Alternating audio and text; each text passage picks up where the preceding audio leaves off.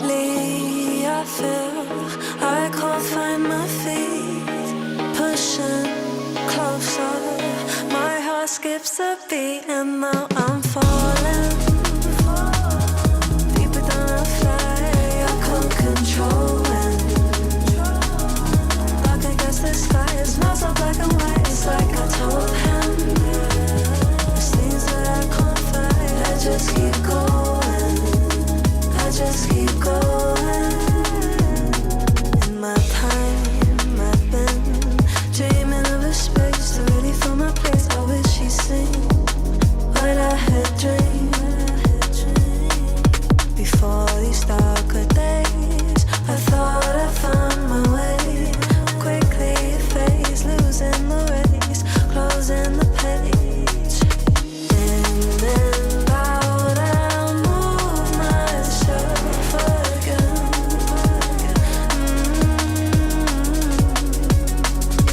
Time moves fast, I feel my heart beating.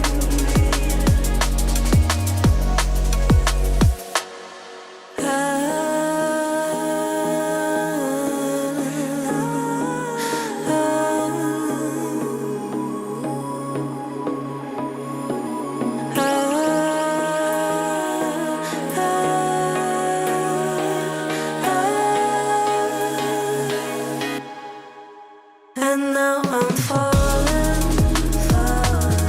deeper than I fly. I can't control it. Dark against the sky, it's not so black and white. It's like I told him there's things that I can't fight. I just keep going, I just keep going, I just keep going.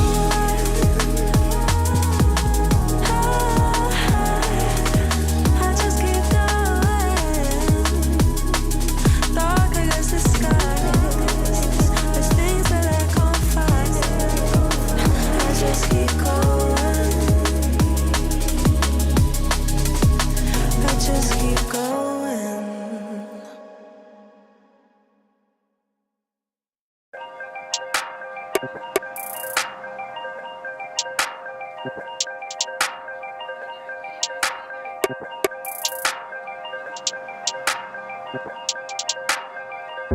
If all they've been saying is true, there's a war for your eyes. Tell me, can you see right through? Right through, right through, down through the wires and the pipelines.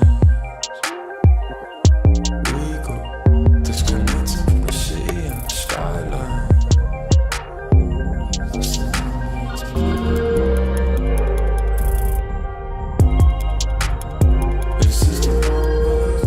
game. The fights, the fears, the fear. This is the numbers game.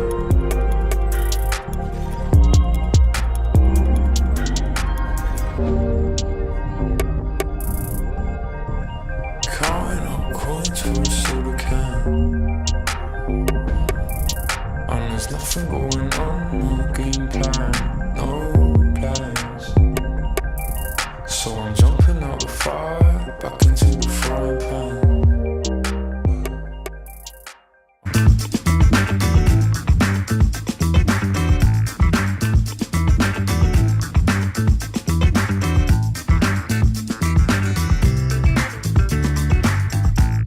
Cześć, cześć, dzień dobry. Dzień dobry, dzień dobry. Cześć, Dzień dobry. cześć, dzień dobry. Dzień dobry. Dzień dobry.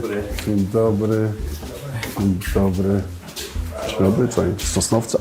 Dobra panowie, witam. Dobrze, że już jesteście. Mamy tutaj do zrobienia remoncik, można powiedzieć, tak? Tutaj na początku zabezpieczycie podłogę, czyli rozkładamy sobie to i pomalujemy tą ścianę. To będzie jedna ekipa, nie wiem kto tutaj najlepiej maluje.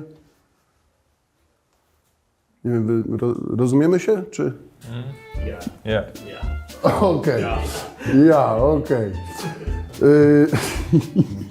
Dobra, to kto najlepiej maluje? Manuel. Okej, super. To tu kolega, to tak. Zabezpieczcie sobie tu podłogę, malujemy tą ścianę. Rękawiczki, nie możemy się pokaleczyć. Tak, ubieramy się. Feels like Christmas. Jedna noga, druga noga.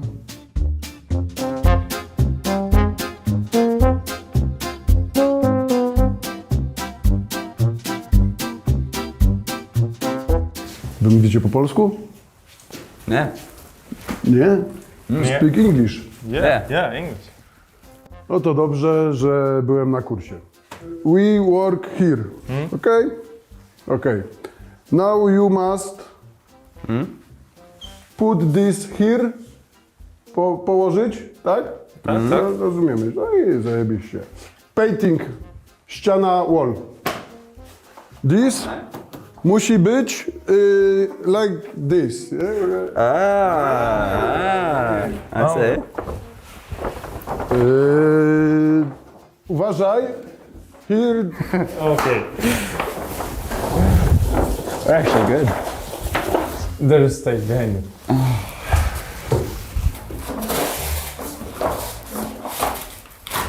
Fuck, maybe stick the CS, mate.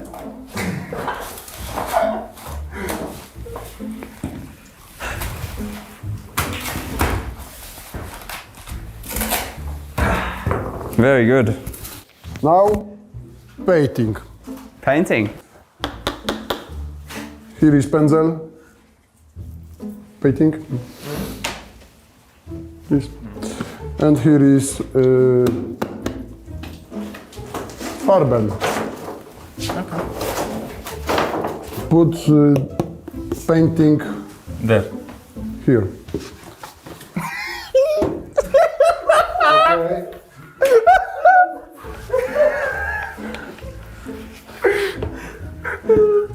Very good. Thank you. Keep going? Yeah. Oh, you want it full. Kurwa. You like that? Okay. Beautiful. Wałeczek.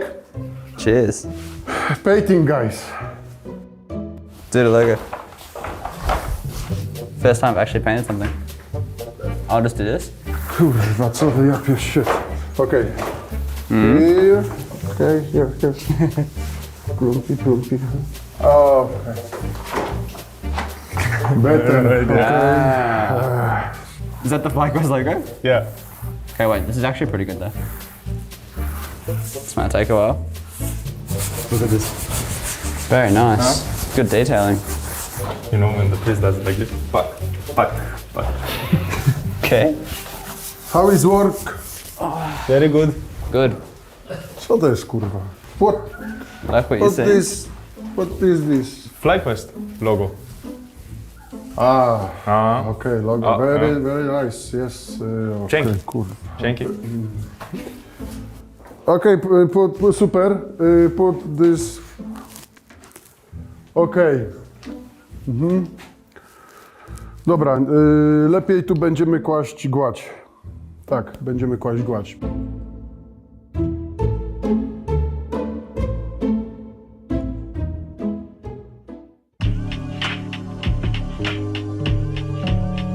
Go. CSGO for sure. CSGO Yeah, for I sure. don't know 100%. what happened to the trains, but yeah. It feels weird a little bit, but yeah, at least we have the map back. Has to be the old one, no? Yeah, for sure. I feel like the new one is it's missing some trains. Like I don't think you can call it train right now. New bad. New bad. New's Old bad. good. Yeah. Agree. Good. Ну, здесь вообще нигде не встать. Ну вот, посмотри. Посмотри, трансик сделали квадратненький. И просто там даже не спрятаться. Тебя отовсюду будет видно, понял? Ебучий лего вот так вот поставили, вот так вот Да, я посмотреть, тебе что-то говорю, большое так стоит. ты понимаешь, что ты сейчас за трансом не можешь встать, что тебя не будет видно. Да, Тебя да. будет видно либо с ВН, либо с сотки. Этот трейн новый мне нравится больше, как задумка вообще.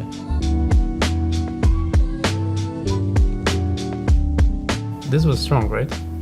Yeah, you have a compared to CS2 because there's no heaven. Yeah. So, yeah, I think there's missing something with new train. They even have the ladder there, but no use no more. I like playing up there when it was Cisco, but now it's obviously no heaven. I kind of miss it a bit. I feel like there's like a position missing on the map. So Yeah, there's definitely something missing. Although it was a bit overpowered when you think about it, like especially when you were T side and you could just plant the bomb and camp up there. You miss it, but it's kind of more balanced now, I guess. I'm heartbroken. It was so nice to be able to go up a ladder and just hide somewhere sometimes. Это тильт. Это расстройство, согласен. Это расстройство, но опять-таки, если с точки зрения удобности, CSGO было проще просто. Ну, ты понимаешь, да, вот из-за всех вот этих вот нычек. Просто тяжелее, но больше нравится. Я все равно за CSGO, короче, не знаю.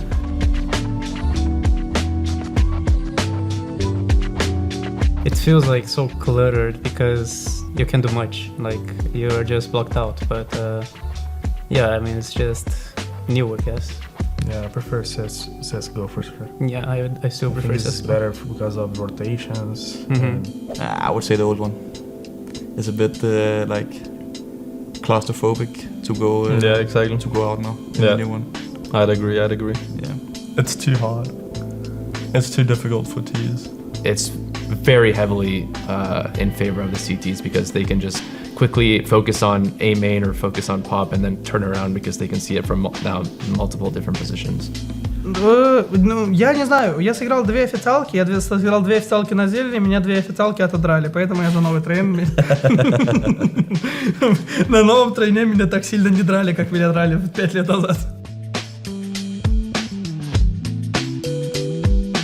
I think it's easier take control of this part in CSGO than the CS2. I think this is too hard in CS2.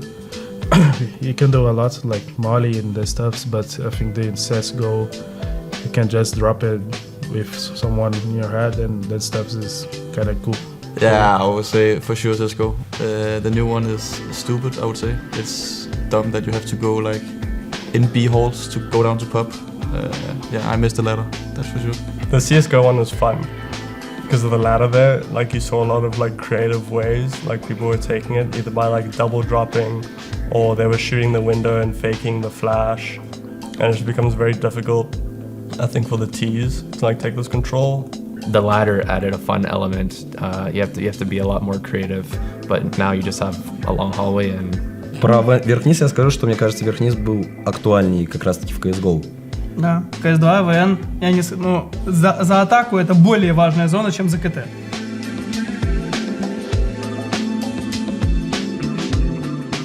Personally, I would say that I like the changes in B side.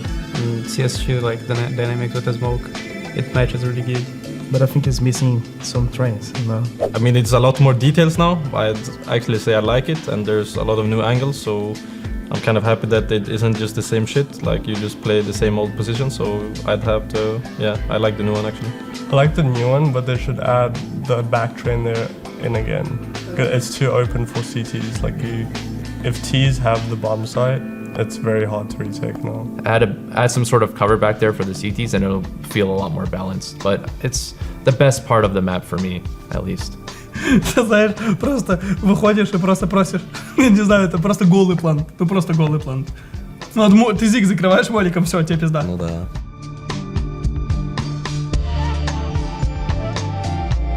Yeah, I think CS2 is similar to CSGO, to be honest. I think there's a lot of changes. I like that it's longer. Yeah, there's a lot of space. Yeah. It's not cluttered. Yeah, I prefer CS2. I would say the same. Incredibly hard to take control over this area because the CTs can just run into pop and you have, I mean, it's just a bunch of cringe, I'd say, like crossfires, etc. that has been created now. That's true. But by design, I would say the new one. Yeah, I can agree with that. We can go with the new one. Ну, как по мне, ничего не сильно меняется. Ну, на самом деле, много там, что поменялось, шире стало намного. Ну, сильно, на самом деле, поменялся концепт в любом случае. You had more options as a CT if you were playing by yourself, whereas now, if we go back to the new one, it's like, there is a rail there, but it's harder to play in this area by yourself. Looks like Valorant. That's not good. Lovely. Cool. This is a bit of a throwback to Katowice 2018 because Golden, you were part of the winning team, one of probably the I would say the biggest underdog story we've seen at Katowice. I'd also heard rumors that team weren't even practicing before you came into the event. Is that actually true? Yeah, so what happened was that behind the scenes, there was talks of making roster changes, and I was part of that, so I didn't know. So it was after Star Ladder in Kiev. That tournament was really bad, and they decided to bench me. The thing about no practice, it had a meaning behind it I didn't know at the time.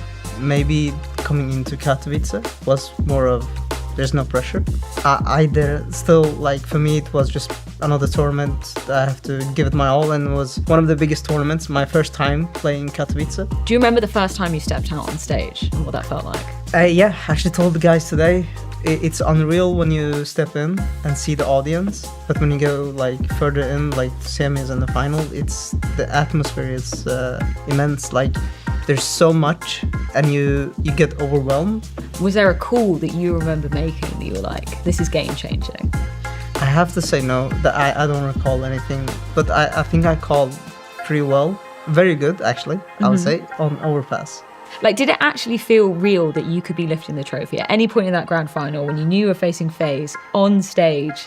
You know, you said about your history against them. Did you actually feel like we can do this at any point? Yes, because I got the confidence from the guys who were, veterans. A lot of Swedish players see themselves very, very good. And we have ego at very early stages. So we had a lot of ego. We have to think that we are better. Because if you go in scared, in any sport, or in anything you do, that would just, create doubt, make you hesitant in very pressured situations. I went in thinking that we would win. How heavy is the trophy? It was pretty heavy. I mean, it was pretty heavy for me. I'm not that big, so it's like, it was as big as me almost. So, yeah. What happened with the team after? So what happened with the team after was that we went to WSG in China, and we won that as well. So we won the 2 tournaments in a row. But then the night I was traveling to China for that tournament, news broke out. There was a leak that I was going to get benched. Oh, wow. Same day, so I went to WSG knowing there was going to be changes. But after we won the WSG, same night, the team kind of gathered in the lobby, and I was in my room, and they told me to come down, and they told me that we were not going to make any changes. And that's where I tweeted, I stay. Just I stay, dot. So, yeah. And finally, where does the Katowice trophy rank in terms of your career? Katowice is the number 1. So yeah, definitely number 1.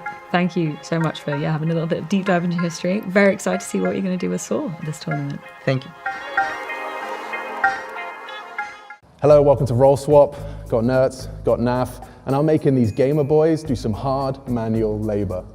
What have you done before? You done anything? Like outside of gaming? Like real, hard work? I've worked for 1 year as a barista in a coffee shop, and I was the guy in the water park that pushing the kids. That's a lot of responsibility. Yeah, that is a lot of responsibility. You can't deny that. Yeah. Naf, you do stuff with cars, right? You like fix people's windshields in your spare time? Yeah, I usually pay people to do that for me, pretty much. Yeah. Okay. Yeah. So you're doing it yourself. Mr. CEO. So as you can see, we're. Can you guess? You can't guess. Okay, we're actually going to be hanging out here at Pimpness Car Detailing. They've kindly let us use their area to clean a car. You up for cleaning the car? Yeah, I got gear, I got a clock in my pocket, 12:01. We've got a whole hour. We're going to be completely refreshing a car if the customer shows up. And, wait there, you'll be protected. I know you were worried. All right, let's get the show on the road. Time starts now.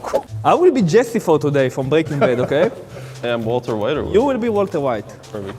Surely you do the legs first, guy. You got to do the legs first. Okay. Why did I put the gloves on before I did this? Yeah, that's a good question too. Wait, on the top. Push! Push! Baby out. Oh, it's a boy. All right, boys, your challenge has arrived. Oh my. She's a beauty. She's a beauty. Wow. Hear that? B12. Hello there. How's it going? Thank you. We'll make sure to bring this back in a pristine condition. In an hour. Okay, we've got some work to do here, fellas. Oh my God, I broke the car. Well, the handle's a little out, but I think we can wedge that back. I don't want to force it. Okay. So we're just We'll just leave it. Mark-through handles are known for this. I'm so sorry. I am so sorry. Oh my God, the professionals on. We already broke the car. Hey, it's fine. Oh, It's fine. professional. Car is Thank fixed. you. Car Thank is you. fixed. Don't worry. But we're supposed to clean the interior of the car, no? Yes. So she could have left some valuables in here. Ooh. These might just be your size. How much it cost? Should we keep these? I think so. I think we should keep Okay. these. Put that on the storage bin over there. Okay. Naf, what about this back section here where it looks like I think it. a 16-year-old's desk? I think massive wank from kids. Massive wank from me. Yeah. Ah, yeah. Yeah. Yeah. Nice. Oh, Wait, what the hell? This is not like when you are. Are we supposed to be? You know, when you're jumping. When Oh, you're it's a jumping. pogo stick. Yes. No, it's not that. I will remind you, boys, we have 45 minutes left. Oh yeah. Okay. And we've got to do the we need to send outside it. as We need well. to send it. Okay, kids, So- come on. Let's go. Let's go. Come on. So what's? Oh, there we are. Yeah, Naf, are you experienced? Let's keep it about this far from the paint and you will be golden. I'm pushing. Flex for me. All right, I think you got it. Yep, I think it's good, man. It's good. Okay. Perfect. Actually, it still looks sturdy. Let's get a close-up of this. He said it was done. Said it he was said that. spotless. Can He we said take a that. close-up? He said Okay, that. he He said seen that. what I'm He said seeing? that. He said that. Who He was said the that. responsible He said for that. this area? That was I not my believe it was. responsibility. He did It that. was. Yeah, you need Yeah, soap good. or something. We need a soap. We need a scrub. You're right. Yeah. You're right. Is there a scrubbing option? Hang on. Oh. All right, I think we're good. Okay, perfect. We need detachment replacement. You can have a soap here and a clean hold on. water here. After washing one panel, you need to clean off your mitt. Remember the way it looks, sir? Okay. Again, it's been. I have a question. Yeah? You're also cleaning the wheel? We should start with the wheels. Oh, we started yeah, the wheels. kid. Dude, you should have known that. Again, You should have known that, Guys, man. we're doing everything backwards. Hey, there again. This isn't what you expected when you signed up for. Okay, Counter-Strike kid, I tournament, think huh? we are good. I hate to be that guy. Oh, but we get to go back to power washing? We got half an hour. We haven't even started the interior. Oh, shit, fuck. We need to send Okay, it. I'm actually gonna grab a sponge. We gotta get going. We gotta get going. Just shoot it. See what Okay. happens. Hey, No! say hello to my little friend. Maybe you Poland can. driver's license. Maybe you can swing it round. Yeah. Without scratching the car. Not the car! Fucking clown. Let's get Let's dry. get this. Let's send it. Let's send it. Okay, efficiency. I want time. Let's do it, boss. 2 minutes. 2 minutes. It's done. It's done. It's actually looking pretty sparkly over here, boys. You've done a good job. What side do they drive on in Poland? The right. Right side, yeah. Yeah. 12. Oh, okay, we have got 20 minutes. Yeah, we are good. We are good. We are good. Oh, it's looking good, boys. It's looking It's good. pretty good. All right, we're moving. Damn, we got this car Oh, damn. ready. Come on in, come on in. Let's go. Go. Okay. Okay, this is fancy. Next I will mission. first start with vacuuming. We got 2 vacuums. Let's knock it off. Take out the leaves. Oh, I gotta take all the leaves? Yes, bro. Oh, yeah. My job? Do you have like a bag for them? I would vacuum out the leaves if I were you. Yeah, you can Really? just vacuum. That's what I said, but this guy doesn't know how vacuums work. He's like, you gotta take it out by hand. Is the door open here? Oh, perfect. Dude, someone was like eating some like hot Cheetos or something back here. So, Camille, real talk for a second. Yeah. Let's say these human beings showed up for a job, and this was their application. What's your, like, let's pretend they're not Counter-Strike video game nerds, and they're just coming here for a job. What's your review? It looks quite good, you must say, yeah? They're motivated. Their attitude Definitely, is good. definitely, yeah? Definitely. For being out of the water, let's say, they're doing pretty good. Okay, Yeah, they're pretty solid good, review. yeah. Would you give this to a customer, or would you need to do some extra work? Maybe here and there, some Yeah. touch-ups, but it looks good. I Looks think good, so. looks I'm good. quite proud of them. I'm gonna go and review their work. Let's go see it. How you doing? You doing good?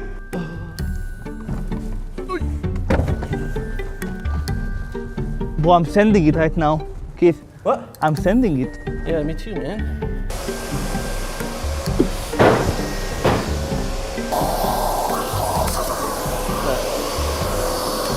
We've run out of time, guys.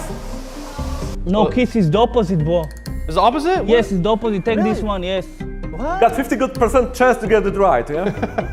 Oh, you Good don't on. No, because look, this, yes, this one is mine. This yours. So, guys, let me take a quick look over and judge your work. Oh, shit. Yeah? Wait. You're not done? Wait, 1 second. It's been 1 hour. Come on. Wait, one Come second. on, man. Wait. 1 second, bro. I mean, the dog is kind of flipped over, but She won't know. She won't know this. Okay. Let's leave it at that. Hello, Hello, Dzień hello. dobry. This is yours. Yeah. No problem. We worked really Tell me hard if on it's it. good.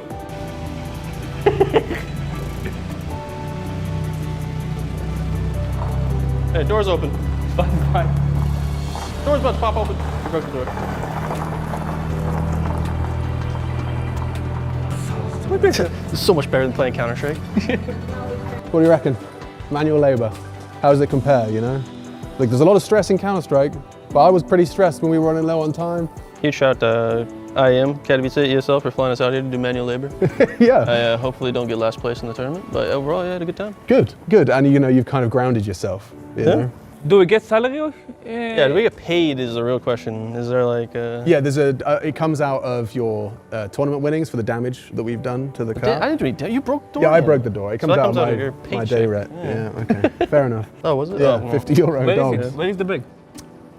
We put it all back in the car. Oh, we forgot it. Oh, her belongings are still here. Yeah, we may have Oh, man. forgot to put that back in the car. Sorry, wait! We have to go to device. I don't want to hear about fucking device. It's the only option. You're not some fucking entry. You're in over your head. That's what we tell him. That's the truth. That's not the truth. You told me that yourself. Jesus, what was I thinking? Washed in-game leader. Cooked by Juliano. Cooked by Trist. Casper, please, just admit you're not a rifler. Who is it you're talking to right now? Who is it you think you see? Do you not know how much I clutch in a year? I mean, even if I told you, you wouldn't believe it. Do you not know what would happen if I suddenly decided to stop clutching? An orc big enough that it was delisted off Nasdaq disappears, ceases to exist without me. No, you clearly do not know who you're talking to right now. So let me clue you in. I'm not in the crosshair storm. I am the scope. A guy crosses doors and does 2 and gets shot. You think that's me? I am the one who orbs. I know. That's the fucking problem.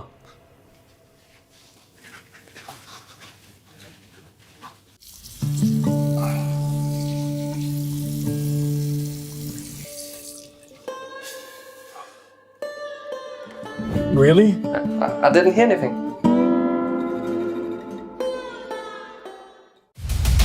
ESL presents the Intel Extreme Masters in partnership with Intel, Acer Predator, DHL, Kadia, 1xBet, and Zowie.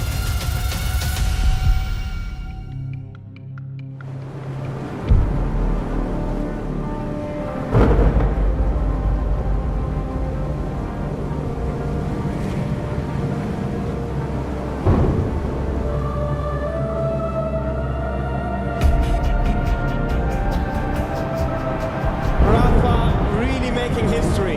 Absolutely phenomenal. And Ace is the champion of the Intel Extreme Masters World Finals. Storm's still not quite done. MC is going to take this fight, though. 3 seconds left. Last 2 rounds of matches got to start it well for ESC. And this is a massive move for Zez, but he's not content with just a Nexus kill. He wants to win. GG! And it's all done. And Strollin's winning. Unbelievable Rogue with a 4-0 victory over Classic. And they did it again in the grand finals. It's Navi! Give it up for your Intel Extreme Masters World Champion!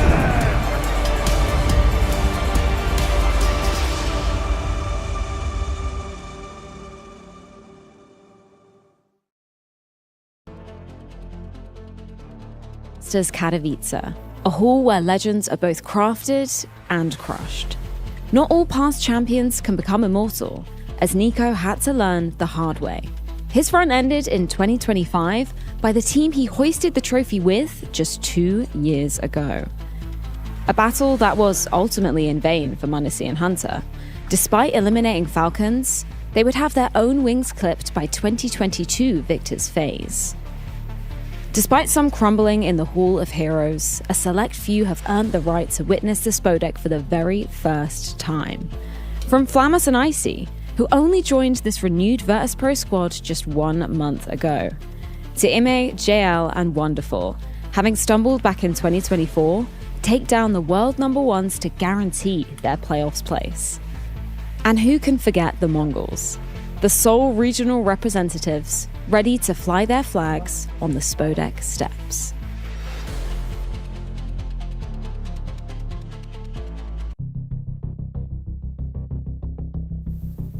The final 2 teams will be earning the right to grace the Spodek steps today. And if I had to give a feature matchup for our final day of play, that would be Liquid taking on Spirit, the Group B lower bracket game. Spirit finding themselves in this situation after dominating Astralis 2-0, but stumbling versus Na'Vi yesterday. A crazy overtime affair going down on Nuke saw Na'Vi earning themselves a spot in the playoffs, whereas Spirit, they will have to battle against Liquid. Now, a bit of a curious situation here, of course, in Stage 2. They started off by losing to the Mongols, then pretty much decimated Mao's, obviously standing situation, new in-game leader on that side as well.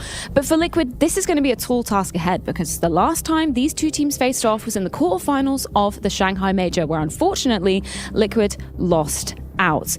But there is a key difference today, and that is Liquid coming in with Nerds, currently the highest rated player at the event with a 1.51 rating, just edging above Donk on the other side of the server.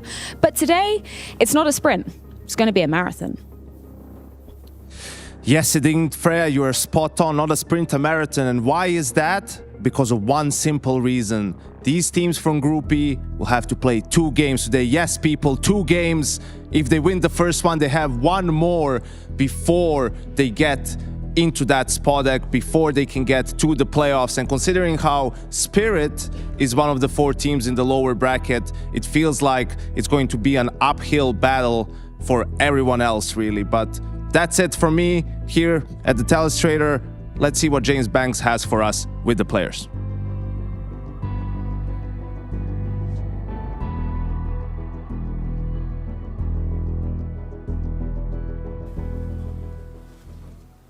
Rez, quickly straight on top of you. It's going to be a long and busy day for you, right? Looking at 2 games back to back for this and a chance to go back to the Spodek.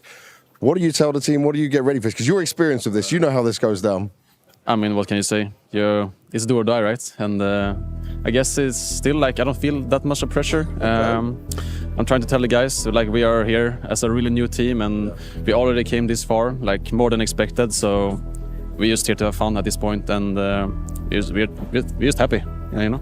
You do look happy. You do look like you're having a lot of fun as well. But what would it mean to you to be able to go through to the Spodek after so long? Yeah, I mean, I can't remember last time. It's like 3-4 years, I don't know, since I was there last time. But obviously I miss the stages a lot. It would mean a lot to me if we could reach it. I'm gonna fight as much as I can to reach it as well. But I'm happy so far what we have achieved. But obviously it feels great to be in an arena, and I'm always gonna strive for it. It would be great. Good luck, man. Tough day. Thank you very much.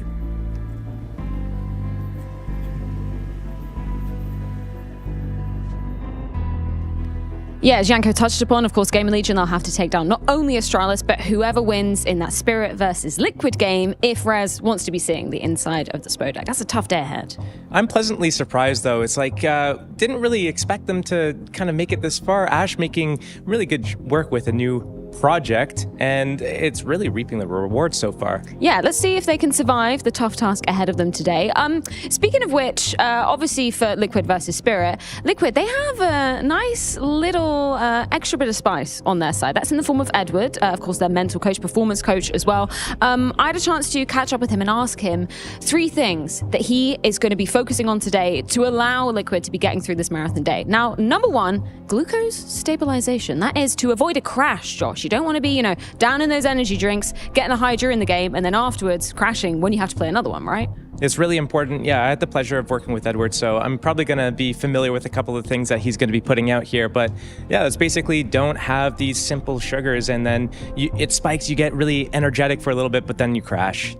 You don't want the crash. You want the long, nice energy release over time. When did you work with Edward? When was that? I worked with him in a different video game. Okay. A few years back in 2020, the end of 2020 and pretty much all of 2021, I was working with him on 100 Thieves, and there were a few things that he was able to bring that I kind of knew, but I didn't make it mainstay in my, every day as a player or even outside of being a player. What would that be in terms of is that when you're eating a banana for some long-term energy? Like what would you have done in that situation?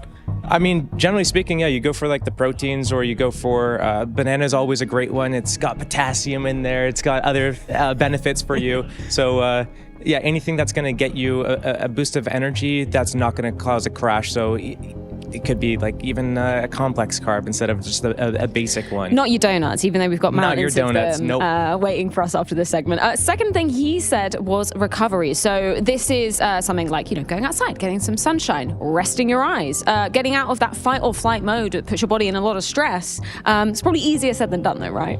It's definitely easier said than done. I think the easiest form of it is just getting a good night's sleep. A lot of players don't do that. They're staying awake all night, or they've cranked too many energy drinks late into the night, and they're not able to get a good schedule going. So one day they're going to bed at 4 a.m. The next day it's like, oh, well, I have an early game, so I'm going to try to go to bed early.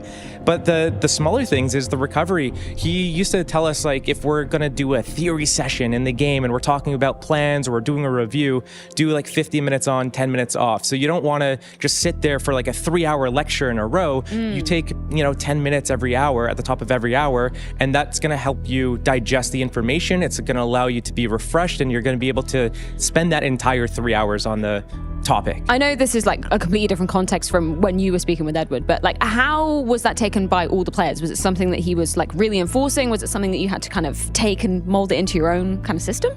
Performance coaches have a difficult task, so do in-game leaders. When I tried to do this with other players outside of 100 Thieves, it was always a struggle to get people to do the basics. For Edward, it's just pick your battles. You'll have people that are really into it and buying into it, and he'll spend more time with you, oh, okay, you're into this stuff, let's do a little bit more then. And then other people are like, no, I don't want to do that. And he has to pick the battles. Okay, this person doesn't want to do it. I'm going to try to see if they'll do a little bit. If they don't, I'm not going to pressure them. I don't want to throw them off their game. I'd like to eventually let them come here and, drink the Kool-Aid, so to speak. But, these guys, if they're into all this supplements and everything else, cool, I'm going to go into it with them. I'm going to tell them everything about all the cool stuff I do. And these guys, I'll try to help push them that way, but I'll let them come here on their own. Or maybe drink the electrolytes. That was his third most important thing. He also shared with me that sodium, if you're getting a little bit of a headache starting, bit of a migraine going on, sodium's actually one of the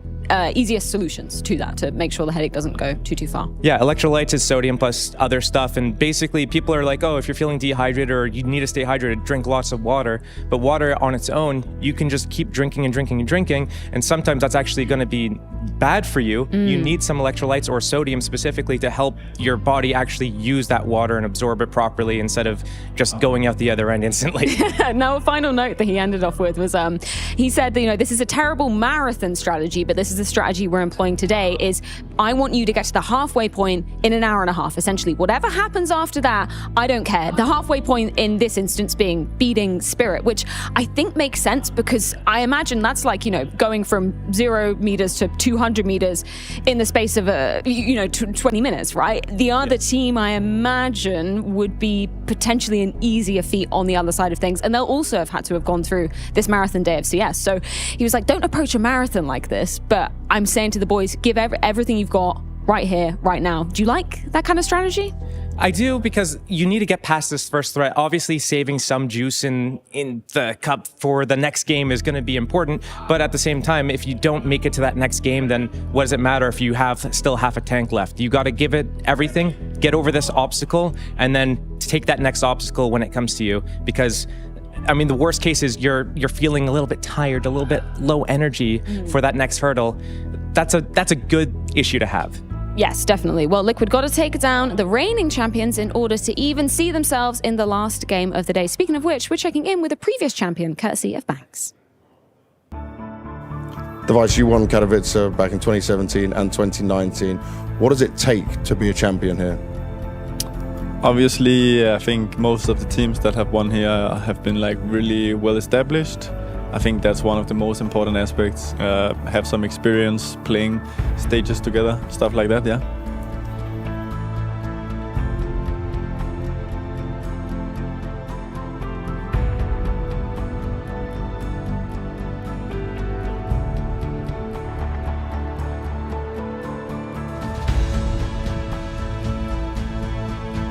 I can't believe at the end of this weekend we'll have another team hoisting the Kato trophy. But we've got a hell of a lot more games to be getting through to even see who is most definitely going to be in that top 6 and who is going to be taking that advantageous situation, Janko, because we do have the seeding games going down in our 2 middle games today over on A and B stream. That gives you the advantage of moving straight through rather to the semi-final. How much of an advantage is that? I think it depends on the team.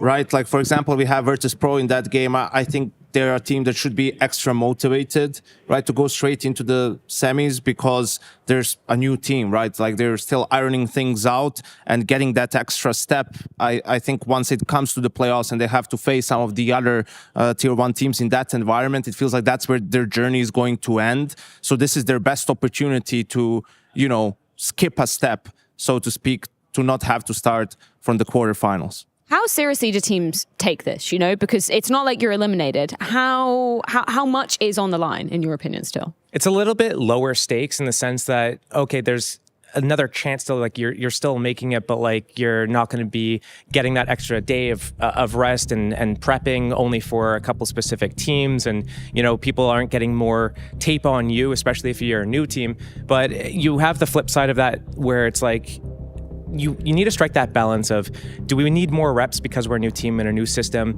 And obviously you don't want to lose, but you know, for some teams, like Janko said, it's going to be more important to just be able to skip that day. And then also just being guaranteed into a higher placement is also going to have other benefits on top of it. Besides the prize money, it's going to help with the ranking points and everything else that goes into it. Also, when you look at the groups, right? I mean, the loser of Vitality versus Virtus Pro will have to play potentially Team Spirit, right? So there's also that. You look at the sides of the bracket and that sort of a thing. But you also have teams who won't care about it too much, right? Who are here to win the tournament. And then that means, you know, you have to beat whoever's along the way. And whether you have to do it the longer or the shorter way, it doesn't change it too much. Your established teams like Navi, like Spirit, Vitality, FaZe, so and so, because they had some roster changes, but those teams are no strangers to big arenas, no strangers to big moments, and actually relative to the level of their opponents, that's where they do their best work, right? Like their players sort of play the same way. Maybe players on some of the other teams are going to fall off. The experience is new to them. Mongols fall into that group, you know, undefeated at the major right up until the first playoff game. Yeah, let's talk about the VRS aspect of this as well, because obviously there's been some announcements that, you know, updating daily, the fact that if you lose a certain game, you might miss out on just a couple of points, which will net you a qualification for another tournament. How much of an impact do you think that has when you're comparing like a quarterfinal to a semi-final? It's just so crazy how this thing works. Like I was shocked when I saw that Gamer Legion is in 13th place by 1 point behind VP, right? Because the first 12 is like invites for the Blast Lisbon event, for PGL Bucharest, and some of the other ones you get directly invited to the event. But then I saw that Gamer Legion lost 3 points or 3.5 points on that day because their game versus Mongols counted. Like that's mental, that whether what time your game ends can be, you know, taken into the ranking and not into the points. And I think without a doubt, there's going to be some tweaking that needs to be done to the way VRS works. Yeah, when you come out with a new system like this, even like if it's a player rating system or it's a ranking system, there's always going to be flaws and tweaks and everything. It's like when you release a new map into the fray, everyone doesn't like it, and you're like, well, why don't you like it? And then you start seeing the flaws with it, and then over time it gets changed. Right now, this is an unfortunate situation for Gamer Legion, and you know, we saw other consequences, I guess, of this system. We got to see, for example, Imperial FE here at this event in the play-ins as a result of this VRS. So, you know, you take the good and the bad and you kind of weigh it up at the end and try to move forwards. We also had one of our brightest minds in SEO doing some digging just in terms of, previous Katowices and Colognes and what percentage of teams that won that tournament made it directly to the semi-finals, right? Obviously, in the grand scheme of that, usually it's the favourite that will make it through to the semi-finals, which are more favoured to be lifting the trophy. But it was quite a high percentage. Yeah, it's like correlation doesn't equal causation or something like that. Someone smarter than me knows what I want to say. But correlation does not equate to causation. Yeah, there you go. Thank you, Josh, so much. But I think just in general, you look at these two tournaments, right? It's always a team that's one of the best in the world that wins it. Like number one. Just go back the last couple of years. Who are the winners of these tournaments? Spirit, Navi, right? G2, FaZe, Vitality. All why? Because of the format and because of the arenas and because of the prestige. Because everyone wants to win them. Like you're doing your best to win them. It's best of threes all the way and a best of 5 grand finals. So you can't luck your way into the players or into the trophy. And everyone's attending it, so you have to beat the best in order to be on top. I feel like the last time we had an upset tournament like this was Fnatic back in 2018, was it? 18, after the Boston Major. Yeah, that was wild. But that is like an anomaly on what is normally just the best team in the world lifting the trophy. That's also back in the time when you'd have events happening after the major, and now the whole structure of everything, the ecosystem's different. 2 majors a year happens right before the player break. But yeah, you're absolutely right about the format. You get the best teams just because it's the most grueling process to get all the way to the top. So yeah, that top-heavy teams are going to make it all the way and push it. And one of the reasons for that, also I remember Snappy talking about this when he was in ENTS, is like, it's much easier for a higher seed team to make it because of the initial matchups and the brackets and how they work, right? Look at the Mongols. They benefited from being the number 3 seed and sort of, okay, Liquid, a tough map, but once you get over that, you beat Gamer Legion, that's it. You're in the playoffs, right? So that shouldn't be neglected either. Yanko, time for another question. What do you prefer, the A1S or the A4? A4, baby. Give me the more bullets, I'm a bot. What about you, Steel? A1S or A4? I think still the A1S. It just helps the noobs with the spray control. Well, luckily, you guys don't have to fight because you can get A1S and A4 skins over on Face It Watch. That's the theme of the day alongside knives as well. So if you go over to Face It Watch, you can choose player POVs and maybe, just maybe, try your luck to win some skins. We're going to head things to a quick break. When we're back, Spirit taking on Team Liquid.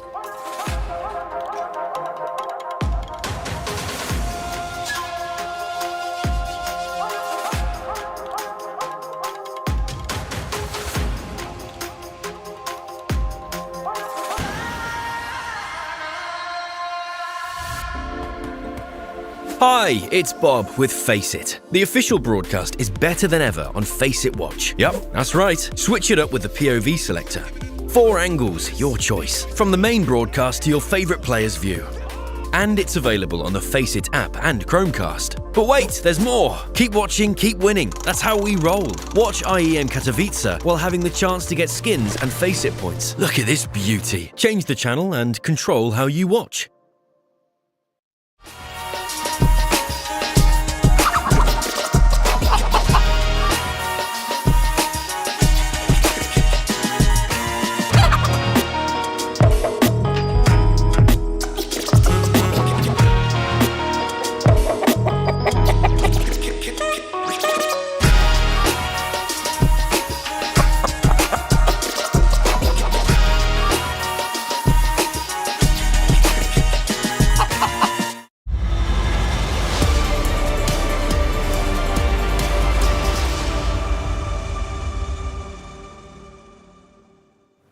Lifting the Katowice trophy 1 year ago, Team Spirit now on the brink of potential elimination. That game versus Navi yesterday had all of our heart rates raised. The fact that Navi managed to take it in OT and push Spirit down into this lower bracket where they have to play not 1, but 2 games, win them both, just to potentially defend their title here. I think we had a couple of banger instant classics yesterday with that G2 phase as well, but Spirit, they've been down here before. They can crawl their way back out of it. They won this event last year. They won against Liquid actually at the major, which they won at the tail end of last year. So now being down here, maybe not the greatest place for them to be, but against an opponent that they know that they can take down, I'm sure they're going to be a little bit comfortable about it. I imagine they will be, particularly when you've got Donk on the server. And when we think back to this time last year, this was his LAN debut at Tier 1. His rookie year, obviously won Rookie of the Year, won Best Player in the World as well, alongside a litany of trophies. I was chatting to him the other day, posting a 1.96 rating in that grand final versus FaZe, his first big stage ever. I mean, he deserved to lift that trophy last year. It was a bit redonkulous to see everything unfold just live. You did not expect that to happen at all, and it was quite refreshing to see, because it was a kid, first time on the big stage, 16 years old, brought into this team. Can he do it? No, there's no way. This guy's, the FaZe is going to stop them. No, these guys are going to stop it. Those guys are stopping. And he didn't stop at all year. So I'm excited to see how he's going to be able to do it back to back. That prospect certainly should be leaving Liquid shaking in their boots. But I had the chance to catch up with Ultimate earlier, and vibe seemed pretty high in the camp. Let's check it out. Different here. Ultimate is still warming up for the match. Very important. Can you explain to me what the ball thing is, by the way? I've never asked. I have absolutely no idea. I'm just playing. No. And I'm just ducking and weaving. Warming up the voice. We count like the amount of... That's true. We're warming up the voice. We're warming up our minds. We're getting ready for the game. That's what happens. This is excellent. Let's talk a bit about your individual performance, hopefully whilst not getting kicked by the ball. Obviously in Cologne, it was a breakout performance for you. When you come in here to Kado, how would you compare your form looking back at, last big event in Cologne? Yeah, I think it's pretty similar. Obviously, last two games were not as planned, let's say, individually. But it's not that bad. I feel like I'm sharp and I'm a better player than I were before, for sure. In what area would you say you're a better player? Probably like mind-wise. I expect more stuff from opponents. I know how to counter some stuff. I'm calculating a little bit more. I can get into the mind games, finally. I'm not a stupid player just running around shooting anymore. I'd also say you're a great multitasker, still kicking the ball around whilst we're doing this. Mind games when it comes to Spirit. Can you even play any mind games with them? No, just shooting. Are you going to be shooting harder than Shiro on the other side of things? Yes, of course. I love the confidence. Obviously, last time you faced them was in the quarterfinal of the major. You unfortunately lost out, was pretty tight. Anything you learned from that experience? Yeah, not much. I think it's going to be a good game today. And anything you want to say to the Polish fans who I'm sure are rooting for you to make it to the Spodek? I hope they're rooting for me. Thank you guys for the support. Hope the support continues when we get to playoffs. See you. Love the confidence. I'll let you get back to your game. Thanks, Ultimate.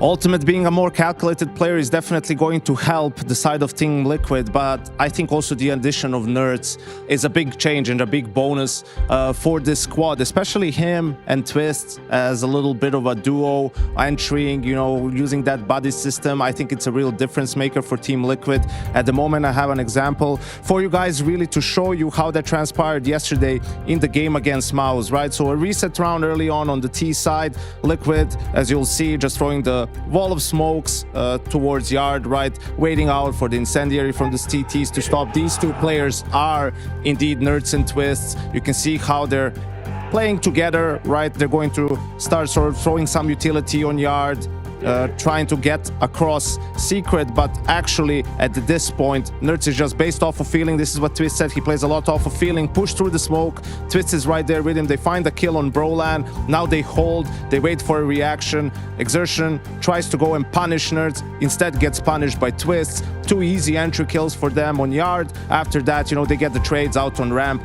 and win a pretty straightforward round. And I think it's this dynamic, something that might prove to be a difference maker for Liquid in this one, considering the game against Spirit back at the major was really close as well. Yeah, I'm loving the complexities that we're seeing on Nuke here on some of these rounds, because the CTs normally break those smokes open with HE grenades. Because they didn't happen, Nerds might have got the clue, hey, you know what, maybe they're not defending yard, maybe they're downstairs in secret already, so we're gonna actually go through into big garage and take this space because I don't think it's defended. But It's a good point. And I actually have an example of Spirit, how they play their defense here, because I think it's going to be a pretty interesting thing to see how they are going to respond to a situation like this from the side of Team Liquid. Because what we see at the start of the round here is we get to see a nice heavy upper stack right now from the side of... You can see here on the radar, you can see that there's 3 players from Spirit starting in that upper area. And what that's going to do is it's going to allow for them to be able to defend against this upper rush first and foremost, but then it's going to be the trigger from the smokes coming outside to the yard is going to be what dictates how their rotations go. So we can already see here, Donk, he's holding the cross to the outside. So if Nerds does decide he wants to go into the big garage area, or if he wants to wrap under Heaven, then Donk is here to stop that. And now if the smokes come down, Chopper has actually already rotated into the vents, so he's going to pick up Secret, and then Shiro is actually holding ramp with his op, and that's going to just disallow Na'Vi in this situation from moving around. And the idea is that with Chopper down here, he can fast rotate up or down, and he's going to be able to stay one step ahead. So once these smokes come down for the side of Liquid, they're going to have to get past Donk first. Then they'll have to go into Shiro, and if they choose to go lower, they'll go into Chopper. And we're going to see this setup run by Spirit a few times. But that's enough from me. Let's go hear back from Freya. Thank you very much, Still, for the comprehensive breakdown. Yeah, just to confirm, the map veto, we can roll it in because I'm pretty sure we are going to be seeing Nuke coming into this one. Any thoughts on any other areas that we may be able to poke and prod for this pick and ban?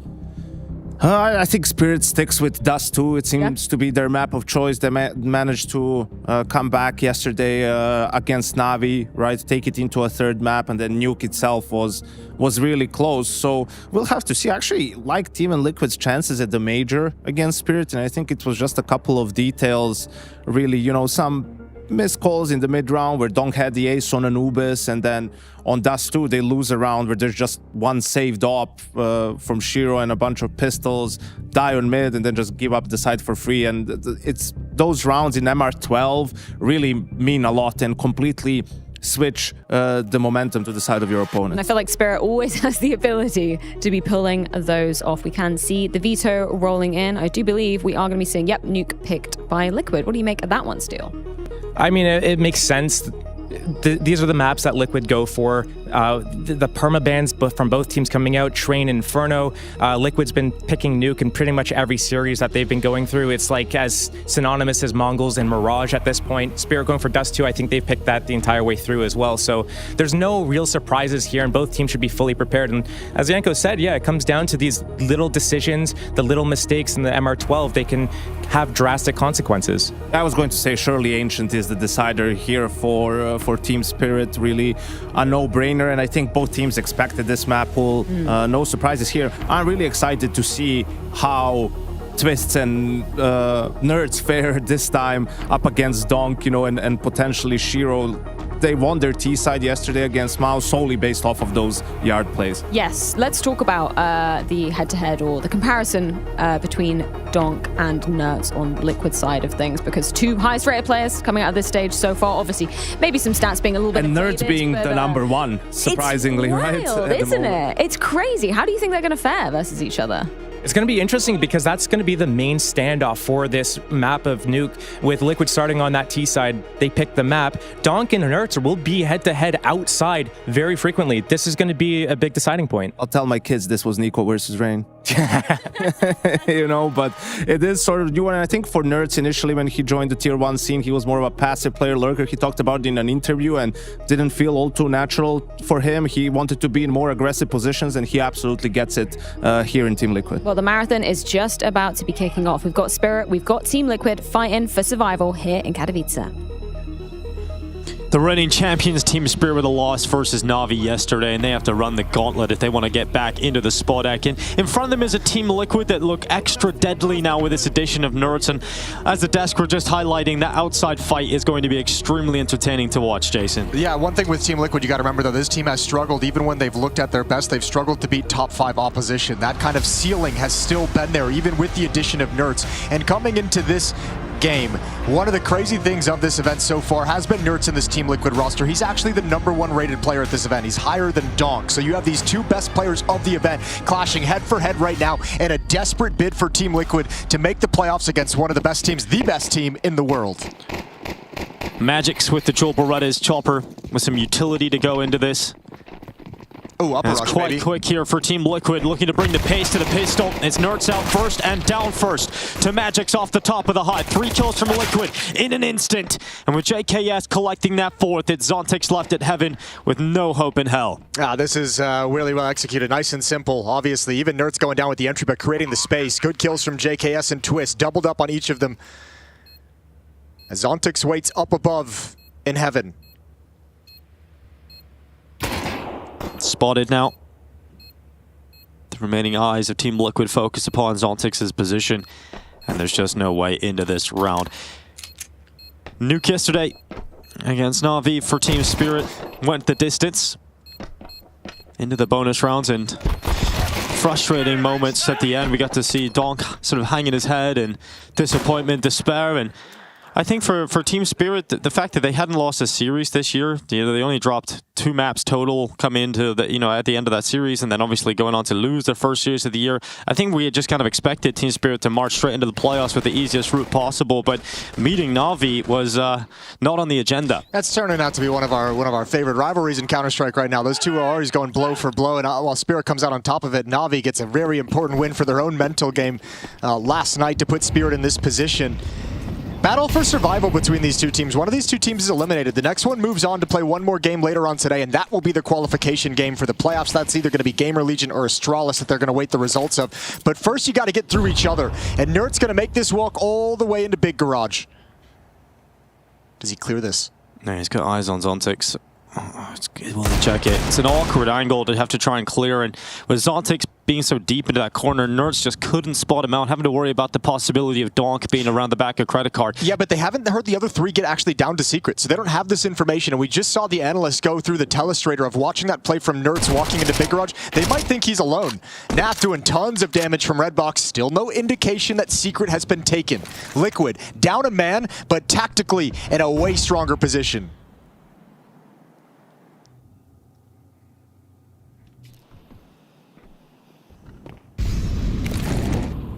Twitch just tossing some utility out towards Shiro. Naf joining the rest of his teammates who have now penetrated the B-bomb site with force. So 4 players down here, Chopper getting into the vent. Naf now just arriving. Did not see everything, but eventually peeks out and catches Chopper. So just furthering Liquid's chances of winning this, locking Team Spirit out of any opportunity. They're going to go and save these weapons, and that is a 2-0 start here for Team Liquid. Yeah, Team Spirit will get another crack at it with the Force Spy in the next round. Opening kill, both opening kills in these first 2 rounds onto Nertz, but not able to convert either one of them into a round victory. Now, important to note, I just kind of highlighted the route that both of these teams are on. This is for elimination. Astralis or Gamer Legion is going to be next for qualification of the playoffs for whoever wins this. Liquid could have had a much easier route. You want to talk about so much attention on Ultimate since he joined this team. He had his just an atrocious series against Mongols earlier this week. Really struggled to have impact. They lose that series, and it's not to place it all on his shoulders, but Liquid could have had a much easier route through this. They could have actually beaten Mongols that day. It's a game they very much, the players feel like they let slip out of their grasp. Then they would have played Gamer Legion for a spot in the playoffs. Now you got to do it harder because you slipped up earlier. So the route for Team Liquid, when you look at the past, you're just like, oh, the path not taken was so nice. Well, it still could end up with a spot in the playoffs against Gamer Legion. Right. It just would have been nice to get that done with, a few days in advance with a lot less stress. Now a very tough affair against Team Spirit, but let's not act like this is completely out of reach. Back at the Major in the quarterfinals, Frey alluded to it in the interview, a 2-0 win for Team Spirit in that, 13-11, 13-9. Very close affairs with Yakinder on the roster. Now you have Nertz playing at this level. There might be a world where this escalates them enough to overcome Team Spirit today. Don't be shocked, because it seems crazy to say, but Spirit might actually struggle with Team Liquid today. This is a team that can put up a lot of difficulty. I think Team Spirit will dominate the headlines, the talking points, but I think it's important to remember Team Liquid's stature as an organization, what they want to accomplish in Counter-Strike. Well, and the players, and the history of the players, and the experience of the players as well. The amount of rosters they've put together, the amount of money they've spent trying to find the recipe to get back to winning ways, and they just have not been able to do it. But positive signs here at the moment. Chopper trying to stop the crossing players, but Team Liquid are just going to overrun him. Molotov to force him into the open fight and send a bullet towards double doors. Chopper's teammates now rotating down towards the ramp, and Magic's trying to make it happen. It's Donk that gets impact with that MP7. Nert's trying to come in to clean up, but all the kills, all the aggression from Liquid has gone the other way. Yeah. They got way too thirsty, but Twist can bring it back. Oh, he has got that one pick. Now the element of surprise gone, but he needs Naf to stand tall. His countryman losing health. Twist coming back down. Another kill in that MAC-10, but it's all on Zontex to try and win this. He's got it down to the 1v1. Bomb down in the open. Naf has to come to him, and Zontex knows that. AK against MP7, and Naf is low on health. There's a real chance for this, and Zontex picks it up on the SMG. It could have been 3-0. It should have been 3-0 for Team Liquid, but they go down to the submachine guns. That's way, way too thirsty in that lower bomb site. Let him be pinned down on that ramp. You don't always have to chase around it. I think Nertz just goes way too aggressive. Might be something that he's got to figure out within his role within this team is where does he pull himself back? Where does he unleash himself? But this turn in the corner, very little ammunition, and you got to say, JKS holding the angle, free kill for Donk. MP7's coming back in a big way. We saw a bunch of them out here today. And MP, you know, Nertz was the reason for that, right? He was the torchbearer for it. Brought it out consistently over the last few years of his professional career.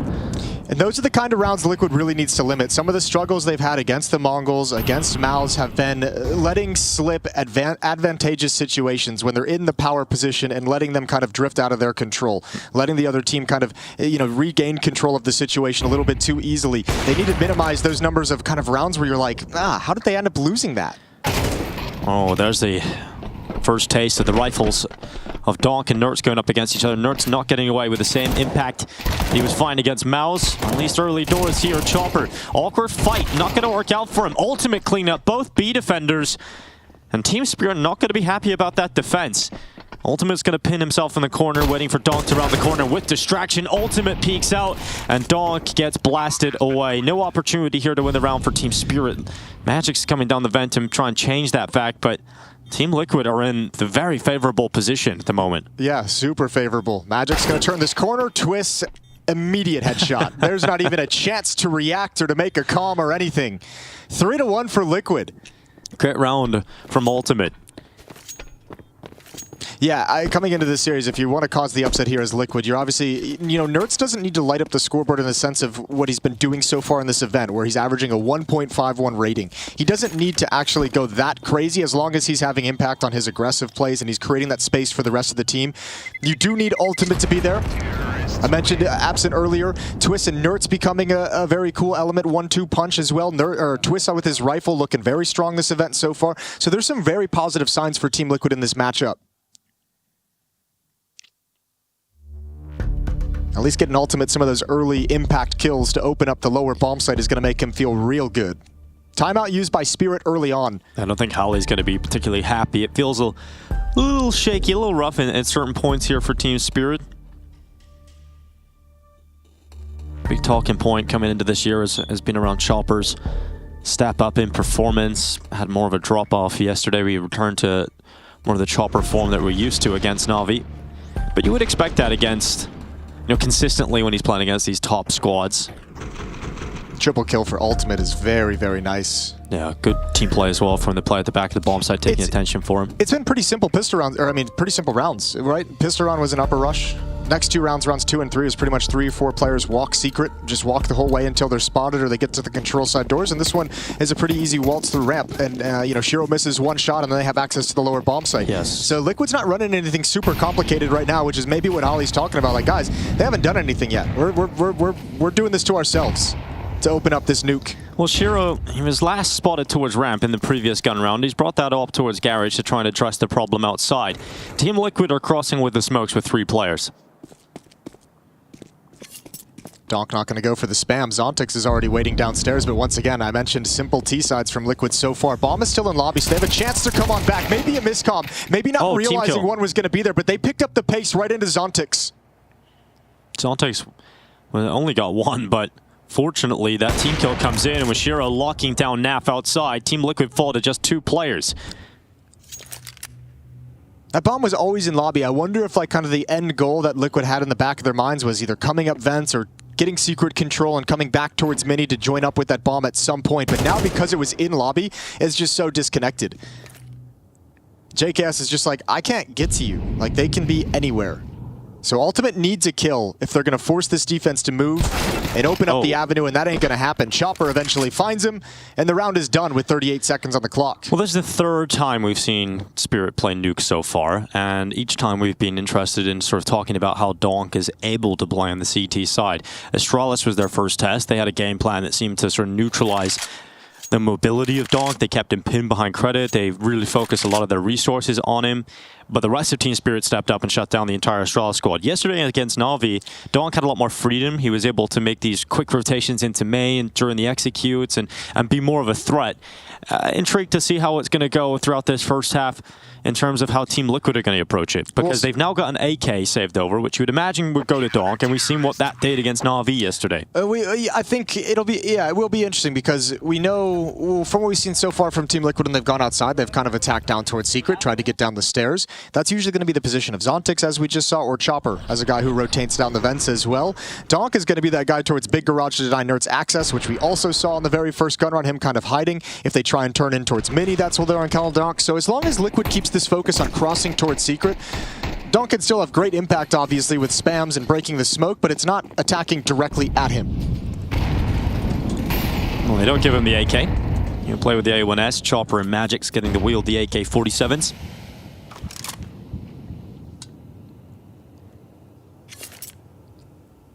They're going to group up outside of ramp. Looking to put some pressure here. Twist with a molly ready towards that back box. Yeah, so much emphasis outside because that's where Liquid has been going, and then some emphasis on the upper bomb site as Team Spirit is saying it's likely a low buy. Economy's probably a little bit hurt, but once again, Liquid have access to this lower bomb site. A little bit better defended this time, but going to be blocked off by utility. Oh, Magix is just going to flash himself through Decon, looking to be disruptive. A one kill for Magix, tries to flick down, couldn't get that second out of that. Now Ultimate applying pressure towards Donk's position at the double door. Minute 4 seconds left, Twist catches Donk leaping through the smoke. Ultimate to follow up for Team Liquid, and a 4v2 without bomb even planted yet. Team Liquid have won this round. Oh, Shiro has his sixth sense just tingled, and he's got a freebie. Nerds is like, what the hell? Why are you there watching that when all this is going down in the lower bomb site? But Liquid with the rebuttal. And that's back. That's twice now they've had just basically easy access to ramp room and into that lower bomb site. Spirit, I think, even beginning that retake a little early, perhaps. Maybe showing some disrespect, Donk coming through that smoke at control window shut down. So Liquid's doing a good job managing this so far. And if you're Spirit, you're going to start getting frustrated. CT side Nuke, and you're in this trade battle back and forth.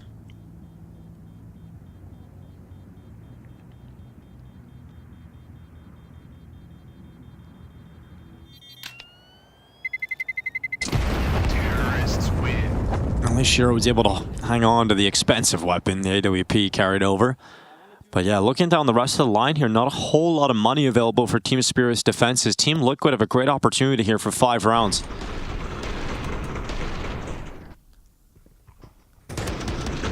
Good shot from Twist, instant headshot. Donk never got a chance to be involved.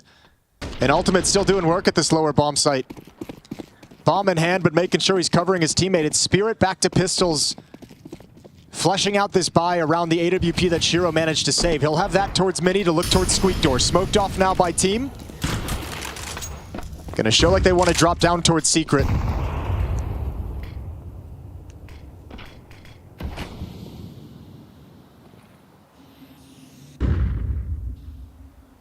It's gonna be an upper hit. That's where Shiro is positioned. Utility going into the back of the bomb site to try and make things uncomfortable for Magic, but smoked and can maintain his position, and Team Liquid not going forward yet. I think Spirit might actually gamble stack this. They're telegraphed to this double pump. You throw a little bit of utility to force out the defensive nades and just re-exec on the bomb site, but Spirit's not getting fooled by that. They know exactly what's coming. This is going to be a really hard take, especially if any utility is off the mark. 4 defenders here. Molly's into the back of the bomb site, and we've got Shiro looking at door. He comes back to it just in time. Now an AK picked up for Magic, so Team Liquid, this could get very, very worrying. So 40 seconds left. They decide, let's not keep running into that. Let's take a moment to pause. You've got a little bit of time, and they're waiting for those reactions, there's rotations. Magic still loses life against Nerds. Nerds has already heard 1 or 2 drops, so he's just saying, come on back, boys. I have vent covered. I got 1 kill. There might be 1 more in the upper bomb site. Be careful, but nobody can hurt you while I'm here. He's just watching that vent now, clears out towards heaven. Donk's coming back up the vent, looking for his timing to go. Can he win this fight? Yes, he can! Nerds goes down. AK now in the hands of Donk as he wants to move forward, but Ultimate's ready to decapitate him. He looks to Chopper. Damage done onto him as well. Now Shiro coming up through Secret. A long way off getting back into this round still for Team Spirit. But it comes down to this fight against Ultimate. He's just going to tuck in behind. Doesn't even want to fight. Chopper now with an AK. How has JKS let that go? And now Ultimate does damage to close it. And Team Liquid celebrate because that comes way too close. Well, we were wondering at his level. We were wondering at Ultimate because he did have that tough game, but looking to bounce back. 10-2 for Ultimate. He's had big impact kills. Now at the close of a round, previously at their open in the lower bomb site. They don't win this without him. Nerds struggled to contain Donk coming up the vent, but he's the entire reason Liquid is able to rotate back into that bomb site. Big impact from him, even in perhaps a disappointing finish to his round. He's going to come into today with dreams of playing in the Spodek in his home country. Coming into a top-tier professional team out of nowhere, halfway through the season last year. And you got to appreciate him calling his shot, saying, I'm hoping that you're going to support me when we're in the playoffs. He's 10-2 right now in the first 7 rounds of play against Team Spirit. Okay, another smoke wall and another cross, but Liquid only made noise with 1, with the first player. Everyone else coming along quietly, so Chopper has no indication of numbers. Chopper waiting first. Nerds, going to clear him out without an issue. Great work from Nerds, and that opens up all of the pathway here for Team Liquid. Shiro's going to try and close it. Great shot on Twist. A little bit more required here from Shiro to really start thinking about this for Team Spirit. The Molotov clears him out, and so he can no longer fight. Where's the rest of Spirit is the question, too. Donk and Shiro in ramp room. Zontic's shifting over as well. If they go for this, it's going to be a really, really late attempt at this retake. But they might... Yeah, they're just going to come in... I don't even know. I think they realize because there's no real plan, because there's no real opportunity to get back into this, it has to be the safe call. Dude, Liquid's won 2 strats. they've ran like secret walk and ramp walk. It's just such simple but effective Counter-Strike in the moment. They had that upper pump and upper hit in the previous round, but outside of that, it's just been kind of grouped up, and it's kind of cool because you're almost taking away the sense of like Spirit being the best team in the world, having just won the major, best player in the world. You know this is a really strong unit and team, and their protocols, their rotations, everything's going to be on point. Liquid's kind of taking that away from them by not playing this more spread default where you can read kind of what the idea that Liquid is trying to execute.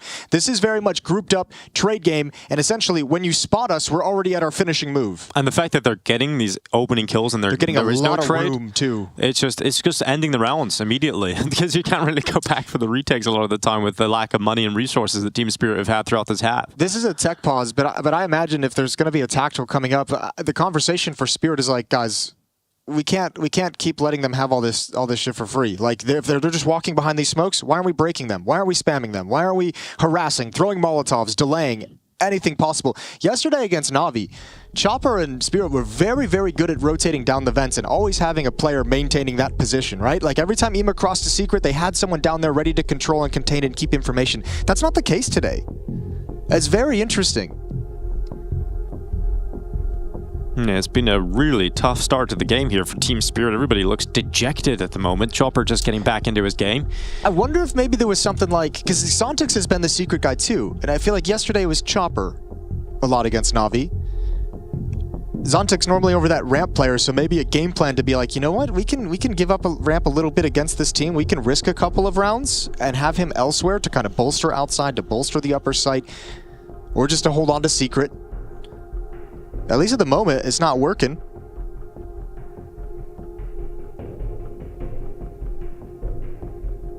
Ultimate's got 108 ADR. you know, reading into this too much is maybe a bad thing, but the fact that you got a tech issue, it might just freeze out just a tiny bit because they're on incredibly hot form to get things off. They're the ones who are kind of bummed about this like little pause in the action for sure. But again, I think they're going to be so confident in how they've played this so far. Like if you're Liquid, you're like, okay, our game plan is working. Our ideas are all firing on all cylinders. We've done some great prep and figured things out.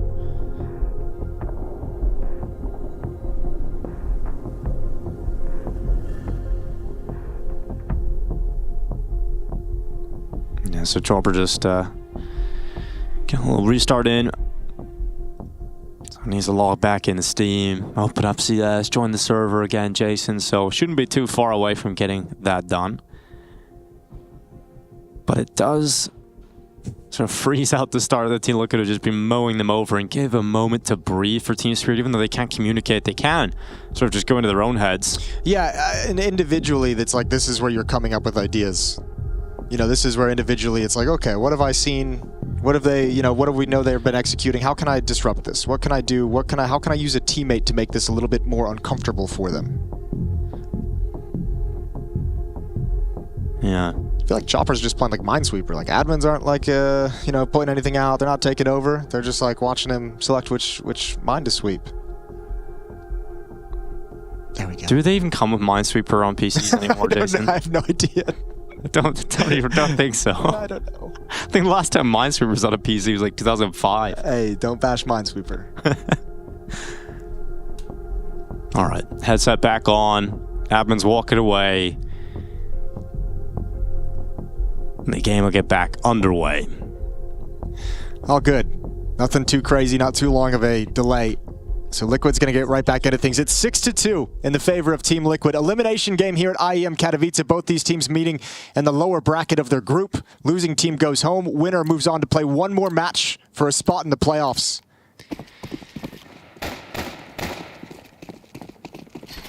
All right, so Chopper comes back in to play with an MP9 on his back. The rest of his teammates will have rifles and an AWP for Shiro. Team Liquid looking to try and continue their success out of the tech pause.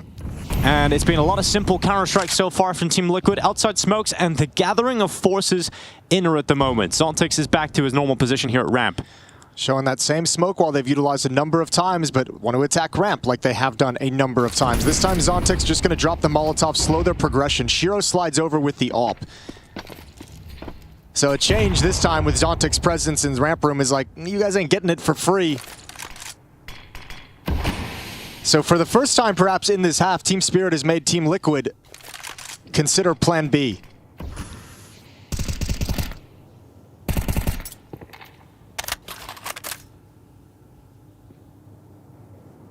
What does that Plan B look like?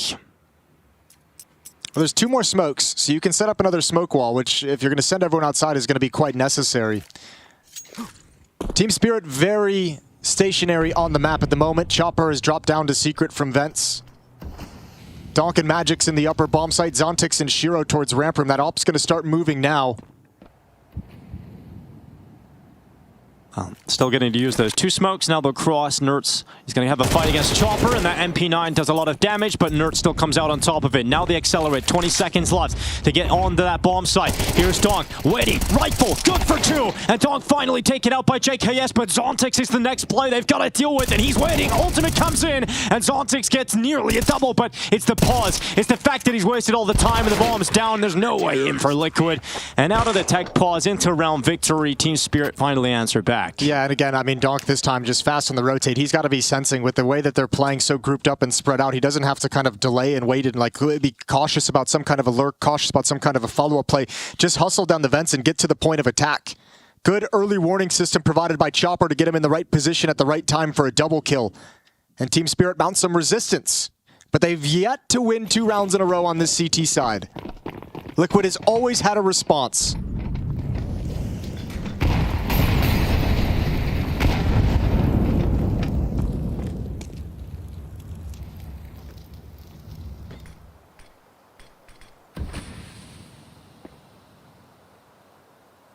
Ultimate with utility ready to go into the upper bomb site. Let's see if Team Liquid go on this first wave of utility. They absolutely are going on it. Chopper and Magic though, first 2 kills. Dog coming in main. He's closed this up. And Team Liquid do not break through. Good kill back from Ultimate though. That might reopen an opportunity. Yeah, and he's been a beast so far. He's got Nerds alongside of him as well. 2 very hard hitters still alive for Team Liquid. Yeah, they'll slow this down while the smoke fades. Nert's going to make it down towards Vents, throwing a little bit of fake. Maybe trying to pull them to rotate through Vents for Ultimate. And Magix might just buy it. He might actually just wander into this crosshair. Big fight for Ultimate, and he wins it. Huge frag. He's down low at 8 HP, but Nerds and Ultimate have found an opportunity to get into the round. Great work from Nerds to shroud how many players drop down into the vent. Magic still considered it, just loses the fight. Now Zontix, he's clearing out the bomb site towards double doors.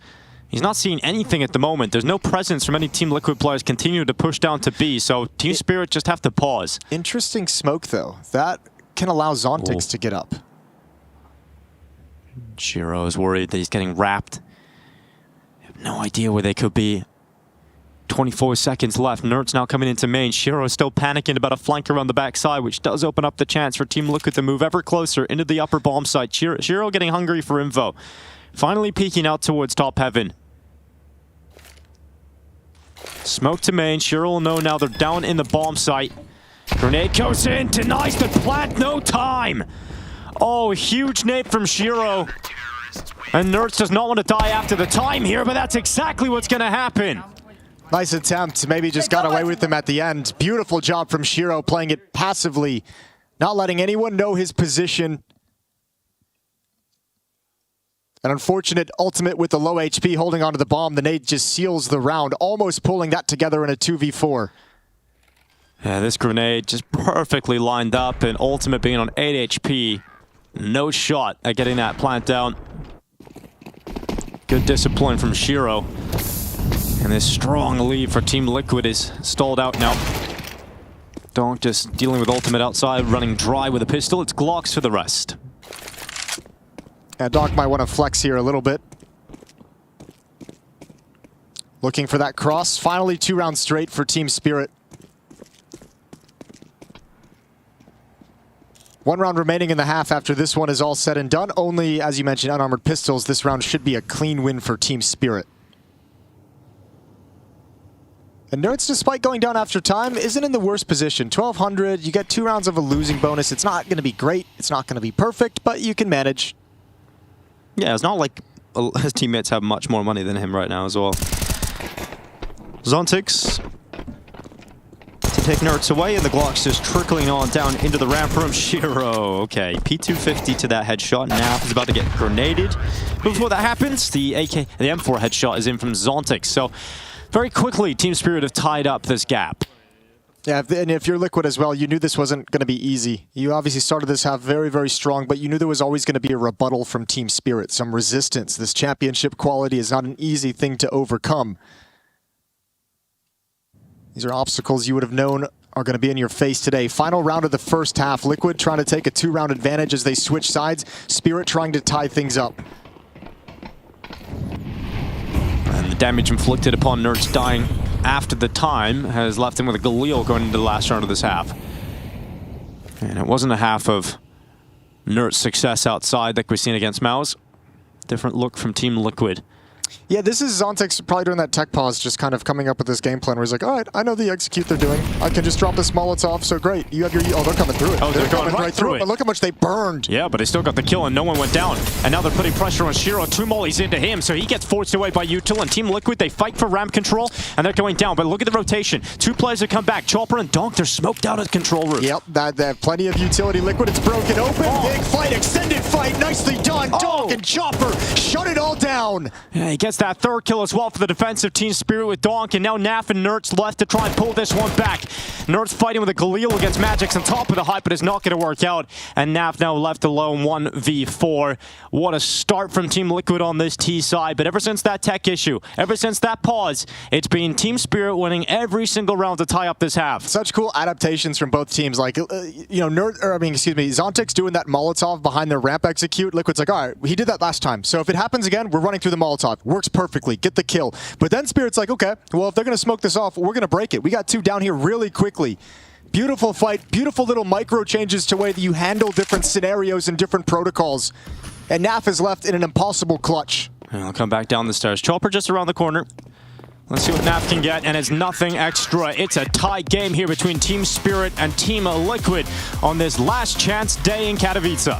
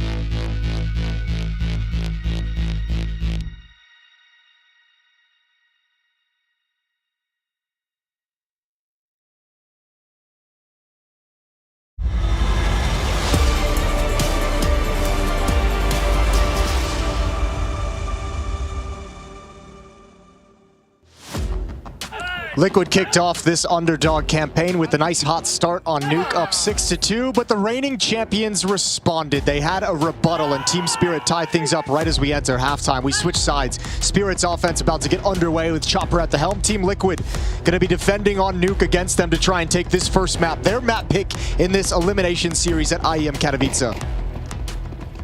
Lots of utility coming into this pistol round for Team Spirit. And it's quick. Upper Door rush. blasted open. Magic's on the front run. And no one here from Team Liquid. They've given them the space to play with, so it comes down to a retake. And they're pushing through ramp really quick. Look at this. Nerds, Naf combo, Jewel Berettas, but Zontic's holding. Yeah, but you know it's coming. You come back out to lobby to defend against this, and it might not matter. Naf's got two. Naf just rapid the kill on those Jewel Berettas. Now 4v3. Team Liquid hold the player advantage, but they've still got to fight their way back into the bomb site. And that's the difficult part. Here comes Naf into that fight against Donkey. Wins it with a Jewel Berettas. 3 in the round for him before he finally goes down, so it's all on Shiro to close for Spirit. And they're coming coming in quick here, Team Liquid. No that kit. defuse stuck. It's the full 10-second stick around the corner. Shiro's not in a position to fight this. Needs to get past JKS, and that is not allowed to happen. Team Liquid will collect a pistol to kick off this second half. Beautiful retake, but it's all credit to Naf. Triple kill with the dualies in lobby on his own. Basically a 1v5 for Naf in that position, and he needed to have those kills to alleviate the pressure so the retake could begin elsewhere.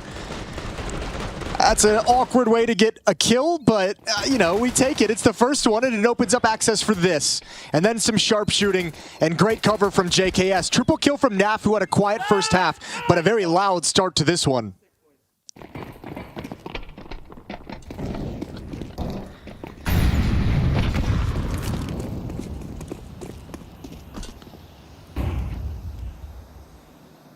So, Donk on the Deagle.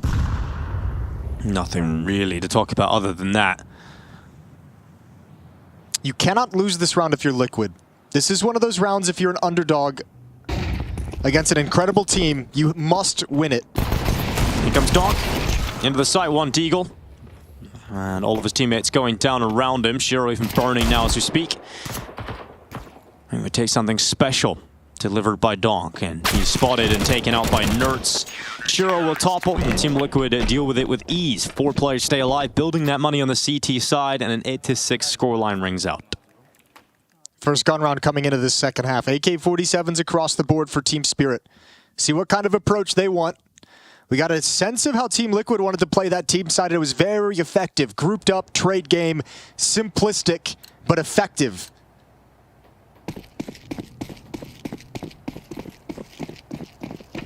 As Chopper gonna marshal the troops. Down by 2.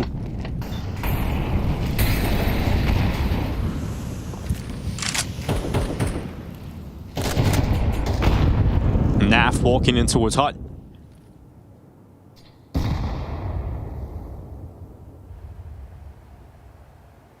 Chopper ready to go. Bucket of utility waiting to try and unleash his teammates into the upper bomb site. Yep. Ultimate's going to have it in hand. Naf will be set up by it. There goes the flash. Naf going into the peak. Oh, they're blinded. They turn away and they body block each other. Naf has the ramp push coming in to clean it up. He flicks up and spots Zontix. Chopper and Zontix having to fight their way back into this. Scale it back. You got the huge advantage. 3-on-2. It was a 5-on-3. Chopper and Zontix punishes maybe a little bit too far, but what a beautiful trap set up by Liquid. A beautiful flash from Ultimate and a lobby crunch that sends Spirit reeling.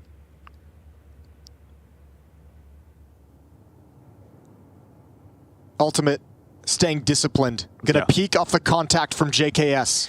Team Spirit just needed some time to regroup the 2 players back together. Zontix goes forward into JKS, and with that distraction set up, Ultimate peeks down into lobby, and the first buy round for Team Spirit is put flat by Team Liquid's trap. That's a absolutely beautiful round from Liquid. I love that. Especially, it's so lucky in one sense that it's called in this round when an upper execute is being lined up. It's the perfect signal for Ultimate to chuck out that flashbang as soon as utility starts raining in from the T roof.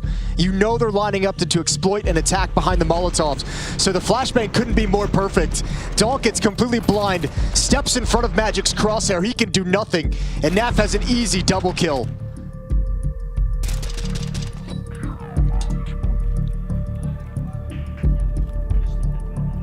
It feels like when we see these cams of Spirit players, they look frustrated. Yeah, but frustrated not necessarily because of. No, frustrated for a lot of reasons, I think. Someone jump in. Fucking sick. Fucking sick. You just fucking full sended it like an animal inside. Just on us. Jump in for us. They did full set, Jason. They full set. I think there's a combination of things. I think obviously the frustration that you're getting beat by a team that you feel like probably isn't on your level, but also I imagine if we talk to the Spirit players after this map, if we were to go 1 by 1 and chat with all of them, they think they're playing like absolute crap right now. By their own standard, they kind of are. Ultimate watching outside. First fight goes down, it's Nerds to win it. Ooh, dink. That kind of range as well. Scares them off, and Donk's going to win that fight against Nerds, so the numbers evened out. JKS making the rotation down, and that opens up a chance, a timing window for Zontix to move into it before Ultimate had rotated to watch the angle. Now JKS holds, but it's only 1 kill, and that bomb is going to go down. Donk plants it for the ramp post plant. Huge win for Spirit. Naf and Twist can't go for this whatsoever. A knockout punch. 4-on-5 converted off the AK kill from Donk. He finds Nerds. And you lose one just a little bit too early. Great lurk from Zontix on top of that. That is a huge impact kill. One tap with the Tech 9 onto Ultimate, who ate a couple of long-range awkward dinks in that round. He really did. Not having a fun time. Yeah, just that window of opportunity opened up for Zontix. He moved through at the perfect time. You know, if he was a second later, then Ultimate's rotated to that position. Liquid's going to be okay. They got plenty of money for a buy. Ultimate will have an AWP in the next round. Another pair of M4 is going to come out of Nerds and JKS. Problem is, money's gone after this investment, so this is a swing round. This is Spirit and Chopper looking at this situation and the money that they'll have and saying, this is our best opportunity to break them right now and push to tie things up and gain some momentum in this second half. Oh, the AWP's out here for Ultimate. This was Chopper's play through smoke. Zontix. Oh, it's just so good with the Tech 9.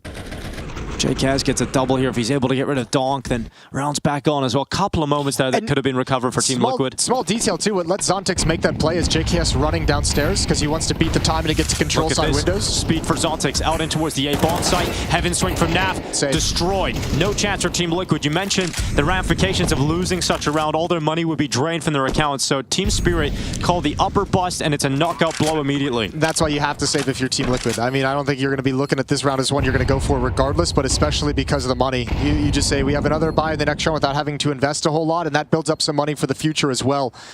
So Liquid just get beat on an upper rush. Naf the only defender, and way too much to do. So 9-8. Spirit closed the gap to just one round.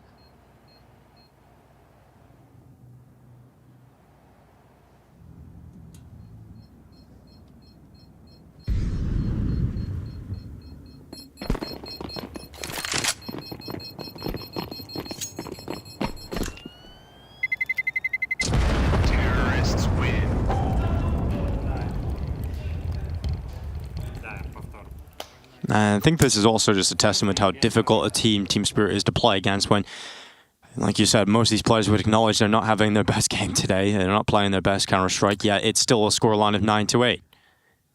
I don't even think they'd be super frustrated individually. I think they probably feel like they're all on different pages than each other. They're looking around being like, why are you making this play in this situation? Sure. This one is the one that should have been Maybe made. needs recalibration. Yeah, it just feels like the comms aren't quite there. The synergy isn't as much as they'd like it to be at the moment. Upper rush again. This time, Zontix is stopped. Magic's coming out this time, though, and he won't be stopped. Twist looking the wrong way, had no teammates defending his backside. And that's the site taken. And Team Liquid, it's a very similar round to the previous one. This one you can try for, though, because you got the kill. And you have Ultimate with this advanced position of Chopper. That needed to be a frag. That needed to be a hit from Ultimate.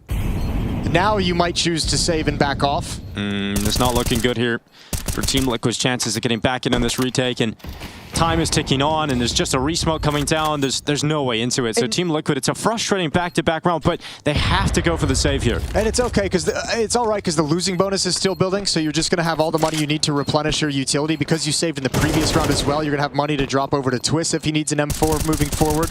But you have to be really careful with this if you're Team Liquid, because if you keep getting locked out of opportunities to retake and fight for this round, such a good map you've played up to this point, if you get caught in this cycle where you can't go for retakes and saving is the smarter decision, it's going to feel like this map just slipped away from you, just like whimpered and faded away out of your grasp. But they need a timeout to address this, because that upper bomb site getting blasted that way in back-to-back rounds, despite getting the opening kill on Zontix. Yeah. Chopper and Hallie on the other side are just like, yep, check mark. We've actually just forced a timeout out of Team Liquid. They don't know how to handle this at the moment. They have to have a conversation, because it's not just about stopping and defending that upper bomb site against the rush. That part would be easy. It's about doing it in a way that doesn't weaken you so much elsewhere on the map that you can't respond to any change from Spirit. Because right now Chopper's saying, all right, I'm in the lead. I have Liquid, like, you know, dancing to my tune. I've got them really paranoid about these upper hits that we've been able to rinse and repeat. We've gone down towards Secret. I've got a couple of wins in different parts of the map, and now I can start feeling myself and opening up the playbook and getting a little crazy. So Team Liquid, as the score gets tied up, have to find a solution. It's been 3 in a row for Team Spirit's offense to tie this up at 9. Outside smoke execute here for Team Spirit. A different look, but Zontix still applying pressure towards door. Molotov towards Nerds at main. And Twist is going to have a peer off the top of hut. Zontix this time not rounding the corner. And then advanced setup into the trophy room. JKS pushing all the way through radio. Oh, he's being watched though. Magix has eyes on this. Dink landed for JKS. And Ultimate is hoping he can peel away with one, but he might get peeked by 2 players. And Team Liquid's aggression does not pay off. And once again, Team Spirit have huge opening advantages. Yeah, they're falling apart. I don't even think Nerds realized Donks got over to Secret. Runs all the way back towards Heaven. You need, if you're going to win this round, a heroic performance from somebody, from an individual. An individual play is all that brings you back. Is anybody even in a position to have one of those moments? So that's the problem. No, look where they are on the map. Yeah, I feel like Naf and Nerds are, I mean, they're kind of primed for the save. They're sort of hoping that maybe Spirit push towards underneath Heaven. Yeah, they're just not in a position to compete for this. But Donk's already down in Secret and encountering no resistance. So Spirit's just going to march into this bomb site. Chopper will lead the way. It's going to be wide open. So another save for Team Liquid. This time in a 3v5 makes plenty of sense. But as I mentioned, you're now hitting this streak of rounds, 3 in a row, where Spirit has gotten into a bomb site, gotten the kills that are necessary to make it so you can't even think about fighting for the round. And this round wasn't necessarily even Team Spirit getting into the bomb site. This was Team Liquid's plan out of the timeout not working. You know, their aggression into ramp room, or out of ramp room into lobby, was just being watched by Team Spirit. They were anticipating a play like that. I thought that would line up for Ultimate to have the first contact with the AWP, but JKS just kept moving forward. And Ultimate slides into an angle where he can't get away. Spirit's coming for these weapons. They want to take as much away, deny the possibility of Team Liquid saving. There's one. Gone and out of the fight. More flashbangs rain over. Chopper can't get that kill. Smoke to protect them. And 2 M4s survive to the next round in Nerds and Naf, but that's fighting tooth and nail just to bring weapons forward. In that kind of situation, then with Team Liquid CT defense, they're going to call another timeout here, but with JKS continuing forward, do you think this is the idea, or do you think this is a micro decision from JKS? I am not actually sure. I don't know. I wouldn't like it as the idea. I wonder if they thought there was something happening elsewhere on the map that he could exploit. But at least that risk doesn't pay off. But I mean, you have to look at it in the sense that, you know, it's easy to kind of criticize that as a risk from this angle. But then we also saw that kind of lobby crunch previously that's very similar, very hyper-aggressive, that works out a little bit more planned with a little more utility. This is more JKS trying to catch a player snoozing or looking at a different direction, trying to catch maybe that solo lurk in lobby over towards Squeak Door. And it just doesn't pan out. And I mean, even if you make that aggressive play, you still have Ultimate as kind of the backup. It's just he didn't provide anything either. And then all of a sudden it's like, well... He gets double peaked as well.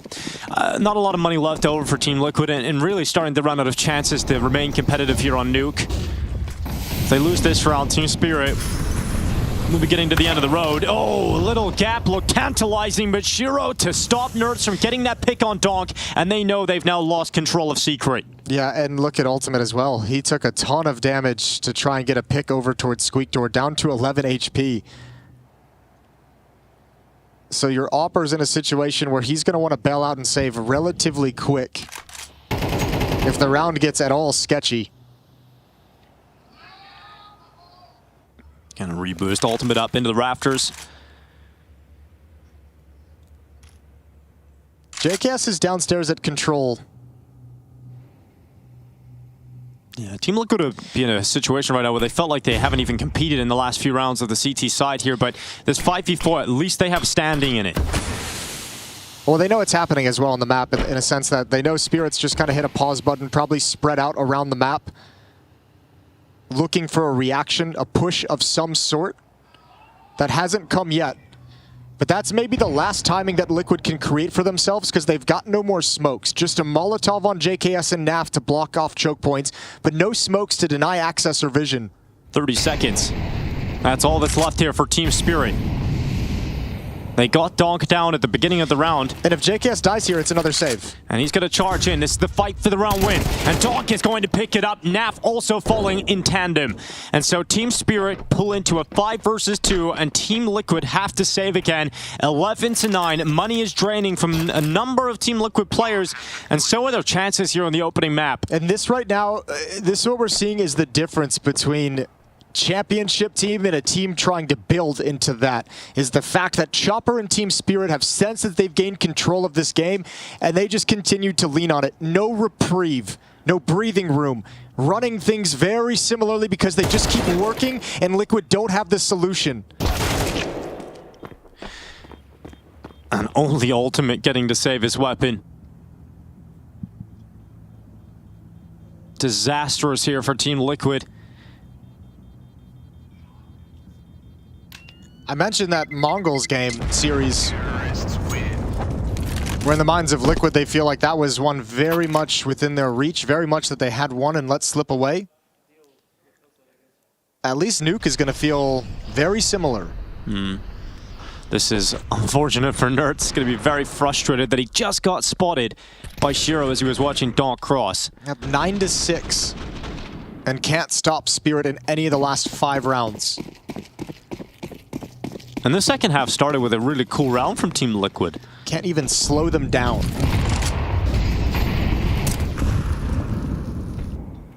Can't even fight for a retake. Complete domination in the last 5 for Team Spirit.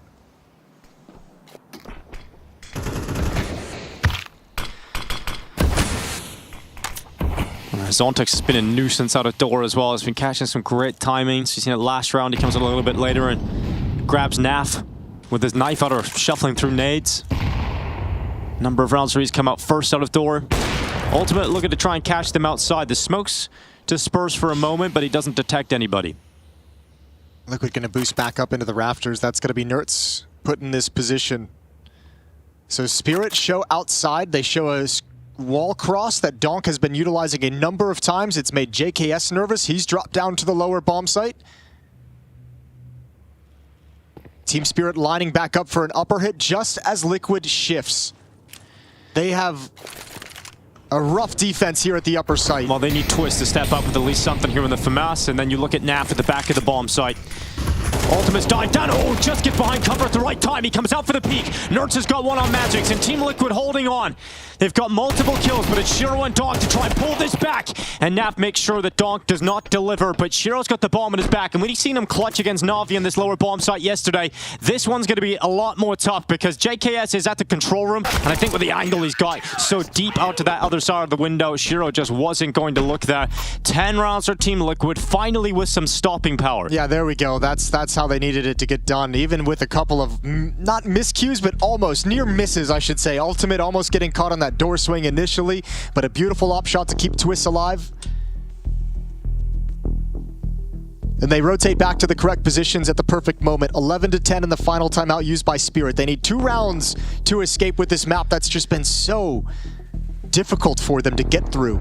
The frustration to start this map that continued up until this streak that they've had of 5 rounds.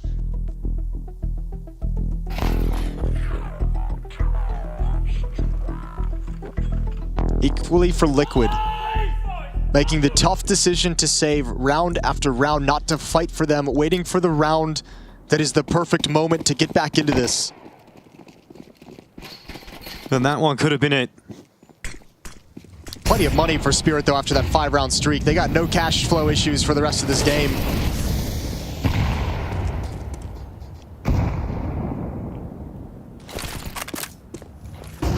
Flash outside to activate Naf for a peek. Nert's going to spam with him, but Donk is going to win that fight against Nert's outside. Now JKS under pressure throws the utility down to buy himself more time.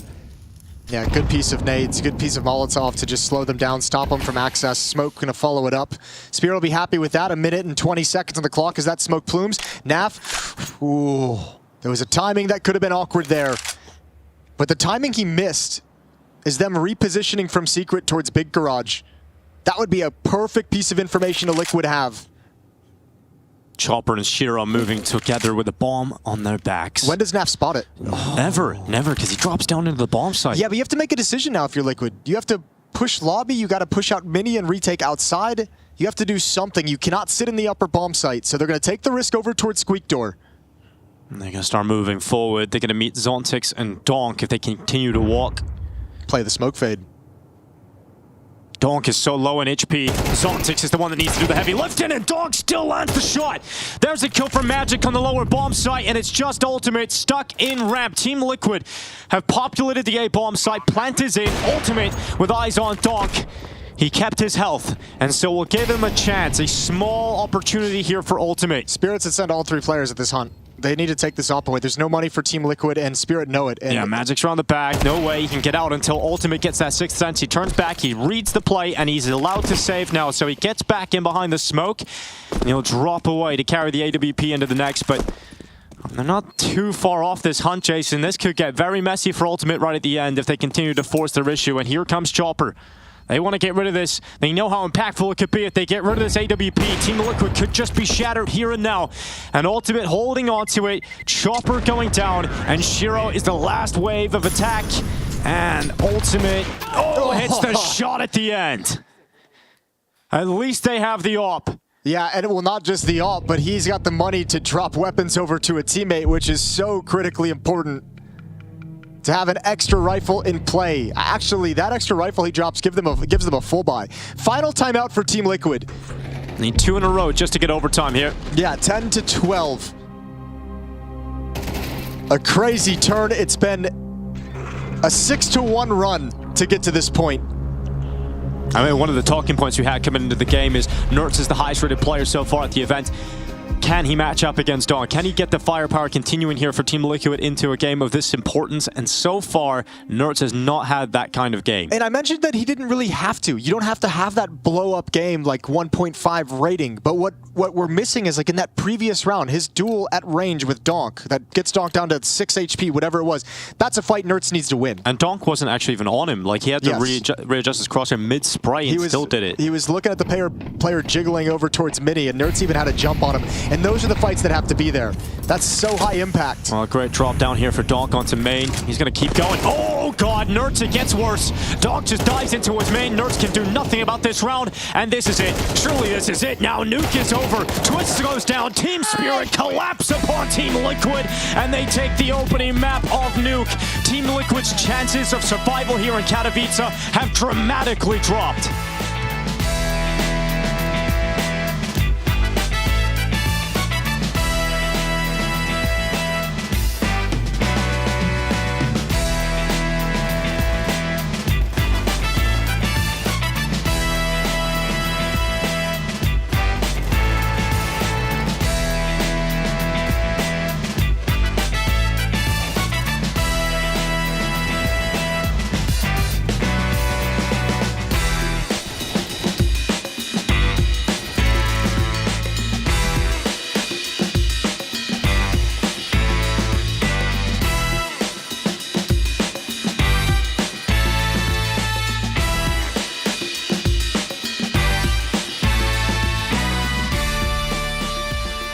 Go across. Kill side. Wait, we have Molly, yeah? Double. Side. Side. Double. One vent, two double. I will come flank vent, boys. Double. He's stuck, double. He's stuck. I got reload. Right side. He's not stuck anymore. You know about me, boys. The open under event. Control one. Nice. In the smoke. Guys, op should be ramp. He's stuck. Zontic should be there as well. Nice. Last should be ramp. He was under event before. I'm just planting it safe. Bomb on the line, guys. Where's City? He's City. I'm already ramping. This guy is never playing for the round. It's insane. Flash. I'll full send. They're executing top. Shoot it. Nice. Door. Back lobby now. Roof. Back lobby and roof. One roof. He's on. I'm holding out, bro. They left lobby. No, they're both roof and T, they're only T lobby. You guys can go outside and help your team. I'm holding secret. Just kill main, okay? They're going Lego, please. They cannot be door rolling. They're not indoor, they're going outside. Yep. I'm holding sticky, just kill main, boys, okay? Yeah. I'm ready to pick door on you. Yeah, it's fine. He could come down the ladder, that's it, honestly. Yeah, you guys are good. This is perfect, boys. But I'm pretty sure they both went outside. I'm holding main. We'll take info now, so don't worry about it, boys. Yeah, that's right. Roland's holding main. Lobby. One. Anyone. Outside. Nice! We'll fucking play, boys. Nice, boys. Good job. No words, guys. We don't need words to communicate. Someone drop me A4. Someone drop.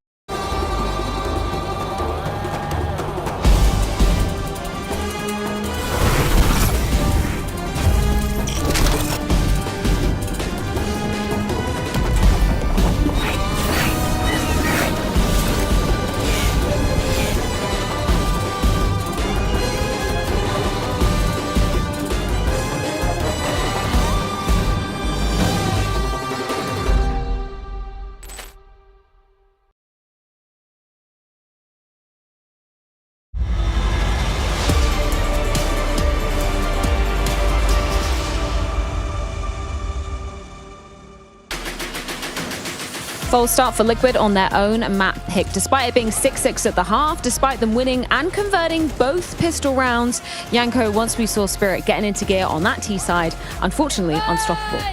Yeah, I had 2 takeaways from Team Liquid at the end of last year, and 2 things they needed to change/improve at. One was a little bit of the mid-rounding sometimes at T side for Twist that he needed to get used to, and I think we saw that. And the other one was play more default as CT, and they're not doing it. Like what happened in that second half is, you'd almost think it's Liquid's object. Like Liquid has to plant the bomb because they were the ones always making the moves, right? And that's why you have it. Sort of the game plan for Spirit is simple. Throw some utility, start doing a little bit of something on the map to force a reaction, but then your plan is actually just to punish that reaction. And that's what they did time and time again, had so many rounds with advantages, made some good calls and good reads in the mid round to get into, not go into stacks or anything like that. And it's just a very frustrating way to lose if you're Team Liquid. Especially looking at it being 9-6 in their favor after, the last round we saw even in that highlight clip. It's just, you think that Liquid's in control of everything, and then maybe that's why they're like, oh, let's do these aggressive plays, but without really feeling a need of necessity, right? Let's make these guys prove that they can beat us playing our game first, and then we will adapt and respond to that. And if they're making a mess of us outside or in lobby or something, now we can do something. We can put all of our eggs in one basket, do an all-in play. Let's put all the resources behind actually securing this. But it didn't even develop to that stage of the round. It just looked like they would lose a player and then be like, okay, we're saving. It's like, how many times are you going to do that? Yeah, it's very questionable to me. I mean, you see it even in back-to-back rounds, and then there's timeouts, and then, okay, JKS and Ultimate, you're going to play close ramp, right? And then in 135, you're pushing radio into lobby. Like, that's the best play you have at that point in the round. Switch to the next gun round. Nerds is trying to push close on yard. He gets punished. It's... some of them you're going to look and say, it's a little bit unfortunate. There was a dink here. One player is running that Nerds just missed, and then he dies to the op who's coming in a little bit late. Sure, but just from a philosophical standpoint, they're the ones who need to get into the bomb site. And sure, doing nothing is also risky, but I just have a feeling Liquid is overdoing it on their CT side. Yeah, just to tag on to this play, you're talking about Nerds pushing yard there. It's like, if you want to do something because you're thinking, oh, they're going to do an outside play, so I'm going to get all the way pushed up in front of it, why not take 2 teammates with you, right? You take the Yopper to post on one angle, you get someone else getting to the red box at the same time, and now if it is an outside play, then you're ready to block it together, you can fight, you can support each other, trade, and then move away from that together. And if you choose wrong, if it's actually ramp or upper, then you're already playing the retake anyways. You're not going to be scattered all across the map. But sending Nerds by himself, he just goes down. There's no trade potential. Like, what is the goal? What are you trying to achieve there? It didn't seem like there was any cohesive idea. Yeah, maybe we can bring up an example in round 20 of, you prefaced how important these outside fights were going to be. Obviously, that's stating the obvious coming onto Nuke, but particularly when you've got Nerds, who was the highest rated player at this stage before this map. Second highest player, that was indeed Donk. It just felt like every single round, he was getting bested in this position. Yeah, right here, he's trying to just rat around the smokes and see if he can catch a timing, get info or anything like that, but there's nothing behind it. There's no Molotov to stop an Opera from being at that angle. There's no Opera, like Ultimate's not posted up on that crack. He can maneuver around the smokes a little bit more efficiently. Even the sort of last reset round where from Garage, he has a duel with Donk where he feels like he has a jump on him, leaves him on 5 HP. I feel like that's a kill that Nerds, when he's at 100%, gets every single time, right? We heard he's feeling a little bit under the weather, so probably having an influence on his performance, but that's unfortunate because that round where Donk kills him and has 5 HP, he gets one more kill later on in door when Liquid is trying to sort of re-aggress, and yeah, in a game this close, every little detail matters. Yeah, that round that you just talked about where Donk comes back, that was a 4 versus 5 round. Nerds goes down early, and Liquid, they've been saving all these rounds where they lose a player. So they actually like gamble stacked on upper, and then 30 seconds passes, they go for a lobby crunch, and it almost felt like Spirit was going to outplay themselves. They had that secret control, they had access to lower, but they went and split up, 2 going to heaven, 1's going to come main, 2 in lobby with the bomb, and Liquid pushed into them. Donk gets the better of them, even with that 5 HP. And Liquid could have actually had bomb down in lobby, taken a 12th round, and maybe taken it like secured overtime or something at the very least. But yeah, it's just the way that the cookie crumbles sometimes, where the slimmest margins, and unfortunate for Nerds who are feeling a little bit under the weather, where maybe he does win some of these duels or has a clearer thought of how he wants to progress through a round. Confirmation, he will be playing map 2. Doesn't mean that it's going to be any easier for Liquid, because this is Dust 2, this is Spirit's playground, I'd argue. They're on an 8-map win streak on this very map right now. Haven't dropped a map in 2025 on this ground. It tells you how dire the situation is when it was up in the air if he can even play the second map, right? And yeah, now it gets from bad to worse for Team Liquid, because as you just pointed out, Spirit, this seems to be their whole map at the moment, right? No matter if things start going south for them, always able to sort of find their way back into the game, find their way back into the rounds, and it's going to be a tough one for Team Liquid. Okay, Yanka, give me a take, because Kassad, he wasn't super happy with how Shiro has been playing this particular map, despite, Spirit being on such a streak. Do you have a bone to pick with Shiro as well? Because Kassad did. Nerds did too. Yeah, I do have a little bit. I agree with what Nerds said. It's just, I think he just lacks impact a little bit. He's not super aggressive player, which works for Spirit probably because they have the likes of Donk and he fits in. It's just not my cup of tea, the way he plays. I think he should try to be in the action more, try to make more plays, try to be more annoying. It's most of the time just passive angles, so trying to get the one kill and stay alive, wait for rotation, which again, within a certain system and a certain environment can be really good, and that's what Spirit is sort of how they're making it, but just in general it does feel lacking sometimes. I agree. I think Oppers need to have in their just the capacity to be able to open up rounds or go for these aggressive picks or get on the super deep line. Just the threat, so that teams need to use an extra flash to clear this, or use an extra smoke, or do a safer jiggle or something. Otherwise, you get punished one time. That fear in the back of your head is slowing you down at every instance. But if you know, he's just sitting at the back, we're chilling, we can just walk up and take this space because he's not going to be around this corner, then you give so much freedom and so much respect to the other Yanko, team. you care to have a little sniff? Does it smell like a 2-0, or are we going to a third? Josh Howard as well this morning, so thanks for that, Josh. I think it's going to be a 2-0 Freya, and unfortunately Liquid getting eliminated. Well, we got to head things to a quick break to see exactly if that is going to be ensuring an uphill battle indeed. It's going to be Dust 2, the pick a Spirit, after the break.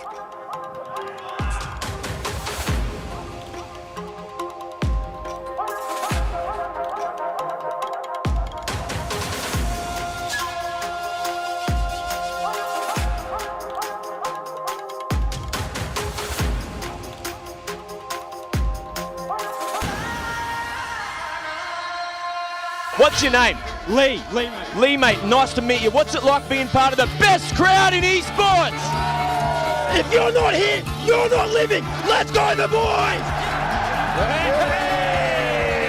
All right, for now, we're going to send it away. Let's show the world why we're the best crowd! You're champions!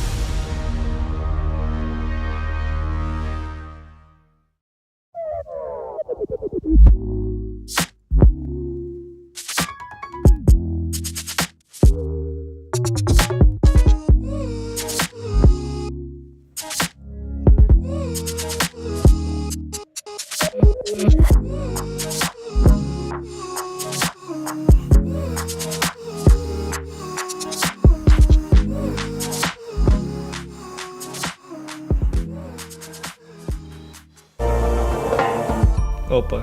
Ебать. Ой. О, да. И кура. О, да. 0-3 вуз, охуенно.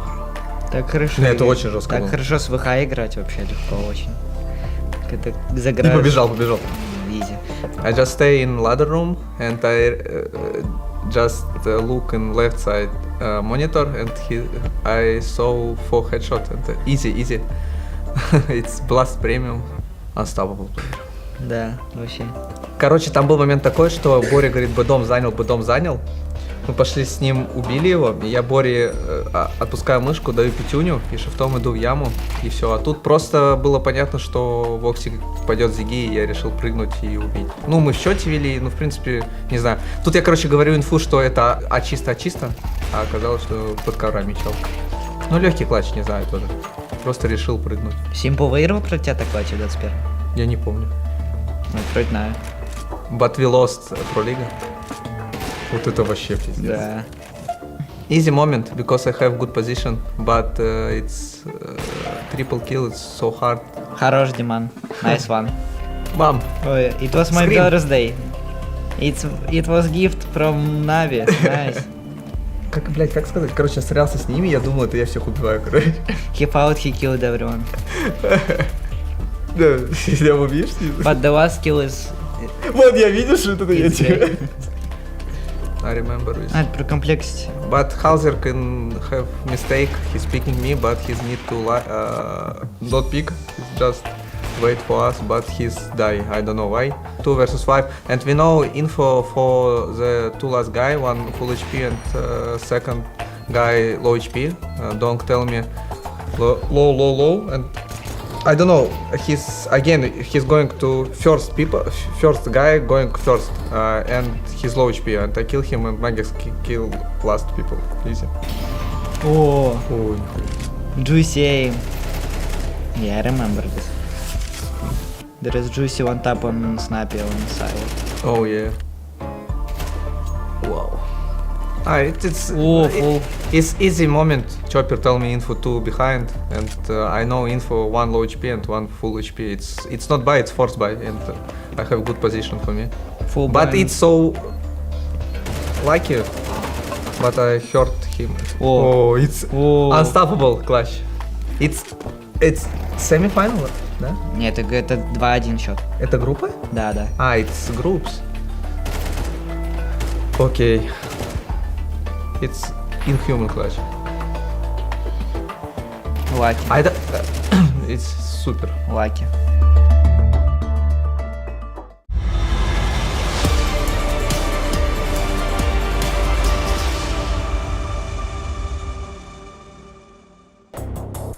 It's the last day of Stage 2 here at the Extreme Masters Katowice. We've got Team Liquid and Team Spirit taking each other on, and it is a gauntlet run today. If you win this game, you're not qualified to the Spodek. You move on to that last chance game, but if you lose, you're out, Jason. And right now, Team Liquid 1 map down.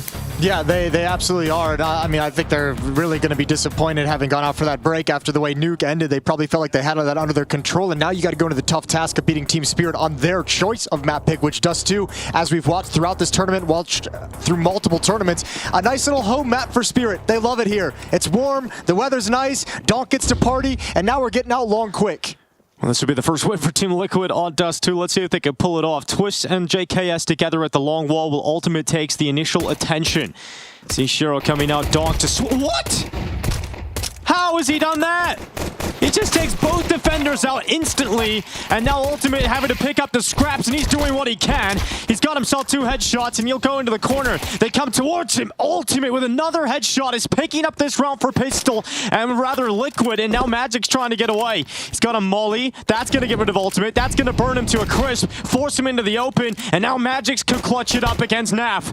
This Pistol's had it all on long, and Magic's wants it for Spirit. Naf trying to get back in behind cover, and he'll have a moment to breathe. Yeah, and he still knows he has the bomb down as well. Magic's heads up duel. This is just who's going to hit the headshot first. And Magic's finishes the work that Donk began, and it's a pistol for Spirit. That's so crazy. We got to see that from Donk's perspective on the long play. Look kind of nuts from Ultimate's POV. There's no indication. That's just Donk being supremely confident that he's going to swing and he's going to be able to get a kill. And I mean, you just get kind of lucky that they're lined up along the wall. Liquid trying to set up that flashbang to turn the corner off Ultimate's contact, and that timing of how long that flashbang has to travel is just really kind of sometimes awkward for those 2 players waiting.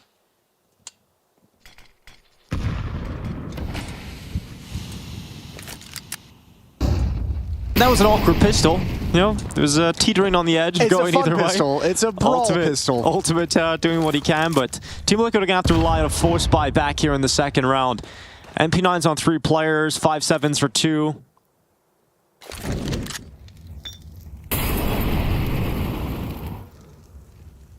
Trying to set up a trap much like they did on Nuke in lobby, this time trying to do it around Xbox and middle. When contact is made by one of the 2 pairs of players, JKS and Ultimate on Catwalk, the other 2 get into a fight, but that's not the battle they wanted up on Catwalk, and Chopper puts an end to it before anything can really get sketchy. Yeah, and that molly from Donk is going to heat twist up, force him back. Great sound cue, information picked up. Na'Vi really stressed Spirit out on Dust 2 yesterday. Not able to get the job done and beat them in regulation, but pushed them to the brink. Every single round required. Magic's getting rid of Nerds. Naf and Twist left alone. That's a player they're desperately going to need here on Dust 2 Liquid if they're going to overcome Spirit and extend this series to a 3rd map. You need Nerds in a way you didn't have him on Nuke. Oh. Well, both players spotted in middle. Spirit will clean them both out. Twist bails out towards lower dark, but he's got to pause on the stairs and will eventually fall before this bomb goes off. So 2-0 for Team Spirit on Dust 2. Next round, Liquid will come in with unarmored pistols. Not a whole lot of investment to make moving forward. They'll have to wait for the guns.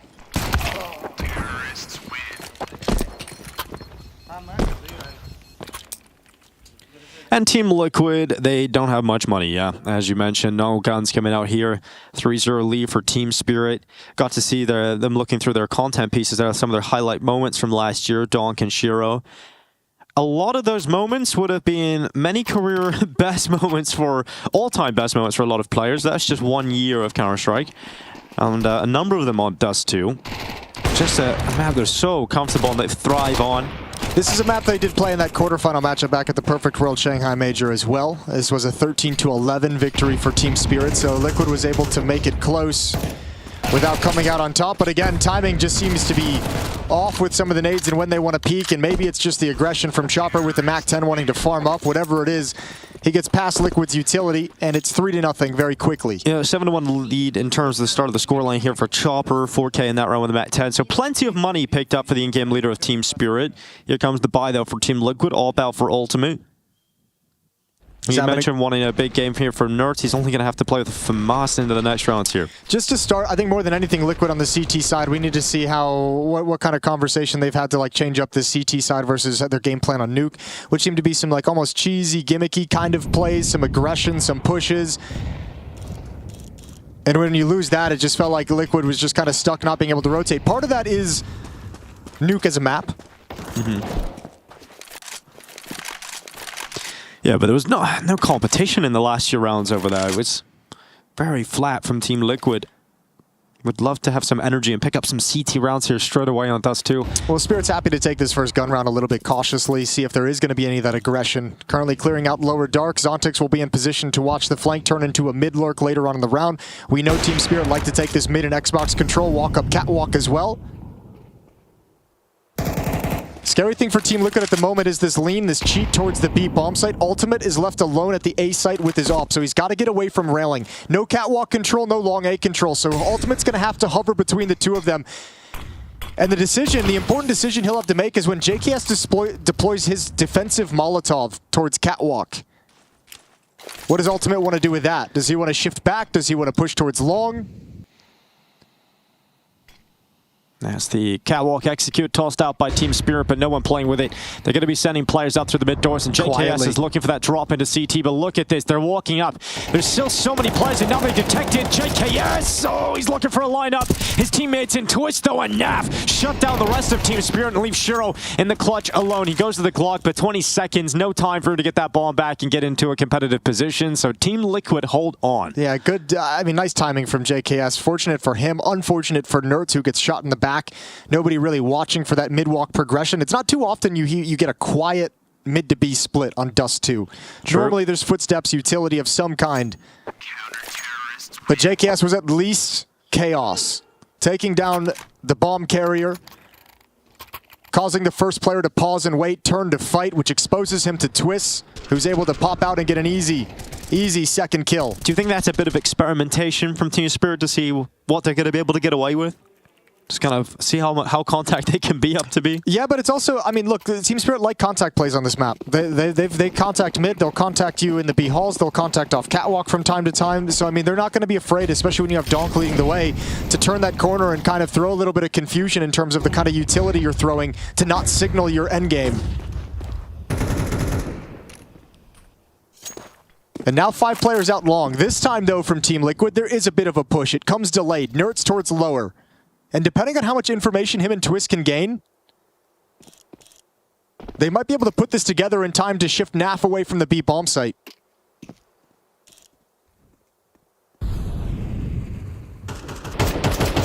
That timing's got to be soon, though. Naf is kind of waltzing his way over. No one in the A bomb site, playing catwalk and CT spawn. Oh, gap in that smoke, and Dog's still able to react without getting punished by it. Might be designed. Could be, very well be. And Donk makes sure that he uses it if that is the case. So an opening kill here for Team Spirit. They've got one player watching the top mid push. That's Zontix. Here comes Chopper up on top. Great work with that Galil, but it's 1 for 1 as Twist answers back. 49 seconds left in play, and Zontix still waiting in middle, and this patience is about to pay off. You're going to see this all half long. Zontix just kind of chilling in middle while his teammate takes over the A bomb site. Another kill would be spectacular. Weapons taken away from Liquid. Oh, and the final. Zontix showing off a little bit at the end of round 5, and Team Spirit have a 4-1 lead. I mean, in the roles he gets, he doesn't often get those situations where he can thrive and shine, and that's a little example of what he's capable of in a pretty unforgiving role. Just has to be patient the entire time and strikes true when given the opportunity. Those are not easy shots to get the headshots through the doors there at that kind of range, but he makes it look easy. Frustrating here for Team Liquid, having to take their first timeout.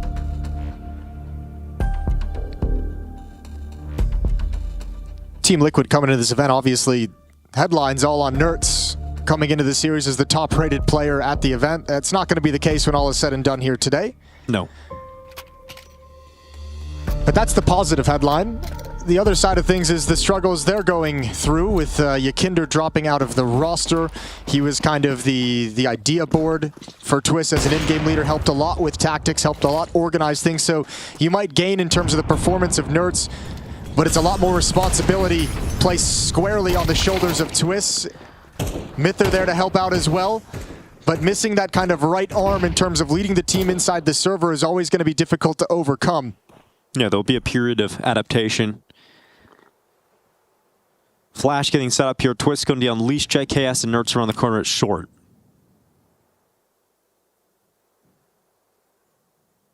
Depending on the timing, this could get messy here. Shiro's coming close, but when does that flash come? It'll come on contact, which is going to be too late. Yeah, so the shot's going to ring out. Nerds is going to go down. JKS sent in, and just too many targets on the other side. So Twist goes forward, but Donk is just dealing with them. 3 kills in this round against Pistols, and Naf now in a duel against Zontix. Hope Naf's done his homework on how Zontix likes to play this T side, because this will be an engagement that we could see frequently towards the end and mid rounds. Whether it's a push like this into upper to clear things out, a push through middle, or just trying to search for that lurker as you begin a retake at the A bomb site, Zontix is going to be someone they're going to have to keep track of. I think we did see Zontix sort of get planned around it, whether it was by Astralis or Na'Vi. Like, they were ready for him to be in the lower tunnels. You know, they know he's going to be there late round, and I think it was Astralis. Cadian was coming in B, clearing lower tunnels in the late round, knowing that they're going to find Zontix somewhere around here, and that was just some preparation going into it that neutralized him a little bit. See if he's able to deal with Team Liquid on the CT side. Right now, not enough defense being posted. Ultimate's got another chance with the ult. He spent a good amount of time looking for Shiro to jump spot down middle. Smoke pops, so he relocates as his vision is taken away. Lower control now provided by Donk and Zontix, going through their protocols to make sure they're not caught off guard. And once again, a lean towards the B bomb site for Team Liquid. Nerds, Twist, and Naf. Nerds will monitor mid from double doors, Naf watching tunnels. Meanwhile, catwalk take for Team Spirit. They're securing a lot of real estate on the map for the moment. And getting information that this defense is very passive, not peeking, not challenging or harassing. Which is going to give them space with which to execute.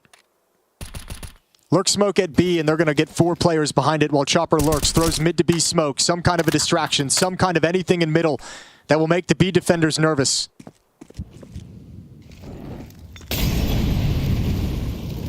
Fire not spreading to Naf. Good molly. A little bit of sanctuary for Naf to make something happen here from behind the barrels, but that follow-up Molotov will force him into the open. Nerds goes down in window. Will they check for Twist? They absolutely will. Oh, frustrating that for Twist. 3 B defenders, and it's still not enough. I mean, you can be as critical as you want on how that's played by Team Liquid, but at the end of the day, what are you supposed to do when Spirit hits those shots? Nothing. Everyone instantly dies. Snap forced into the open by the Molotov, which means he's not part of the trap. The crossfire is no longer nearly as effective. That triangle loses one of its angles. Nerds gets deleted. Twist gets deleted. Now they're just trying to hang on to the weapons. JKS and Longhouse for the M4 in the corner. Donk is already on a bit of a hunt. Doesn't have the most health in the world. Might go into the Longhouse late here, which would definitely favor JKS to hold on to the M4. Donk is not going to push forward, so able to save that M4 and AWP. Not a whole lot of money left around here, but with those 2 saved players, they can drop. So you can get 2 extra guns, and you'll get a full buyout here for Team Liquid. Yeah, these are just the shots they're landing. Yeah, Twist just... There's not much you can do about that. All of his teammates gone. You got nowhere to hide, just in the corner. Quick thumbs up for Chopper. Yeah, he just made a meme. Yeah. Put him in that plaid lumberjack shirt. He would look good in that. Well, 6-1, and Mither's forced to burn a second timeout, trying to get Team Liquid on the CT side going. They've had nothing really positive to discuss, to talk about.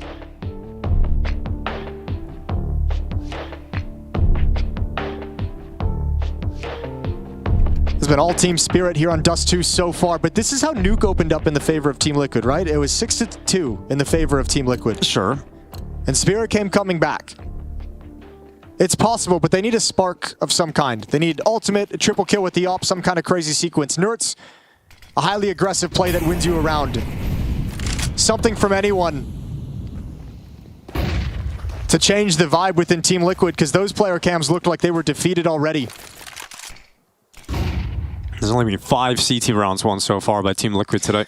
Ultimate's gonna die. He's waiting. Zontex is looking into the lower tunnels, now gets his crosshair back. Here comes the flash, and that's more like it. That's more of what Team Liquid wanted from those short, aggressive plays. Zontex gonna win the fight against Naf. Here comes Nerds continuing to shred them on short. And Ultimate has stayed committed to this. He couldn't fall back, so he didn't. He's holding on. As Zontex peeks into him, the Polish AWPer will chime in, and Magic's now left without a round ahead of him. That's a cool stalemate. That Ultimate just stands tall. He knows he doesn't have the space to retreat, so ready for the fight. Magic's grabs one more. Yeah, this is more like it. A nice performance from Nerds activated with the flashbang. Triple kills so far in the round, and one more to find. Magic's out in the open, can't connect. The shots goes down. Second round for Liquid out of the timeout. But this has to be the point where it all changes. This has to be the point where Liquid could go on a run and close the gap in this scoreboard and not let Spirit just immediately respond and have a big first half.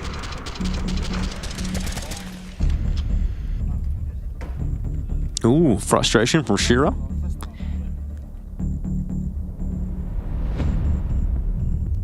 Timeout here for Holly.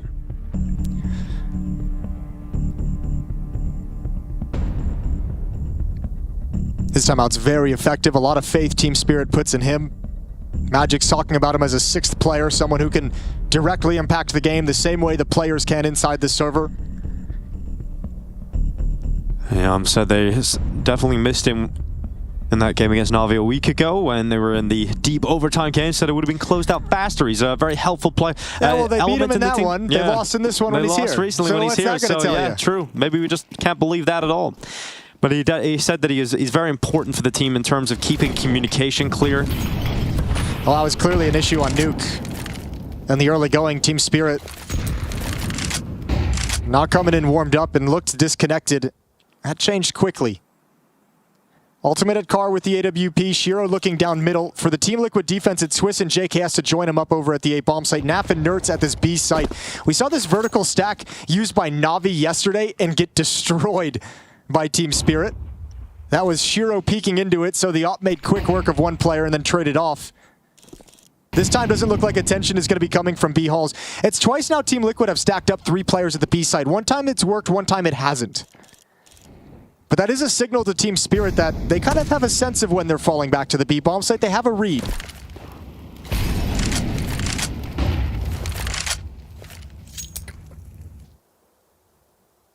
After the aggression on Catwalk in the previous round by Nerds, Liquid play it much more passive, but they have no long control. And Ultimate's at railing. They're kind of like calling the bluff that no one is going to be coming out long quite yet, that they'll get the sound cue. But where do you play from here? This is normally a death sentence for a CT defense.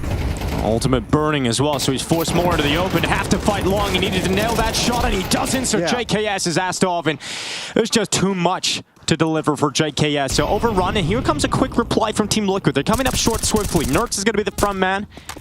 The bomb yet to be planted. Yeah, that's how that goes. If you don't control longer Catwalk, yeah, you've seen it play out a number of times. And I don't. Maybe it's Team Liquid thinking that Spirit's going to play a grouped up style, and most of the forces will be coming Catwalk, and they can largely ignore for a late lurk. But if that's the gamble that defense is leaning on, it's failed at least in this round. And Nerds in an all-grip fight here does not have a way back to safety. Donk going to catch him up on short. That's one of the save rifles gone. And unlike Nuke, Spirit's not giving him the chance to save. They're coming and hunting these down. Different types of save on that map, but obviously here, Spirit does not want to let Liquid have any weapons to move forward with. They want to make this as painful as humanly possible. Naf should get away with the M4 as Zontix is low on health. Team Liquid, they've got Spirit's boot on their throat right now, and it does not look like they're going to be able to wrestle them off at the moment. Losses to Heroic at the Katowice play-in stage, or stage 1, excuse me. Stage 1. Stage 1. Lost to Spirit at the Shanghai Major, and a loss to Furia at the Shanghai RMRs as well. And that's on Dust 2. That's 3 Dust 2 losses for Team Liquid in their last 3 months. They have not won the map.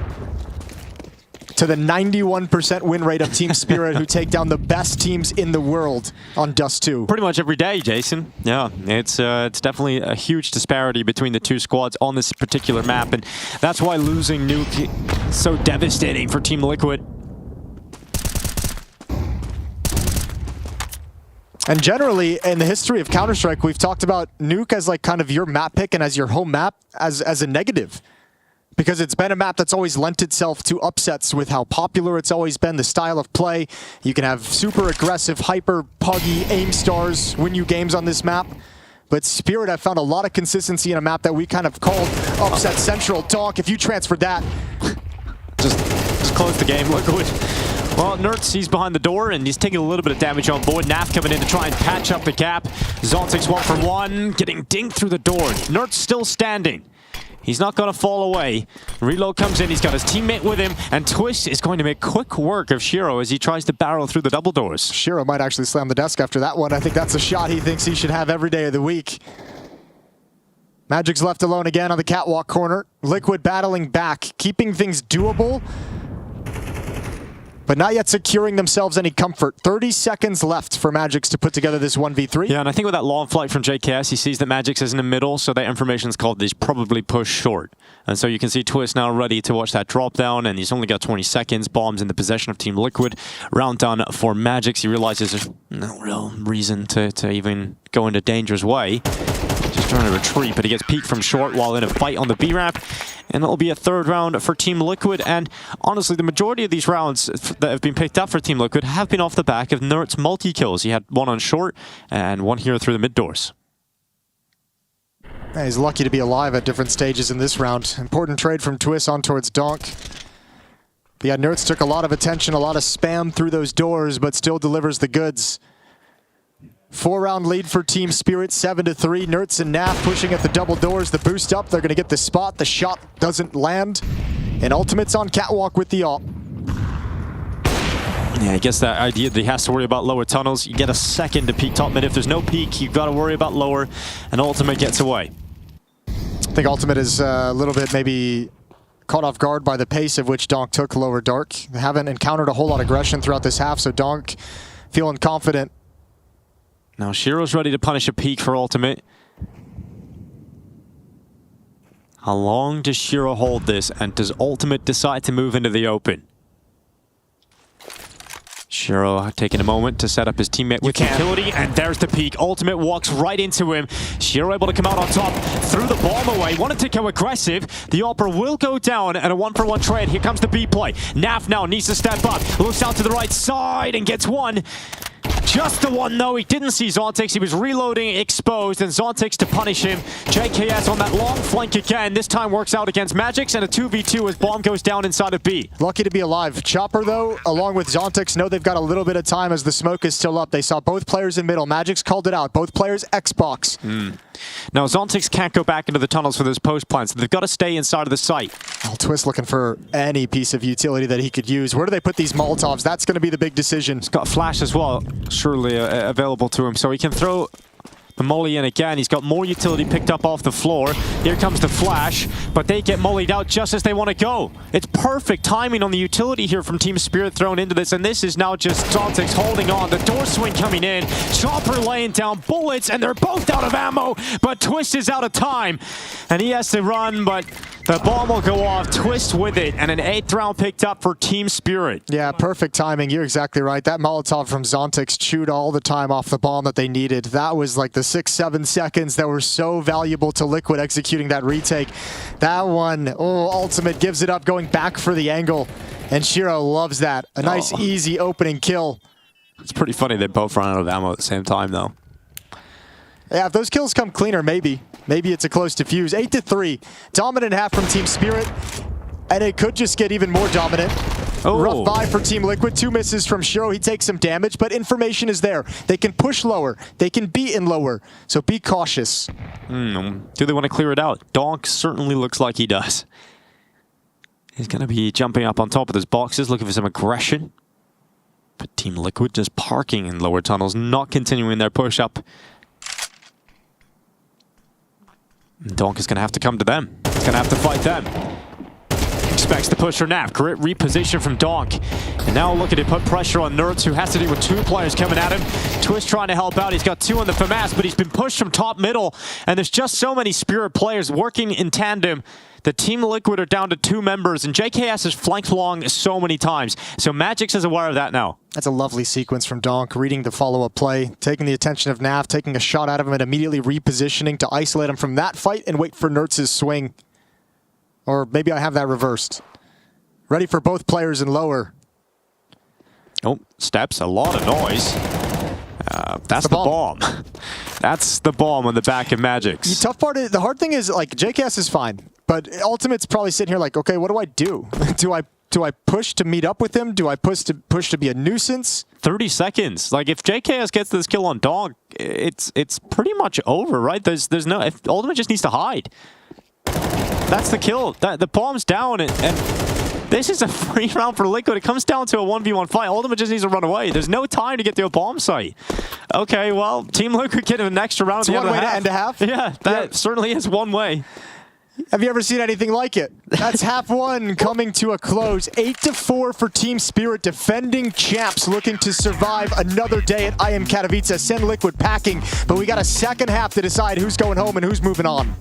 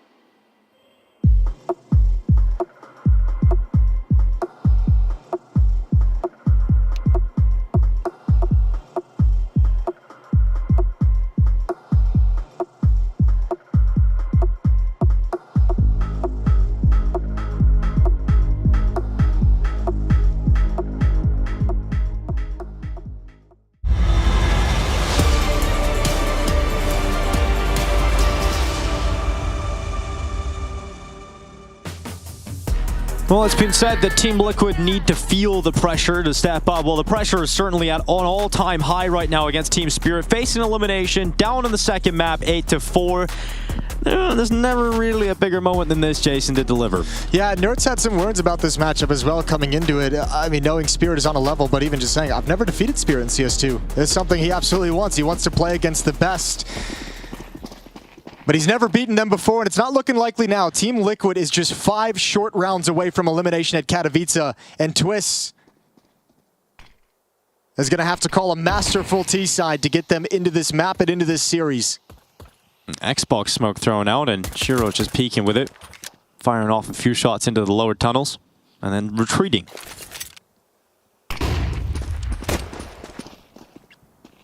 Chopper's going to hear those steps and realize there's not a full commitment. I know this is one thing too that coming into this team has been a focus of Team Liquid, is really kind of simplifying some of these tactics early on in Nerds' acquisition. Mentioned on Nuke a number of times, the strategic approach from Team Liquid on their T side was very, very basic. Doesn't mean it's not effective, just nothing super complicated. And right now, at least in this pistol, seeming very similar. 3 players grouped up, kind of flash peek out middle. Now we reconvene towards Catwalk with utility. It's being spent now. Team Liquid have to attack off this with ultimate lurking out towards long. Magic's just dealing with Ultimate's attention, but it's all about the play up short, and Shiro to get blasted away by Nerds' Glock. Here comes, oh, nice flick, nice reaction from Magic's back to that kill on Ultimate. Now comes the rotation. The reinforcements have arrived for Team Spirit as they look to try and stop this plan. Cancel. Donk on the Chopper, Red is with Chopper. It's Nerds firing all cylinders here for Team Liquid, trying to keep them in it. He's got every single kill so far, and Magic's and Zontic still standing. No bomb plant yet for Team Liquid, and another shot, so it all has to be Nerds. Every kill required, and the time is the problem. And Team Spirit giving in the fights, giving in the chances, and Nerds not able to do it. Just too much to ask from Nerds, and that's another pistol, this time for Team Spirit. There's another small detail missed for Team Liquid in this pistol run that leads to the loss, because you have control of the bomb site, but no one is spotting for this push up ramp, for this multiplayer walk up the ramp from CT spawn. Nobody sees it in time, and Team Spirit do the last thing Team Liquid expect them to do, which is actually just waltz up and turn the corner. They have to stop the plant to deal with it, and even that's not clean. It's Magic's and back-to-back pistols. If you remember back to the first pistol round here with Dust 2, it was Magic's that closed the 1v1. He does it again here. He finds impact and puts Team Spirit up 9-4. Here comes Chopper into the lower tunnels. It's Nerds cast away. Chopper on that second kill. Ball down, Liquid, overrun, overwhelmed, suffocated, and a 10th round is picked up in the blink of an eye. Yeah, this one might be over quick by the looks of it. Ultimate going to pick up the FAMAS, just going for some economic damage, but not even going to get that done. Team Spirit know they can be disruptive and aggressive on the CT side now, and you tell Donk that your game plan is just to go crazy and get up in their face, and he's living the dream. Yeah, that's the conditions he thrives in. I mean, we're looking at this game, and it's not the only game Team Spirit are going to have to play today to get into the Spodek. Once they deal with Liquid, which looks like it is going to be once they deal with Liquid, they're going to have to go on later today and play against the winner of Gamer Legion Astralis for that last spot in the Spodek. And if you're Team Spirit, you want to make sure this game is as quick as possible. You don't want to have to go to a third map. You don't want to have Dust 2 go the distance. You want to just get this job done and have as much time as possible to prepare for that final game today. Looking likely. Also looking like the other opponent for them later in the day is going to be Gamer Legion, who are currently up on Astralis. That's going on over on the B stream with Sponge and Machine. Yeah, and you think about a difference in experience in that matchup. A new roster of Gamer Legion coming in, going to have to go up against Spirit later today for a spot in the playoffs. Chopper, 1 kill, gets traded by Naf, but the grenade goes in, and the cleanup squad is here as that smoke reveals multiple players for Shiro to mow down with a 4K. All right, well, this is really the one and only chance Team Liquid are going to have to get into Dust 2. In this second half, up on Ultimate. AK-47's coming out, but it's 11-4 in the favor of Team Spirit. Liquid now 2 rounds away from elimination. And this is really their last stand, right? This is their goodbye here in the second half.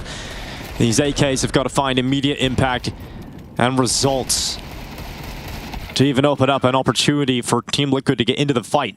Yeah, the only thing they're really missing is 1 flashbang and head armor on Ultimate. You're not going to get many better buys.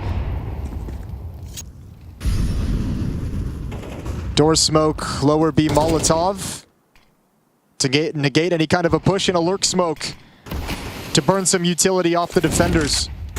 Nice Molotov. You have to imagine spam would come through on the evacuation, but it lands inside of a smoke and is extinguished immediately. They're going to walk through the smoke. Naf's going to charge in first, and that Zontic's gone. Now Donk blinded. Awkward at the car. Manages only 1 kill this time. Chopper in quick switch mode. He gets caught by Twist in mid, and this is not going to be a retake that Team Spirit will win. So there is immediate impact found from the AK-47s. Yeah, really nice round. This time it's Liquid to do the unexpected. Zontic's never in a million years thought they would be coming through that smoke while it was still up. Twist going to be hunting down Magic's a chance.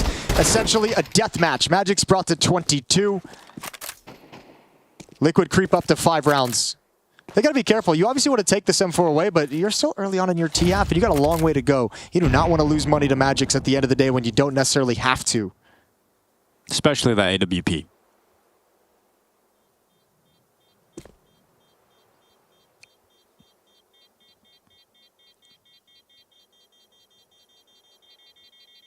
Still going to be a good buy in the next round here for Team Spirit, and this Magic save is only going to help that because Shiro needs some money thrown on over his way. Donk has extra cash, Zon takes 2, so it's going to be a full buy here for Team Spirit. I love that opener from Naf. Zontix doesn't, though. Not a big fan of that. No, probably not. But Zontix strikes me as the kind of guy who can, you know... brush that one off. Yeah, real easily. Well, especially when you look up at the scoreboard. Yeah, that helps. You're like, oh, it's 11-5, it's cool. Well, Chopper has to play with an SMG, and we know that's no problem for Chopper. He's used to it. 4 players towards the B bomb site in upper dark at the moment. Twist, the sole player outside long, looking for mid push. Yeah, Nuke had a lot of simple T rounds displayed by Team Liquid. Heavy numbers to one area. This might be very similar to the previous round. Liquid might just like kind of clear lower, put a little utility out towards middle, maybe activate Nerds out double doors, or the Twist has used all of his flashbangs for it, and then you kind of just fall back into this very similar B hit. Zontic's waiting in the back of the platform. Oh, peace. That's another great opening from Naf onto Zontix. Brush that one aside. Oh, inside the smoke. Choppers inside the smoke, yep. MP9 gets caught, ultimate aware of that possibility, called on over, reacts fast enough, and it's a save for Team Spirit. All right, this is nice. This is a good way to get the half started. You're now within, what, 5 rounds? After this bomb goes off, it'll be 11-6. But if you're Liquid, you're also thinking in your head, okay, this is cool. We've got back-to-back rounds of the B bomb, so we've been able to march in through this lurk smoke and take out Zontix, take out the trade of Chopper Donk previously. But how many more rounds can you get away with that kind of a play at the B bomb site? Probably not a 3rd in a row. No, you would imagine there's going to have to be a change up here. So this is great, but if you need to have success elsewhere on the map, and then you can really turn this into something special. And then all of a sudden you have Spirit kind of guessing and trying to figure out exactly where you want to go, because you can win at the B bomb site, you can win coming out mid. And if you think about it, yesterday in the game against Na'Vi, on the T side, JL was finding a lot of success through mid, a lot of his pushes coming in, really trying to unravel the Team Spirit defenses. There is opportunities. There are holes in this Team Spirit defense on Dust 2 that we have seen yesterday get exploited. Well, there's kind of the magic to it, because that's the philosophy. If you're Liquid, you might try and exploit of, all right, we've destroyed B twice. This is going to make sure they keep resources inside the bomb site, which might open up a lane in middle to actually get out and attack in. Or it'll pull a 3rd player from the A-bomb site towards CT spawn, and then we can attack up Catwalk. Either way, you know your B success has created a weakness somewhere else. The only problem I see for this is kind of like Nuke, where since they are playing this kind of simple trade style, you're not spread around the map, so you don't always have information across the entirety of the map if you're Team Liquid. A lot of these are going to be called out of spawn, and you're just kind of hitting it. They have to show that they can put the round together throughout the entirety of it.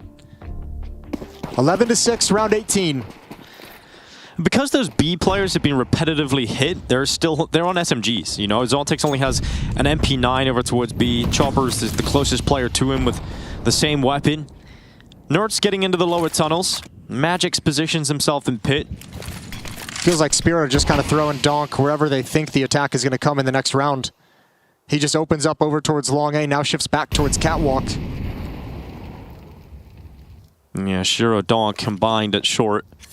Chopper likely to think Team Liquid are not going to go back to that B bomb site again, and will perhaps focus their attentions on the short take. Great Molotov forcing Shiro off the ledge. Donk hasn't fallen back just yet though, and now forced a little bit further down, but that grenade is heavy, and Nerds, well, he'll bear that weight. And Twist is trying to activate him to be a lone harassment lurk on Catwalk to keep some attention there, trying to keep attention away from the B bomb site, which seems to be the target. Again, 4 players going towards upper. But Nerds with that nade damage is not motivated to play behind that smoke. Can't take a random nade. And remember, Zontix was the one that figured out how to stop them on Nuke. Over towards ramp room, saying, like, oh, these are the hits you're going to have? Okay, I'll just drop a Molotov. And this is a nasty timing for this smoke to come out. Liquid is very, very sad about this. Well, here they come. Util, they're just going to have to go through it. Zontix this time hoping for a different result. He gets 1 for 1. Chopper's MP9 coming in. And JKS still held behind that smoke. 24 seconds left. Nerd still at short. Looking to be a lit piece in this puzzle, but he's spotted by Magix and he's dealt with. Here comes Donk through the window, trying to help out Chopper.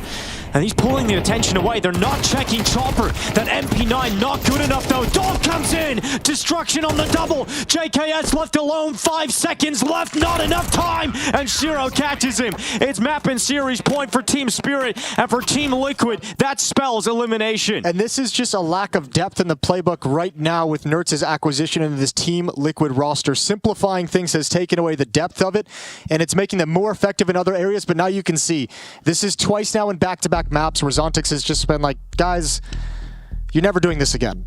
Fine, I'll just drop a Molotov in the choke point. I'll make you run into the Molotov if you want the fight. I'll make you take damage. I'm going to drop a smoke. It's going to delay you for plenty of time. All that execute when Zontix just holds his utility just gets so much more awkward. It's exactly what happened in Ramp Room on Nuke. Third and final timeout for Team Liquid. They need to win 6 in a row to stay alive and force overtime.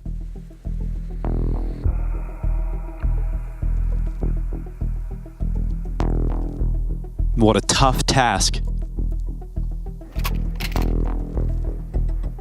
Naf currently wielding the op.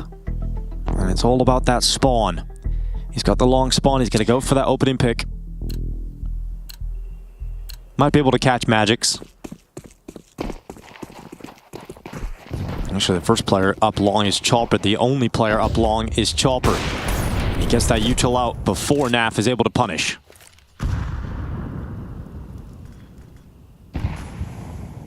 Magix this time lays the foundations for Shiro's boost. Nerds is just going through the mid doors. He's out here so quick. Now this is an individual call. Yeah, senses the timing, senses the gap. What can Nerds do with this? Well, he's just going to pull the rest of his team to him. And again, the theme is keep it simple. Pull the rest of his team out double doors where he's got a foothold. Smoke on the fly. And rock and roll with the mid to B split. Donk and Zontix to defend. Oh, Donk. He goes down. Naf has been really good so far in this half at taking those B defenders away.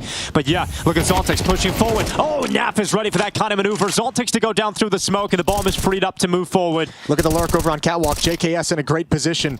Bomb hasn't crossed yet. Smoke goes up. JKS listening for footsteps, listening for information. Shiro has yet to decide if he wants to commit to any kind of a retake. Chopper taken down, and that's it.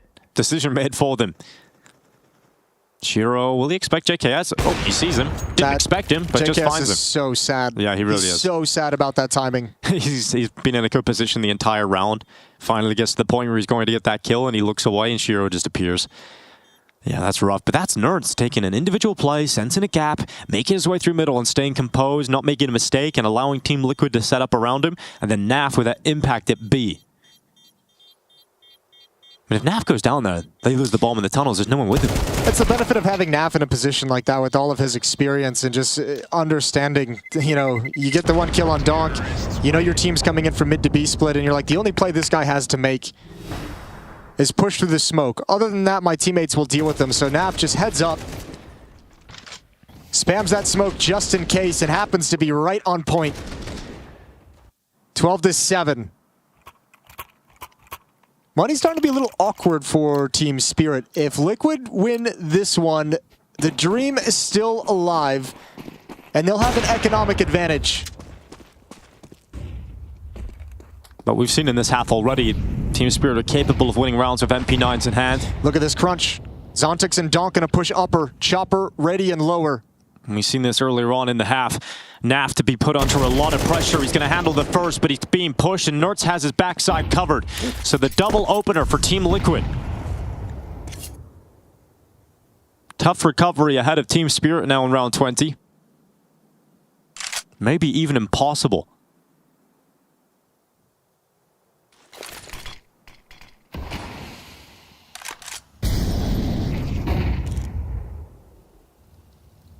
5-on-3 and up catwalk we go. Nerds, Twist, and Ultimate. JKS at long doors. Naf with low HP is still watching the flank at B halls. They found the weak spot in the defense, but they don't realize it yet. Nobody's home at the A-bomb site. At least this is likely to allow Spirit to save those weapons. You know, at least you'll save the AK for Donk and the AWP for sure. This round's done, but as you mentioned, the money's not in a good spot for Spirit, so as long as they were able to get away with those weapons, they'll be able to compete into the next. But we're looking at a 12-8 scoreline.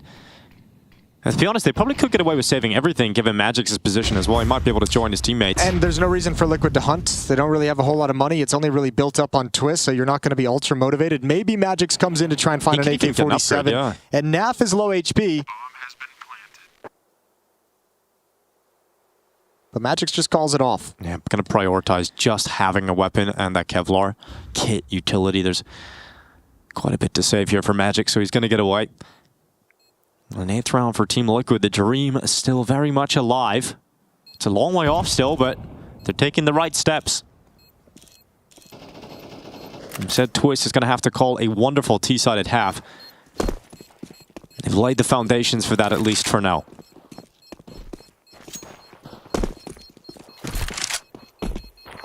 It's playing out very similarly to the game that Spirit played against Na'Vi just yesterday on Dust 2, that Spirit ended up winning 13-11, but they had a very big lead early on in the second half, and then a comeback from Na'Vi 5 rounds in a row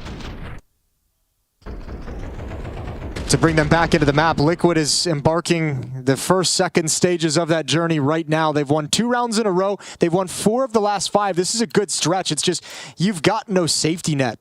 You've got no mistakes to make. It's got to be perfect. Round 21. Up in the hands of Shiro and Ultimate.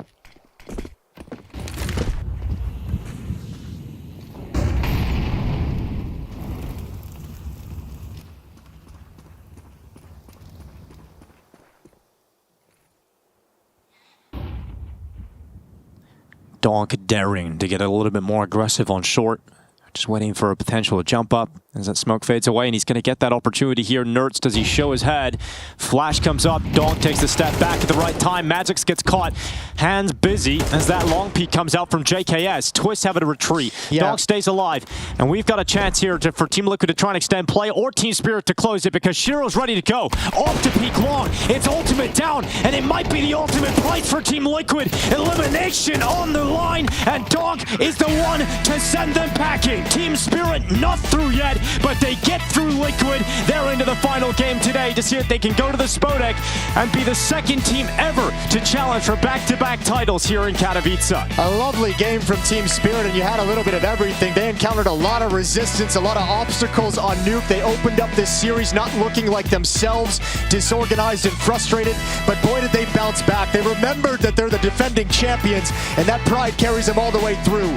For Team Liquid, you got more time with Nerds ahead of you. Early returns look good. Dude, one of the exciting. best players at the event. #1 rated coming into this series. Humbled by Spirit, but positive signs for Liquid. It's not going to be a comfort now, but this is a team looking to do damage in the rest of 2025. Yeah, and with Donk giving out his aura high fives, Team Spirit one more game later today. They get the job done in a 2-0 fashion, and at least they'll have some rest in preparing for that final matchup. Yeah, they looked, I mean, once they woke up into this series, Nuke just closed out all Spirit, just looked dominant. Dust 2 first half. What could Liquid actually do? T-side from Spirit, powered by these players, was unbelievable. So Spirit sent Liquid home. They're eliminated, and we've got Spirit with one more matchup today to find a spot in the playoffs.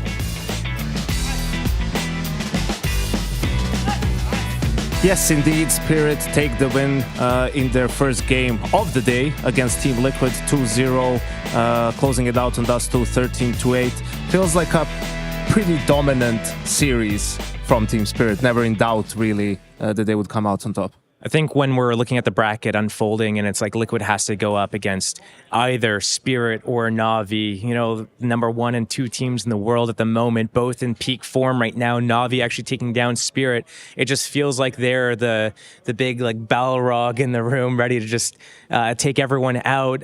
So right now, yeah, it's I mean, I don't think we could expect anything different. It would have been nicer to see if Liquid was able to play their A game that we've seen from them in the previous days leading up to this matchup here. Because I think definitely if they were all in, good health and everything, toe to toe, it could have been look how close it was with their best performer having, being under the weather. Yeah, Nerds today, Gandalf the Grey. Next time we see him, probably Gandalf the White. But I think even besides just individual performances, you could tell that for Liquid, there's still some improvements that they need to make on a macro level and just in terms of the approach to really be on level with a team like Spirit, just the comfort level from Spirit playing, right? Like in terms of just doing their defaults and just reacting to what's going on the map instead of trying to force things and have things a lot set, I think is a big difference between the two teams. Yeah, I mean, we've seen some good macro elements from the side of Liquid, though. Like, I thought that round 4, they stop long and then they move over and gamble stack B and expect that, and it pays off. But then, sometimes it doesn't work. And I wonder if it's because they have these pieces and it usually works, but now not feeling up to form, it's falling flat. But I think we're ready to hear from Freya, who just caught up with Team Liquid. Mitha, I know it's never easy in these situations, so I really appreciate you giving me a few moments of your time. Going back to Nuke, obviously you won both pistols, you convert off of that, 6-6 first half. What happened when you moved into that second half and you were on that CT side? Well, I think we get a good start, to be honest. We're up 9-6, and then they win, I think it's a Tech 9 by when they do the A split. And after that, there's some unfortunate and also great calls from their side where they win some gimmicky calls, I'd say. And it's a bit unfortunate. Execution, and there's some small details in the game where we don't get the full picture of the round and we react a little bit prematurely, and where we should have just sit tight. So that's unfortunate. It's well played by Spirit, and some small details that in the end makes the difference between winning and losing Nuke. Yeah, obviously unfortunate. We heard from the side of Nerds, at least he's feeling a little bit under the weather, right? So it probably affected your game plan a little bit. Yeah, well, it's about the team, and I think that guys are doing an amazing job, not only coming into a new team and trying to adjust to all the new stuff and the new strats and the new callouts and different voices and different dynamics, and that he's able to show up today and with 40 in fever, then it's pretty amazing. So I'm really happy with how well he's doing, and there was not a single complaint. Like, he would even stand in the middle of the huddle in the beginning and say that he would give it everything in 110%. So I mean, it's of course that we prefer to have fully healthy players when we play games, but it's sometimes it is what it is, and you need to perform either way. And today it was unfortunately not one of those days when you play against the best team in the world. Obviously, illness aside, how has Nerds fit in? You've obviously, saying good words there. Has he exceeded expectations? Has he kind of matched what you expected of him, knowing that you were picking him up into the team for 2025? I feel like we're still adjusting. I think that he's doing a great job right now, and he's putting in a lot of work. He's everything that we hoped he would be and more. So I feel like that he's doing amazing. But obviously it takes time. Like, even when you replace a single piece of your roster, then it's going to take time before you get back up to full speed. And I think that we're definitely on the way there, and we've made major progress during this event. In the practice room, I feel like that we've had a lot of good and strong discussions that has moving us closer to creating this foundation and identity that we can be proud of and that we believe in, and Guy is a big part of that. So no, we're very happy with what we have in him so far. Just curious, as a side note from that, how vocal is he as a player in those discussions when you're having the kind of behind the scenes talks? Obviously he's come from a different team where I imagine it was a different philosophy. How much are you allowing him to have an input on that? I think that he's very vocal. I think that he has a strong opinion about how he wants to play and what he believes in.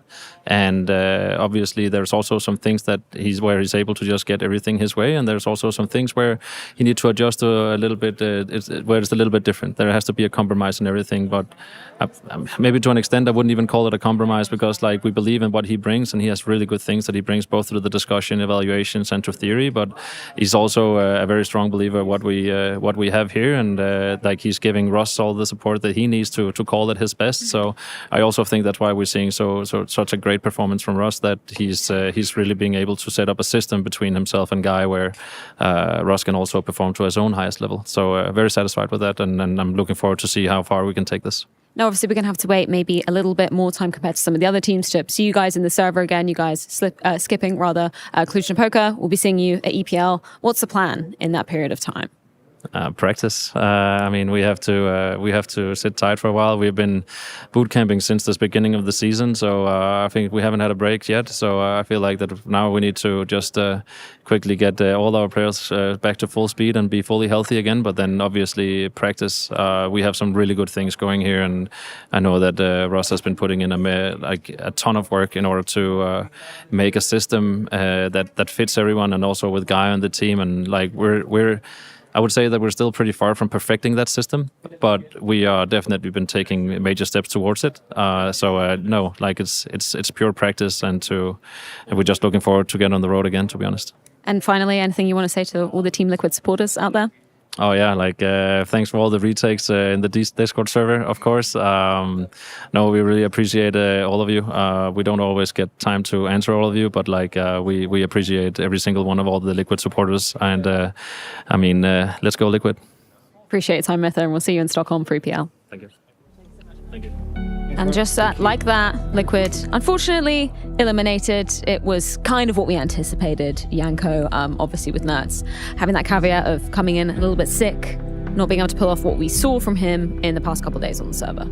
Yeah, very unfortunate, from being the best player of the tournament to the poorest performer on the server today. And Liquid just got outclassed today. We talked a little bit about some of the strategical stuff and macro stuff, but at the end of the day, they weren't. Spirit was just much sharper in terms of straight up duels, in terms of the mechanics, and clearly the better team today.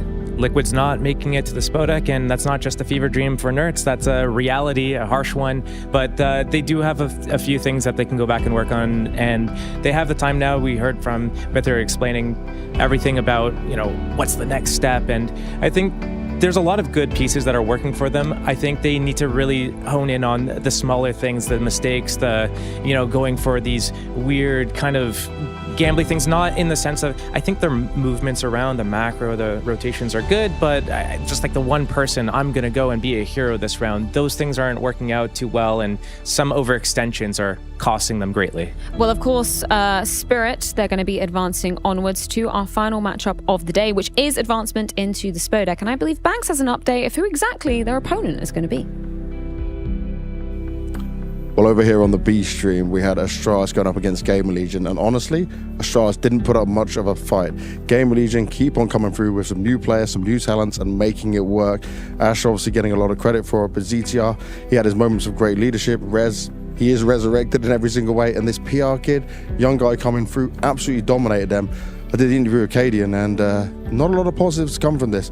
He said his individuals were not shooting, but honestly, there seems to be a lot they need to rework and get ready for it. Next up for us over here, though, we got Vitality. They're going up against Virtus Pro for a spot in the semi-final. So that does mean that Gamer Legion will be taking on Spirit later on today. Do you think they've got any shot?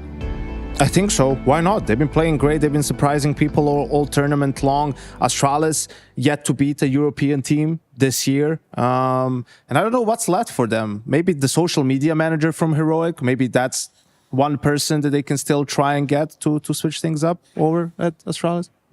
The world's an oyster. Just go grab it by the horns, or whatever the phrases go. The stars. Yeah, to the stars, yeah. Gamer Legion, they've been impressive this entire event. So we'll see what happens. Obviously, going against Spirit, we can see what form they're in. It's not going to be pretty. Well, that's going to be going on later on today, but we've got another qualification series coming your way. But you have to wait until after the break to find out whether it's FaZe or Eternal Fire heading to the Spodek.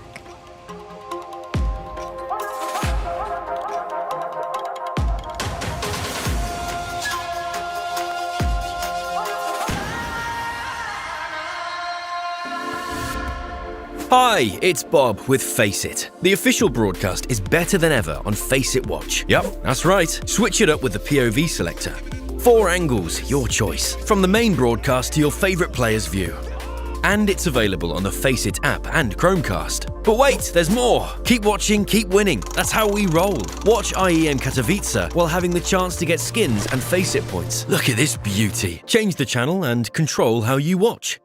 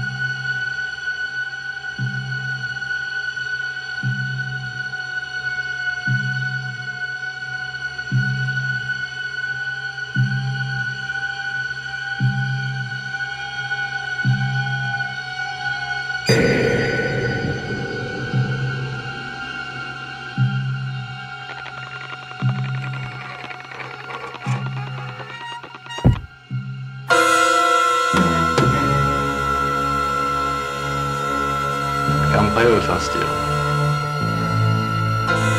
Come play with us forever and ever and ever and ever.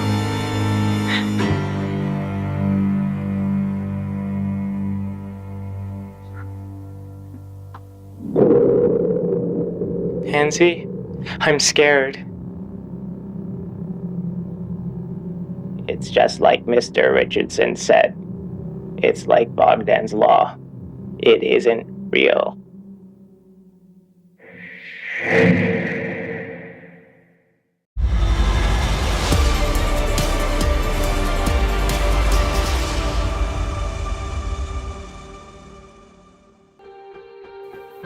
Eternal Fire versus FaZe for one of the last spots in the Spodek at Intel Extreme Masters Katowice 2025.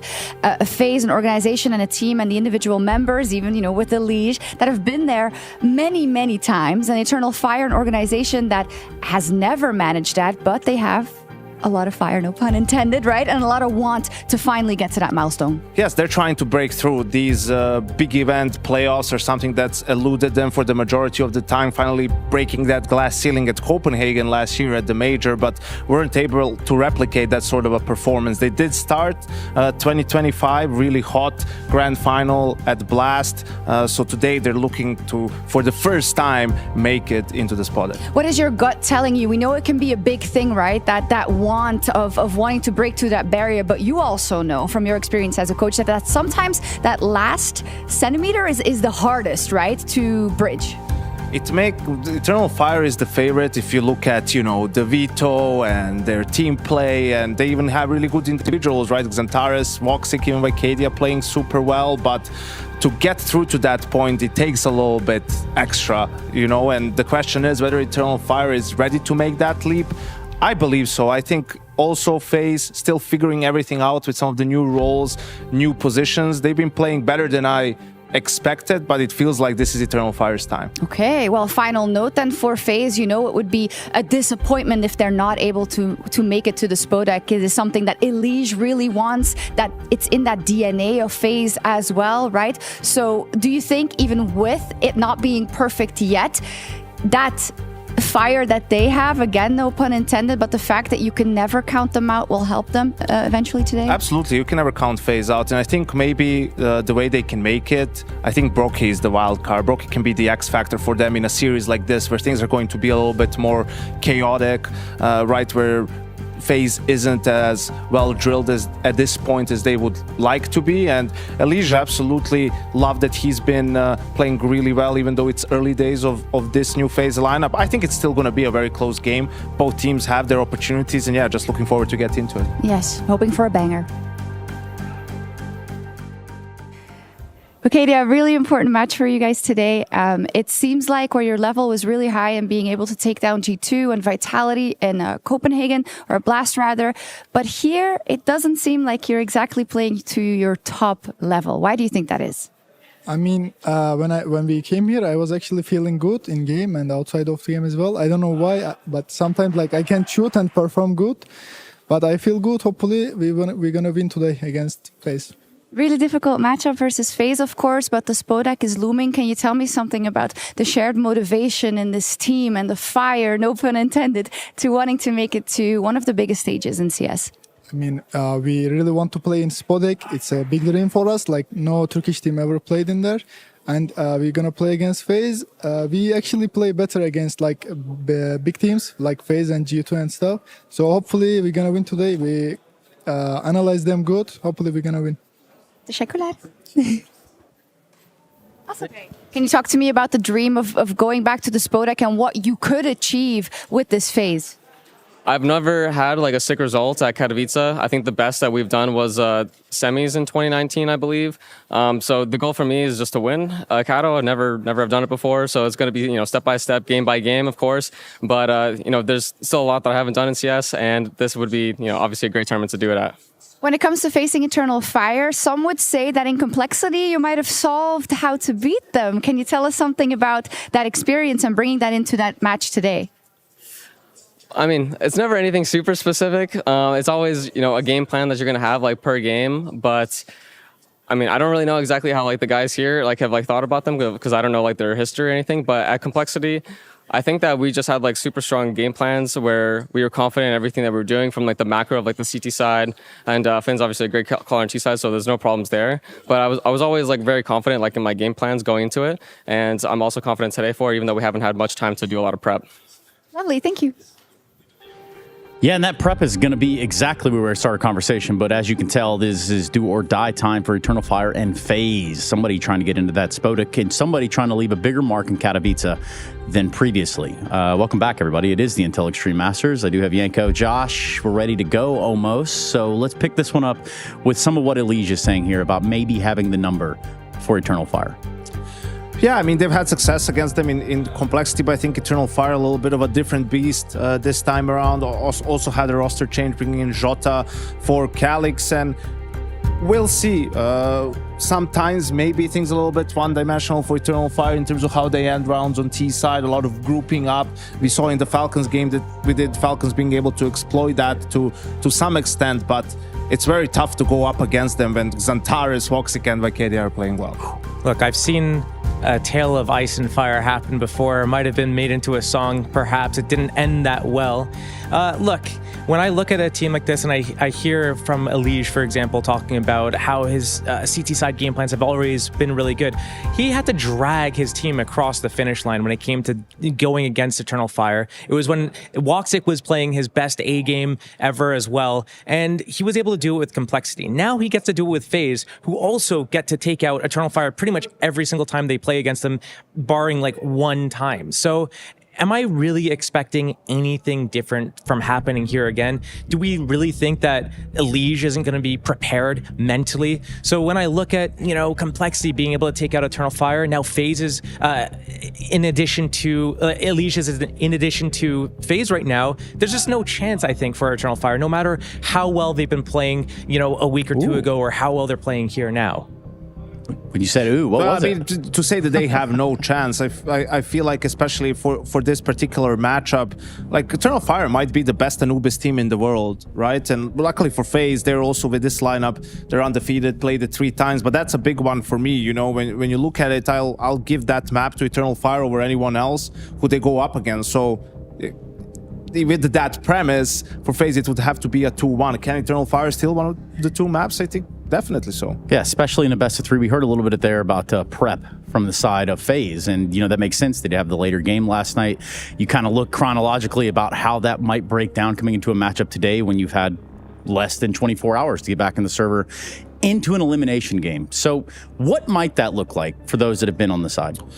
Well, the coaches are not getting much sleep. I'll tell you that. The players might. Both of these teams, their series finished late, right? Played the last series yesterday, playing the second one today, and we got to hear from them a little bit that teams were actually putting in the time last night, into some of this prep, staying up until 2, almost 3 in the morning, right? And then making sure you get enough sleep today, and that you go outside, get a little bit of sunlight for everyone's blood to start flowing, to make sure your players are awake before you actually present them the game plan and start working on the real nitty-gritty. Recovery, electrolytes, and make sure no glucose Sodium crashing here. And, uranium, whatever you were talking about.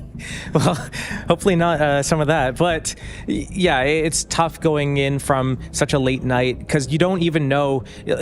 You want to take every team day by day, and you might have like this rough overall sketch outline of this is how this team generally likes to play, and we've maybe played them in a prac game a week ago or something like that. But until like the day of, you might not even know, am I going to make it all the way? Are we going to see each other in the game? So you don't do that hardcore preparation until you know for sure you're going to get that match. And if you don't get that confirmation until, midnight the night before, and then you have to play them the next day, you haven't done the real like down in the dirt sort of investigation into what you're going to expect. Yeah, and I'm not entirely sure who went to the depths of doing the research or actually going to talk to the teams to get that intelligence from them. And that intelligence would be the 11:30 p.m. finish shuttle into a 12:30 dinner, all the way up to 2 a.m. practice, and then Kerrigan calls it bedtime at around 2:30. So you start your day with a team meeting at 12 p.m., and then the rest starts to unfold at this point. I was going to say, you don't want to eat too close to bedtime because then you're digesting the food and your brain doesn't... I think it's something to do with because you're still digesting, your brain doesn't fully go into a deep sleep and you get weird dreams and all that stuff. You don't get good rest with that. Eat as quick as you can. Yeah, I'd say I agree. As the older we get, the less likely it is that you should be eating before you go to bed.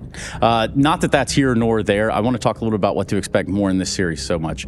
And in doing so, Yank, I want to look to you for sort of where we go in this series for a best of 3. Which maps are the comfort picks? Yeah, I think for Eternal Fire, no reason to go for anything other than Anubis, and then for the side of FaZe, we'll see. Maybe something like a Nuke.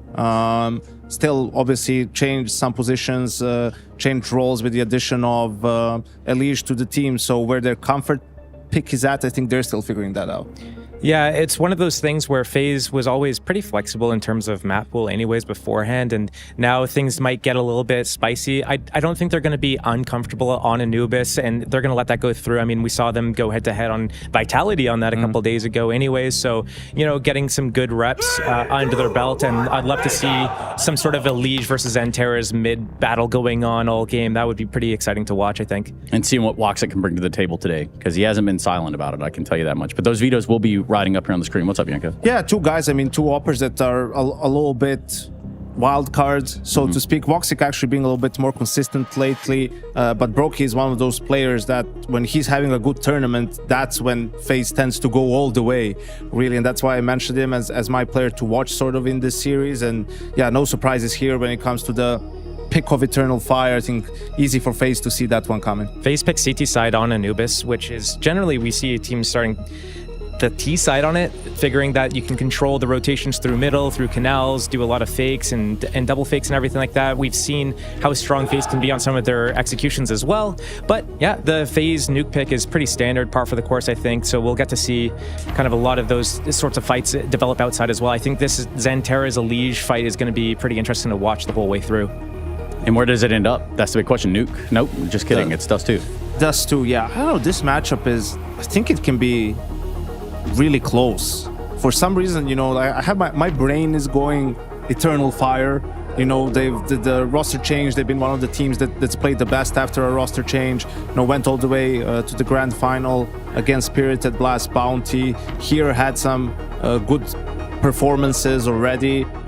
But the heart, sort of, it's hard to go up against FaZe Clan. Just to, you know, you look at the names and the history and how many times they were able to do it and how many times from the lower bracket. And also what they just did at the major, man. Like, that's the lowest that they've looked in the last 3 years, and still they were that close to lifting the trophy. It's almost impossible to predict against them. Are we getting playoff form FaZe?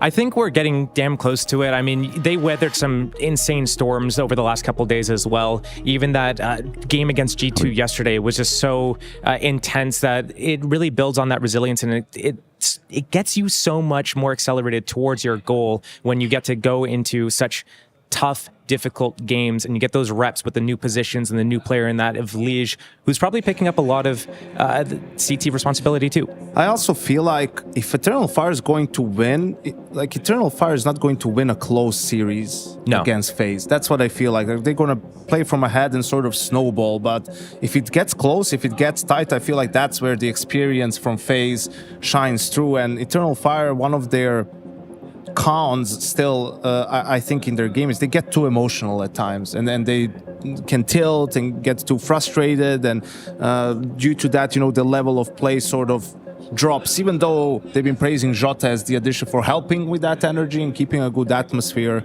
You know, I think in a close game, FaZe comes out on top. Yeah, I remember seeing a lot of games from Eternal Fire where they put themselves to dig themselves a big hole, where it's Major buying nades for the team and everyone's just got AK armor, and they're trying to like put these rounds together with no utility and trying to brute force it. And when they're able to win rounds and they have the economy to afford all these nades, they can get these really cool executions and strats. I've seen them do it, but when they rely so heavily on Woxic, on Xanterra's, and on Wicadia, just always thinking that they're just going to go win the game with just an AK, that's when it's like, who's actually in control of the situation? Is it Major making the calls, or are you just the star player? You get to decide everything. You know, being a star player is great. Or even in this case, what I'm going to ask you guys is about Major versus Kerrigan, and what is probably never really touted as, you know, like a battle. But I want to talk about what they're bringing to the table, because I feel like Kerrigan has done enough. He's done more than enough, but I think two veteran IGLs. I mean, Major in 1.6, he was in the French scene, and you know, they go way back in that regard now, trying to bring Eternal Fire further than any other Turkish team in history. And I think getting into the spot deck would definitely be up there as one of the biggest achievements in Turkish CS. Yeah, and I think we have to echo that sentiment. Thank you very much, gentlemen. We are just 20 seconds away from getting into this game, an elimination matchup that is separating these two teams. FaZe and Eternal Fire ready to duke out on Anubis first. We go to Nuke second, and should we need it, Dust 2. And what we need now is to bring our commentators into the fold. We've got Launders and Scrawny. Take it away, gents. Gentlemen, thank you so much for the breakdown heading into this one. Eternal Fire versus FaZe, spot in the Spodek. Mohan, I expect this game, no matter how it goes, to be an absolute war. Since 2025 has begun, and we're not that far in, but I need to say it, 5 out of the 21 games Eternal Fire has played have been less than 20 rounds of play. 1 of the 9 games that FaZe has played has been less than 20 rounds. These are close matches, for better or for worse, each and every time so far this year, because both teams still trying to piece together new rosters, showing promise, showing firepower, but now having to show it, and that it's worthy of getting to the Spodek. when we watched the Bounty, we saw Eternal Fire, you know, run through the bracket, into the land, take out Vitality and G2 on the way. FaZe could have been one of the teams that they played, and I think at the Bounty, they had the strength to be able to take down a team like FaZe, and I would have been really interested in the rematch. Now what we see is Eternal Fire having a harder challenge. It's FaZe who are a lot better over the last couple of weeks than they were starting out with Elige, and I think are getting really warmed up here at Kato. And Eternal Fire have had a couple of sour moments, so we'll see if they can stand to the test. That is FaZe, because I have a feeling they'll be at full strength. Eternal Fire come in as the betting favorites off of a grand final last weekend, one that unfortunately for them didn't show much promise, barring a game on Anubis versus Spirit, right? Being able to take Anubis off Spirit, no easy feat. We'll have to tap into that potential here and now as well. Dual Berettas from Elige hit the ground. It is an entry from Wicadia as he looks for second servings. The FaZe clan going to keep their heads down and allow for the retake to attempt to come through. It's going to be a long road for Frozen to get those dual Berettas into the back line. He opts not to go A main, but looks to join forces. So we'll have two players heaven who are boosting next to an enemy. And then that pinch from Bricks comes out. Brokey taps two away. Wicadia a little late activation. Rain finds the heaven frag. It's a retake for FaZe to start the day. Woo, a little lucky there for Brokey that Wicadia doesn't push through the smoke earlier. And Brokey, though, nice shots on the pistol round. Got to give him that. And he's had a couple of great pistol rounds so far here at Kato. So FaZe win that one narrowly, but they win it with the defuse, which will push us into a situation where we'll spend a little extra money to make sure they can deal with the force-up that's incoming. Letting him get away with this, that was the big one. Yeah, Wicadia, like, you know, he's already committed to the smoke. I mean, his teammates had already swung up, so it's that smoke volumetric now, a little bit bigger than you'd expect. Maybe when he jumped up into heaven and was maybe worried he got spotted. By this round for Eternal Fire, we've got Wicadia out of full kit of utility, Xantares with the main rifle, and a real deep nade to their setup position. Moments like that have you doubt. Yeah, right. Talk about feeling red. Yeah. And so he's throwing a nade from here. They're setting up the A play in 10. There is a lot of game tape out there of Eternal Fire on Anubis. Yeah, they're a team to watch, for sure. It's been no secret that they like this map, and honestly, there's definitely been things worth stealing from them. You know, like Majors hit B 12 times in a row and then switch A. We talk about Snax's repetitive calls. Eternal Fire do that a ton too. They just make it look better. Right. It's flirting versus harassment sometimes, but Eternal Fire, they know how to hit the same site over and over again in one half. They're going to try to take it down through camera. That's a beauty of a flash out of Wicadia. Remember that full belt of util he had? Brokey attack from three sides. Ooh, boy. Cutting through that one like butter.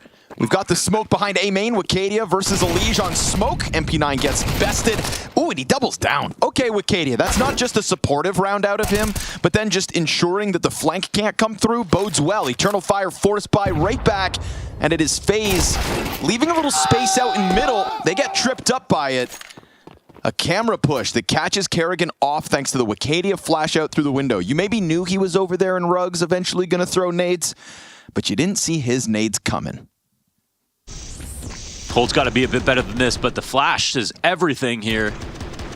And yeah, between Brokey's bad spray and his teammate getting full blind, there was pretty much no hope for that site to be held, and it's also because Eternal Fire gave a little love to take it over mid for the split. So they made that look like they had better guns on the buy. Really, they came in with the Xantares AK.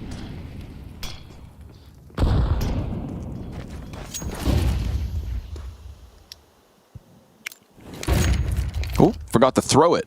He lit the damn thing. He's allowed to hang on to middle for a few extra seconds, but fire inevitable. Eesh, he peels away. 1/5 of his HP left over. Make out to 1 HP. 99% of that HP gone. And he almost still has a chance to rock with the Deeg, but he'll be the first one down in round 3.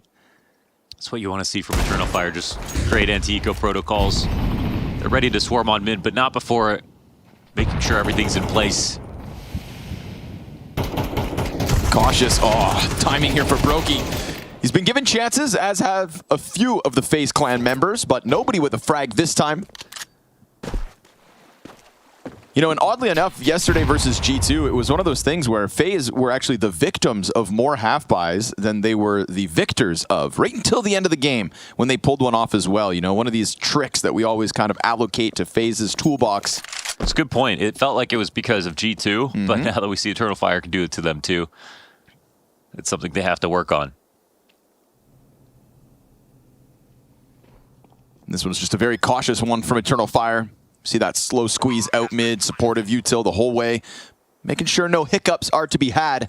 You know, this is an Eternal Fire that has been showing great promise as of late, but really wants to take it to another level. Santera is going to make sure it's just one death. Eternal Fire go up 2-1, and momentum's theirs for the taking, T-side Anubis. Maybe Eternal Fire will be the first good super team, Connor. Yeah, I don't define super teams, Launders. I'm not a smart enough guy for that. You can talk to Well, Boo they about usually it. suck. Okay. Yeah. They usually suck. And they usually especially cost a the lot. international ones. Right. Is there anything else you'd like to get off your chest? Some kind of preference for... Stick together. Who exactly? People near you. Launders tiptoeing through this round like FaZe Clan. USBs, single flash. Drink Canadian beer. Yeah, okay. This is a bomb, dude. This is the bomb over here. Ooh, don't get weird, FaZe. You know, you don't have to get weird. I know you like it, though. Ooh, I know you like it. They got him Kerrigan, scared. that Santera is down. Rain team kills. Oops. Thanks, Rops. Wait a second, the bomb actually did get dropped. There we go. Major here on cleanup duty, those last three players. Just really letting them get past the corners where those USPs can actually duel from. He gets 3 of them in the pit, tears their limbs off. Still, FaZe reminding us that if you're not careful, hiccups can occur.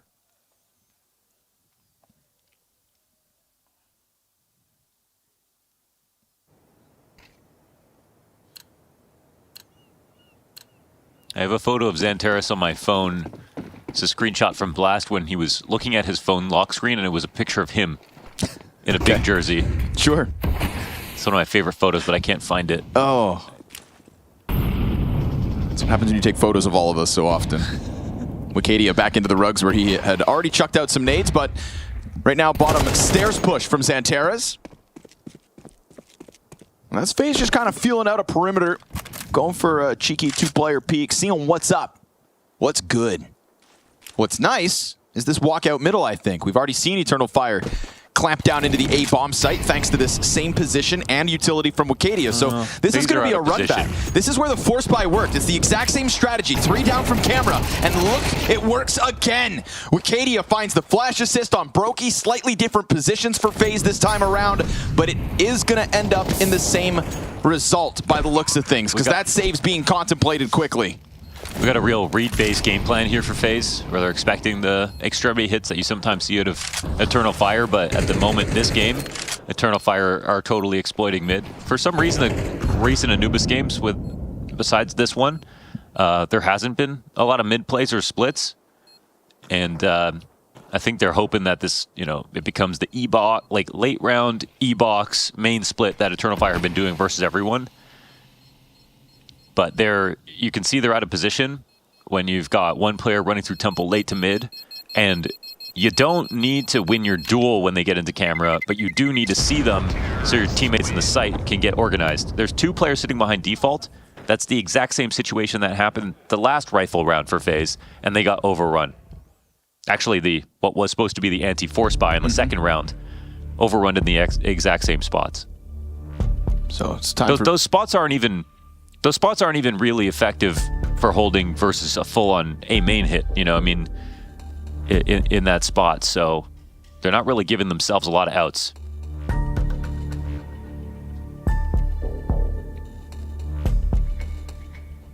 Nice to see a week-to-week evolution from Eternal Fire. Imagine having discovered mid on this map, it seems. Kind of said it like he would, I think. You just said that was weird. You kind of said it in like Middle Eastern. What just happened there? Launders, I'm scared. What just happened? Just a little cold in here. Voila. God, I think I'm starting to believe in them. That's what must be happening? You're starting to believe. Yeah, starting to believe that Eternal Fire might be able to tap into some real new heights. For this organization to reach the Spodek would be Xanterra's third stadium event, being Blast Istanbul in God knows what year. 2018. And the Copenhagen Major 2024. For a name that we have been saying for so many years. It's about damn time we start to hear it chanted in a stadium. Rain bought an auto sniper the other day. Yep. Don't do that versus Eternal Fire. No, it's not worth it. Yeah. Not worth it at all. Oh, dirty! Wicadia lines up the frozen frag. That's one of the 3 M4s. It can be grabbed by Brokey, so at least there's an extra set of hands to nab that. He fires from plat. Rain goes to clear dark, loses his duel. Madger's off to the races, man. 8-2 already. Wicadia right there with him. Beautiful tethering coming out of Eternal Fire. It felt like they were ready to go for that, but FaZe present the opportunity for them to truly commit to it when Rain can't win that dark fight. 5-1 T start. We'll keep this simple, man. The better team is winning right now. Eternal Fire's game plan's good. Shots are in. This round doesn't matter too much from FaZe in terms of what they come in with into it with, but the overall half is getting away from them entirely.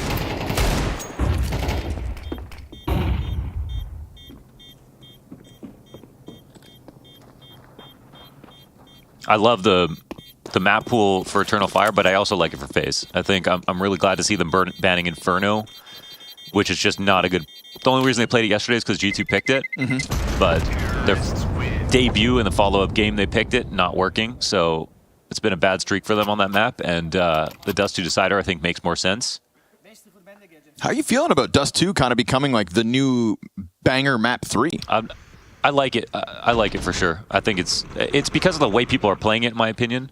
It's the people are using mid and cat way more, and the B splits just create way more exciting situations than the 5 long hits. And even teams who made the map really annoying to watch, like Big, by taking all their spawns every round and going long and waiting, they don't do that anymore. So I think it's become a very redeemable map because the meta is evolving in the right direction. There's also an evolution on this one. Eternal Fire going numbers strong towards main. This is looking like a Kerrigan AUG solo hold. Because of that early conditioning with the middle play, that's why we get 2 FaZe Clan members there at the start of this. We can see all that util getting dumped on the bridge. Smokes inside of Dark to keep them back, but Eternal Fire have changed it up at the right time. Worst case situation is Kerrigan has to smoke himself out of a molly, and his teammates aren't actually close enough. Ooh, he throws it down in front of them. Oh, gets away from him. Dude, they lost camera already. Major fast entry with that smoke on camera. Dude, this is the right call at the right time before FaZe. You can see FaZe trying to adapt on the fly, even off of the Neo pause. An Elige kill that could keep them back in this if they really want to take the chance, but they got to rotate around through CT spawn if they want a chance of getting into this, but they're not organizing quickly enough. Still worried about the mid flank. I don't even know if they're...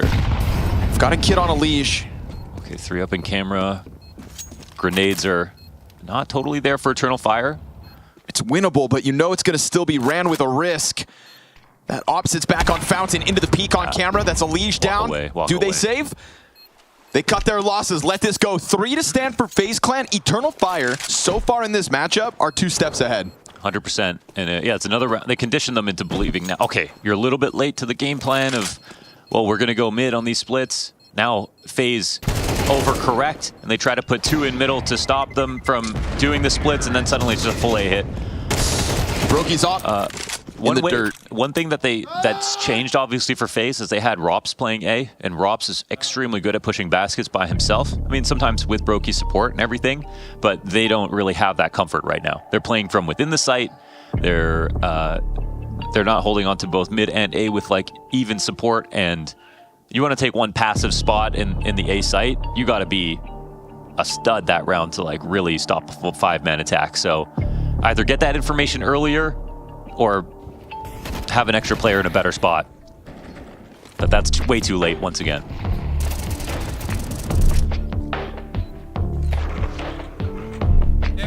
The no ROPS so far is being felt. Yeah, that scope in from the AUG felt awkward as the push came out. You know, the smoke grenade kind of forced Major, We see him sprint in, but dude, he's been finding entries on all sorts of positions so far this game. 9-2, right there with Wicadia. You know, the conversation around Eternal Fire is like, can they win if Xantares doesn't pop off? They can. And they can. It's been proven. And it's been proven as of late. And it's being proven right now. But Wicadia will take that nade again. The sight to Rug's nade is actually net FaZe quite a bit of damage so far, but what's damage when you are 8 rounds into this game and Eternal Fire leads 6-1? Kind of waiting for a sign from FaZe that this Anubis map is even going to get competitive. I mean, you know what Madger's thinking. We're going to go late to A this time, but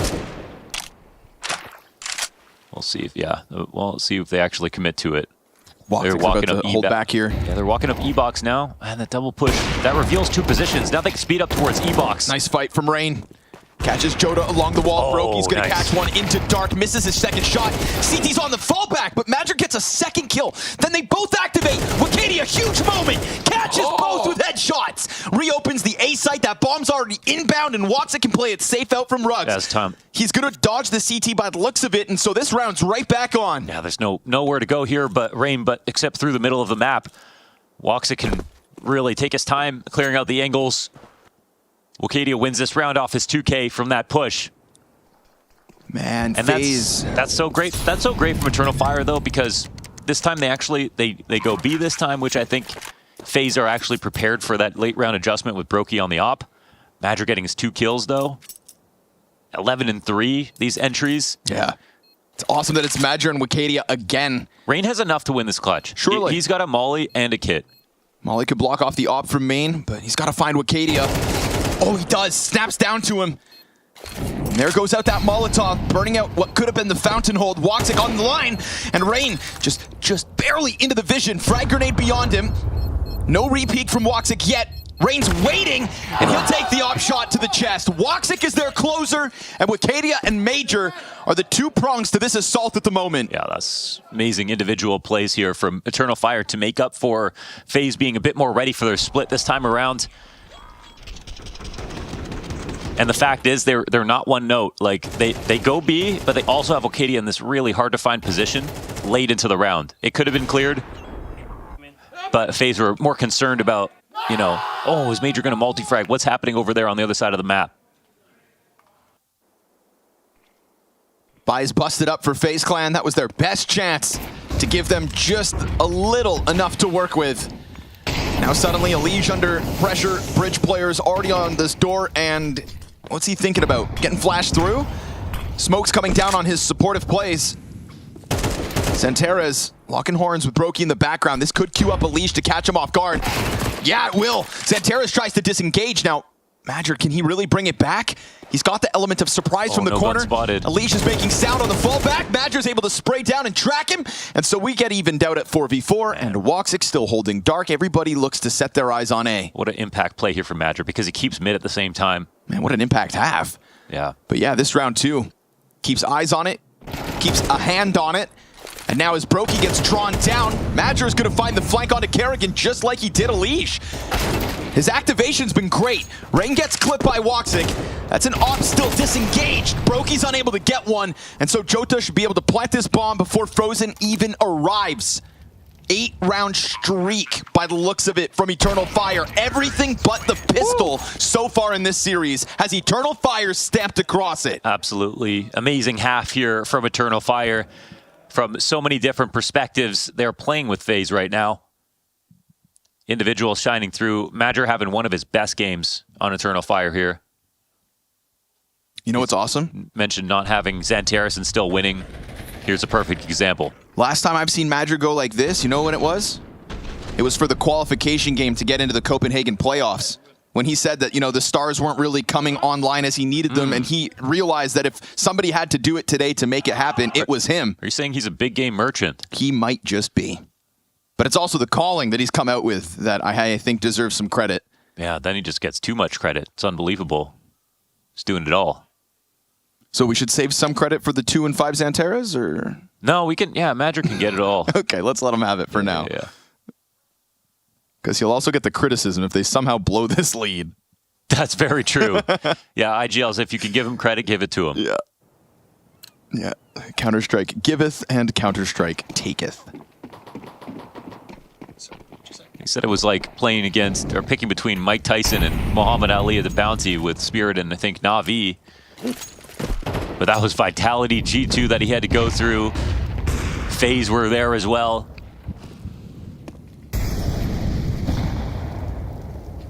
They made G2 look like Jake Paul. Got all the way to the finals.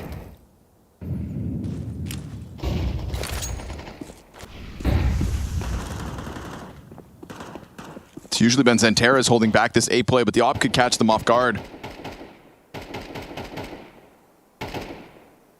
Clearly just more forward of an A setup this time out of FaZe Clan.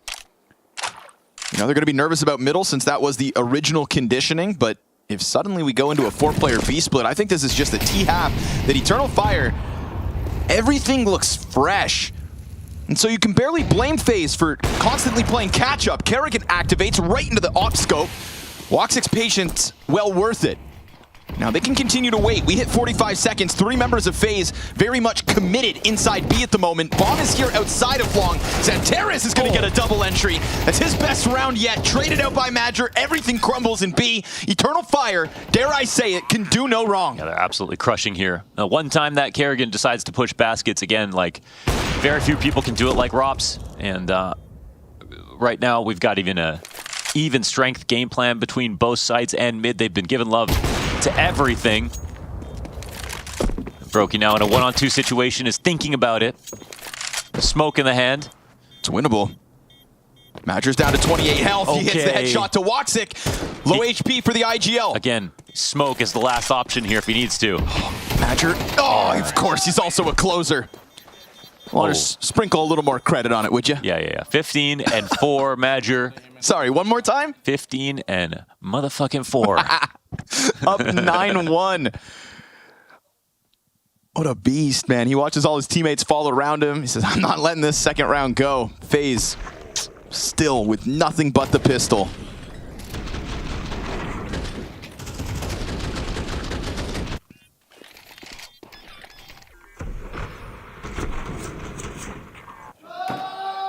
That's exactly how you play it when someone smokes the bomb.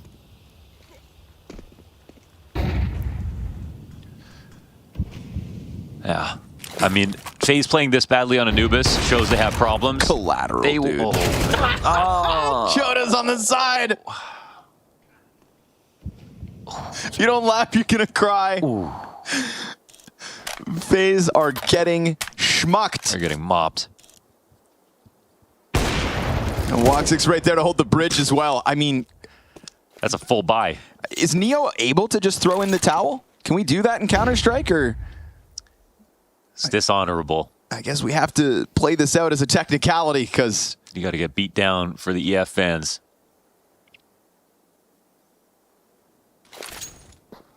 Lap it up. Eat while the going's good. Yeah, there are definitely obvious problems for FaZe right now, but like on Inferno, they improved some things. But as Kerrigan mentioned, it is gonna take some time. But they've provably made adjustments that are working. But clearly, those it extends to Anubis as well. 5 up, 10-1. Everything but the pistol.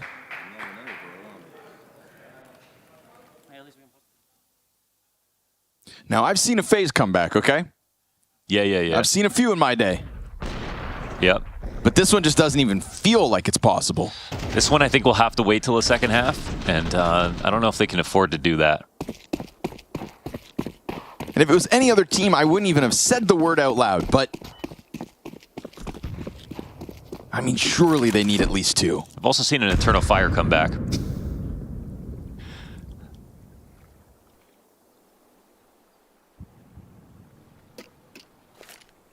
Again, lopsided scorelines just have not been the norm for either of these teams kicking off the year.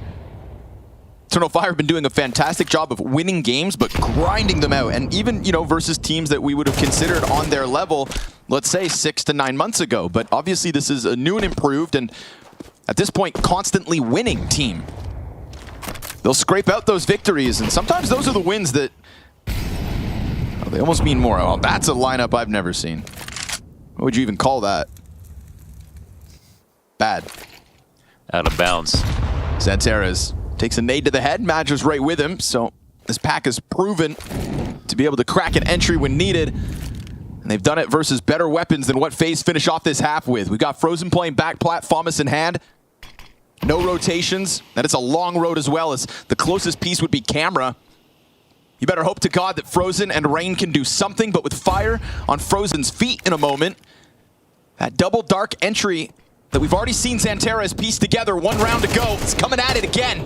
Waiting for the Rain Deeg swing. Both die empty-handed. And already you've found out that the A flank in Kerrigan again is going to find him nothing. 1 in 10 is the half for Kerrigan. Rops would never. Alish going to try valiantly to get that second round, to fight tooth and nail, as Brokey's put into another 1v4. This one doesn't even get close. And I'm not just talking about the 12th round, I'm talking about all 12 rounds.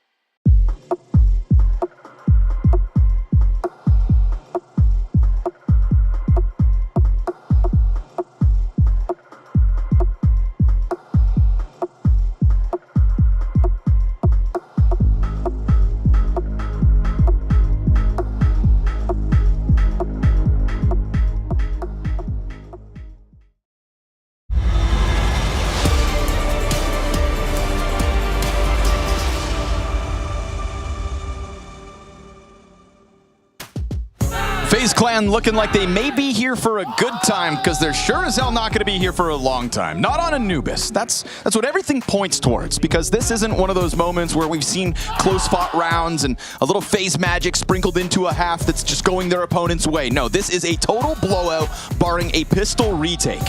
I think this is a potential for a 13-0, Connor. FaZe only won the pistol. A 13-0 is a 13-0, okay? Okay. 13 rounds in a row. Eternal Fire are on for that if they play their cards right. What a message that would be to FaZe Clan. What a message it would be to the Counter-Strike world. Yeah, no kidding. Get used to seeing them in Tier 1, taking down your favorite Tier 1 teams. Dark play. Into the site they'll go. It's currently stacked. You know, FaZe locking in. And Woxic sending him packing, at least for the one. It's a good amount of kills coming out of FaZe. Just avoid that 13-round streak, and it looks oh so likely. Armored Kevlar 1v3. Armored Berettas. But a smoke in front of him. Every great comeback begins with the pistol. And Wicadia slides out. Anybody biting? Anybody budging? Now that they've got that cushion, they'll get him down. All right.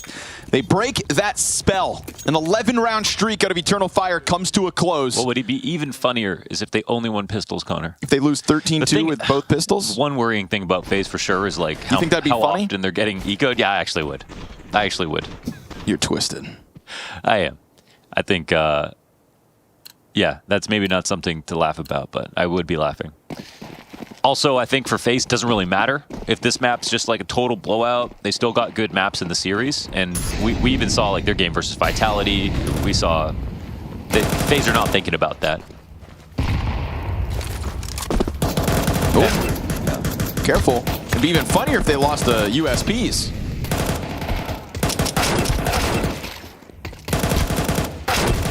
Good thing it won't happen. Sure about that? Yeah, Brokey makes sure it won't. If there's one glimmer of hope at the moment, it is Brokey. Topping the charts, 13 kills. Next closest is 7 on Frozen. So they get through those USPs, but man, even getting through USPs looked harder than it should. Yeah. Well, we switch over to this side. I think T side will be a different story.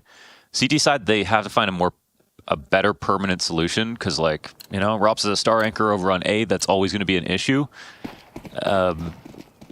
And that's why even though FaZe made one roster move, it's a world of change. It really is. But now on T side, I think this is where Elige can really show his impact. We saw it yesterday versus G2. Many X Factor moments. Slotted in incredibly well. Jota hits the dink, but the fire a little too much, and the back plat player dies. So nice, clean, convincing entries come out from FaZe Clan. That's really nice for the setup, actually. Could just elicit an early save call by the looks of things. No pre-flash on main. I think that's a really nice read on the way that was going to be held from Jota. And I think when he saw a shadow, he was super uncomfortable.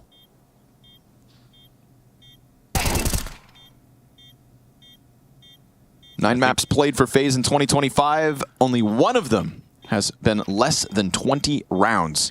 Feels like that's the standard we're at least shooting for. As FaZe finds success early on. At the very least in the second half. Woxic gonna make sure this comes with a price tag. Ooh, what a rain. Nice snap over to Xantares. And the more rounds and more moments like that you give to these FaZe players to hit shots, the more heated up they'll continue to get and possibly be once we inevitably move to map 2. You've had them pinned to the ground for 11 rounds. Don't let them get up.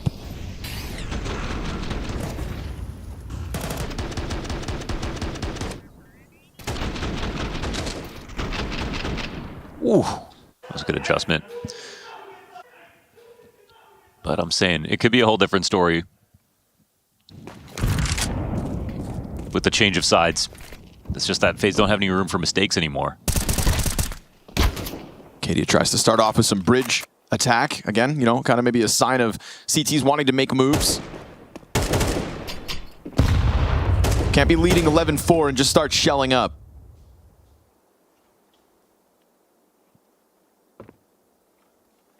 EF don't have much on this round.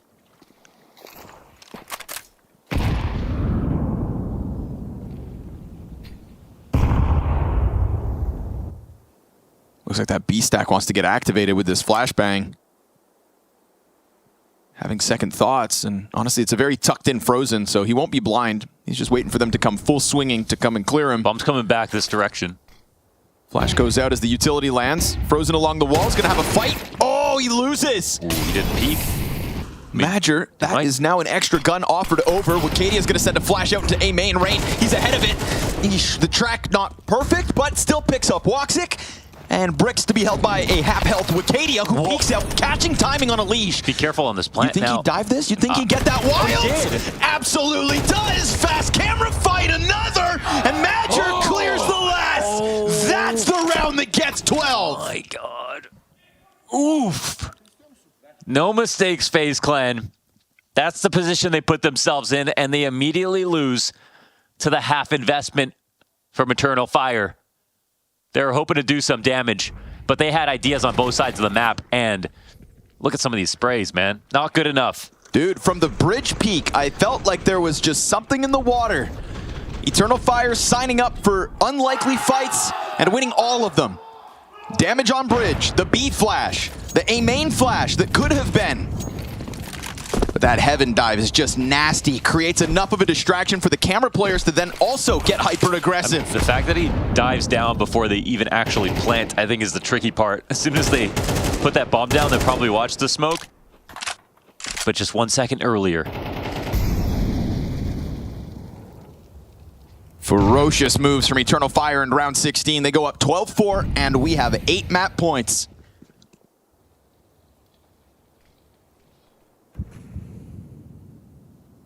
FaZe's margin of error goes from slim to non-existent.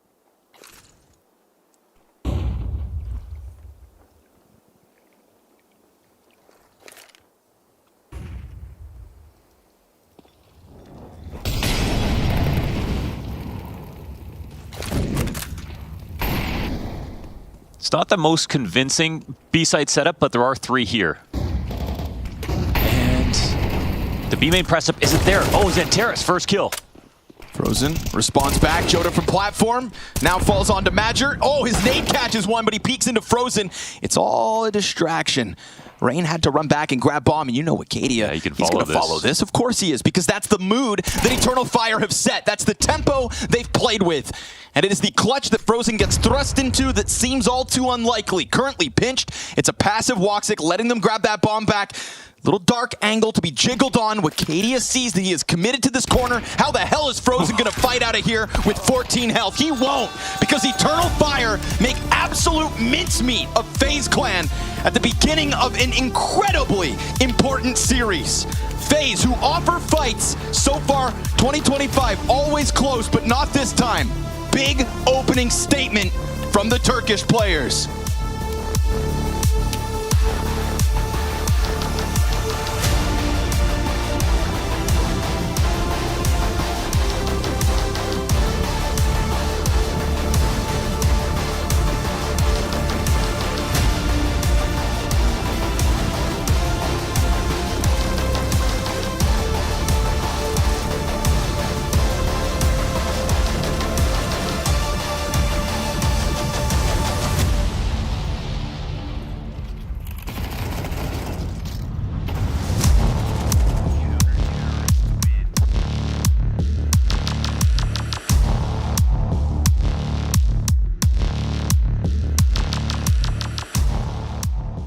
Smoke heaven.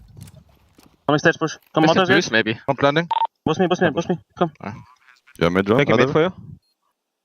Don't see. Could be in the smoke. Yeah, One next side. One walking main. He's dead. We're coming out orange. One more. Main. Heaven. Platform. Bit. Nice! I don't know how I killed two. Nice fucking shit, Rocky. Nice shot, bro. Huh? Boom. Side. Quad. Noob. Side. Noob side. Quad dead. One more side. Kerkon. Quad still.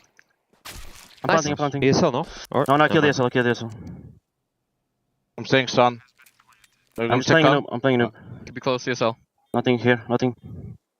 Staying sun. Pushing ESL. Yeah, my corner, right? Yes. Temple. He's holding sun now. 1 HP. He's gushed. Nice! Throws with the pistol.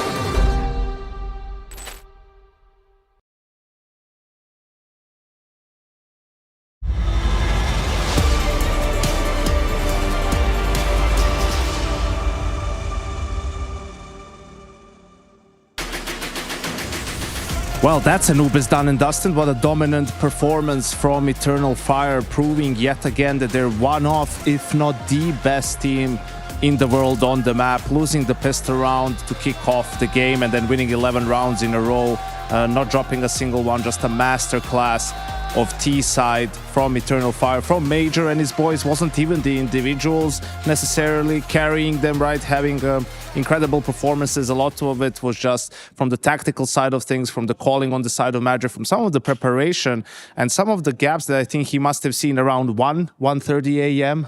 last night, because he was up until 2 a.m. looking at some of these rounds. So we're going to get into round 7 here. I just want to preface this by saying what Eternal Fire did before this in the force buy round and in the first gun round, which were two of the most important rounds, right? If you look at the minimap, in those rounds, basically they were focused on mid. They had a set execute where 4 players would just run to camera from mid. Vicadia from outside A would smoke Temple and just flash for them. And they did that 2 times in a row, worked perfectly. I think the anti-shredded FaZe plays a lot of 3-2 in the sides mid to late round and leaves mid open. So what's the adjustment for Major following the last time this round worked? We see the opening here. First of all, the utility towards the B bomb side. 2 smokes instantly, the lurk smoke and the smoke for connector. Then he adds 1 more from himself. So at this point, he's simulating a sort of a B pop, right? Like we threw some initial utility. Now we want to go. You spend 3 smokes on that bomb site. Look at the reaction from FaZe. Now they're playing 2 middle because of all the mid executes and the exploiting mid that happened from Eternal Fire. And these 2 players on B are occupied by the smokes. It's just Carrigan left on A with a Nog. And first, Eternal Fire is waiting just a little bit to see maybe someone goes for an aggressive play. They're setting up. You can see everyone is outside of A main. It's going to be a sort of a full A hit from their side.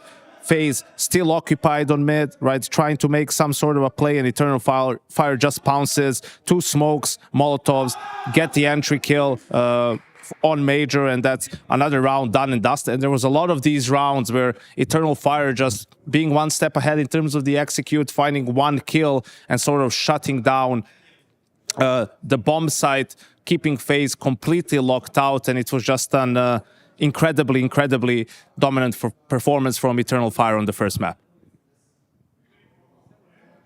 And I think we have shocks ready.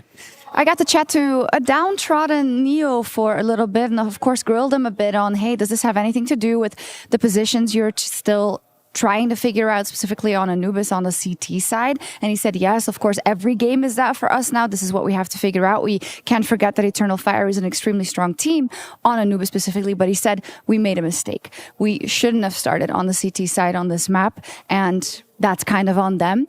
When it comes to going into the next map, he said there are a bit of difficulties because they didn't have a lot of time. They were up for a very long time trying to strategize and making this happen, but he says that is no excuse. Eternal Fire is dealing with the exact same things, and they are able to transfer it into energy into this match. So it's something that they definitely have to look out for. Yeah, a lot of things to be picked up here on the side of FaZe, obviously in the first map of this series. A bit of a non-starter issue here. I think we start this conversation on Anubis a little bit around that FaZe CT-sided start, okay? Tell me why that's a bad idea, or why it didn't pan out, rather, for FaZe. I brought it up in the, I guess, before the game started. It's because the map is incredibly T-sided. The way that the Ts are able to control that middle area and that canal area, it allows for these very fast rotations between the 2 sites. So why is it easy to take? It's because the CTs don't really have anywhere to play. At middle, you have a set of double doors, and then that's basically it, all the way until you get pushed back towards like 1 small brick you can kind of hide behind. Otherwise, it's basically an open lane and open access to the sites. Same thing over on the canals. You smoke off that dark cave E-box angle, and then suddenly the CTs don't have information. So now, if you do a little bit of pressure here, and then you go there, the CTs, they don't know what you're doing. They don't know if there's 5 there, if there's 2 there, if there's 1 there. And so what Eternal Fire did basically was they abused the fact that FaZe made these changes. They lost Rops, who is their small site anchor. On Anubis, he would play A. They moved Kerrigan there. And then Eternal Fire's like, okay, we're going to do these set A execs. Yanko showed how they did it. They did it through middle. They did it through A main, putting a lot of this pressure on them. going to abuse Kerrigan, quite frankly, getting into there, no problem whatsoever. And then now when FaZe decided that, okay, we're going to play more people towards A to block this, or we're going to start trying to fight out B main, they're overcompensating to a degree. And Eternal Fire is now staying a step ahead of that. Okay, you guys are going to play more people A, or you're going to peek B? Cool, Woxic will op you at B, or we group up and do a B hit when you're stacked A. That's basically the name of the game. I don't know why FaZe decided to choose CT. Maybe they thought they cooked something up. Yeah, I mean, was just a masterclass. Really, after those executes, you start playing a little bit more default. You know they'll feel forced to try to make plays on the CT side, and that's where Woxic started having a field day, just from stairs, getting a guy pushing out A main on B, getting guys pushing out early on B, trying to find advantages. And yeah, it's going to be tough for FaZe now, having to bounce back immediately on their own map pick. Yeah, we look at Nuke next. I just want to circle back really quickly to Zonteras versus Major. And let's just say, hypothetically, a little head-to-head here. They didn't need Zonteras to win this map, obviously, but Major definitely was there. There is without a doubt. Yeah, he delivered absolutely some entry kills, right, in some of these gun rounds, but a lot of it basically just how he called on that T side, how he game planned for this particular matchup, really put his team in just advantageous positions time after time where the players didn't even need to do a lot of work. I saw him in a few of the situations. Obviously, he was in a flow state because the calls were on point, but also he was not only opening the rounds, but he got some closures there too. And, you know, it's not that FaZe was not putting up any fight at all. It's that, you know, on one of the examples, FaZe, they're in I think a 3-on-2, and Wacadia is like hiding in a corner. He doesn't get cleared. He gets 2 in the back. It opens up the round. And, you know, it's all these small rounds where if FaZe is in the lead, they need to get that round to be able to springboard themselves into getting multiple rounds in a row. And if Eternal Fire has those moments on top of everything else that's going well for them, it makes things incredibly difficult. So let's switch it to Nuke. Yanko, I'm going to kick this one into your wheelhouse. Last time we saw FaZe pick this one up, it was Frozen in Rain, ownage over G2 over there on Nuke. Is this a bounce back map for FaZe, or is this where we say goodbye? It has to be, but the difficulty is, you know, yes, completely 2 different maps, but still you couldn't get anything going on your CT side right against Eternal Fire, and here they'll have to start on the T side. Obviously, we'll see what Kerrigan has cooked up, but I would look more towards FaZe's CT side.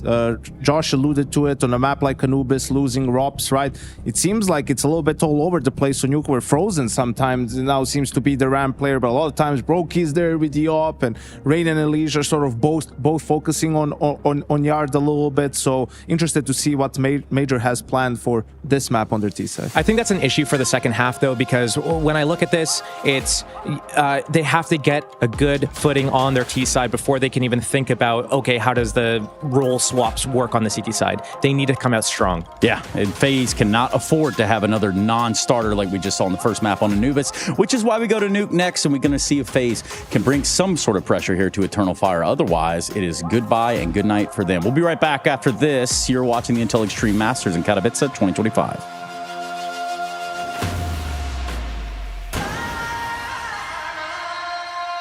What's your name? Lee. Lee, mate, nice to meet you. What's it like being part of the best crowd in esports? If you're not here, you're not living. Let's go, the boys! Hey! All right, for now, we're going to send it away. Let's show the world why we're the best crowd! You're champions!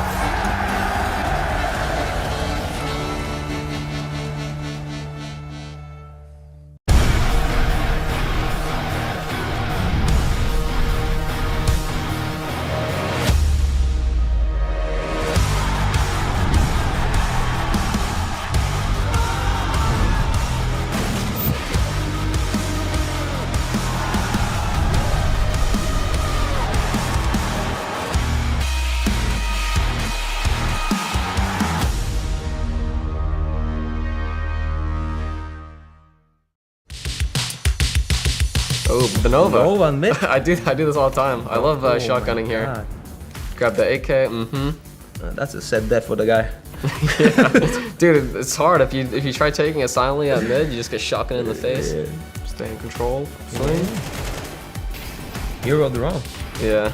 You're the VIP now with the AK. That was a big round. That was equal by you guys, right? Yeah. You just said Nova? You can get a lot out of just having a Nova on a lot of maps. Like even on Banana here, you can get a lot out of it. That's true. But some people don't like Novas. I only like it in some spots. I cannot. If I was playing B Mirage, I would pull out Max 7. You can do it at Inferno here. It's not style. I mean, this is a game against Mouse. Was Oh, the smoke looks a little off. From them? Yeah. Yeah, it went. I think they failed the smoke. Yeah, it looks like they failed it because you can, like, it went too deep, of course. But behind the scenes, there's a Finn is coming. He's running with the flash from CT spawn now. Yeah. And like they're just running full blind through the smoke. Yeah, yeah. Perfect flash from Finn. Yeah, but I think the smoke helped you, right? Yeah. I don't know how they got it so right. Donut smoke? Oh yeah, those are the feel good ones. We love those. That was perfect timing, bro. You pull out the AK. Yeah, it was really close. That was a bit big ass smile after this round. Yeah. We love those ones. Little donation. That's a delicious one. To the Elige Fund. Is this me? Or is this you? No. Oh, you guys are playing Vertigo. Yeah, this is a major. We are cooking Vertigo here. Yeah. It is against Vitality, yeah. But honestly, the round might look nice, but we are getting whooped at this point. The game is over pretty much, I think. So, yeah. Prior to this game, we played Spirit, where we picked Vertigo for the first time on the major, and we beat them. Then we tried to do the same against, we left Vertigo open against Vitality. And I guess Vitality were much better on Vertigo than Spirit were, because they, I think it was like 13-2 the score or something, like 13-4. Didn't work here. I remember this. Lots of duels, lots of angles. Oof. Oof. Oh my god, that's clean. Feel good. Feeling like Donk right there. It was like 5 seconds, you killed everyone. Yeah. Dead. It's hard to say like dead in these situations, so I'll just be like, I don't know. Honestly, I probably didn't say anything. If I'm thinking what actually happened, probably nothing. Because it's just hard. Everyone just died. Yeah. Usually there's like, they're coming out. And then you just focus on your crosshair and kill.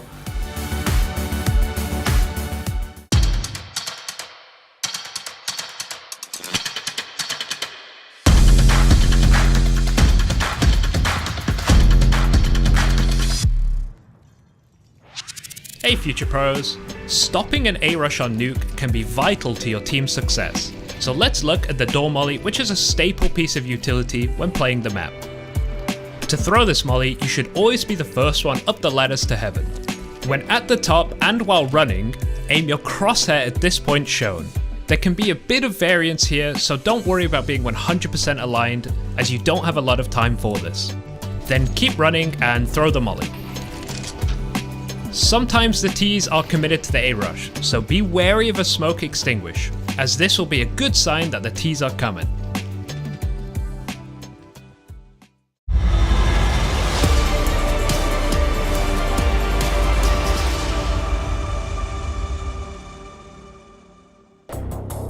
The Spodek beckons for one of these two teams. And up next we have Nuke, map pick of FaZe Clan.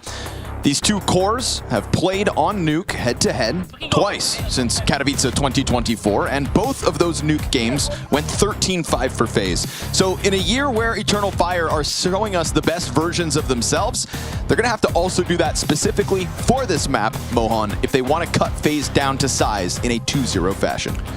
This is one map where I definitely feel a lot better about FaZe and their development so far. We had a fantastic game yesterday from them on it. And it's also one where Frozen just goes 1-for-1 with Rops on ramp, which makes a lot of sense both on paper and in practice, it seems like. Of course, there's a lot of brokey action when it comes to playing inside of ramp, but that's a lot because Rain plays outside and does that with just a rifle.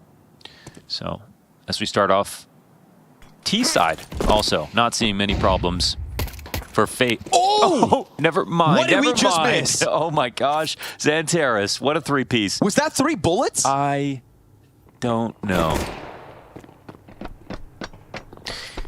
Man, they threw the far smoke just because they needed to. They're like, oh, if we get to that, then we're good. And Xanteris is there spotting front of Unbreakable.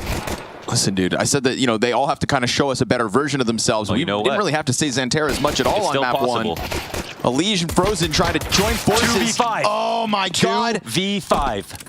Xanteris did what felt like enough, and now suddenly Wicadia 1v2. Is this the new late round duo for FaZe Clan?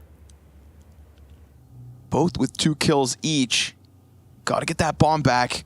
Wikadia's going to peek out, finds them in garage, or at least the one. Didn't actually see the second. Now he has. And so they'll scoop bomb up. 20 seconds to spare here. Wikadia ready to let the Berettas rip. 2v5. Extremely clean 2v5. Wow, what a statement from FaZe. That's okay. That's a very cool round between Elysian and Frozen to think about, that they're able to pull this one off.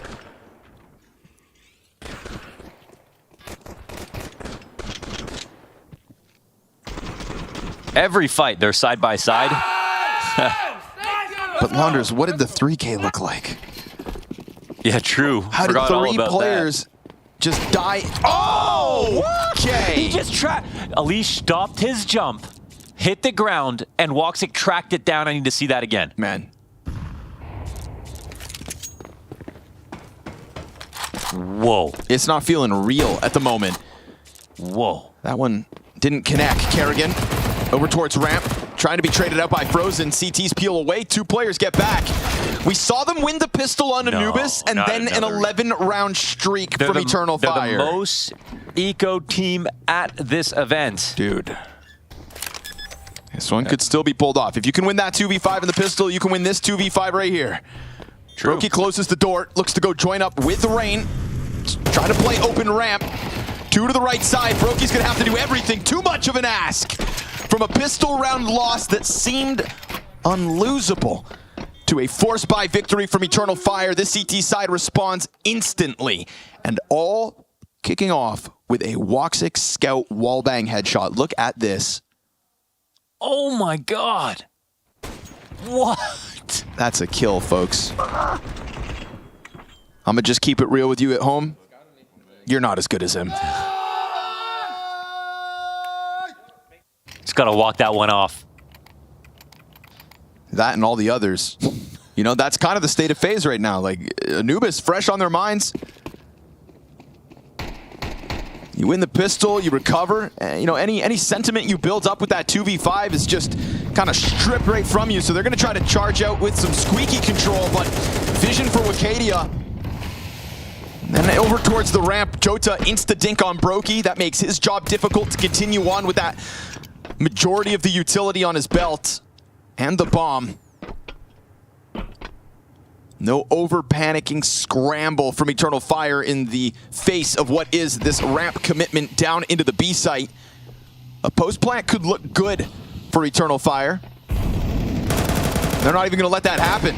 Wikadia slides out from single door. I thought maybe they'd set up for the retake, but they just get disruptive instead. Frozen connecting with 1. As Elige gets the kill, it's Elige to have to go for the bomb plant as well. Still surrounded, still desperate. That's the case.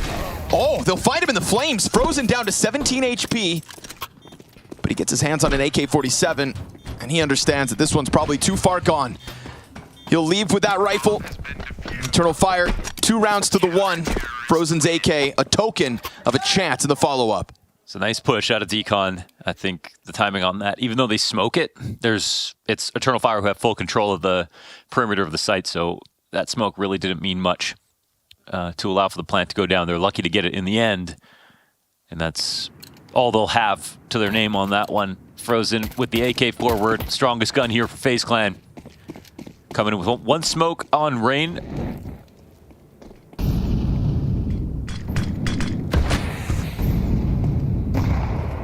And another plan to go outside. Nothing has happened for free outside yet.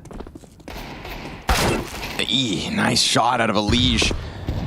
It's going to put Xantares down for the time being. Good reaction from Woxic, snapping up to deal death to the pistols. He's got the magnet right now. And Wikadia's got the back turn to him. So Frozen emerging with that 1 AK, saved from the last round, tried to be put forth as the last piece of this 4th round. Instead, Eternal Fire win it for the 3-1 lead. This is scarier than Anubis because, you know, we had the major carry on Anubis, but now we have Woxic and Xantares both having really strong rounds on the CT side. So that's going to be the worst case situation here for FaZe.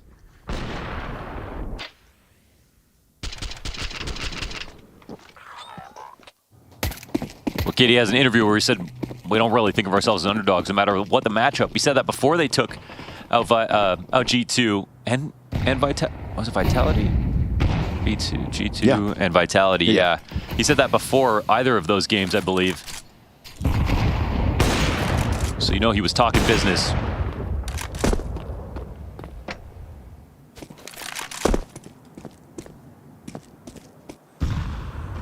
Not immediately losing a player outside is actually a solid start for FaZe Clan. Kerrigan top silo, 2 players down beneath him, and Brokey sending utility out from spawn. So we'll see what the plan is, whether Elish is trying to be fighting for the secret stairs. Obviously that path to garage also open. Xanterez waits out in main. Perfectly positioned to counter Rain's attack, but as he runs through the site, he loses 40 health. Frozen hears that damage being done. Him versus Wicadia goes the way of Eternal Fire. 5v3 comfortably established. The only thing that FaZe have going for them is this Elish Heaven Wrap, and even that is being watched. They have so many resources to watch this. Missed. Big crouch underneath. Elish to try to crack open the site. Okay, little weird on the ladder, and Jota's gonna win that duel. Sends a bullet up over the lip of the edge, and Brokey makes a sprint towards ramp, which is already being passively held. Jota keeping eyes near it, but not quite on it, which means the bomb is allowed to go downstairs, and Kerrigan catching a kill on Xanterez is big. It puts him also down towards B, making a lot of sound in the process. That secret approach is one thing, but Jota still from ramp sees nothing. Kerrigan is trying to keep him alive in this. It's allowed Brokey to get off of sight, and if you put Brokey into a winnable round like this, it feels like he can always somehow come out with the clutch. It's a back turn from Wicadia. Easy pickup on that one. No smoke. Jota's gonna try to find that bomb. Oh, he's got the kit. Brokey comes running in, closing the door with the wall bang. It's good damage, and a jump one tap from Brokey. 1v2 made possible by the Kerrigan clawback out Squeaky. Man, that was beautiful because Kerrigan got his kill upstairs and he took Vent, which is the fastest rotation down lower at the same time as Brokey slipped away. Jumping bullet tap in decon to win this round. This is a done position, right? Eternal Fire, when Xanterez caught Rain trying to sneak into Mini, they knew it was an upper split. They knew the exact play that was coming their way. They even stopped Frozen inside of Squeaky. The only way that's won is if FaZe pull off a mid-round like that. The bomb going ramp by itself while Kerrigan's going out at Squeaky slowly. I thought for certain when Jota got that awkward kill onto Elish into Heaven that was just enough to cement the A defense. Felt like Elish had to be the X factor, but Kerrigan throws his hat in the ring. But off of the back of it, we've got a wobbly economy from Eternal Fire. 6 rounds into the game. Lighter util, but Woxic's op still in this. And he takes an aggressive angle on Squeaky Door. A lot of bodies up in that lobby for FaZe. Now he's just going to cement himself right here. 4th person added to the approach. Great flashbang, reveals the positioning of the op, and that's more information for Kerrigan to calculate with. Molly is not spreading towards him.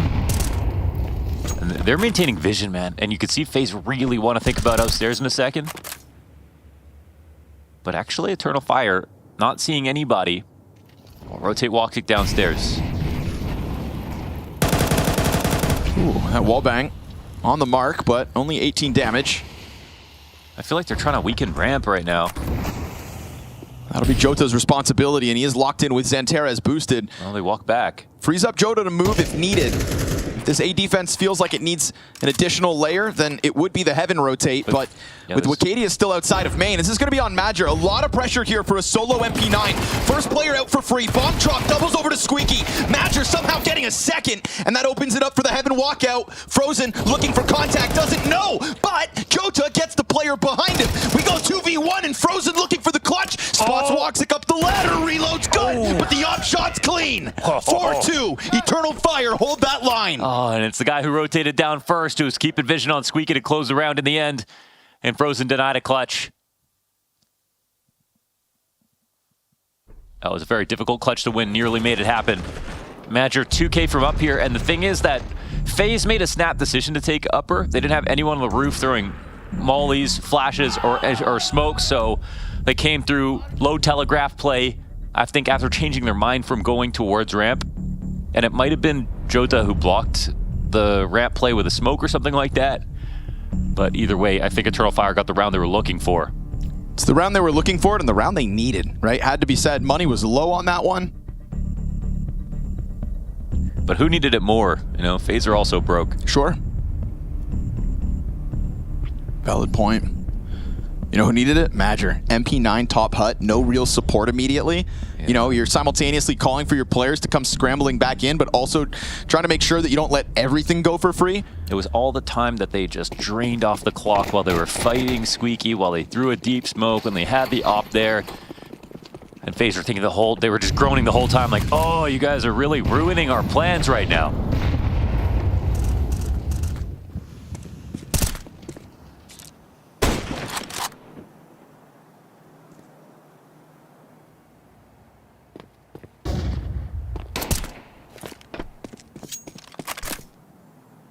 Now the plan is get Kerrigan's scout to do something.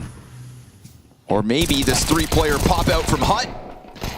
That rifle goes flying, unfortunately, so nobody able to reclaim it. And Kerrigan will bring one down outside, but that's majority alive to pick up M4's. What was that rifle bounce? Yeah, that went flying. I think you shoot a grenade, it doesn't do anything. He must have shot it while it was dropping. Hit that bad boy. Point stands. You know? Should be able to shoot grenades.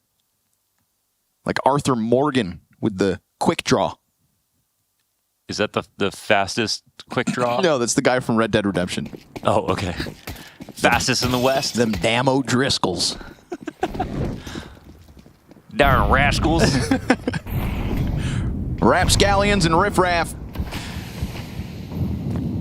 And some damn good counter. Buyback for FaZe Clan. Trying to chew into this 5-2 lead. Well, right now they're chewing on cement. On what? Cement. Oh, cement. Okay. No, I said cement. Don't play with me, boy. Okay.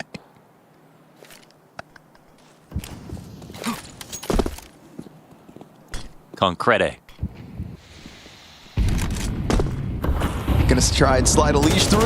Yeah. Oh, they tried again. Dude. They knew he was there too. Right? Oh. Same position Zanteris has already picked up kills from.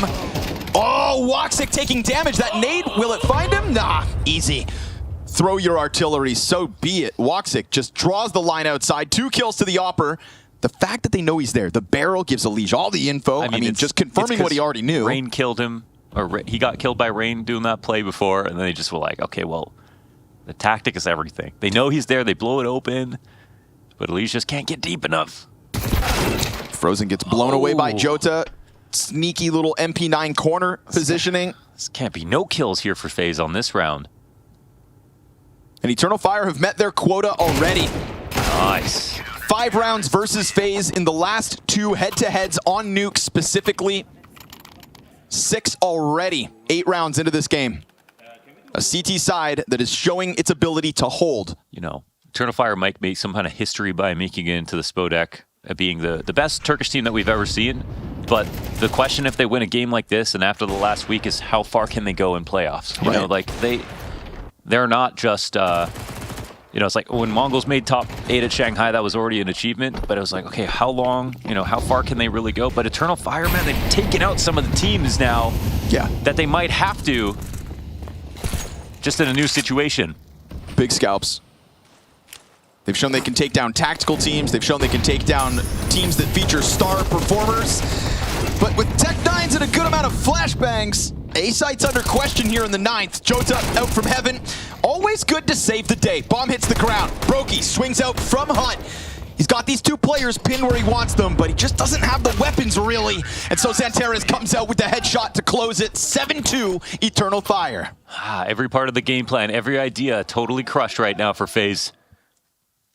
Even the tactics that are showing us the correct opportunities are not working. Plus you have Zanteris having a great game. Plus you have Wox having a great game.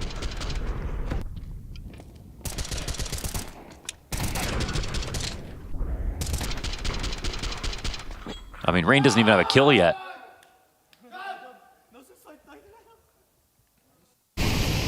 Stay sharp.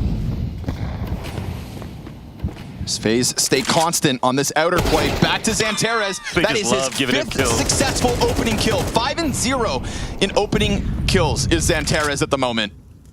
Main is shut, whether FaZe want to accept it or not. B, though, has been open, but Wicadia, jumps the gun on the spray down, and so they're going to reclaim a frag back. FaZe Clan can indeed hit B with smoke out from the single door. Woxic's going to pop it, but he doesn't expose anybody just yet. And we get a second player, Xanteres, down in through that vents, and he's ahead of the secret player at the moment. He is going to split the 2 waves of FaZe. And so by striking down Brokey, the site's been cleared, but the flank's right behind him. It's going to have to be Rain's first kill, and it is. All the while, Frozen's taking his time to get down from ramp. They can actually get this bomb back and go upstairs, though. So I don't know. I guess Frozen can flank him, but Woxie okay. didn't see that. This is big. This is a big one for Frozen.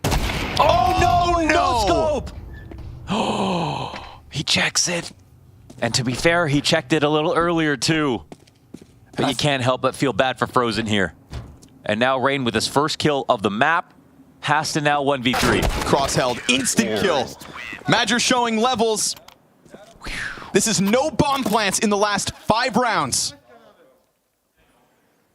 This is no mercy, man. Ever since that lighter buy was added to the board, in round 6, Eternal Fire have not looked back. Dude, it's so funny. Like, they're like Fall Guys looking at trying to get it into Xanteres' spot here. All these different ways. Throwing different pieces of utility at it. Sneaking in, running in, coming from above. None of it sticking.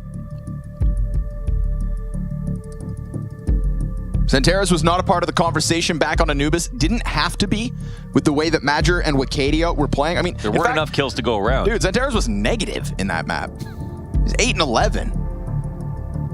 Which is a beautiful formula for Eternal Fire, that it doesn't just have to be the star that we've spoken about for years. The guy who didn't have a team good enough to win with now does. You know, there's a conversation to be had now about Joda joining this team and taking it to a whole new level as well. The conversation about best off-season roster moves is in the air, and this has to be a contender. Eternal Fire, beastly. And sitting pretty, 8-2. Already taking over lobby control versus the Armored Tech 9s of round 11. FaZe Clan keeping enough money for a real buy in the final round of the half, but there is no respect offered by Eternal Fire. This pace, this tempo, the consistency in their sight holds. FaZe Clan can't buy an opening. Kerrigan will slip out from hut. I say that, but now all of a sudden he does find one. He didn't see him top hut? No, he never saw Joda. He will eventually. Kerrigan's just chilling in the back of the A site. Whoa, there he is. That's a weird shot, though. Oh! Thank you for saying that. Okay, because it was hard to see us. Yeah, it's still. That's a weird shot, man. It was. You're at a lower angle. He's kind of looking away from you. I was looking at that. I was like, you can barely see him over this hunch. Yeah, his head. You can't differentiate the head from the shoulders, and it's a Tech 9. We're also being nice, but also keeping it real here. That was a little awkward, but good dink on Madger at least, but then Joda and Xanteres right there. You know, the tethering from the Eternal Fire squad is so good. It feels like every kill or death has trade potential, and more often than not, that trade materializes. Xanteres, he's going to give them a taste of their own medicine. Yeah, little jumping frag. 9-2 up our Eternal Fire. Bro. Are they even going to pop off when they win this game, when they get into the Spodek? Like, are Eternal Fire going to pop off, you ask? Of course. We got a FaZe. They haven't even made him sweat yet. It's a tough shot. I'll say it one more time. Takes Brokey out at the knees. Double op setup here for Madger and Woxic to finish off the half. Still just playing out on variations.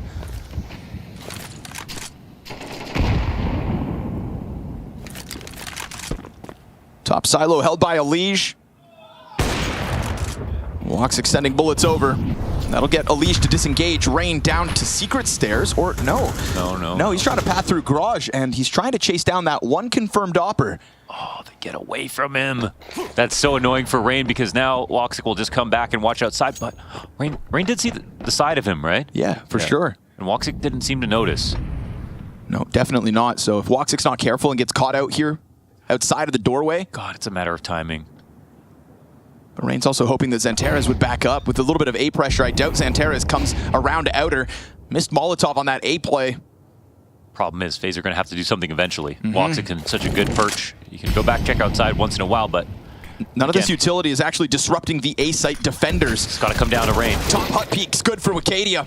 Locks that one in as the smoke goes down squeaky. It is just another dose of desperation, but Rain with maybe a path to excavate back site. He's going to fire towards hut soon, but if he doesn't clear back site, now he's got the double potential. Yes, Rain. Yes, triple kill. That's the saving grace. Finally, a moment of X Factor that comes up to FaZe's favor. A rare occasion in this dominant half of CT play from Eternal Fire on Nuke. But as it is the final round of the half, it will be the retake attempt. Utility to flush Rain into the open. Joda trying to get off ladders, always going to be desperate. Rain on for the ace now. Single-handedly dismantling this A site from their own backline. And there's nothing Joda can do about it. 3 rifles trained in on him. This is FaZe to get a 3rd round. 3 rounds of a T side on their map pick. Eternal Fire's T half is going to have to be clean. Oh, he got it! Ace for Rain, 1 for the road. A reminder of what FaZe Clan can do when Eternal Fire aren't stomping on their throats.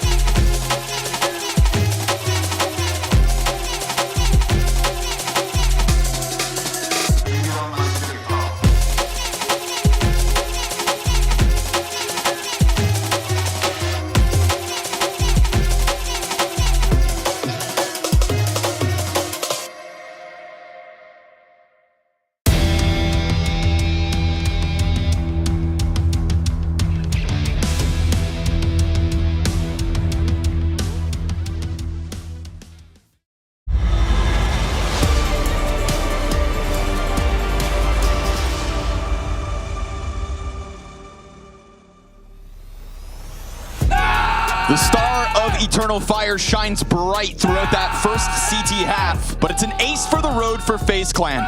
And if you give them an ace at the end of that half, that means you give them belief at the start of this one. Definitely. You know, that's what they quoted when Rops had the team kill versus Vitality. That's the little lifeline. That's the chance for us to come back. You're a team that definitely don't pay attention to the score, but straight facts right now, man. They got smashed on Anubis. They're getting smashed on Nuke. And I don't think Eternal Fire are afraid of them coming back. You know, it's a grace we give to the likes of FaZe Clan because historically they've pulled off comebacks as they have. If it was anybody else, I know I've already started the conversation about Eternal Fire taking that victory lap. 5 players up into the ramp, they'll go. Frozen finishing off what Brokey started. 2 clean headshots added to that. This is why Frozen should take all of Rops' spots. Tries to peel back, re-engages, Rain's here to help him, and so Pistol scooped up with the 4K from Frozen. I just want to say, man, I think like when you see Rain and Pit on Inferno, Kerrigan playing Aeon Ancients, and then the 1-for-1, which is Frozen and Rops on ramp, on Nuke, I just want to see, you know, it's just not how it works because Frozen plays so many different spots and he's good at them and used to them, but like as a player, it would make so much more sense for FaZe to have Frozen just take over all the anchor positions and free up Kerrigan and Rain to be in those rotator info spots and just like make him, maybe he'll take a small dip in performance as he learns them, but everyone else has to as well. Yeah, for sure. And I think you lose more than you gain. Everybody else is Anubis, A-site, man. Frozen there. Frozen should be there, not Kerrigan. You know, that just doesn't make sense. Sure. I'm gonna live and die on that hill. I don't think you'd be the only one. I mean, if we say it's going to be growing pains for Frozen, go back and watch Anubis and tell me Kerrigan wasn't, you know, struggling as well. And he's a great player. He's going to get good at those spots. Yeah. It's going to make sense.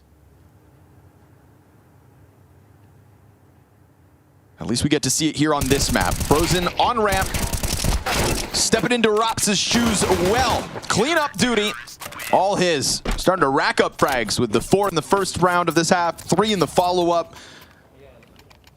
That's both pistols. And then some. In fact, Eternal Fire haven't won a pistol in the series. Haven't needed a pistol. Wow, they're actually failing. It's the first time they haven't ecoed them. So it's because they went full Glocks so that they could come in here. Round 15, full purchase for the Eternal Fire squad.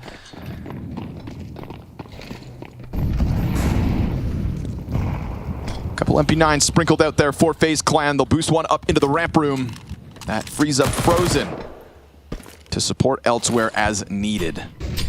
Nice grenade. Half of Joda gets blown away.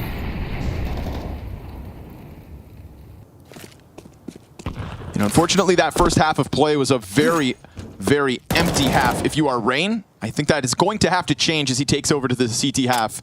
And I think an ace for the road is kind of exactly what he needed. Get everything back online. Wavy utility down into the A site. Kerrigan peppered by it, but it's really this hot emphasis to take over site. Frozen just gets blasted away. Kerrigan's SMG trying to reclaim some control, and it's good spam damage out from main. Flank activates around lobby. Woxic's actually drawn forward. Does he miss this timing on Brokey? No? Nah, Brokey still back. No, I think Brokey stepped out and walked back. So maybe Brokey has a chance now to get this kill. Woxic finds the contact. Brokey still able to test hut regardless. Xantares is going to get one from backside. Rain finds his headshot. Down to 2v2 with low health. Oh, and they clear him fully. Major backside was lights out on Anubis. In for the clutch. Oh, but he gets dropped by the SMG and FaZe doing FaZe things best. Okay. Brokey's hyped about that because he actually pulled a slick move. He took the fast strap coming out of trophy. Woxic went to clear, and then he thought that Brokey had slipped into hut already. Brokey was still there waiting, and that's the only reason he survived long enough to win that one-on-one. Oh, that was the kill. I was like, how is that so clean?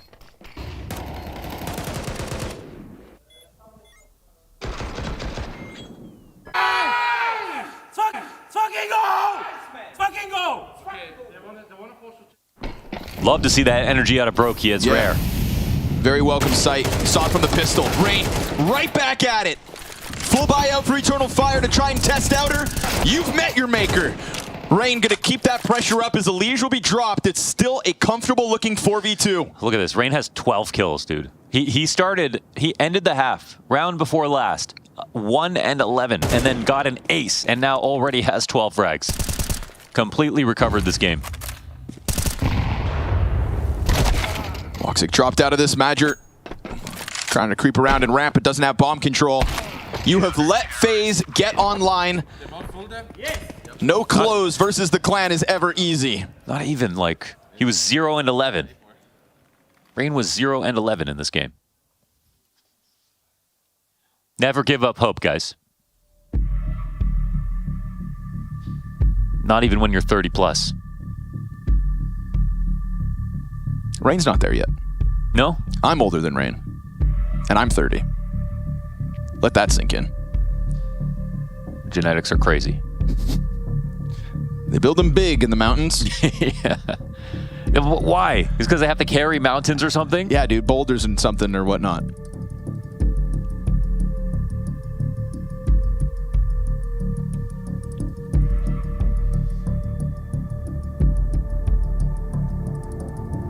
Four rounds straight from FaZe Clan. Pistol, conversion, gun round gets shut down. This last one, kind of the most convincing of all so far out of FaZe.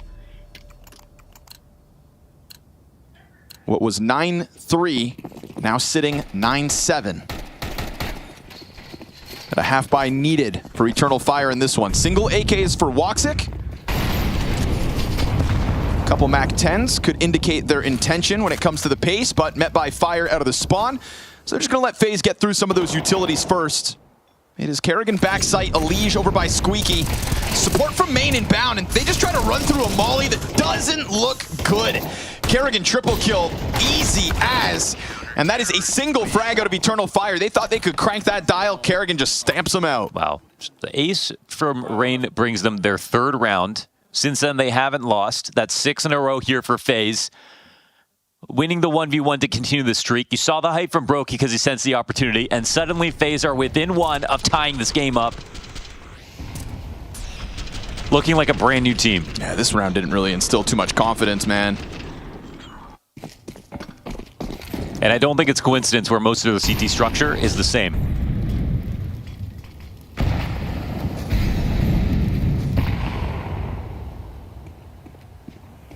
It's like the one CT side that looks the most like the Rocks version of FaZe, but from acing at the end of the first half to trying to take this kill versus Xantares, it's Rain out of this one with nothing. Instant trade frag back from Kerrigan. We could talk about the recovery of Rain. I mean, Kerrigan's also on that journey. Not with an ace yet, but look at this. Madger has slipped the net out hot, finding a vacant upper bomb site. Oh man, they just gotta go back lobby, yeah. Like they have a winning spot now. I mean, it's like, how are there 4 CTs? Not a single person upstairs. Elige's gonna come back from main. He's gonna get eyes into lobby. A fast step. Madger's surely gonna take this. Madger's still just sitting back sight. Kerrigan starts to flank back around. Madger gets the duel, but Elige just straight up wins it. And all of that hinged on hanging on to the A site by the time the last 2 players get here. Mind you, it's still not incredibly well defended. One top hut in the op on main, but Brokey's not missing now. Brokey's not missing, and neither are FaZe. 6 straight to tie at 9. Ooh, Madger, just a little lack of focus right there. That was a really, I want to say, winnable duel, like especially when Elige took a step that was heard from the back of the site. Elige didn't know that he was back there. He wasn't willing to take that peek in that exact second, and that gave him the chance. Can't believe there's a chance that we actually see FaZe take a lead in this map. Another half buy comes out. Now, after what we saw yesterday, the scoreline didn't make sense. You know, 9-3 down, 1 map down already.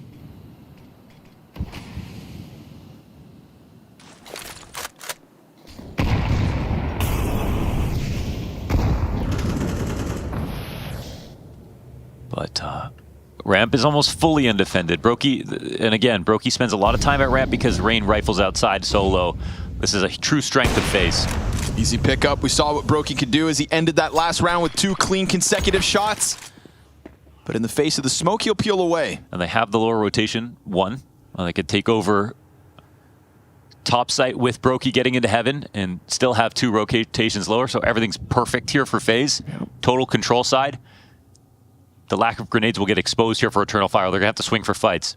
It's going to take something fantastic from one of the 4 players left on EF. They'll probably molly control side, but oh, looks like they're readying the swing.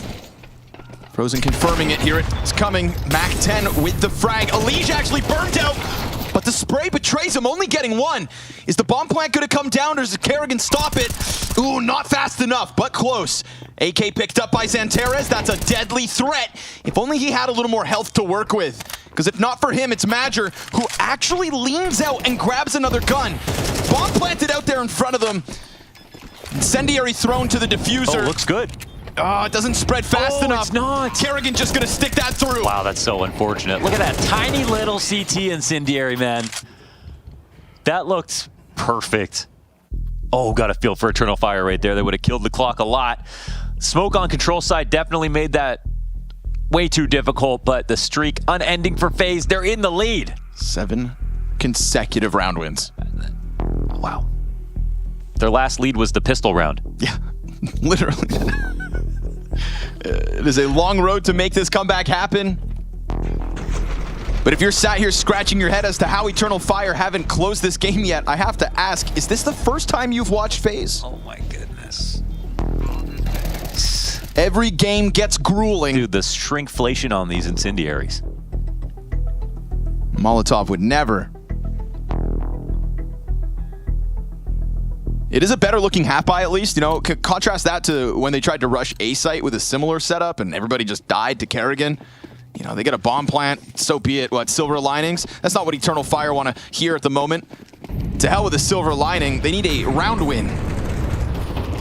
Because you know, in the back of their minds, they thought they had the map win. It's officially going to have to be a comeback now for Eternal Fire after dominating for a map and a half.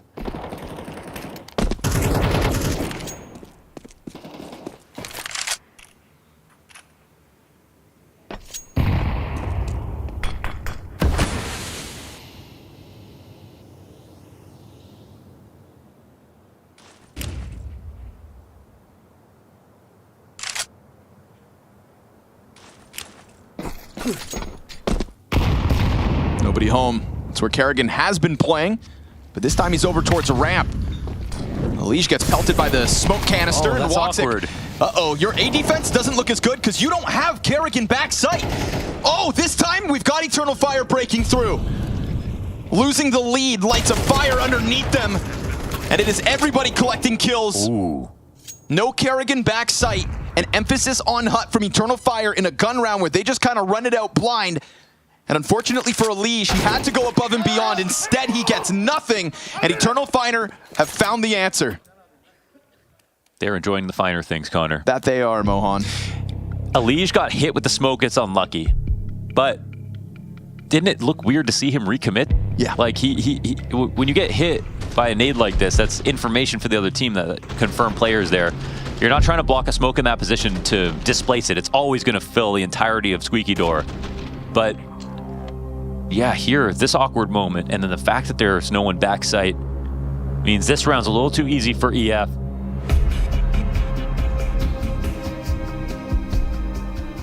It's not often you see Elige make an awkward move like that, but it comes at a critical juncture.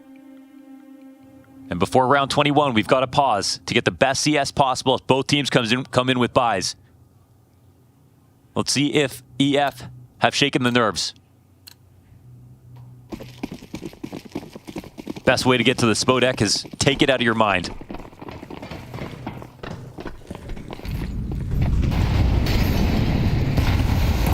Outer emphasis this time along with the wall of smoke. Xantares, oh, he finds Rain already. The tempo over the main climb. And with that wall of smokes, there is a cross possible. Xantares tries to keep the pressure up inside of A. Wakadia looking for the vent. Oh, God. He just walks into the middle of the road. Oh, he was tying his shoes. Kerrigan given a gift of an equalizing kill, and then you take into consideration the damage that was also done on both the cross and the main player, and you've got Elige downstairs on B, kind of working on his own, calling for an assistance over from the ramp, and that assistance is now in position. That is the op of Brokey nearby. Alicia's given time to climb up into the rafters, but Frozen walks into A unsuspectingly. It's a good cross hold from Kerrigan, his second of the round. And as he flashes out, Madger is still stuck in there. Good support utility from backside, but Madger never crossed. And they don't have a smoke for Mini, so Still it's going to be a dangerous cross at that. When it eventually, inevitably comes. Two coming out of the vent? Joda going to try to join him, but Kerrigan's still so nervous about the secret stairs. Look at Joda just take that chance. Tries to throw fire back. Kerrigan burned in. Now the Heaven Peak comes out with back turns to him. Nothing gained. It's Brokey again. Up close. The bomb planter denied. 25 on the clock and a flash in front of him. What are you going to do here, Brokey? What do you want from this? It's a hard op to approach. Look where the bomb drops. Brokey just holding and flick to the Madger back. A single shot. All he needs, and Brokey's gonna post it. Ferocious from the FaZe op. FaZe Clan, gatekeepers of the playoffs. Eternal Fire have never beat this FaZe, not in a best of 3. And just when it felt easier than ever, FaZe Clan in full force. There's no way he just did that. Bomb gets dropped in front of Hut. A golden opportunity for Brokey. And he has no choice but to re-peek. The man who yelled after he survived the 1v1 eco round that started this comeback for FaZe. And now here they are in the lead once again. And Eternal Fire blow their best chance. Three v1.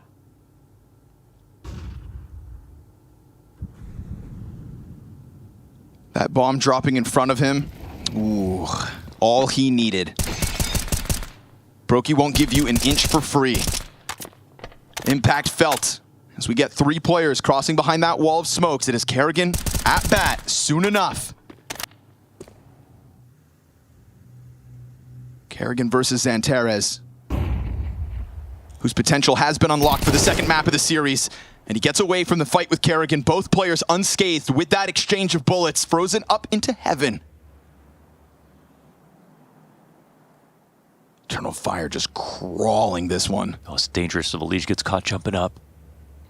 This angle's not bad, but yeah, if he tries to go one higher, would be exposed. He wants him to come at him. Joda. Wait, is there anyone in heaven? A path. Surely, yeah, should be Frozen, but there's a player on the ladder and one outside the door. Alicia's dead. Madger's got the entry. Frozen trying to hang on to this side of it. It's got support from down beneath him. Brokey, Rain all this time has sat up in the rafters. Element of surprise from 3 frags. Madger clears out heaven for most of it. Brokey back to a consecutive clutch. 4 seconds, peaks and dies. Eternal Fire ties. He canceled the plant. That was the only way. Brokey had a chance to be able to pull that off, but he wouldn't expect it. Not today, not in this moment. And we go 11-11. 24 rounds guaranteed. Oh my God. All I want's more of this. Oh. He would have had no time to get that bomb back out and put it down. I don't even know how Madger gets those other kills. I know. All of a sudden in the kill feed, you just see nothing but Madger. Rain goes cross-eyed trying to figure out who to fight. Standing up there in the rafters. FaZe Clan are going to come in with the force buy now. Eternal Fire, we thought they had already lost their best chance. This one could be glory to secure that coveted 12th.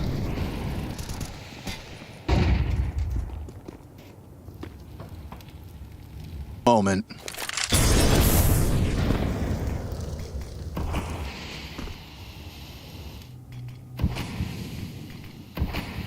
Our kids are not going to believe the battles that were fought to get into the Spodek here in the last week. Some of these matches are turning into classics. Eternal Fire on the brink of setting up a moment for Turkey. It's only the 2nd month of 2025. And I can't get enough. Frag in front of him. Tough position here for Kerrigan. He's got another smoke down. Low HP Frozen. He's not going to get a long time on that spray unless the distraction comes out from hell simultaneous. Brokey will peel the player off. Elige activates. This is looking good. FaZe Clan could rob it away. Oh, it looks like they're going to, man. 25 seconds now. Rain on the double doors is close enough to interrupt. That's going to go. What? Just a couple of raindrops coming through control side. 2-5-7 shots and the round is wiped. And just like that, it's map point for FaZe. You can't believe these rounds. You just can't believe it unless you see it live. Can't write this. 5 rounds, back and forth, non-consecutive wins, and FaZe end up on 12 first. Now it has to be overtime for Eternal Fire. What are these shots? No. Oh.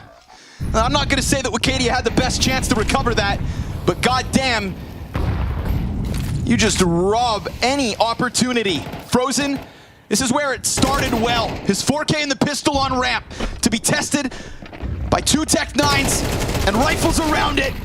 And he will not be able to hold it entirely, but Elige is here to pick up that slack. Wide swing out from single door. And Elige, he's going to just fall with that one. He committed very wide right there. Now it's 3v3. Definitely wanted more than that. We hear the rumblings of the rotation down through the vents, but both teams slow on this approach. There's no big flank rotations coming in. Do they have the utility to get this plant down is the question. If they don't do it now, when will they be able to? Smoke soon to fade, so you're going to have to plant using the cover of the site. Madger looks like this is going to be uncontested. It is all in from this side. No ramp in the retake element. FaZe Clan, your chance to close this map is closing in around you. 2v3 from Brokey and Rain. But with what Brokey's offered us so far, you still gotta believe. But this angle from Woxic, disgusting. Tries to take them out at the knees. No entry allowed, and overtime seems likely, but Brokey will fight as he always does. Another clutch on the line, and as he goes for bomb denied. Woo! Anything for the Spodek. It's exciting. It's cinema. R-rated. He can see it from the outside. So as if he's watching the stream right now, Kerrigan knows what kind of game this is. He said, enjoy this. That's what he just said to his team. Just enjoy this. They lose, it goes to overtime, but they've still got to overtime. That in itself is an accomplishment. Savor the moment. And shed the stress. FaZe look to outpace Eternal Fire as they get here.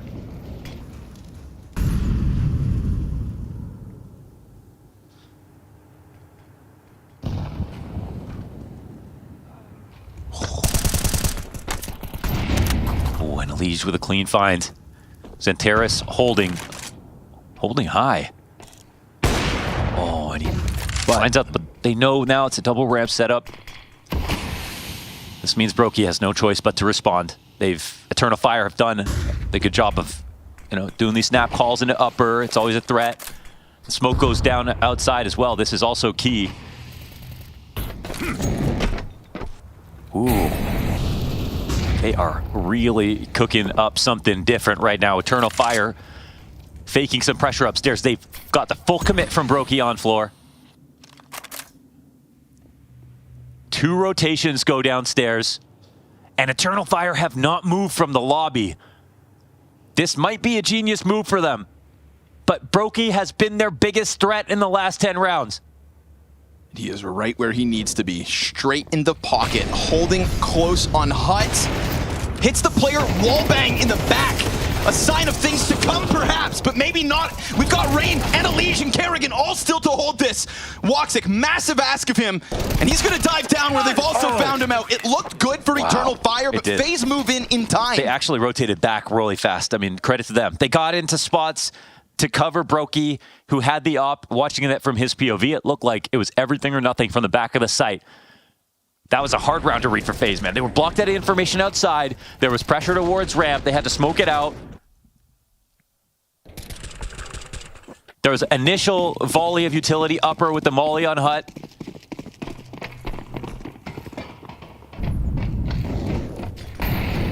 They were shrewd that round. And they moved with conviction.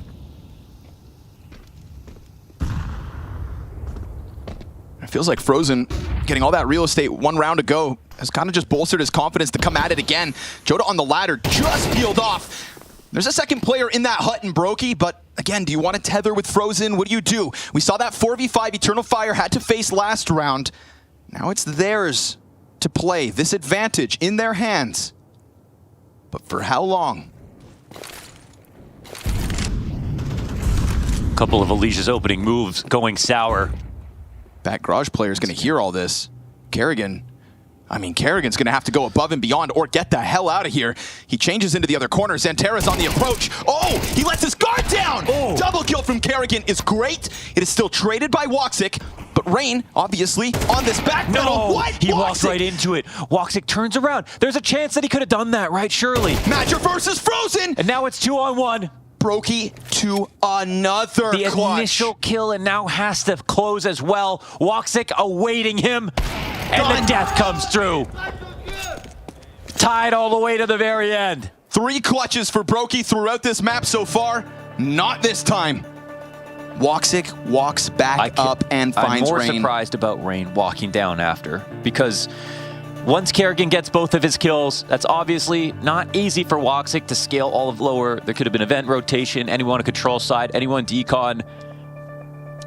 And obviously, there's a chance he sits there and holds, and Rain gets to flank. But also, as we watched, there was a chance that Woxic turned around. I think maybe a testament to just how quiet Madger had played his round, because you had Rain looking all over for that second player. And then when Madger does activate, he just straight up bests Frozen. So it's kind of Frozen and Rain both found walking out. Just at least Frozen got a chance to shoot back.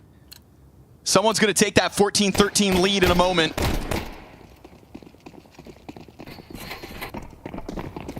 This continuous back and forth has been going on for 10 rounds or so now. Brokey on the ramp, easy first shot to topple Woxic. Now you are pinned in, nowhere to run, only to fight. And he's not going to be able to capitalize on the double. That's how you approach that fight. You molly it, and then you take a headshot angle over top of something and just wait. That's impossible for Brokey to answer back. And with no Brokey, you could be discussing no clutch. Eternal Fire making the most of the ramp control, looking to poise themselves for this B commitment. Alicia's worried about Secret. Oh, but are there no eyes outside? outside? Are worried about the round coming back upstairs late. No one's coming down here to help him just yet. Alicia's gonna have to spam smoke. It's not far off. Great damage. Great damage. Wow. Takes a bottle to the head, but so be it.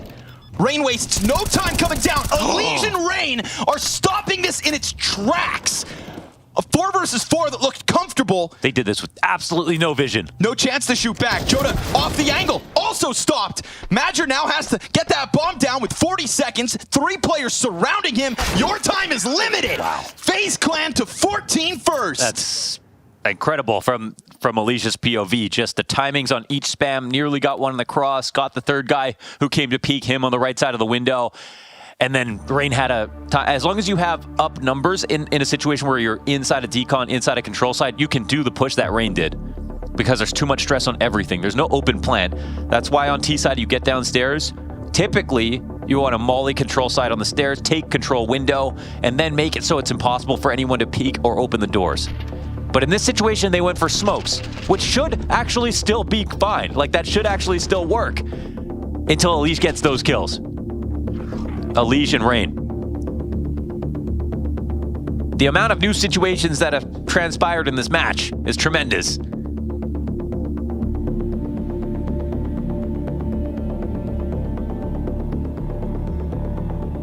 You gotta be the best at thinking on the fly to win a game like this. 9-3 CT halves for both these teams to get us out of regulation. Eternal Fire trying to tap back into that stone wall they threw up early in this second map. A lot of utility out on the A floors, causing a bit of panic for Eternal Fire. Causing movement, as it is very much in lobby emphasis for FaZe. One thing FaZe couldn't get over them on their T side was killing Xanteris inside of Mini. They really focused a lot on finding new ways to make sure he died, but he would always come up with one kill. FaZe not being very secretive about this presence behind the wall of smokes. And Woxic, obviously op downstairs, could try to go deal with Secret. but he'll let them come to him if needed. Oh, that nade is huge. Dude, this position is so good for Eternal Fire. They have easy pickup. The op downstairs. They had a crossfire between Mini and Big. And Joda's frag grenade has already softened everybody up. Two So rotators for ramp. it's getting stuffed quickly. It has to be upstairs now, but like, how are they going to get away with this? This has tied game written all over it again. But don't count out FaZe ever. Kerrigan trying to duel off versus Heaven with Kadia. Not gonna waste the moment. Swings back out. And this is Eternal Fire tapping back into what got them here. Strong defensive round. All 5 players up. Not a single portion of that map looks shaky. Versus those diagonal smokes, they made that map look like it had 6 players. They had Mini covered. They had the secret covered with an op. They had ramp covered. The rotations from Xanteris were perfect. They even watched for a lurk to go to the back of the hell. Tell me where there was a gap here for Eternal Fire. Besides in a straight up upper pop at the beginning of the round. They moved perfect there.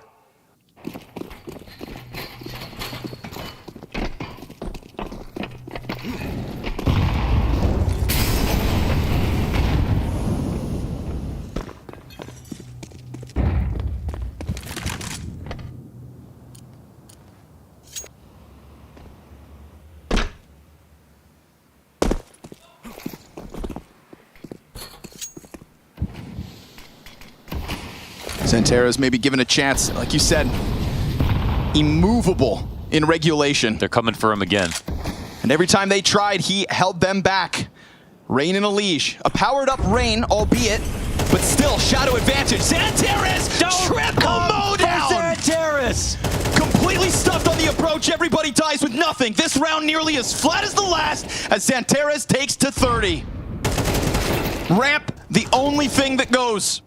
Kerrigan can move forward on 20 health, but that bomb sits at the feet of Eternal Fire, who by all accounts have just secured a match point for the Spodek. Kerrigan and Frozen will try their damnedest because this one's never done. It's never finished with FaZe. Kerrigan spots one back red. You know that Eternal Fire just celebrated in the back of their minds with that triple mowdown. It should be all too easy, but you've let Frozen creep out this door. Madger and Woxic missing shots, but Frozen's gonna get toppled. Kerrigan, a clutch demanded, 15 seconds, denied. And so that 15th, you see the stress, you see the relief from a triple of Xanteris to a near lost round. That was so damn close. Frozen could have got that kill, and then suddenly it's like 80-20 in favor of FaZe. But last time Xanteris got a 3K, FaZe 2v5'd on the pistol. This time, they win behind it. An unbelievable spray. And it's one that's earned. That same position coming up so big for Xanteris throughout this game. On the best team that he's ever had. Map, match, and playoffs point. And Woxic on the prowl.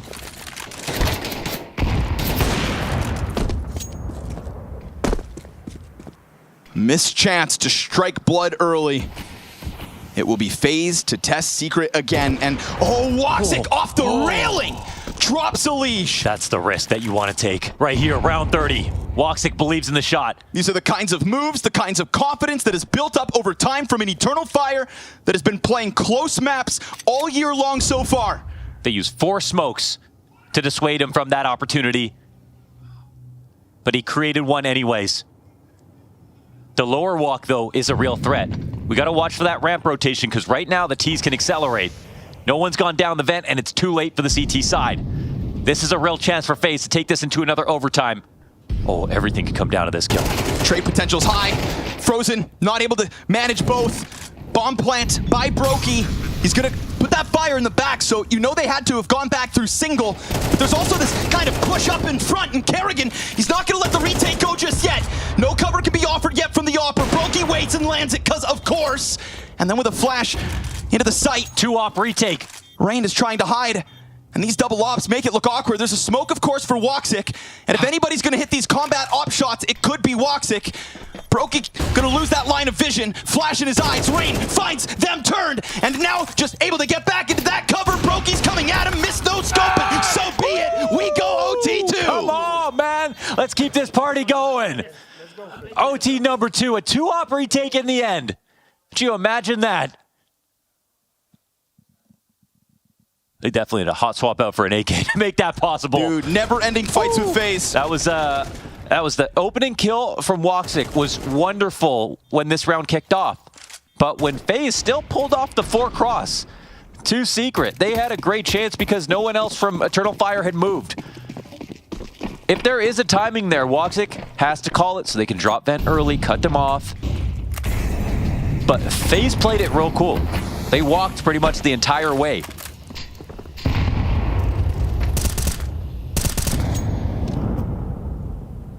It happens all too often.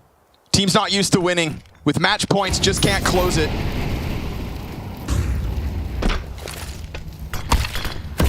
Eternal Fire may be playing ever better than ever, but the test is on for Magic. He's got a helping hand in Wicadia.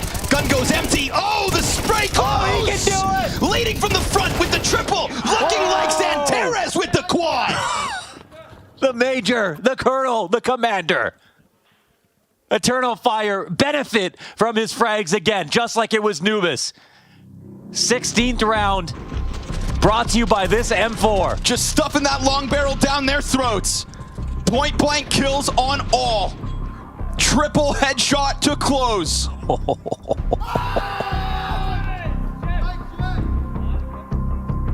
That is the Magic that got Eternal Fire into the Copenhagen playoffs. When push comes to shove, he hits his hardest.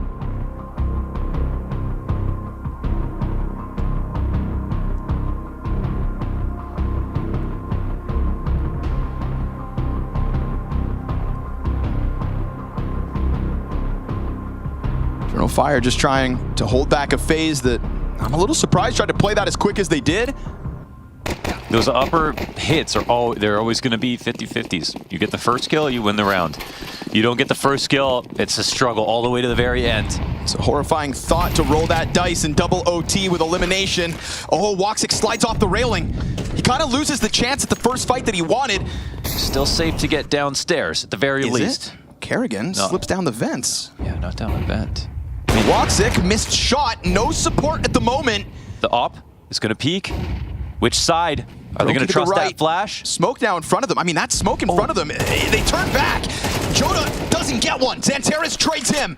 And Woxic just has to keep holding that one side. And it's also bought just enough time for Wicadia to come join them. There are now 2 CTs breathing down their necks. Woxic gets blown out from his roost in the back of that site. And they still don't really know where Kerrigan's got off to. Easy pickup for Frozen. Wicadia, where are you going? And Frozen could just play along this wall. So be it. Kerrigan's going to find his. Finally. And it's a great squeeze from FaZe Clan. Just when it looked like they were going to get stuck between an op and 2 rifles, FaZe flood forward. There's no moment where the communication is more difficult than that for FaZe. They have to decide if they're going to go back and fight the ramp or if they're going to go forward into the op. Don't wanna be that guy, but rush ramp could as well be a good thing, but maybe use something from the Neo. Could be a good thing. Could be a good thing. That 16th round on the board looks real good. How can you speak that calmly right now? Hey, so guys, maybe if you're thinking about it, I was thinking... I don't mean to impose, but... A little ramp. You know, we don't hear a lot from Neo, actually, so it's kind of nice that at a critical juncture in FaZe's 2025 early on. He's like, ramp could be a vibe. And Kerrigan's like, yeah, let's do it. Brokey's breaking blood vessels. Neo chill as ever. And we get tied up at 16 all. This game is so back and forth.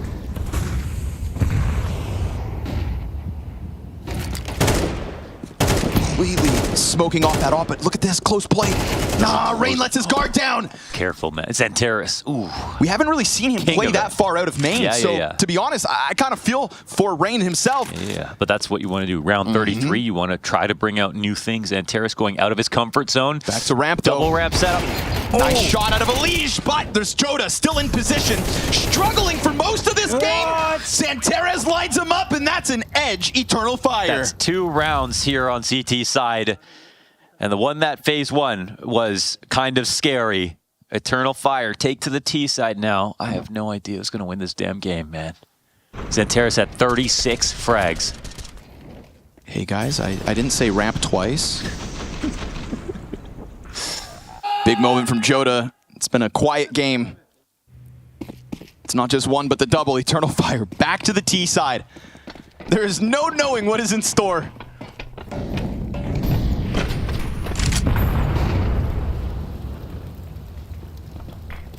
Instant angled wall of smokes. Threat of a CT floating around there. We see that util come out from FaZe as well, so trying to create some ambiguity. The protocols when they saw diagonal smokes from Eternal Fire were so nice because Xanteris would expand out from mini, go big garage, catch for lurks, then they rotate secret, and have everything covered. But where they were weak for a second was upstairs. And sometimes Eternal Fire have done a lot, only come back and hit upper. But last time they did this with Brokey staring inside the hut, he died and they still won the round. It's possible that FaZe are counting on a read here with less information outside, looking towards a tendency. And good teams always balance a bit of both because you can never have full information. Let's see if Eternal Fire turn it back to an upstairs hit. There goes the last smoke. Brokey just gave that to Elige. He drops it at the minute mark. They're going for it. It opens up Elige to get behind Vent. No Molly. No Molly and Squeaky. Yeah, there is. Oh, there is. Madra and Xanteris have 2. Oh, no, but inside Squeaky right now to Molly opposite Vent. Oh, you're right. It's going to come down in the wrong spots. Ah, Brokey again on the same line. And Elige can just stand here. Yep, he's fine to hold it. Brokey's going to get a second somehow. That Opera's still in the bomb site. Brokey with a third. Kerrigan swings. And the IGL locks in the line. God damn. No Molotov for Vent. You're right. They had them, but wrong positions. No, I mean, that was just Wakati with a disgusting shot. But yeah, even with that kill, they don't take over upstairs because Brokey, he stands there like a cyclops inside of the hut, doesn't move a muscle. And yeah, FaZe are totally right.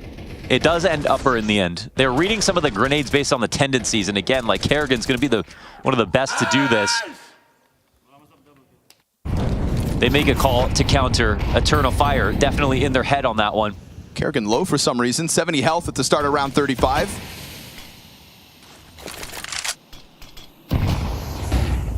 Eternal Fire back to the drawing board and playing outer this time around. A lot of numbers beyond that red box. I was wondering if we're going to get a pop-off from whoever wins this game. I think we are now. Hard-fought battle. That's for damn sure. Brokey doesn't pull the trigger. Full cross, no one's down. Just Rain, excuse me.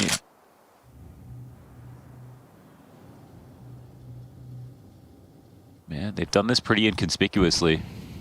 And Brokey's rotation's not towards ramp now, so he can't support Rain as easily. I mean, we saw them just commit to that A site. How's Frozen going to peel away? Oh, that is as clean as you could ask for from Rain. To Xanteris. Top fragger down, and he jumps up to Xanteris' spot. Frozen still over towards the ramp, is yet to come down just in case. How can he leave? He can't. They can come. They can still enter ramp from Turnpike. So Rain needed to hit that shot, and he did. Feels like he might still have to do even more. Madra, meanwhile, still just kind of slow playing upstairs. Rain, it's only that one. It's clean as can be, but activation from Madra out from lobby. Oh. It's an 18th round on the line, now man advantage. Alicia's gonna find Madra, that's big. That's big to keep Vent now open for the defense, and Joda tries to push off site. Costly move. Wakadia's low. Retake inbound. Woxic double flashes. Wakadia off angle, empty-handed, and FaZe Clan emphasize ramp. 3 players on this retake. Woxic peels the first one off for free. That was clean. Thinking about the Vent, but there's nobody there. Brokey's on the line. A missed shot, finally, and then hands busy on bomb. He can close the door. Closes the doors up in front, and now it's the rush. Brokey's gonna hit that. What? Are you kidding? on the bomb with time. Another one from Brokey. You're serious? Fourth clutch of this map.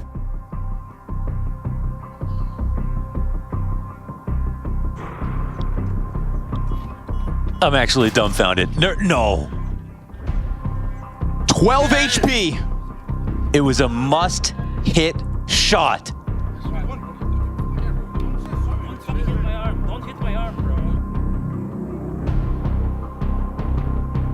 Oh, he's really upset about something. I don't know what it would be.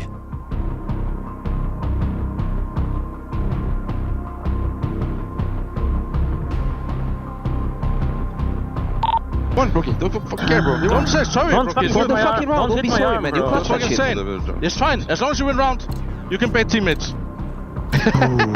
Let's go. This is fucking absolute cinema. Bro. Let's go. Okay, I'd love to know exactly what happened there and how Brokey, so disgruntled, could manage to hit that shot in that moment when it had to for FaZe to have a chance in this game.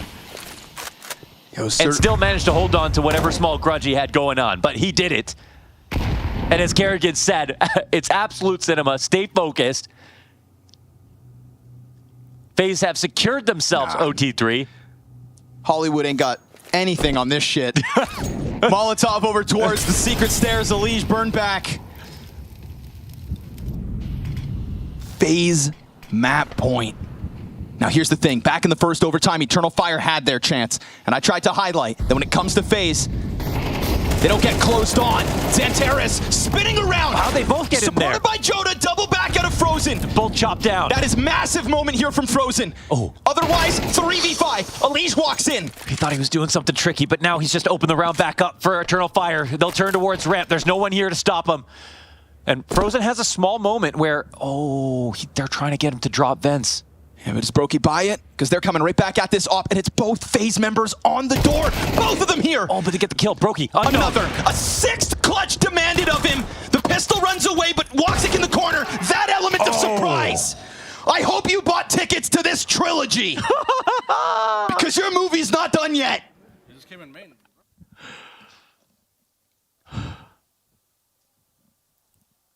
Bless FaZe and all their free refills.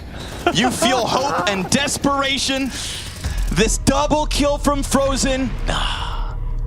But the jump away, that panic, I mean, why would he expect Woxic to be in this corner? No, you can't. You cannot. I mean, he could not win that last round either. This game should be over. Brokey winning that 5-7 duel on one health, there's no chance that happened in real life. We didn't just witness that. And now we're into another overtime. I can't believe the amount of rounds that have been this close. And Brokey has almost built up enough aura after all of these clutches that it felt like for a second he was just going to win again. That he was simply going to do it one more time.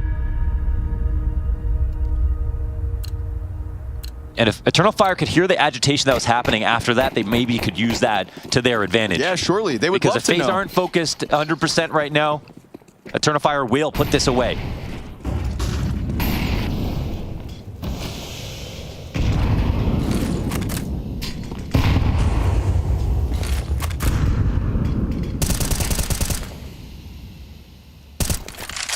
This is top level Nuke. We've had every look and then every look twice. So what page of the playbook do you flip to when we hit round 37? Yeah, but these long rounds, and we know Major tendencies to go back to what we've seen multiple times. They do dress things up a lot, but they have to be wary of the fact that FaZe have really caught on. First layer exec upstairs, outside cross smokes, back to upstairs. Brokey was staring at them inside of the hut. This time it is to the ramp. This time they will go. Brokey plays in front of the box. He's staying committed. His rotation's burnt, but he'll just still trudge through it. That was absolutely worth it. 50 damage, you get a kill, you get away, and you smoked him out of following you. The intention was to end B. There is already a ton of defense down there. But as the fire burns out on Hell, you know there are options. Yeah, and you know that Brokey's not up in heaven. Rain playing main. Is Jota gonna make the play? Who is keeping eyes on Heaven? Right now, they're playing full passive here. Wait, Nobody. This is a huge gap. Alish from Top of Hut has to know this. He just turned, but he's also responsible for holding back on Hut. It all boils down to the timing and the shot, and Jota doesn't waste a second. Now the main player can turn, but Jota's gonna take him down too. A gap in the defense in round 37. Man, but this gap was so apparent. They had Brokey get that kill, fall off. I mean, anybody could have walked around at Heaven by that point. How could FaZe have prevented that? They needed to be watching it from the top of Hut, and then you have the player on the site play from the back of the site, spotting Hut, right? Then the player from the back of the site isn't exposed to Heaven. Alicia's watching Heaven, but they got too calcified in their positions.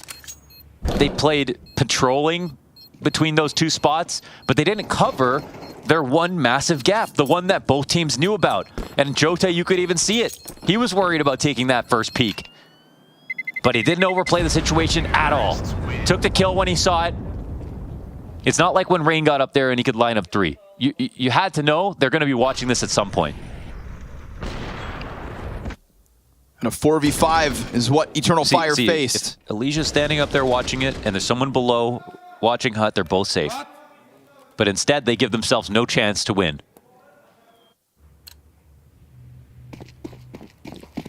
Striking gold early here. Overtime 3 begins with an Eternal Fire T round win. If you are just tuning into this masterpiece, 9-3 CT sides. So offensive success, hard to come by.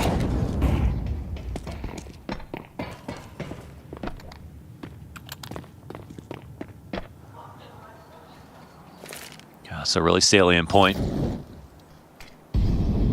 Huge round to win early.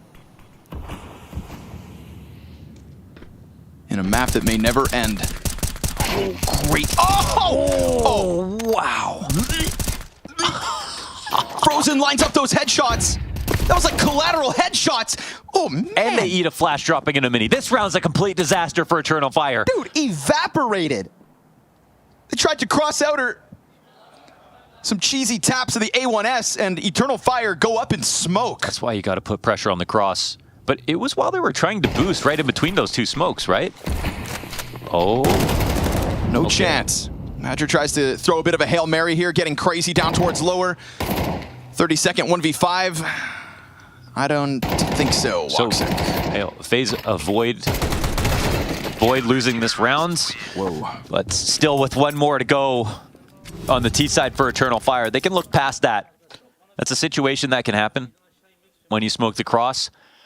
And again, they might have been trying to boost in between the two smokes outside, and that's exactly where the shots were getting peppered in. It was also Alish nading it open after some of the spams, so odds were stacked against Eternal Fire if they weren't going to simply get across to Secret.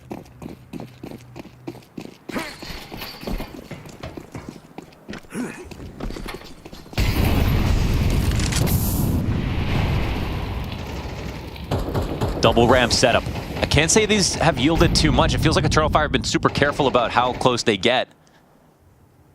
And it also feels like FaZe haven't really pulled the full trigger on activating into lobby with those plays. Xanteras. That's a fast cross. Brother, how did you get downstairs that quick? Just instant transmission down there. Quick hit of the teleport. Oh, maybe this will be a chance for Brokey. And they're coming at him. Just giving himself some room in case they jump by. Frozen's still here as well. And Frozen's playing lights out. Him and Brokey, 31 and 32 kills each. We got some nades getting set up as Xanteras patrols all the usual locations, but with the doors closed, window should be unbroken, right? Inside of control. Should be. Yeah, he's going to have to pop it. But then he does no Reigns here. He's just dead. They tried to cover the sound. Oh, Frozen activates. They tried to cover the sound. He didn't hear it. Look, he's on his screen. He's on his screen. He's on your screen. They covered it with audio. Does that end up unraveling ramp? We won't even guess. It will. It will matter. Xanteras able to slip up, and then he catches the next one in transition. They timed it perfectly. They cover the audio, but they don't know about Rain. He was here the entire time. The stoic Norwegian sits in the darkness of the B site and await the hope of eternal fire. They're gonna go for that bomb plant. Rain's gonna catch him off. Xanteris trades. Oh my God, what more can he do? 3 kills already. Low health, 15 on the clock, and Kerrigan softened by the nade. Another blown away for 20. No! They broke the glass upstairs at the same time as control side. They blew up something. They had to have covered the audio. You saw Xanteris wait for it. It actually worked. And I don't know if that's a resolution moment for Rain, but as we could see, Xanteris on his screen that whole time and how critical that was. He got up the ramp, took Brokey out from behind. No way that happens. Round I got 39. I got no answers for you, bro.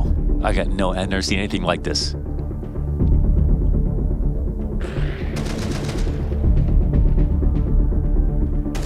Catches the guy coming out from hell, and then he lives. He trades the bomb plant. He lives. He gets the first nade in.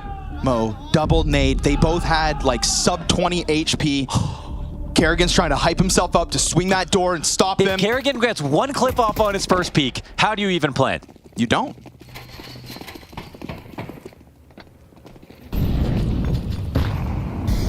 How did Brokey hit that 5-7 shot? I don't know. How are we 40 rounds deep? Back to the CT side here for Eternal Fire. Oh, and it's an opening kill for Elige. Now, Elige's success has come far and few between.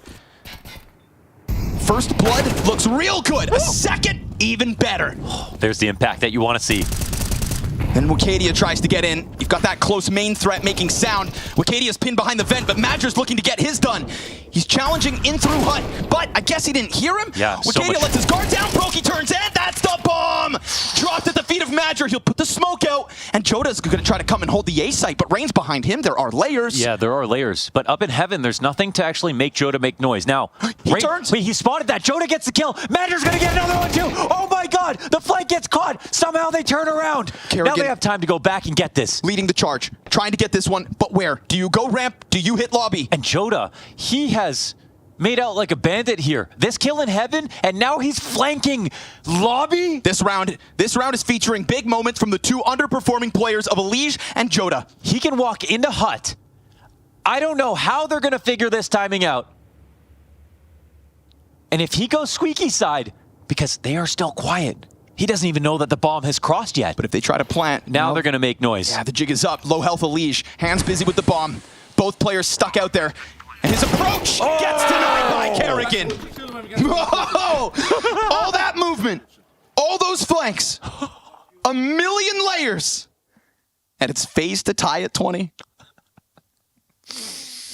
I'm sorry, when is intermission? You are not allowed to pee, sir. Madger dropping bomb. I mean, the fact this. I can't believe after Joda gets the kill, they come back to check that flank on that timing. Madger has that 2K lineup in the palm of his hand. Unreal. Xanteris has 40 kills. Elige and Kerrigan combined for that one. Anybody's game. Xanteris back to his usual spot, but this time, and like last time, not putting pressure on the cross, just waiting for his chance to catch Walks the has lurks. done well from here. He's done really well from this angle, but they lose Xanteris. Xanteris dies for the first time. Frozen gets his. More damage even onto Wicadia. Frozen in with a double kill. And that is a wide open A site. They know it. Walks it up from the vent. Clips Kerrigan in the backdrop. Oh, the no scope through vent. But it's all for naught because your A defense faltered with nothing. And they know that Joda's coming in from the ramp. 1v3 should be impossible here as FaZe figure out 2 win conditions. Take out Xanteris. Win inside of Mini. Joda dead with nothing, and that is FaZe Clan 21. Don't give Elige a whole game to get warmed up. Here we are in triple overtime. And the massive impact comes through. Finally starting to break through. Also, Woxic misses his shot in lower. Setup has everything covered for these 2 situations. Boom. But the kills coming down in each of these locations is what matters for FaZe. Clean tracking from Frozen. Predicts it all. Triple kill from inside Squeaky. Anchors that position and sinks Eternal Fire's stomachs as they will face another map point for FaZe Clan. Unable to close in the previous overtime, given another chance. And this time there are limitations. Yes. MP9 for Madger. Yes. FaZe got to be foaming at the mouth. They can read the money here. 3 rounds into overtime. Zanteris understands he's got the responsibility of Atlas right now, the world on his shoulders. Wow. Dangerous game here. Zanteris wants more. Smoke. Ooh, you saw something, but careful, bro. There's 3 guns that could just start firing back. This is a dangerous game for Zanteris to be playing, but Wikadia's over there towards main to help, and you've got Woxic with eyes above. This is how we saw over top of the cross smokes last time. This time they might be crossing without them. Oh, Zanteris dodging the threat of the red peak. Rain gets clipped on the cross, and it's a 3v5 from FaZe demanded. Everybody's dead. Let's go again. Frozen out from Squeaky had all of that impact. Again. I have lost track of overtimes. Let's go again. 25 to win. 24 to get to OT number 4. And don't you dare make a guess as to who is going to lock this down. Zanteris stays alive after killing the clock on these smokes, gets his kills. Woxic on his perch, up again, another solid CT setup, just like last round, except no X-Factor kills out of FaZe, crushed on the cross. They try something new. I thought he had signed up for a death sentence, trying to play around that smoke. OT4 begins. Fast one from Woxic, right into the action. Sits down Frozen, a flying Kerrigan. He gets his counterpart down. Joda loses the fight over towards that ramp. That's a big we've find still got Zanteris, so at least a trade frag found. 3v3, but look who's faster lower. Yeah, they're gonna hit this quick. Smokes down around the site. What is that? Okay, off-angle plant for Elige. A little bit weird, bro. They don't plant right away. Woxic's gonna swing the door! What a shot! Just clipped what a him! Shot! And then he goes right back as Elige is on the line, but just gets away with it. We've got pressure from the double door. We've also got the flank inbound. Then Wicadia strikes with an element of surprise, and Elige is on 8 as he finds him. Tracks him through that smoke, and hangs on to the side of the ramp room. You've got Brokey unknown to the CTs. And that element of unknowingness could cost Eternal Fire the first in OT4. A great double back, and Brokey denied by the best, terminating the hopes of FaZe at the start of this OT. He went back to check. Yes, he did. Just in case he missed that minute timing. And it might have been Woxic actually coming out of decon that spotted him with the op. The first bad spray of the game. Can I just say, everything has been instant to the dome. This one moment makes this possible for FaZe, but that shot from Woxic is actually unreal. I don't think Woxic saw him from the peak either, dude. I think that's Zanteris' presence of mind.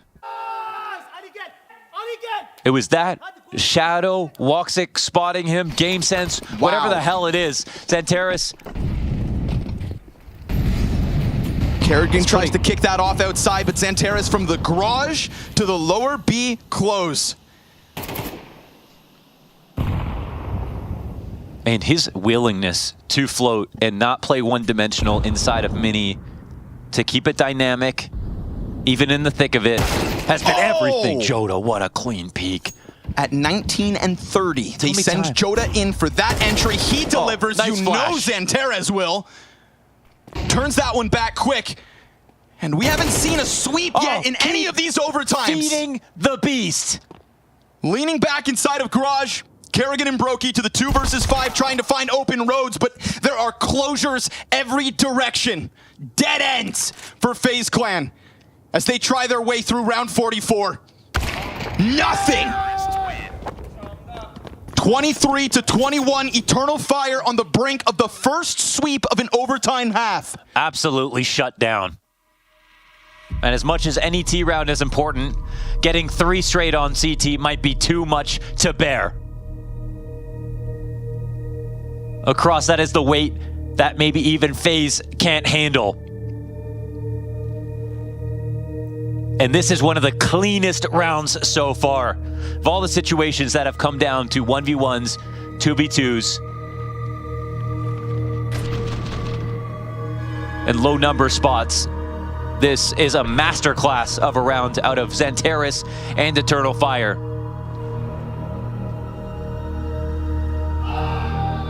Frozen himself at 37 kills this game. His output has been tremendous, but still getting outdone. Life draining from FaZe's faces. A much needed T-side round win here and now. Lots of bodies on this site, and doesn't this look like Brokey? Woxic puts that up on Hunt. Not gonna miss the first chance. Fast swing out from Frozen, denied. And this one just gets shut down upon a late re-entry attempt out from Kerrigan. You can take that kill and leave. Yeah, you take a breath in this spot. If you're wait, where's the bomb? Don't tell me the bomb's upstairs. No, it fell. Did it fall outside the door? Oh, it might be facing that T. He scooped it up, he got it. It was just there in the corner. All right, okay, this at least keeps a chance now for FaZe in a late round situation. CT's getting active. I've seen so many good rounds from Jota in this spot, but by that same token, he always plays this spot. Does Brokey predict it? Looks likely. Brokey on the clear. There it is. Yes, sir. Reads him and opens the round. But wasting no time lower is Xantares. In through the window. No! Double! 3! Match! Playoffs points! When will Xantares slow down? Maybe only once he hits that Spodek. How quickly, but also how quietly he got to the control stairs. That's the only reason they molly past him and try to jump through that window. They thought they were onto something because they killed Jota in such an uncompromising position. Or compromised position, tucked in really late. They thought they had a tempo to get downstairs. And look at Xantares smile, man. What an unbelievable game of CS from Xantares. A truly classic performance from Xantares on behalf of Turkey. The beauty of this moment is Xantares going as above and beyond as he is because he wants a taste of something he has seen so infrequently. Years of Counter-Strike. And this would be the third time we have seen him in a stadium. That feels wrong. But he is playing to a level of Counter-Strike deserving of a crowd. We casted him 2018, Blast Istanbul, on a team that wasn't good enough to make it far, but the local hero. And thought, this is great, a player this good, but not with the pieces around him. Then he went into international waters, back to the Turkish super team. Piece by this team is more than Xantares, but equally needs him as much as his old rosters did. Brokey turns away. Bad timing on that one. Missed shot as well. And now every shot. Mistakes are starting to happen. Kerrigan, do you get active or is the risk not worth it? Madger not too far away and knocking on this B-bomb site with no defenders in position. Madger's gonna die first. Opens the possibility of a rotate. What is Frozen gonna do? Does he test it? No cover! Eternal Fire offering an opening back as Elise just runs down through those double doors. FaZe Clan will fight, and Eternal Fire will fail in their first of 3. Okay, it's the molly that lands. It lands too shallow. They can open the door safely. They don't even have to peek into it. And for a moment there, Eternal Fire, they could cover it. But when you molly it, you have to trust it. And they had Decon to watch as well, and they're going for the Astralis plant. They could have mollied that, played back of the site, watch Decon if they wanted to, but it's hard to get organized in those tense moments, and they come in without getting control of control again. Not the first time they pay for it, but still, 3 rounds coming out of the last half for Eternal Fire. They had that one to play with. But that, man. Xantares is literally 1 away from 50 kills in this game, this one map alone. Let alone having 3 opportunities to close this. We haven't even seen an overtime with 2 chances to close this. Xantares has 5,000 damage in this game. Oh my god. I feel like, what is this, World of Warcraft? First of 3 held on to by FaZe. I think it's pre-nerf. This is the golden ticket for Eternal Fire. You could not have asked for a better second half in overtime 4 to close with. And we saw what happened when Xanteras got fast timing down secret stairs. That was one of the rounds that unraveled around FaZe. That's when he was able to climb out through that window, when tragedy struck in round 39. There's going to be a most impactful pair from FaZe. It's Brokey. I don't care what the numbers say. The clutches have been everything, but no, he misses again. Back-to-back rounds. Not worth it. Not what they need in this instance. And they have the lurk already as well. Frozen, door open, Joda doubles down. Oh, the lights are turning dim here for FaZe. Eternal Fire will have 3 kills between them and the Spodek. As Xanteras creeps behind enemy lines, those double doors primed for the taking, but Rain will not go down without a fight because FaZe never do. Woxic turns his attention over to the ramp. He misses his shot, and now you know damn well this retake is on. We've got 2 kits between Rain and Elige. Wicadia hangs on from the backside. Another trade from the double doors. It's all on the new piece, and he falters too. A decade of Counter-Strike in Katowice, and Eternal Fire hoist Turkey's torch to new heights. For the first time in IEM playoffs, a Turkish core steps forth. Soak up the moment, Eternal Fire. Xanteras with one of the best maps of CS that we've ever witnessed. Beating FaZe at their peak into the late hours of this map through all the Brokey clutches. The unbelievable plays from Mini as lurks, the calls from Madger. They came together like we've never seen before. They showed us so much to kick this year off. They showed us a glimpse in 2024. But now that fire is burning brighter than it ever has. And we have to wonder, not only do they crack into quarters, but how far can they go? Now's the time to make history, Eternal Fire, even if you've already started.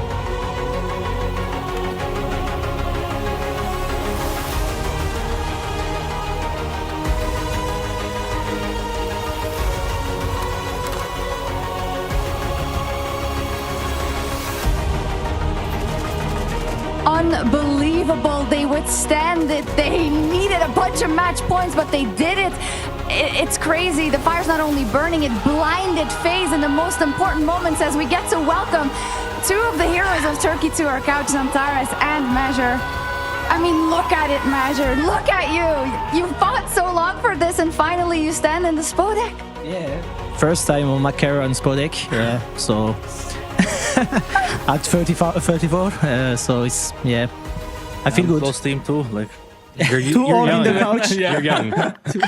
Xanteras, congratulations. Thank you so much. What a map you played. Can you tell me about the final rounds and the final call? Like we had good unstrats on city side. Like we know how they play. We know how they just react, what they do. Like, you know, like these things. Like we play perfect city side. And also sometimes like overall, sometimes we play not so good T side, but we will improve for the arena. So like, I think you guys, congratulations, first of all. You've been close many times, and it always felt like the biggest problem isn't necessarily the CS, it's the emotions. Like you get too frustrated in games and games slip away. And we were even saying, you know, if it gets close against FaZe, that's where you might falter if you have to grind out the game. But finally you were able to overcome that and win a close game. What's the reason that you were able to get over that hump finally? Like I think, like you said, we are a team with a lot of emotion, and sometimes it's a good things and sometimes it's a bad things.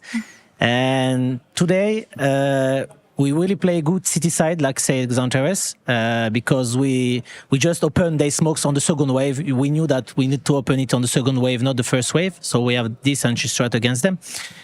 And for answering your question, I think it's just about experience. We lose so many times because of our emotion and so close. And after you falling so much, but one day you just stand up and you learn that emotion to fix to keep your emotion like cold. And today I'm very glad that we finished because it was a very, very complicated game. And thank you to him, first of all, and thank you to my teammate. Thank you to my teammate, and also, yeah, that's all. And my coach also. You know, speaking of experience, you just bring Jota into the team, and you have pretty good success right off the gates with him. So how is that? How is he incorporating right now? Like you guys are going the distance with him. Has he brought something to stabilize you guys, to help you guys in those emotional times, to keep you from being so turbulent? Yeah, like I think on camera you can see it. Sometimes we just laugh a lot because he's saying a joke. He's so like he's. Sometimes he says something and with all the emotion, the stress, like he's so funny. Like he's a funny guy, and like we all laugh. And the all match, all lineup, we don't laugh like it like when it's 12-12 or overtime like this. So these guys bring a lot of firepower. First of all, I love his work ethics. He come early. He play a lot of Counter-Strike. That's what I love. He look demo after when a match. He come to the hotel. He watch his demo. He watch demo enemy. Like I really like his work ethic, and he's young and he will learn, and hopefully he will be the future like him in Turkey. And yeah, it's an unbelievable result, Santaris. I see you laughing the whole time now as well. I can see it. Can you just, as a finishing remark, tell us about what this means when you look back on the journey that you have had, but also Eternal Fire has had, and what it means for Turkey and the Turkish fans? You can also say it in Turkish if you want. Like, he prefer not to answer right now. He's really tired. Okay. He must say he's really tired. But thanks. He's doing his best for Turkey. He stayed here for our team here. He stayed in Turkey because he had a lot of offer. But he preferred to stay here to play for his country with us. And hopefully, like even Woxic, me, him, we can reach our goals because we have really high goals. And today, we won the first things like playing on Spodek, and it's something amazing. And we will do our best to play a good Counter-Strike for the next matches. Yeah. Okay. Yeah, that's it. A lot of emotion, sorry. No, that's okay. I mean, of course, it's beautiful to see. Teşekkürler. Thank you so much. Congratulations. There we go. It is Eternal Fire going to the Spodek, but that means that on the other end, of course, there's FaZe not making it. We'll talk a little bit about that later. It is incredible. I believe we're going to go to a quick break before we get into our next match and see where that final spot in the Spodek goes to Spirit or Gamer Legion.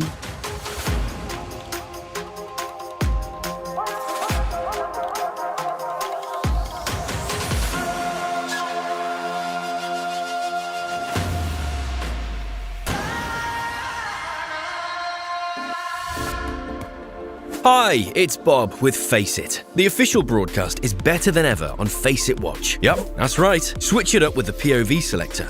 4 angles, your choice, from the main broadcast to your favourite player's view. And it's available on the Face It app and Chromecast. But wait, there's more! Keep watching, keep winning. That's how we roll. Watch IEM Katowice while having the chance to get skins and Face It points. Look at this beauty. Change the channel and control how you watch.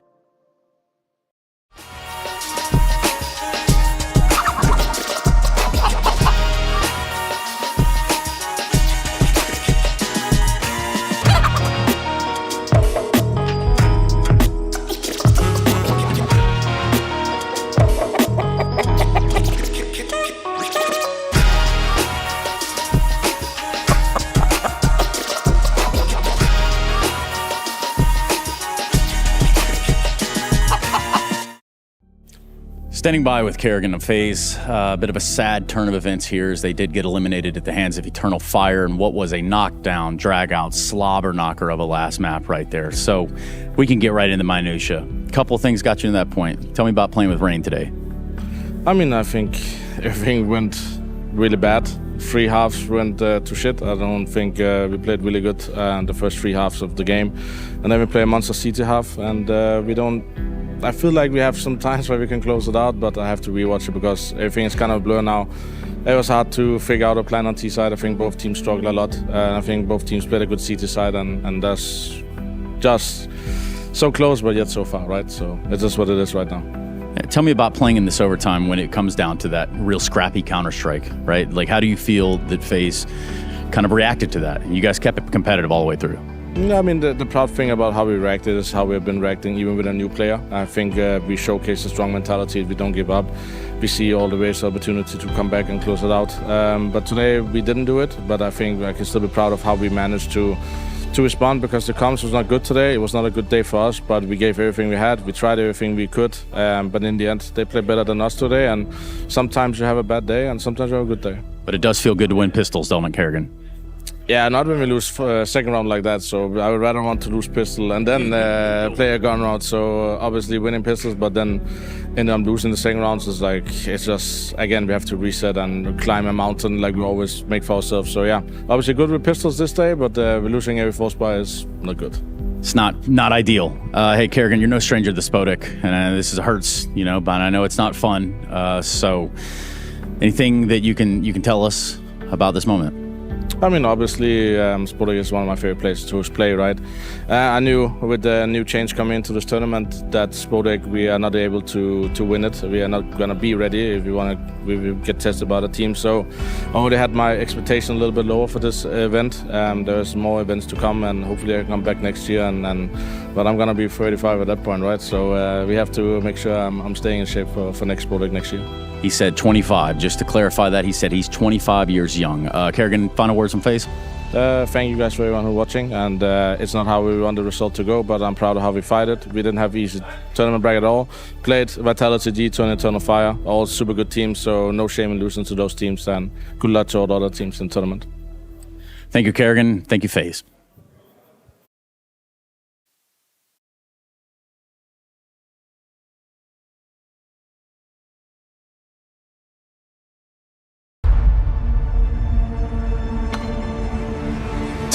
Counter-Strike, he is the meteor overhead.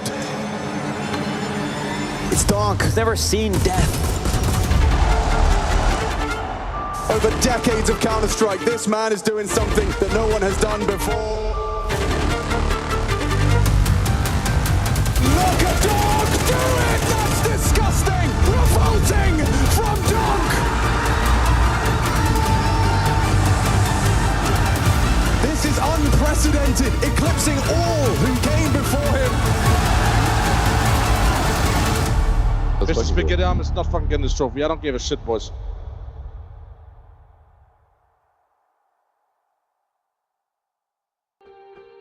Only a single spot remains at the Spodek. We just saw magic at the hands of Eternal Fire as they knocked down FaZe, and Gamer Legion arguably is up against an even bigger task as they have to try and take down the reigning champions of Katowice, Spirit. David versus Goliath, we say it a lot, but it is apt in this last match for that last spot at the Spodek. That is very true. Spirit are the heavy favorites coming into this matchup. However, I had the pleasure of watching Gamer Legion play against the Astralis earlier today, and I think the level of Counter-Strike they were able to transpire on the server gave me hope that we can have a competitive game. I cannot justify saying Spirit are not going to win. You're up against Donk, you're up against the best team in the world as of right now. I know they had a loss against Navi yesterday, but that happens from time to time. The only loss they've had since the 5th of December, which is crazy in itself. But Gamer Legion played good Counter-Strike this morning, so I think we get a good game. Tell me about the ember that we could see that could ignite the flame for Gamer Legion. What were you inspired by in their games? And they beat a couple of teams here at Katowice, right? And what do they have to build on to give them a fighting chance? Listen, the calling style this morning against the Astralis was very free-flowing, very much in your face, and I absolutely love to see that. Now, one thing is doing that against a team like Astralis who are struggling, another one is doing it against Donk and Team Spirit. So I hope they come in with the same tenacity. I hope they come in with the same, I guess, confidence where they're willing to play a little bit more pocky style of Counter-Strike. And then watch out for PR. He had a fantastic showing against Astralis, a new young kid coming into the scene. I'm not going to call him the next Donk, way too early, but he was shooting heads in that game against Astralis. So maybe we'll get a bit of a clash between the two. Maybe, but of course, Team Spirit, right? It is...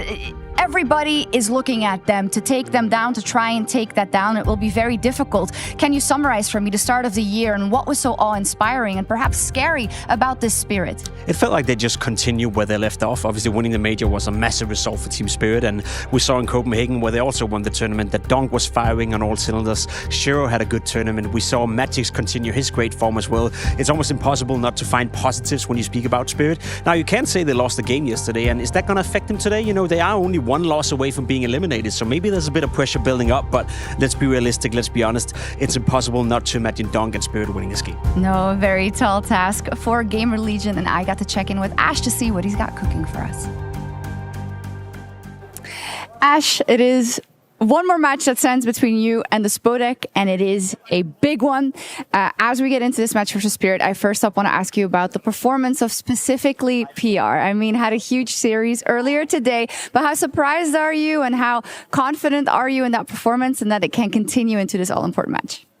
I'm not surprised in the sense that he played so well. I'm more surprised at the fact this is his first LAN and he played so well. So hopefully now he gets some more confidence from it. But this guy's got so much talent and it's nice to see him show it. That's a good stage of the tournament, show it as well. So it keeps it going. Sorry, yeah, it is, but it doesn't always come out, right? Can you tell me something about your philosophy, particularly in that you're juggling a lot of things, you know, with Rez coming into the roster, with having to make sure that these guys feel comfortable as well. So what has been the key, you think, to that succeeding? I think making an environment that's kind of fun for him is one. He said that he's a guy that likes to joke around and have some fun, that aspect. So try to make sure we match that philosophy all the time and taking the pressure away from things. So just trying to see the best of his game. We try to simplify his game a little bit as well and some of the new positions he's played in. So just trust his instincts, play like nothing to lose, to be honest, and just have some fun with it. Nothing to lose indeed. Now versus Spirit, not a team you have played, and also a lot of people think already the final boss in Katowice, right? So tell me about going into that match. I think a lot of teams get better if they have played them a few times, but you do not have that luxury. Yeah, well, we played them quite a few times in practice, and I love the way they practice. Actually, one of the only teams I think in all of Counter-Strike right now actually plays proper practice, so it's really nice. Maybe inflates our own results against them, so they maybe even want a point to prove after losing to us a few times there. But I think they're the best team in the world right now for sure. I think it's going to be an unbelievably difficult game for us. It's coming way too early for us as well, but we're going to give it our best shot, and maybe some things go our way, and we can maybe sneak a win, maybe. And good news, because I went through all of your YouTube videos, you don't have a breakdown on how, to play versus them or what their positives are, etc., and how they could beat you. So that's good. That's bad news, no? Oh, yeah, right, sorry. What happened earlier again? You gave Mongols a strat? Yeah, so I tried to tell them what they could work on and what they're doing so well, and they just went, okay, we'll show you how to play. So No such tips for Spirit, luckily. Good luck. I don't know if Spirit need many tips, because now they're back in full force. Hallie behind them. It was a weirder start to the year for them, and that didn't stop them from already lifting a trophy. I will say, though, when they played against Liquid earlier today, they did get a little frustrated. They had a slow start. They were looking pretty frustrated. They did end up coming back and closing out Nuke, but that was a very winnable map out of Liquid. So I would say they should be full strength, but for them today, they maybe are feeling a little bit, not feeling themselves in 100%. On a scale of 0 to Nico table smash, how frustrated? I would say almost blade turning around. Oh, yeah. That's serious. Yeah, so, but then they ended up winning, had a little bit of a break. Yeah. And Gamer Legion, I mean, they got to be realistic here. This is a staunch opponent to have to fight against to qualify into the Spodek, but the same token as Ash has mentioned, and when Ash speaks, I listen. Honestly, he's both been a guy that people have talked about as like, okay, like, all right, he has a YouTube channel and he's getting a little popular, but he's still not, he's not winning trophies or anything like that. But then you see some of these games, you see them after tag pauses, and you see the players that are getting integrated, how comfortable it's been for Rez so fast, and you got to think, man, if we're going to talk about Hallie as a great coach and Blade as a great coach and all these things off of the tag pauses and whatever, I'm seeing excellent moments from Ash as well. It's guys with YouTube channels, I hear they're geniuses. Isn't that right, Launders? That's how I got the job. Oh, sorry. Yeah, coincidence. High praise for one of his own. It's a nice split into the A site, one outside A main. Towson actually picks up the first blood of the pistol and a double kill. Ain't that something? That bomb site had bodies all over, and Gamer Legion just kind of given a lot of space through middle to come down and make that a clean split. Shiro, smoked out of the retake, is going to have to walk away with this. We've already got PR on the flank. I think setting expectations for this match is fine because, Gamer Legion, obviously new roster, Rez in a different jersey for the first time in what feels like an eternity.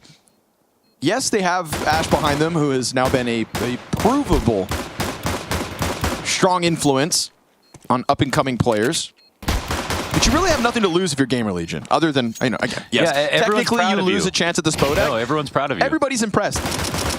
Everybody's impressed. You've put yourself on the radar. You've proven that at the start of the season, this is still going to be an organization and a team that we're going to be talking about as this one goes on. Now, some people come into games and they lie and they say we're not under any pressure in this match. Like Emma say that all the time. I don't think we have pressure. MFer, you're Na'Vi, okay? Like, you're expected to win the whole tournament. You There's have always pressure for Na'Vi. And that's the same for Spirit right now. They're expected to win this entire event. They won the last Katowice. There is a lot of pressure. I will say there's a lot to gain, though, for this Gamer Legion win. Obviously, getting into the Spodek, massive. But we are talking about Gamer Legion, who just last night lost the 12th spot in the European Valve rankings, and therefore lost out on 2 direct invites for big events around the corner. They're kind of the first victim of this new system, and it literally boiled down to the clock. Time decided that they would lose it to Virtus Pro. Now this force buy is working out against them. And unfortunately for Gamer, 7's still up. Slend with a great chance to clutch. Tried to disengage, but they'll swarm forward. Spirit's force buy gonna give Gamer Legion a dose of what's to come. I think high pressure, sketchy situations for most of this series expected. We have to be realistic. Ash jokingly tweeted, lost 2-0 to Spirit, played very well today. Very proud of the boys. Congratulations. And then quote tweeted it and said, oops, forgot to schedule that at the wrong time. It's exposing another script. Telling me he's a good coach, an analyst, and a comedian? And a prophet, maybe.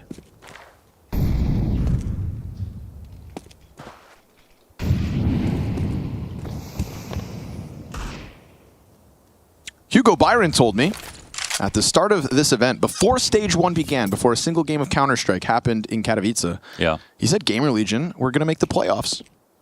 That was his bold prediction of this event. And I feel like if you put other teams other than Spirit in front of them right now, we'd have to still take that seriously. Kassad said that Maus were going to make the playoffs, and they didn't win a map. Oh. So can we believe these talents? Just the ones that are speaking now, I guess. Okay.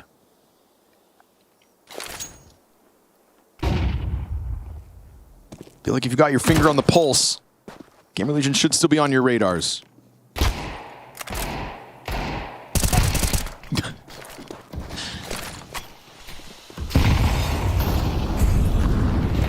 Pre-fire to pre-fire. Yeah, fast. Again, you know, it's going to be this like suffocating pace thrown out by Spirit. You're going to have to first earn their respect. I anticipate Gamer Legion having a cool plan, some nice strategies, you know, but all those things take time to put in place. And Spirit, I don't think they're going to give you a lot of time to get into that groove.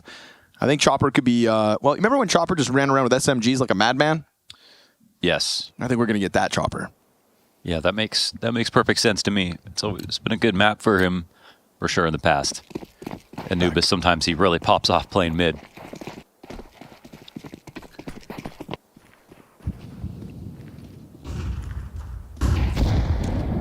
So now Gamer Legion will take a knee on this round, finally having to save. At least it's Eagle to play with. What have you thought about Rez in a new jersey, Mohan? It's amazing. I mean, I would love to change all of Gamer Legion's branding personally. I would change their jerseys, their logo, their name. But okay, tell me how you really feel. I don't love the jerseys, but what about Rez? I love the team. Okay.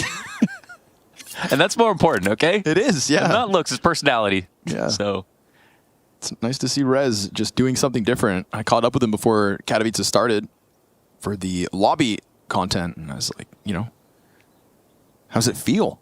He says, it's weird to look in the mirror. Yeah. You know, you get in the elevator, you see yourself, and but what he does like is just how all these guys have kind of naturally gravitated towards him as that elder voice. Something Sun Pius had mentioned about his new team in Heroic as well, where he just kind of not by force takes over as that pillar, but just how do you not, if you are one of these young players, look up to somebody with years of experience instead? So makes total sense. Donk and Magic's absolute shutdown inside of the B site. That's a full house. I don't even think Magic's blinked. this is the final Swedish IGL that's left. And also, you know, NIP alumni on the other side of Rez, or beside Rez, I should say, with ZTR calling the way. And that will be Brolin as the year continues for Maus. And of course, when they get Spinks, we can have higher expectations for them. And LNZ over on Heroic. Last year we had no Tier 1 Swedish IGLs. And this year we have 3 trying to prove themselves. Yeah, all of a sudden they start creeping out of the woods of Skövde. hävde Jönköping. Got to be careful up there in the Swedish woods. Hampus is in the trees.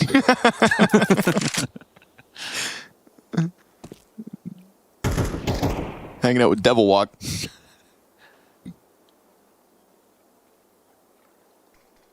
This is actually a round where I said, no, Spirit aren't going to give him much time. They're not going to give him much space, but look at him just sit all the way back. This isn't the double op with Magix. It's only Magix on and off. He's really good at this hybrid op on Anubis. Yeah. But to see Shiro on an MP9 is pretty funny. Down to 50 seconds. Yeah, they gotta grab that bomb.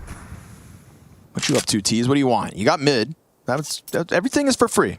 Basically, everything other than A main is free for the taking. They're readying a B split. There's 3 CTs here. It'll be interesting to see how this pans out with them playing so far back. It's actually quite honorable of Team Spirit to let Gamer Legion get some practice in. Full-blown execute into the B site. Chopper's going to take up position behind smoke. Trying to throw another body at the long commitment. Oh, the molly misses. Not ideal. And a nice opening from Rez. That's the one other piece. Barring that long push. Oh my god, he's another gonna get shot. Oh, he got him off the plant. That's one thing. Chopper can then deny the bomb plant. Now we've got 8 seconds. They're scrambling. You've caused panic in the Gamer Legion camp, but the bomb will go down nonetheless. Donk here, ready to roll. Has to get the reload in before he can re-engage. ZTR trying to move forward as PR also keeps eyes on long. And of course, now we get this approach out from Shiro just with the MP9. Oh! Clean second one from PR. And we've got Gamer Legion winning a second round. Wow, amazing from PR, man. So few bullets left in the mag for those 2 kills. And he knew somebody was on the left, but stayed focused, kept that fight open. They thought he would simply fall back out of that spot. But he took that duel with confidence. I was wondering how Spirit were going to even win this round, but you can see how much trouble they cause even from these rotator spots. First, a molly misses, so that's the first problem for Spirit, but then they get the op spam in on default. Then they have Chopper tucked in behind the Gamer Legion smokes.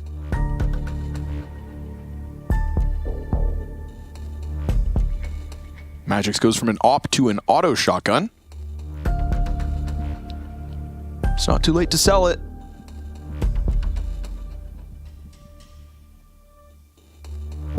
See how much information we just got out of Ash and Hallie off this tack pause.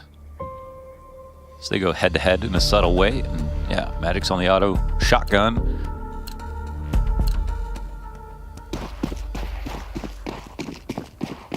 The investment comes back. It's a good round for it's a round that takes a little bit long. It feels a little bit worrying, and they definitely could have bungled it. They still pull it out in the end.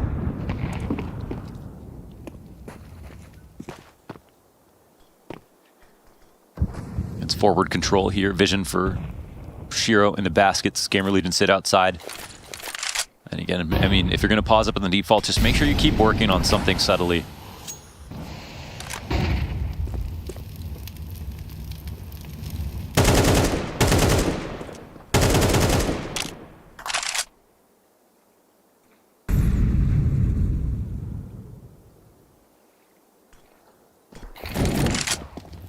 Smoke won't disrupt anything for Spirit. Shiro playing in the pit.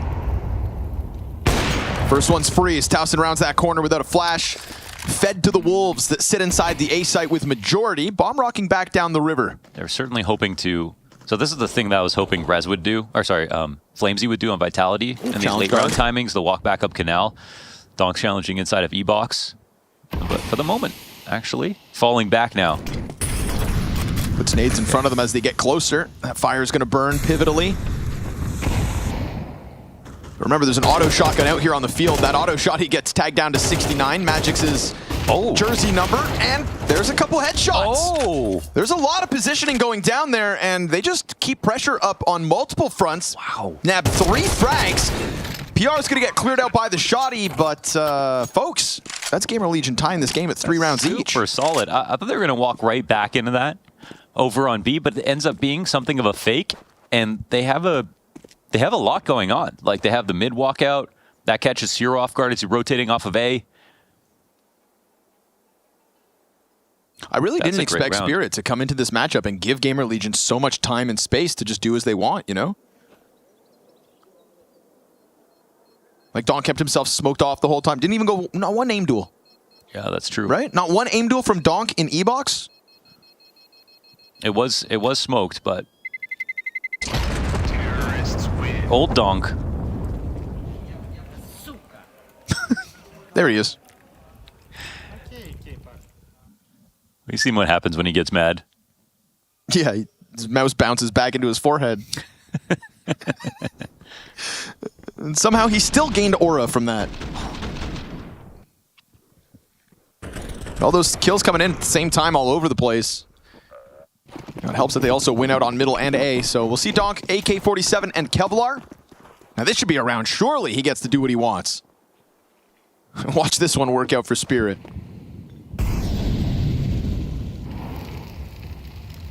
Gamer Legion not going to waste time, though, setting up for this B split. Smoke goes down in front of the long side of it. We've got another smoke for Zontix, but that's over on A, where there isn't a single member of the Legion. Shiro keeping Rez preoccupied. B smoke at the 3/4 point, so in a moment we're going to get Magix with his hands full. He actually also has Kevlar. We'll see if anything can come of it. They're all around him. Nothing. Dies empty-handed with Chopper. PR double kill. Nicely done. And that's going to open up the round for the bomb plant in just a second. Challenge from Long. That's where the AK still floats, but of course Donk probably primed to save this in a moment. Rez is going to lurk out through middle. Oh, and wins the fight against Donk. So AK down. You'll be lucky if you get to save it. I expect Rez to go hunting. Once again, super solid staging out of Gamer Legion. Last round's one off the tack pause, and both teams had their coaches getting very much involved. But as you pointed out, there's no real points of aggression in the defaults here for the CT side. And that'll be all 5 dead for Team Spirit.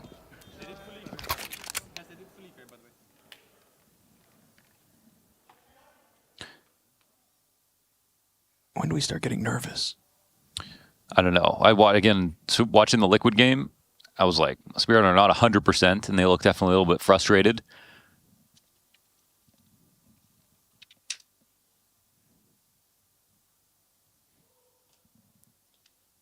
We'll see if they try something different after the tech pause.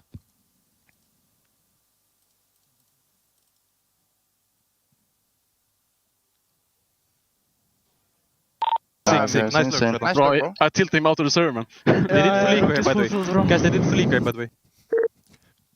That was Rez, of course. Yeah. Beat him out with his AK. It's like, no way this is possible. Something must be broken. And Rez, when he got out of the van on the way in, said, you know, we're just having so much fun. And he said that it's been a while since he's been able to see a stadium. He would love to do that. He understands that it would at that point it would have to be 2 best-of-3 wins in the day, plus, you know, most likely Spirit at that point to be able to qualify. But he said he was going to try everything to make it possible. But he's really proud of the team. It's been a long time since we've had Rez in a stadium. Rez didn't even attend Katowice at all for the last 2 years. Obviously a location but that time didn't count, Connor. Oh, it didn't? Why wouldn't that count, Launders? Because, you know, because say it. Him and ZTR and LNZ and what do those guys have in common? Tempest and Knock and Brolin and oh god, it's on the tip. I can't put my finger on it. Lots of great players there. A lot of Swedes too. Yeah.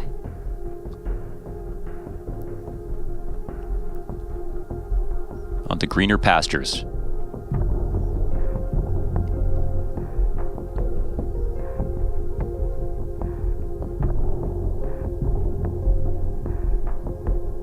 But not in playoffs yet. Not in playoffs yet.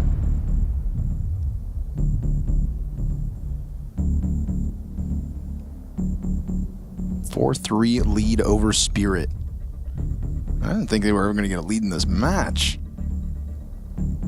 So, nothing to lose. Fine-tuned by the man on your screen, Ash. who's kind of riding a wave of, you know, the next couple coaches to really have their stocks rise from 24 to 25. Already got the big dogs he's on in that campus. bucket with Cyclone, you know? Yeah, Cyclone. I'd put Saw in there. Saw, I think, still a step forward, but you know, the first of that pack. Agreed. You know, they're trying to play catch up with guys like Hallie and Blade. And you know who else I'd put in that pack alongside Ash and Saw? Who? I'd put Mara from the Mongols. Mara. Oh yeah, good shout. Hey, go look at the roster history for the Mongols. People are complaining about not enough Swedish talents. Look how many Mongolian talents that Mara has found. This is what I was looking for. Off of a delay, straight into the swing. Zontix hits a laser headshot. And now Gamer Legion can do all the posturing and positioning and utility that they want to, but they're already down 5v4.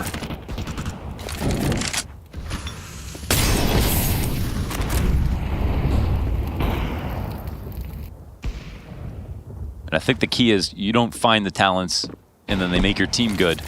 You find the talents and then make them good. Donk, you know, if you've got interviews from Donk saying he thanks his academy team coach for teaching him CS, you know, then you've got a really good support structure in your organization. And there are some teams that have that, and they seem to be able to produce and scout all of these different players. But they all have that in common. Yeah, it's two of the best teams of 2024, and Na'Vi and Spirit are both teams that can say that. Yes. Ooh. Blade was... We have footage of Blade going to help out the Na'Vi junior team. You know, Monesi was still playing on it. And, oh, now, actually, Recovering. From the 5v4, okay, to the 3v3. PR, but, I mean, steps made in camera. ZTR, of course, going to call that bomb back to get ready A. ZTR just wants to go in on this. Molotov Shiro. on bricks, but Shiro's standing kind of in it. Oh, it didn't pop!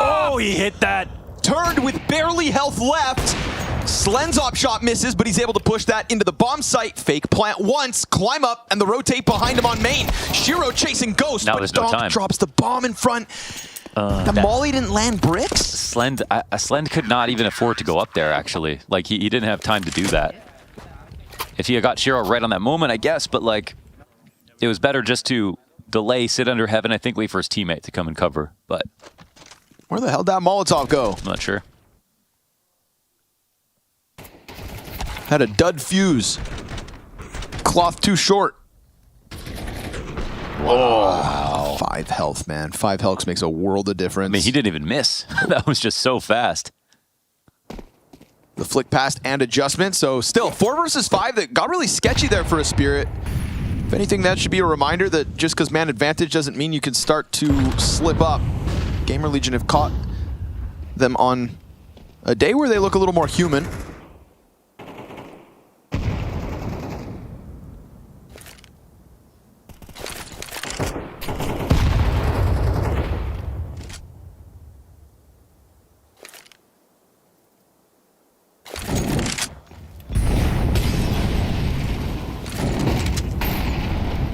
Couple mollies now for Gamer Legion.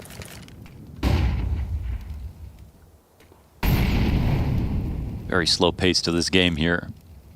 But usually it's worked out in terms of getting the bad fight for Spirit that they want. And on that last round, Shiro should have been a dead man walking as well. So we'll see if they can continue to conjure up those opportunities. It feels very similar to, I think, the second rifle of the game here. PR ends up just putting pressure on while the attack actually goes towards the A site. 2 CTs in there. Made not quite where they wanted it.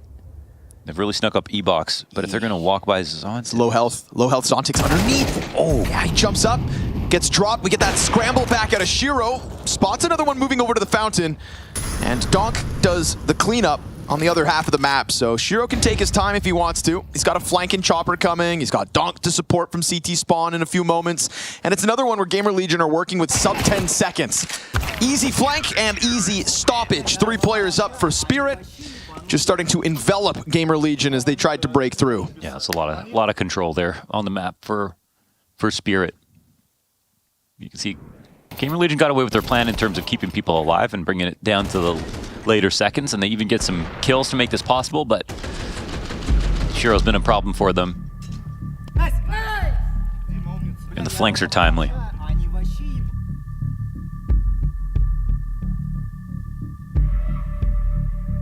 Wow, so many timeouts being used this game.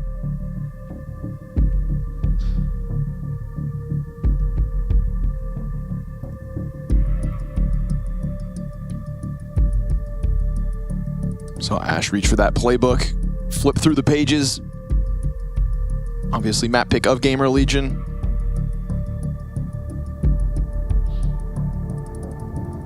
Take some notes, try to keep it fine-tuned because these sorts of chances are far and few between.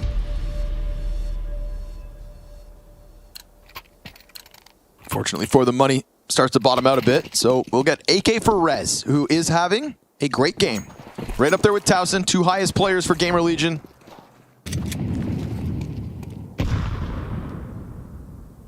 You may not always need him to kind of lead in the fragging, but it would be nice in a map like this when the pressure could start to sink in, because there's no pressure until you get it competitive, right? Once this game is close, you know, that conversation creeps into the back of your mind as if, like, wait, we can really do this? They just keep sticking to the game plan, one foot in front of the other. So, like, again, early rounds, it's not as if they're getting picked off and then bringing the rounds close. They're mostly getting the map control they're looking for.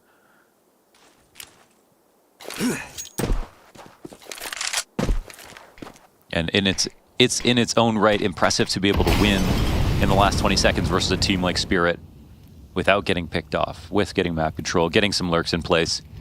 So, see if they can create some more opportunities. Even if they've only got the one gun here for Rez. This A split is looking pretty fierce. I mean, Chopper's not even close to mid yet. That util's going to dislodge anybody. Opera stays in on the angle. Shiro trying to now move into camera. Oh, second for Shiro. Under pressure from the Tech-9. And now they've got the double that they need to open up the site. Chopper could slide out. Gonna catch them off guard.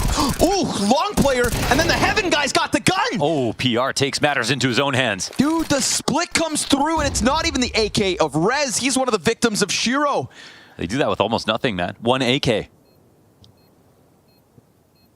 Gamer Legion are genuinely making something of this half. Not supposed to win rounds like that versus Spirit, especially from a 3v5 position. Yeah, that was, it's interesting because Spirit are really not giving a lot of attention to mid, and Gamer Legion are using it a lot.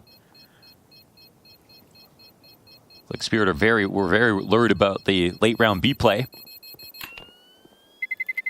Terrorists win. Let's keep playing slow. Yeah? Because if we notice Here it is, double entry from PR. Oh, and Zontic's died. I was like, Shiro got those 2 kills and he had a teammate with him. Hands on an AK and wraps it up quick. Calls have been good. Nice slow play.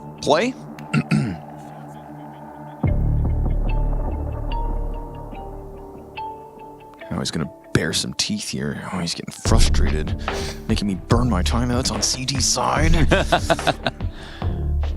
Yeah, and I think, you know, one of these things is that you're going to hold grenades a long time versus a team like Gamer Legion right now because they're just playing it so slow every round. But then it is hard to pull out those aggressive CT options late into the round because it's just like, unless you're going to go find out where the full flank is. But right now, Gamer Legion's game plan is holding on to B until the final seconds as they're taking it at the same time. So I think Spirit are having trouble figuring out what is the best CT aggressive option.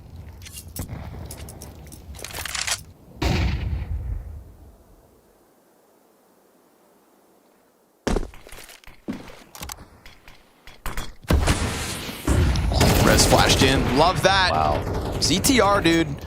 Employing his pieces properly. Shiro gets turned back with 16 health. Not the first time we've seen Rez with impact out middle. You just mentioned it. It's been a portion of the map that Spirit have kind of let go. Yeah, this time Chopper tries to meet him and Bombs smoke it. Gonna get picked up as those players from stairs peel away. Oh man, this is just gonna feed Magics to Rez, isn't it? 2 CTs go back, but the timing's gonna cost them the sight. Rez already in. They thought that they had a chance to double back and draw Rez out of this one, but all he does is open that door wide for the taking. A little bit of smoke spam coming out from Donk. 5 alive right now for Gamer Legion. And about to take a lead. This retake cannot be attempted. Team Spirit gonna need these guns in the next round. Gamer Legion with a 6th. You could just tell Spirit are ready to get out of this half. Playing CT side, having to sit around, wait for these plays to come, and then still can't stop them. Donk is just squirming in his high chair. T-side's coming, and I expect a very significant change to the tempo, but you know, we'll also see, because individually speaking, Gamer Legion giving Spirit something to think about. Rez, PR, and Towson showing them how it's done. Gamer Legion 6-5 on a T-side of Anubis. It's not every day that this early on in your young careers do you get a chance to play versus the world's #1 for a spot in a legendary arena like the Spodek. So I say take your sweet time. Yeah, it always looks silly when a team does this and then they lose, but why should they change up their game plan? We're trying to figure out what the Spirit adjustment is that solves this half. One final attempt to stop it. One final attempt to tie it to the game before we expect that tempo change.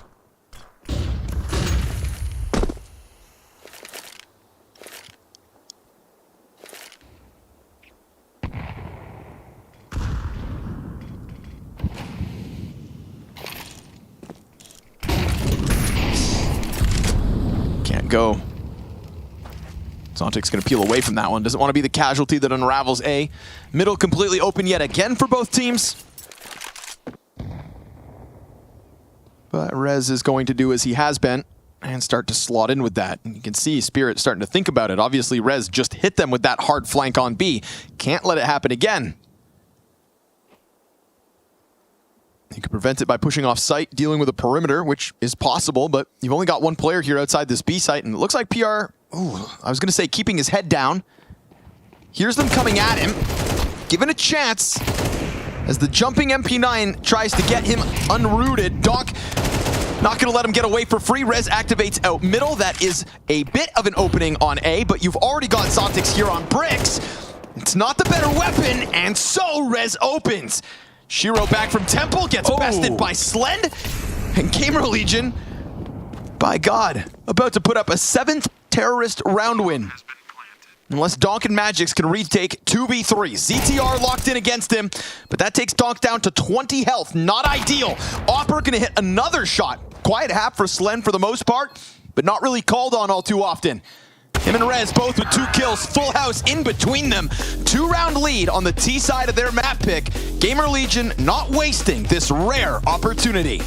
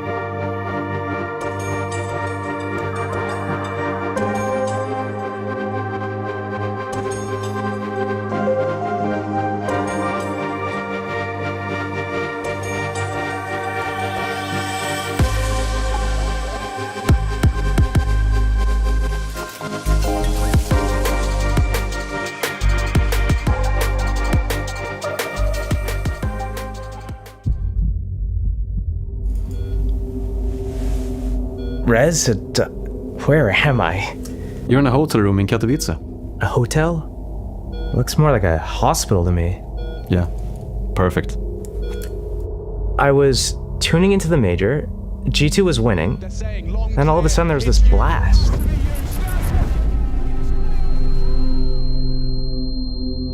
Was this before or after they lost to FaZe in the semis? FaZe? In the semis? Give me that. Spirit defeat FaZe 2-1 to win Shanghai Major. Don't worry, we go through it all slowly. Magic's popped off.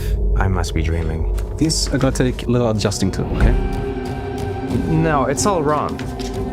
That's so right. Never mind, it's cooked. The world's different now. Wait, what is that? Oh, this whole thing? What do you think? It's so weird. The young prodigy is yet to peak. They're both of us. Huh? Click over the pitch, Josh. Should I say, steal?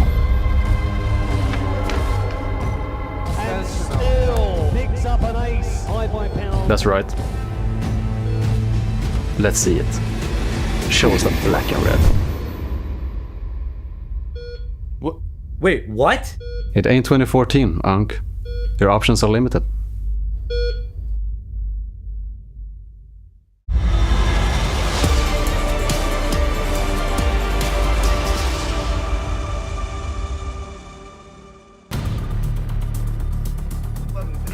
The content team does it again. That's so funny. It's the first time we've seen bro. that. You got that from Gassan?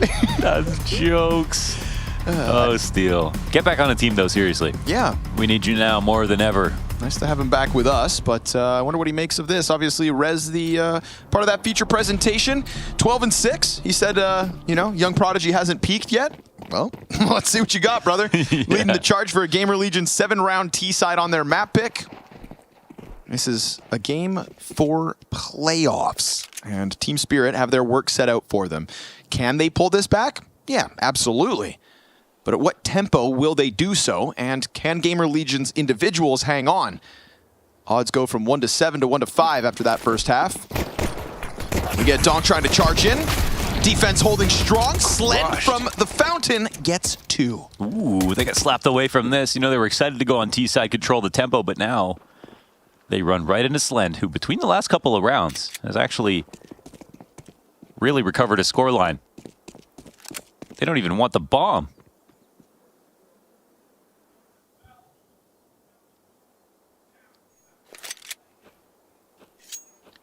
I guess it's a tactical drop of the bomb as they go back to fan the map to see if there's any pushes. And they won't find any. Gamer Legion content to play it still as slow as ever. Again, that's fine. 3 anchoring A. To be up 7-5 is one thing. To be up 5-3 in the next pistol, huge opportunity. If they can win this and convert it, they will put Spirit in a very tough spot. And then they're going to have to start making risks themselves. And a couple risks that go Gamer Legion's favor. My God, we could be looking at a map win, which I think to many felt impossible. And again, Magic's popped. Shiro finally able to answer, but it looks like 1 kill in the pistol for Spirit is all they're going to get. Wow. Wow. So Gamer Legion really earned a slow round after those first 2 Slend frags. Spirit had to respect that, go back, fan the map, and came in for a decent split, but like everyone's still in the same spots, covering each other.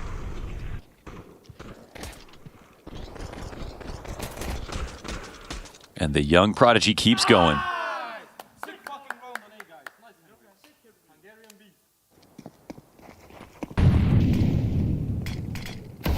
I like Slend. He's kind of reserved, pretty quiet guy.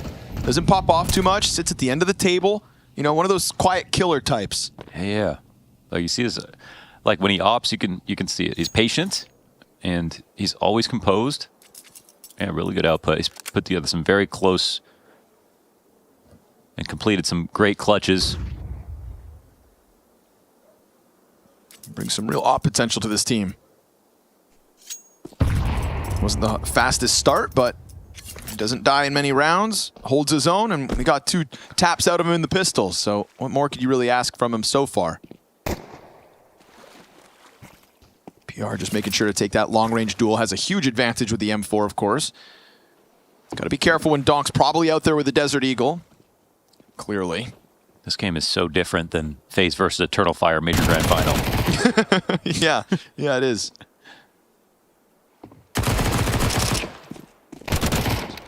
A little daunting to shift gears, to be honest. It is, yeah. But it's a lot to do with Game Religion, like just so in control, and they're the ones who play slowly. There we go. That's fine. They're allowed to. It's fine. Take your time. Play for the goddamn Spodek. Yeah, that's right. Take your time. Yeah, that's what the clock is for. Right. It is just another tool. And I think Rez, he said it earlier. He said, man, I'm going to tilt Donk out of the server. We saw the tech pause and... Well, he is the best player on the server right now. It's one thing to tilt him out of the server by just out-fragging him. It's another thing to kind of tilt him out of the server by putting him in an uncomfortable zone, which I think is some of these slower moments. Obviously trailing by 4 rounds now. 9-5, Gamer Legion up. Not a sentence I thought I was going to say today. Happy to be wrong if it is the dreams of 4 young men on the line.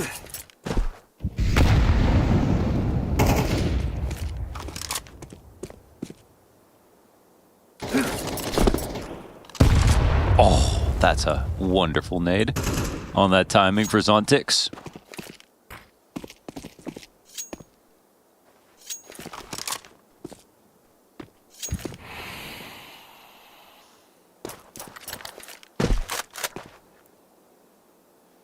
This feels like Sean Strickland versus Adesanya. You know what I mean? Sure. A specific style that's coming in.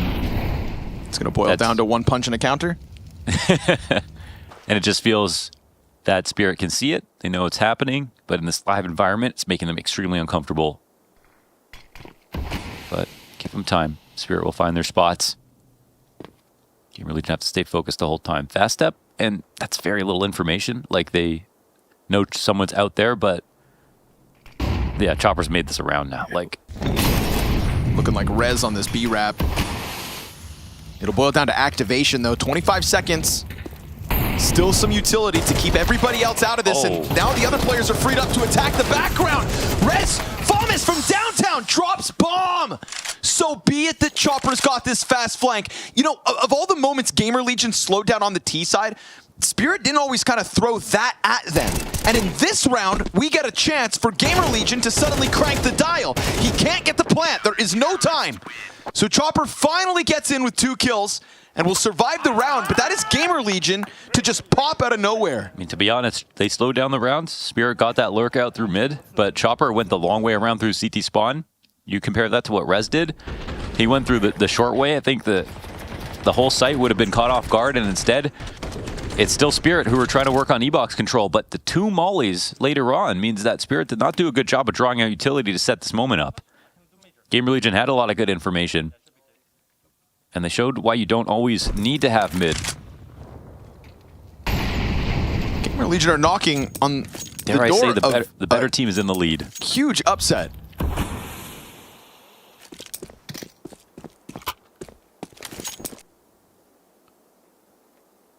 You know, I said an early pistol win and the full conversions as we now have. That's 3 rounds in a row from Gamer Legion. No T-round win yet, and you see it starting to force the decisions of Spirit. Now they've got to come in with double tech 9, limited grenades.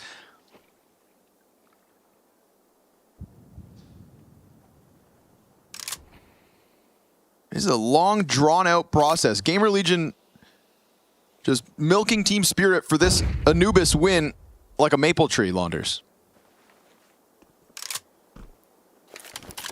No tariffs. Drip. Drip. Peek. Jiggle on the front side. Nade's a little too deep. Yeah, they still come out with 2 kills. Towson never gonna get out of there, but Slen! Whoa. Nice slap shot! Oh, Talk double to the camera. And as he perches up in heaven, the support's inbound. No way in! Wow, very nice out of Slend. You see that Don caught those first 2 kills, really feeling himself, and Slend had to hit one hell of a shot. He was a killer in that moment. He's really come alive in the last few rounds. Gamer Legion showing levels, not just in passive positions, like all the flanks. Gamer Legion are tiptoeing their way into an Anubis win. You know, someone like Ash wants to, wow. If someone like has a headshot, oh my God. All of these shots are dirty. Yeah.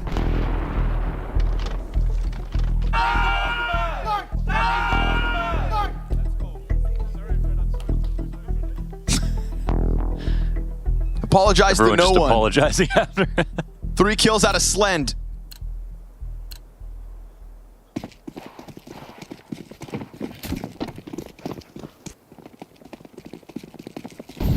We get Team Spirit running it around now. When's the disrespect start? I think it started. It's just not who you'd expect.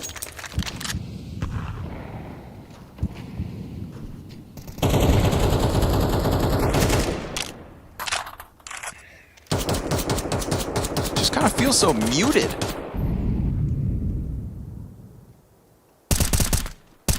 Yeah, I mean, I'm kind of just watching to see what they're thinking about, but you can't really see it.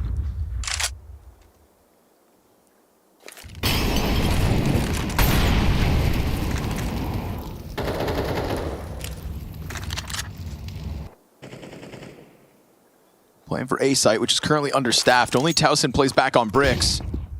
Team Flash, if there was anybody close, you'd think Entry Fragger's dead.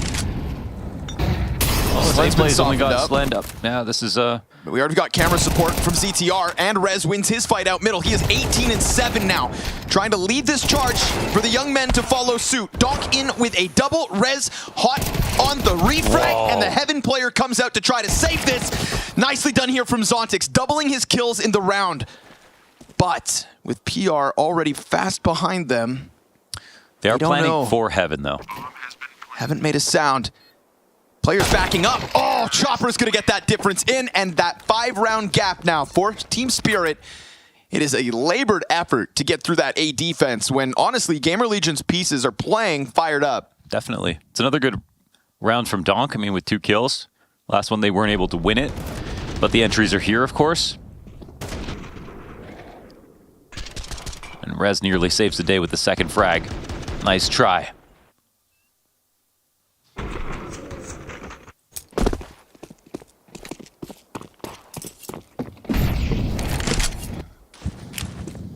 Yeah, it really feels like Spirit are taking just a long time to learn. Because we're not seeing them exploit any gaps. And even that round is fairly standard. And even just seeing them play a bit faster, as you mentioned, disrespect, give you a sign of their confidence. But beautiful pathing. PR, I can't believe it. Splits in between Donk and Zontix. Magic's reopening the B site. Op in position, misses its chance to strike, but Rez, he has been so quick. Oh, and Shiro's gonna zone in on him, but Towson, element of surprise. Smoke in front of him, here's that fallback. Magic's over towards jail. Towson's trying to find the route out, but it gets held. And that's Team Spirit. 2 players up, but it's all they need. Rez is really trying to go above and beyond right now. He is so quickly either throwing himself down camera, in this instance, jumping out from the bridge, trying to create pockets of opportunity for the others. PR, beautiful split of the 2 guys in Donut. And if he gets Zontix there, I think this round's cooked. yeah, definitely. Like, how's Magic's and Spirit supposed to scale out into the site without that frag? But you could say he's even lucky to get the first one, putting himself in that spot, coming through that smoke full blind.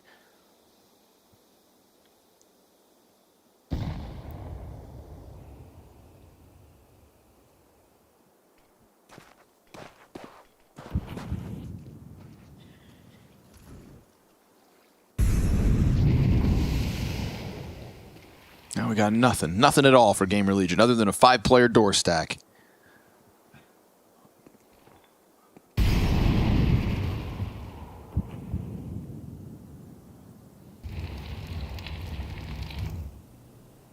We just went from Michael Bay to Martin Scorsese. The pace of these 2 games.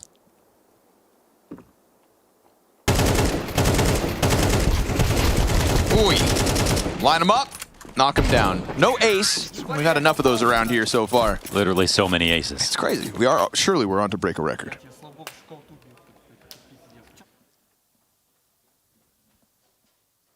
fine. Get that one out of the way. It's now 3 rounds in a row for Team Spirit. Better late than never, of course. But still, a kind of tempo and timing that is keeping them on their toes. Buyback from Gamer Legion. 3-round lead at 11-8.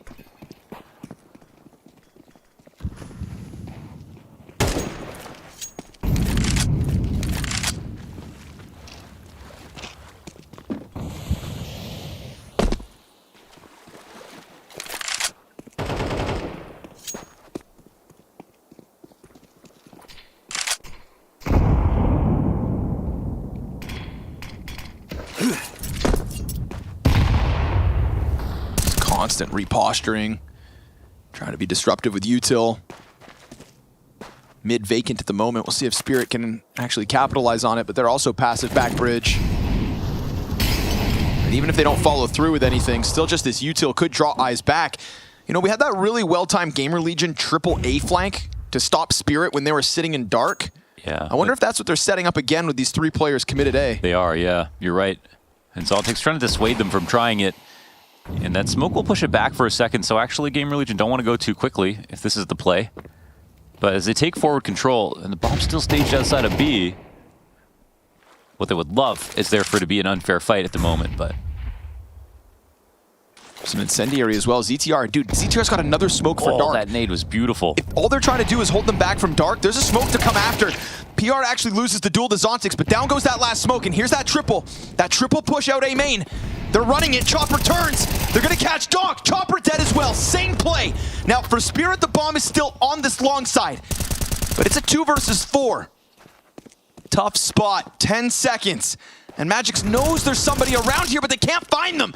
Shiro, he's gonna get a kill. ZTR now comes back at it, gets him, but the bomb's still planted nonetheless. Magix swaps over, AK, can't clear! No and bullets Gamer in. Legion, that 12th round, off of another slow burn. Oh man, they're playing the exact game I think Gamer Legion wants, and in this round, they get away with that push. Zontix tries to keep them pushed back the entire time, but his best bet was to literally wait out there until the end of the round. Because right here, when this flank comes in, they're taking 2 bad fights. It's great for Gamer Legion. And this whole, it's just been game plan, game plan, game plan.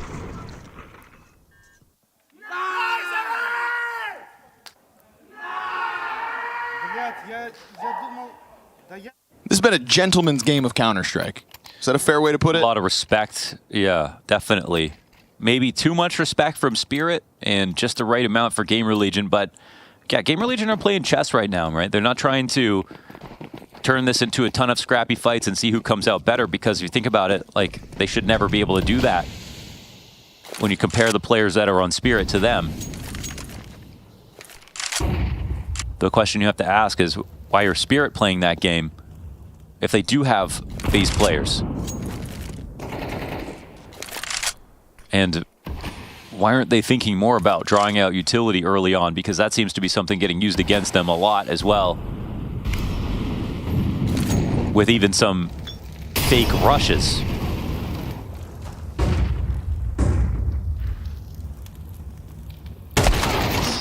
Rez was looking to be the closer, but instead Shiro 5v4 off that one. We've seen Slen do great work with that op to hold players off of the A site, but from 4v5, it's a tall order.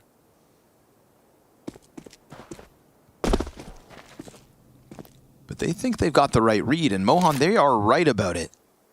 There's that looming threat of something coming at them from middle, and we do see 2 Spirit members working that way. But if they just aggress a little further... Yeah, but if they do that, it all rests on this push. Let's see. Gonna clear the corner. Zontix, fast headshot. Slen, nah, you're not gonna get away. Zontix on the chase. Won't find his 3rd of the round, but it's a ton of damage for ZTR to have to deal with. A quick scurry over from PR through mid. And he's gonna open up the camera smoke, but he's not gonna find anything for his efforts. That's gonna be the bomb down for Spirit.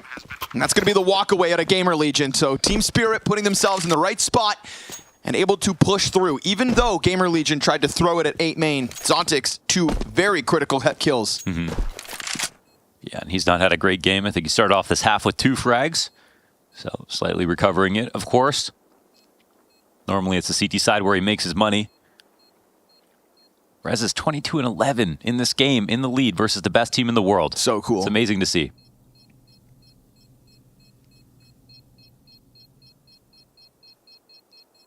I would have bet money that he was going to retire in a Nip jersey. If you asked me any of these last few years, you know.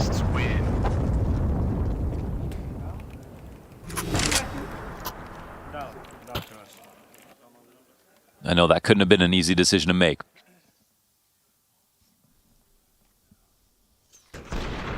But I think people like Ash are starting to have a little bit of a lure. You know? Like you talked about, you mentioned Saw in that bucket. And at this point, I think there's a lot of pros, even in Tier 1, that'd be like, okay, if I want to do something next, what's Saw doing right now? Sure. I want to go play for him. You can't say that for all the coaches in the world. Gamer Legion double AK save.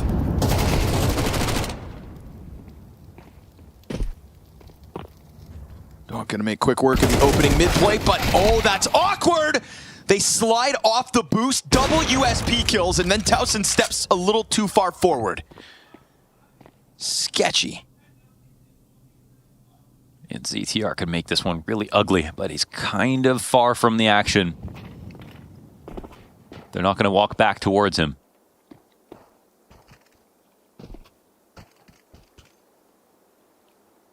Here's all the sound being offered up by the mid doors.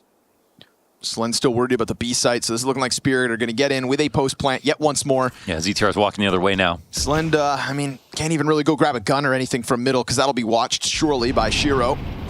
So it's Team Spirit with a nice slow crawl of their own. Scary when Donk slides off the door into, you know, a couple of USPs and pays the ultimate price for it.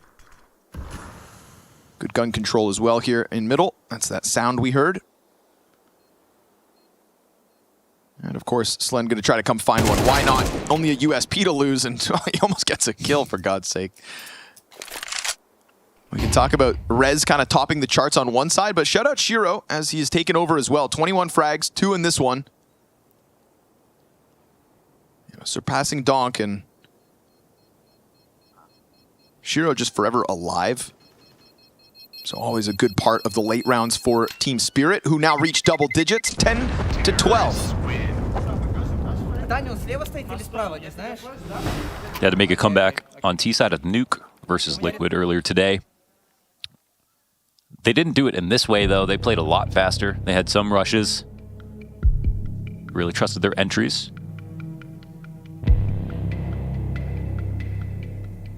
And they're sort of entering the arena of Gamer Legion's, you know, slow-paced map control and just trying to fight them in that arena. Slowly but surely, it seems to be working, but it's not been that long since Gamer Legion won the last round.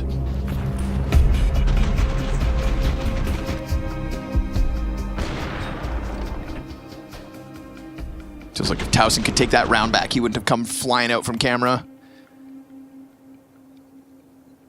Here we go, Gamer Legion waiting for the buy, and this is what they find in round 23. Wild scenes to see them dictate the pace of this entire map somehow, some way. And not doing it against a bunch of chumps, but doing it versus Team Spirit.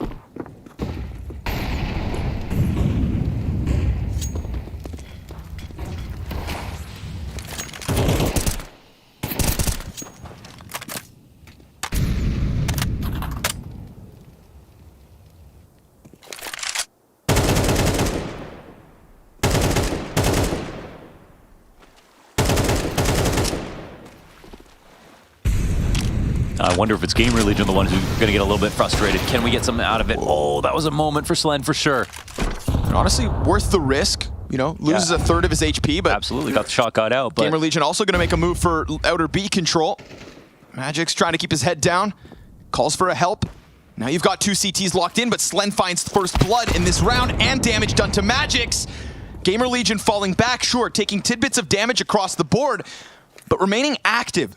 And by remaining active, they've got Team Spirit kind of scrambled at 45 but look seconds. at the rotation here. That's Rez making it over towards the A site. It's the B split incoming right now. Do they have the nades? No, they get caught trying to transition back. Yeah, they fell for this. A lot of pressure on PR. First LAN event. And he faces 3 players of Spirit pushing in. That Molly bounced too big. Turns his back around to Donk, who's just going to go bloodbath straight through this B site. Team Spirit push us to a 24th round. I couldn't tell you how they tricked him, but they really had Gamer Legion believing it was an A play this time, late into the round. And the B site players, they didn't set up at all for the thought that it could be B. I think they were just setting up for like, okay, we'll probably have to rotate and flank. So whatever Spirit did now, I think they're finally starting to get a grasp on the minds of Gamer Legion. On this plan. We're still not seeing a dominance in this comeback that would make you believe they're simply going to win the next round and bring it to overtime. But you are at least seeing Gamer Legion finally get shaken a little bit.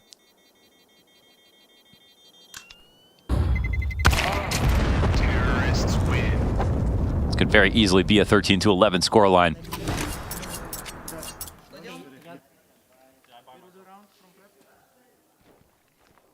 Worried for a second, Zontix was about to fall asleep. Yeah, like right there's ETR's like, you know, letting Rez go over towards the A side, him starting to move back a little bit. They really had no idea. Guys, fucking clear your heads. Pause it back true. Help each other with dev chat. Let's fucking go, boys. Let's fucking Yeah, let's go. Come on, let's go. I need a translation for that. Speak British. Right, mate, so all you got to do is get it back in the mid drop. Starting off from that one, you got this. Love you, Ash. Nothing but respect, man. Let's see if Rez can go above and beyond, dude. 23-12. He is the reason that Gamer Legion have something to stand on, and that's it's how they do it. An instant chopper blast. The fastest round that we have had from, I think, either T side. But will it cost them? Because Towson's ready for that rundown from camera. Oh, not ideal. They need to get down into the bomb site, chuck that Molotov up to ensure their bomb plant, and it looks like Spirit have gotten themselves to overtime. All you gotta do is hang on. It's a triple storage retake. Eventually, Slend is gonna come join them. All 4 players to try and push out from heaven. Oh, they could space out more utility, man. So much mid control as well for Shiro, so you'd think eventually he's gonna come down from camera and he would have backs turned to him, except he gets smoked. And then Towson gets the kill to Donk. They are falling empty-handed. A Molotov onto the bomb. Eventually Shiro's gonna have to come down here and he may go unnoticed, but it's only 1 frag of the 3 players. Another molly down over to the bomb. Did he line that up? No, it doesn't go. ZTR for 13. Wow. Gamer Legion, the final round of regulation. The longest T-sides you've ever seen. But they pull it out their way. Massive game from Rez. And a massive moment for a team that almost all of us have written off. Game on for the Spodek.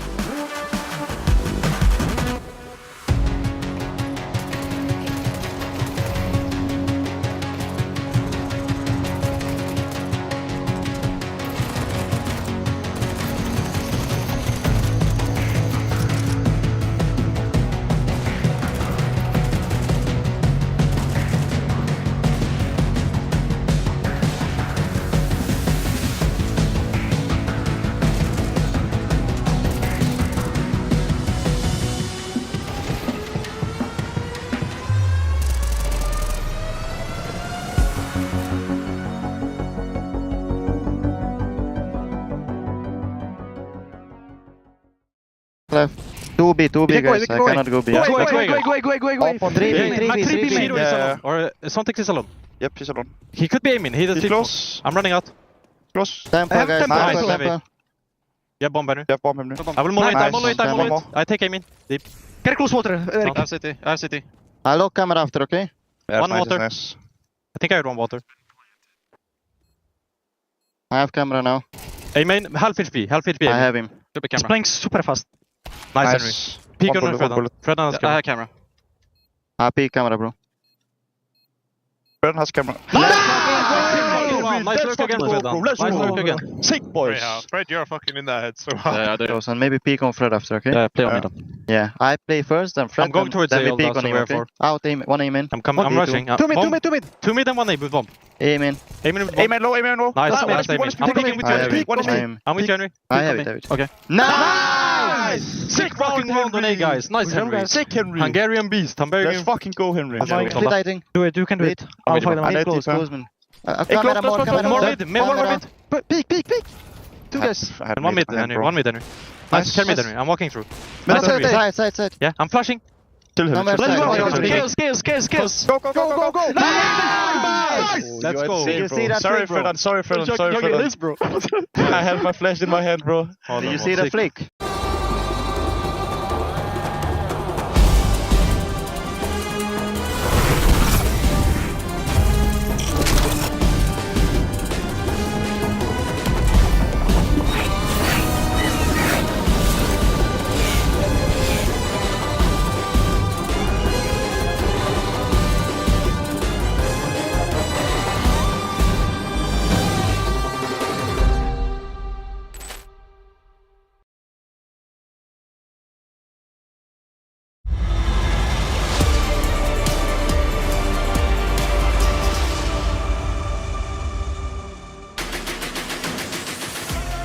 In what is do or die fight or flight, it is definitely going all the way here in this first map. That's right, 13-11 on a round that very well could have sent us all into overtime. As I welcome you back to that Intel Extreme Masters here in Katowice, we are rounding out this stage 2. Looking forward to the Spodek, but for both of these teams, well, precarious situation for one more so than the other. I've got Kassad here. We're going to begin to talk a little bit about why that this was a big deal. And when I say a big deal, the gravity, the weight of Spirit getting pushed around.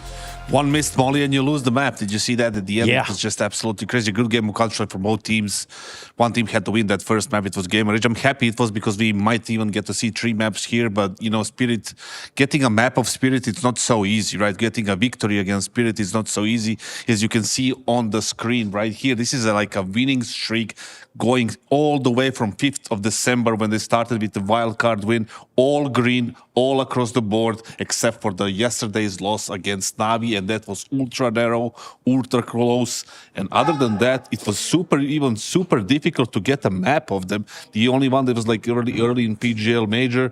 Lately, you can see all zeros on the other side and one map from Eternal Fire. That shows that how difficult it is to play against this team, let alone a win. So Gamer Legion getting that first map is a great start, and it's on their own pick, so it's something they really need.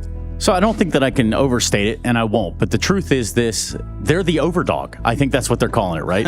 They're calling Spirit the overdog, and rightfully so. That guy Donk runs around like he owns the place, but not on Anubis just now. However, there are more maps in front of us. Before we get there, though, we're going to lock in on some of the stuff that made Anubis just so tight, like a tiger around the edges for the side of Gamer Legion. What do you got, Jacob? Well, I got a showcase of what exactly made Gamer Legion ultra competitive in this game and made them sure to actually win the map. So we may as well dive into it. I want to set the scene for you guys. Gamer Legion off to a good start on the CT side. They're leading it, as you can see. I'm jumping in the middle of the round. There's only 40 seconds left, and what I want to show you guys is Gamer Legion's willingness. Oh, let's see if we can do this one more time. Is Gamer Legion's willingness to actually be proactive, to move around the map. Only 40 seconds left after I showed you. You have 3 players situated towards the A bomb site, so they're doing a bit of a gamble stack, and you have only 2 players over towards B. And as you can see right now, Spirit have actually figured out what they want to do. They want to hit that B bomb site where there's only 2 players available. But Gamer Legion are pretty goddamn cool. So look what they do right here. With only 40 seconds left, they realize this scenario. We gotta be proactive. We gotta move. We gotta do something. Otherwise, we're gonna leave our 2 teammates over towards the B bomb site all by themselves. So focus on the round. A lot of pressure coming in right here. CTR putting down a Molotov. He's buying time for his teammates. Putting another Molotov in. And then the push comes out. Towson finds a kill. Rest finds a kill. And the whole Spirit offense right here is just being dispatched. And that's what I wanted to show you in this specific round. The willingness of Gamer Legion to be proactive, to push when the right time was, and the understanding between the 2 bomb sites. There's a reason why CTR is putting both his Molotovs in towards E-Box. That is to make sure that the flank can come in. So the cohesion, the team play, the synergy on the Gamer Legion CT side at a very high level. And that's part of the reason why they were able to win the first map.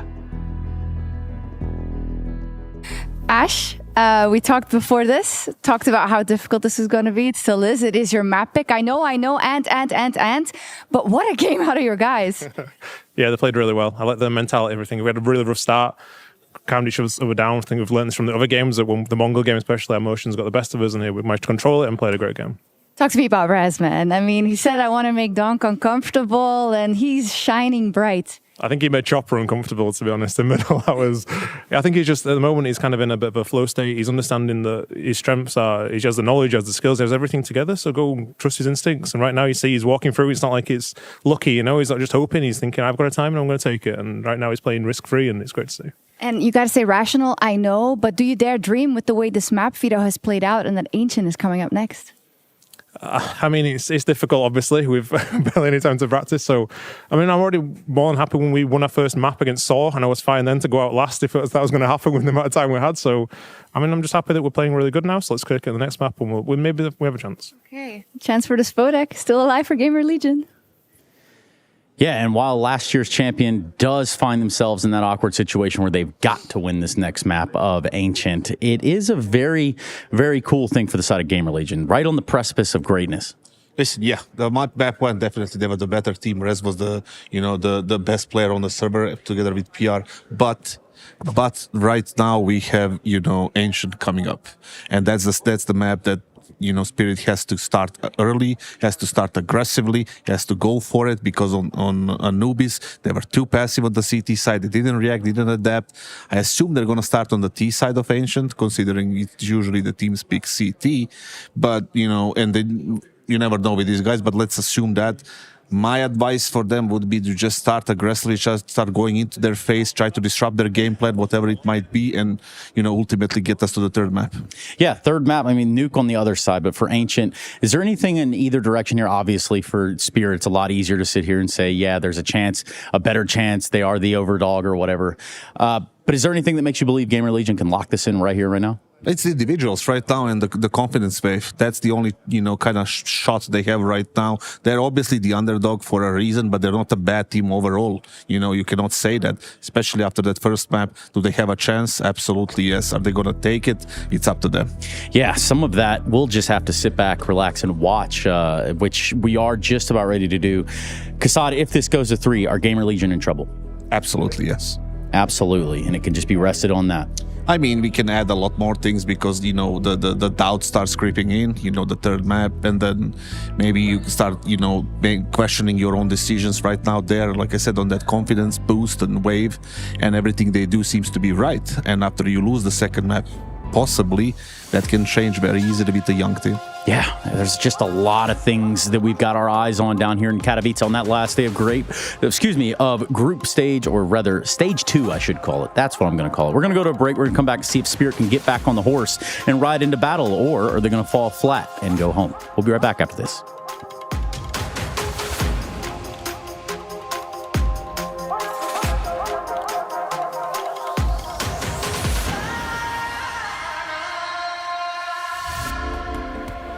Hi, it's Bob with Face It. The official broadcast is better than ever on Face It Watch. Yep, that's right. Switch it up with the POV selector.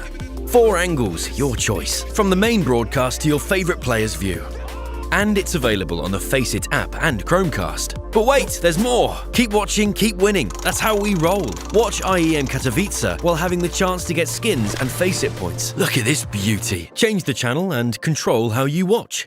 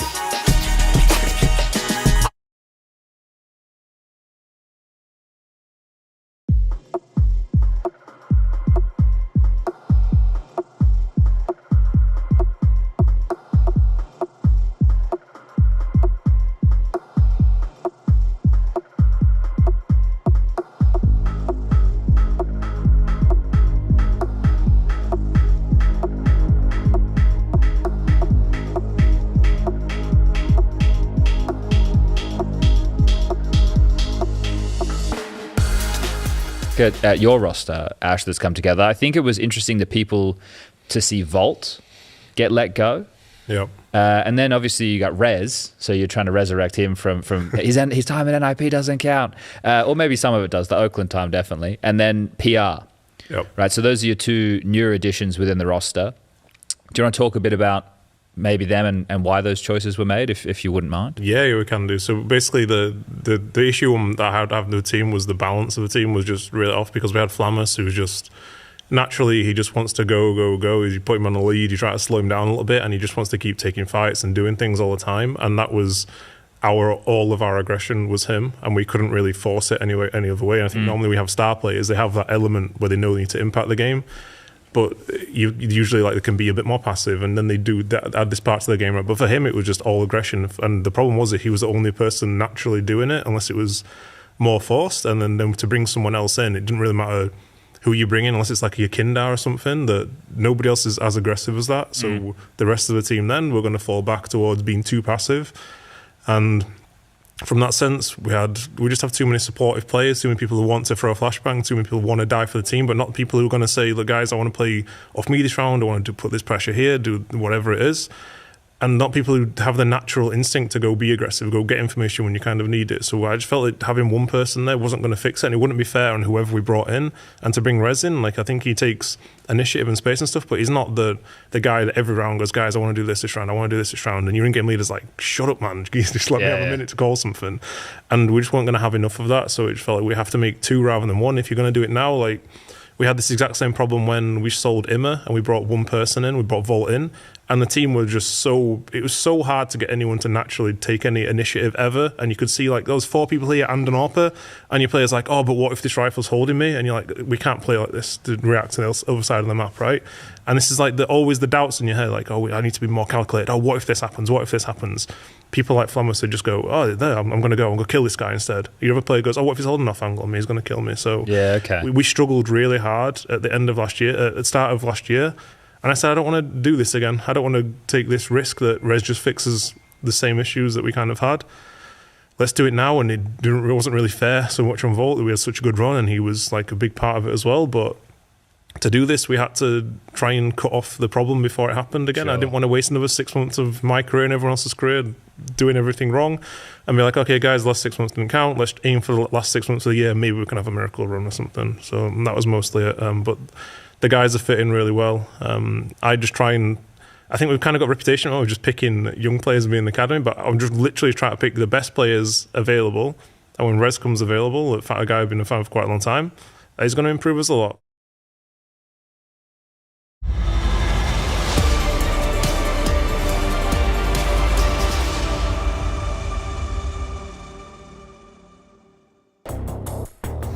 I'm glad Sponge had the chance to sit down with some of those coaching legends, or legends to be perhaps, because right now we see the system that Ash has put in place coming to fruition. A map win over the returning Katowice champions of Team Spirit.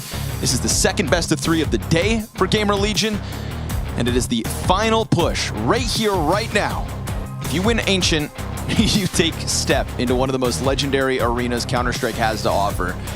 If you take out the best team in the world on the way there and hand them their first loss in a while, I mean, that's a win in and of itself. And for PR, at his first ever LAN. Damn. It's like Donk all over again. Let's see. Let's see if he can do it. Rez, insta-gush. Tausing's gonna clean that up. Chopper's in a dire place. Slen finds the kill. And now ZTR trying to hold off on middle. All the time he burns fine. You've got numbers advantage. You got bomb planted. Even a flashbang to try to help him. 12 to go. Nice nade here from Magix. We'll see if there's anything left to do. No kit. Time's gone. They just gotta try to save now. They might not even be able to. Pushing forward into Donut. Oh, they have a... No kit though. It's like scary close, but no kit. So they're like, all right, you can throw your smoke. Now we've got you stuck in Donut. Bomb will get you if you don't start running for the hills. Wow. Magic's showing us what's to come. Everybody's gonna die out here, basically. Rez, sorry, buddy. Respect those save dualies. See you in the next round. Actually, you know what's crazy? Okay, okay. This is a crazy situation here. I just thought about it. Before the event started, I did the lobby. I sat down with PR. Yeah. I said, listen, man, first LAN. It's a big deal because last year Donk was in the same thing, showed up, owned Katowice. Yeah. Are you going to do the same thing? And he said, probably not. But he's got a chance. Yeah. He's got a chance not to play to the level of Donk, but to eliminate Donk. At least you won't have to play against him in playoffs. His first Katowice. Just when you think the storytellers and scriptwriters have come up with the grand finale, all of a sudden we got Gamer Legion looking to convert pistol. Shiro up on green though. Gonna offer a little more damage, so they stuff that attempt at the fast A play. Try to control your weapons, make sure those pistols can't upgrade further.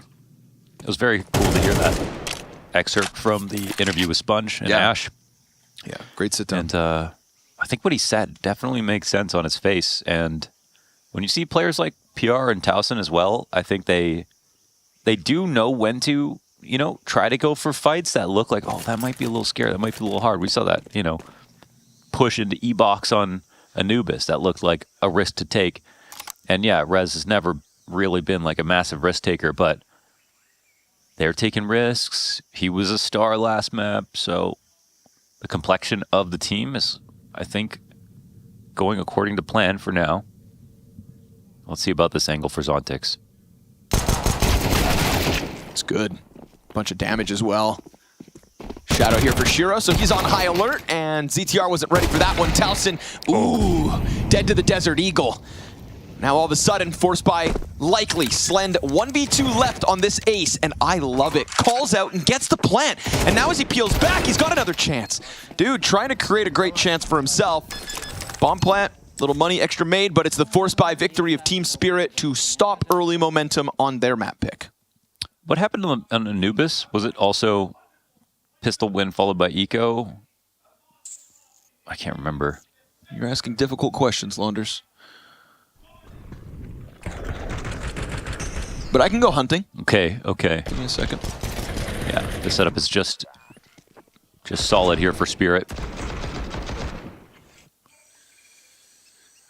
Same thing. Back in Anubis, Gamer Legion won the T-side pistol. Spirit force bot and went 3 rounds in a row. And that's when we were tricked into believing that Spirit were going to win the game. That they were going to be extremely dominant, but that wasn't the case.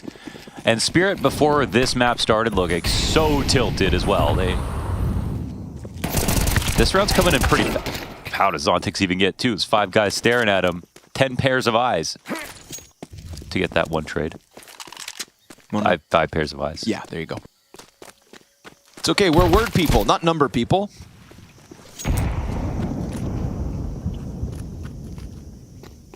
Step out for middle, but Shiro's already extending down, and yeah.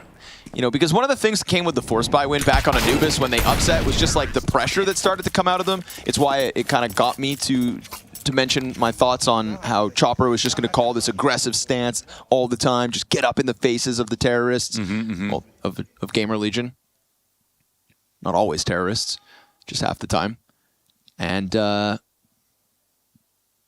starting to get it here as well, but I'm not willing to jump the gun a second time.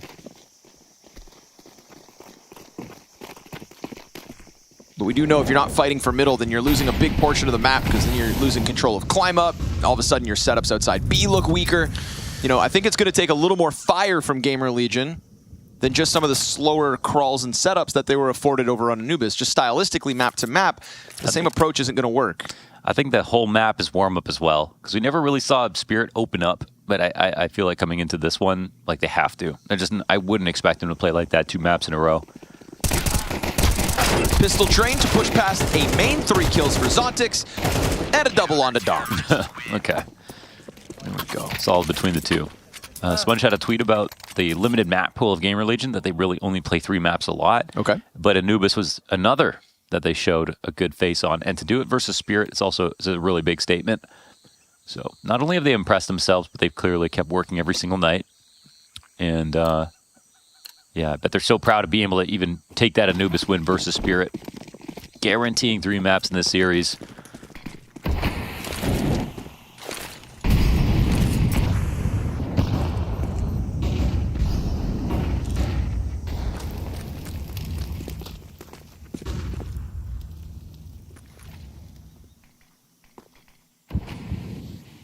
get some mid-play going, but it's a climb up, not really sticking around. Met by a smoke. 2 players sat on heaven. We got 2 at the bottom of ramp. Donk just chilling here, but Rez on the approach. How careful is he going to be about these corners? Not at all. Yeah, Donk keeping it shuffling back and forth there. And high anticipation of another player to try to come back and trade out Rez, but PR takes his time, and we see this cave crawl start to occur. I just thought, no way. There's no smoking window, no one spotting from behind, no Shiro there with the knob. Oh, okay. I can at least walk up and get comfortable. But with the A main setup as it is and Shiro in this position, Spirit should be happy to see this Zach coming. CT smoke will delay any rotators, but it's Shiro in front of it all. He gets in behind Big Box. Oh, dinked for 7. Yeah, not the worst position he's ever been in, and he's just going to keep this hunt up. Now, it's damage also stopped by the box the other direction, and ZTR trying to slide out. That is his very own smoke right here, blocking and still giving cover. Total surrounder of that. Surrounder. Total surrounder. Yeah. It sounds like it should be a thing. Should be, right? A surrounding of the bomb site. A surrounder system.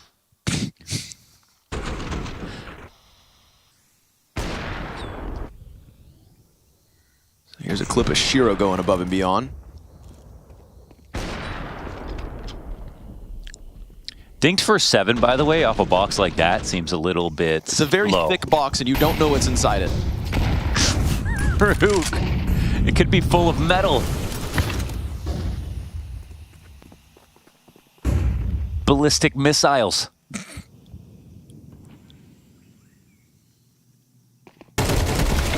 Helmet. Oh man, a couple of dog sprays today. Say it. Have not been sexy. Oh, that is though. You like that, huh? You like that? What in the heck is that? You like that? What in the heck is that? Chopper double kill out from Cave. What was he even really aiming at in general? He was aiming at the guy running away. You make footsteps, Chopper's gonna find you. Clop, clop, clop. But sorry, you were saying Donk's not good anymore? Is that what you were saying? He's getting older every day. 5-1 lead for Team Spirit. Katowice was a year ago. Okay? Yep. It's every year. It was 2 years ago and 3 years ago. It was Don Katowice, Don Katowice. It was a year ago. Okay. Get over it. What about Donk Shanghai Major? Last year. Checkmate. You got me.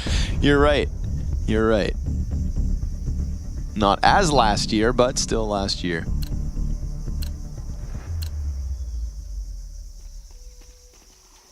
Number 1 player in the world last year. The game never ends. You got to earn it every day. There's that run boost. Zontic's right into the corner. Rez is going to go past him.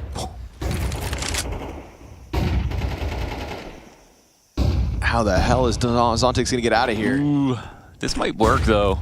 They might forget about it, right? It's an awkward smoke because he can't push forward into elbow. About it. Oh, they're going to forget about it! Zontix comes out with the double kill. They throw him into the corner. He runs into the corner, but obviously there's so much util popping at the same time that you can't be shocked if someone doesn't hear it. Fun little run boost to get an anchor out middle, but now we do get this solo A-walk, and they're going to find this site for the taking. You know, this is very daunting for PR. Very little experience at this level, under this pressure. But he's got to carve a road to somehow either join up with his teammates or get that bomb from the B doors to him. I mean, they are polar opposites on the map. But Slend has seen enough, and he is going to go sprinting over. Cave, though, being cleared out by Chopper, so as you'd anticipate, it's going to be Spirit to not just sit back on their haunches. And now you have found out that one lurker. So Chopper knows what's up, knows the likelihood. Slend's going to hear this, but Slend wants to speed up because he has a bomb. Yeah, just getting that bomb down could bode well. I feel like Slend should have actually... I mean, it's hard decision to make, but... Now he knows. Flank is very quickly behind him. He's going to go peek back into it, in fact. Okay. Yeah, he lets Chopper catch up. Come get it, old man. Donk, though, Nasty one tap to the side of PR, who is the reason this site was cleared for the taking. It's a Slend 1v3. The Gamer Legion really need. Trying to get this T side back online, but Slend going for the deep wrap around Donk. Now the bomb is planted on the closest of the corners on the site, and they have a smoke on Donk. This is the guy with the smoke. You kill Donk, nobody can cover that bomb. And the smoke actually goes out to Temple. This is beautiful. The Slender Man from behind. Oh, but Magix. How did he do that? Snaps up and stops him. That's amazing out of Magix. What a play by Slend, man. That was such a good try. Just playing from the shadows. That was actually an incredible reaction out of Magix, dude. Like,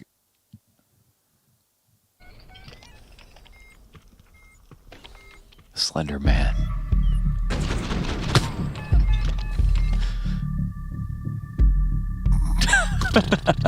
Good shot, Magix. Oh. Yep. I understand. Yep. That one, we'll let you have that one. Not the table, though, boys. Not the table. Yeah, not the table, no. But it's because these new chairs don't have arms, I don't think. Do they have arms? I didn't see any. My chair doesn't have an arm right now, so that's why I'm saying that. They have legs. Use those. Your own body? Yeah. Nah, I can't get behind that. Just not your head. You know, who was that guy who kept slamming, hitting his head? And we were like, don't do that. Was it Halzerg? No, it wasn't Halzerg. Halzerg was definitely the table. And his leg. And his leg. Yeah. And Was the it Grim? arms. No, it wasn't Grim. I just feel like it was complexity for some reason. And they would have every right. Not live. Everybody chill out. 6-1. God, I wish Slend pulled that off. It would have just been a great moment for Gamer Legion to try to get the T-half. It would have been a great moment for Counter-Strike. It's not oftentimes you see plays like that work. Yeah, see, they don't have arms. The coach chairs has arms.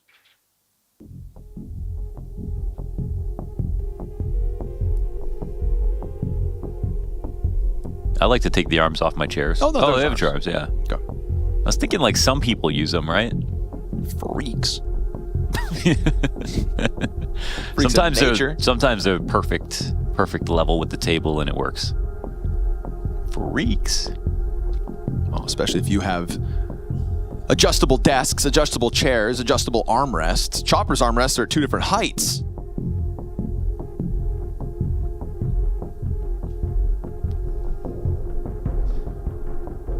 We are really primitive cyborgs, aren't we?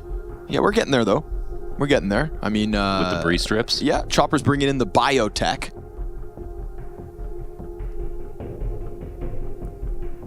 Just wait for the first gamer with a neural link.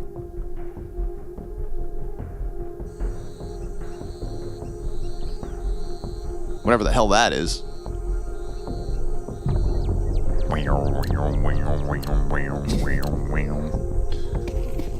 That's the Neuralink. Just wait until I can cast telepathically to all of you at home. You will feel the emotion. Oh, nice grenades, man. That's so... make him sit in it. It's exhausting, dude. You try to come off of the tech pause with an all-in B rush, and you get slammed by the frag and the fire. Chopper's going to hang on to cave control. Slend pressuring the Opera thought he had a good chance to go, but it's going to be Taos in 1v3. 1v2 now. First kill's good. 4K on the round demanded of him, but it's that bomb that's deep in the CT lane. Yeah, that's true. Womp, womp. Yeah, and smartly Chopper just runs back to go help with this. Interesting.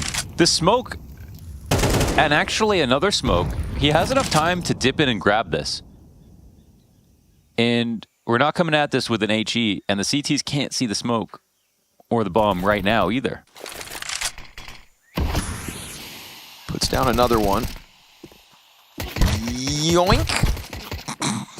Gets the bomb at the cost of 60 health. That's honestly really good spam for a USP. Oh. Big old wide swing from Zontic's going to keep the pressure up, and because he used the second smoke, there's no cover, but the lineup could have been. It could have. It didn't. It could have.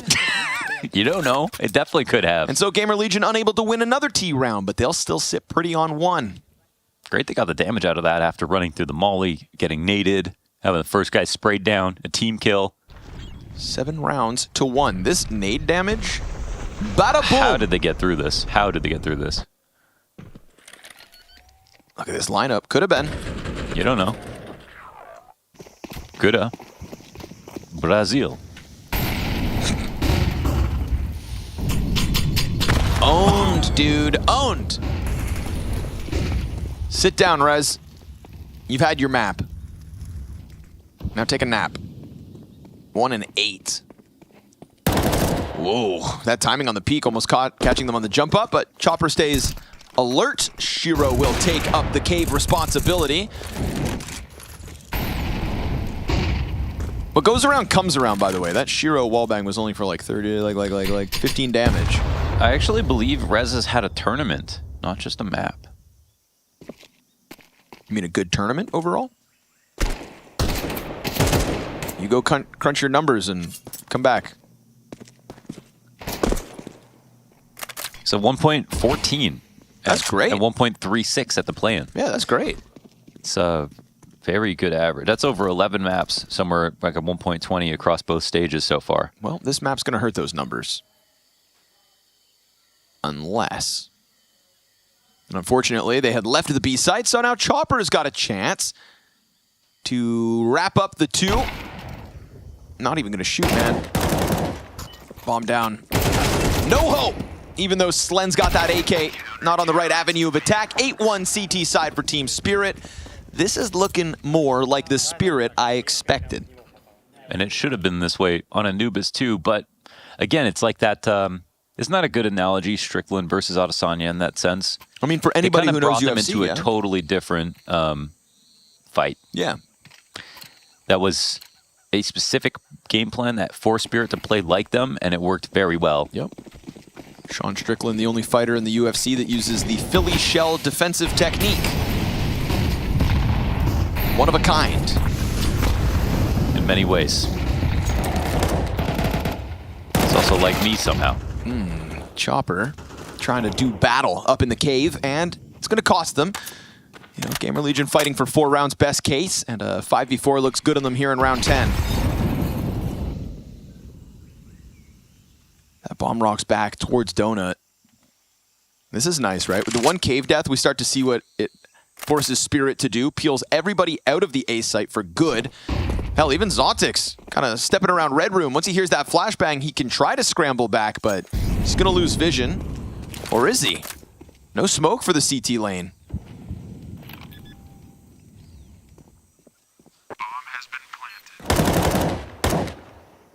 Towson will keep 1 preoccupied. That means maximum 4 Ts over towards this post plant. A main still smoke thanks to Zontix.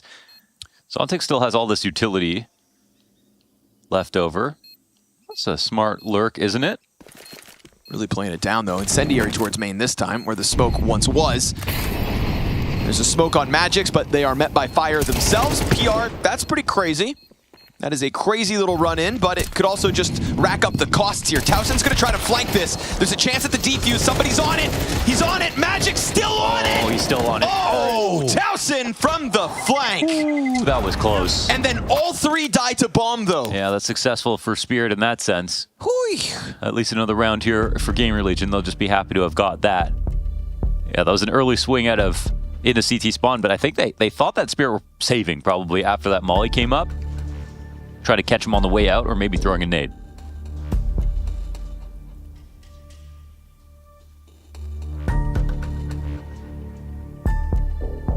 Yeah, if not for that flank, it was done defuse. That was one of those moments that Ash mentioned, I think, where, you know, he was getting spammed out of cave and then followed it right away afterwards. Instead of just being another donut rotator.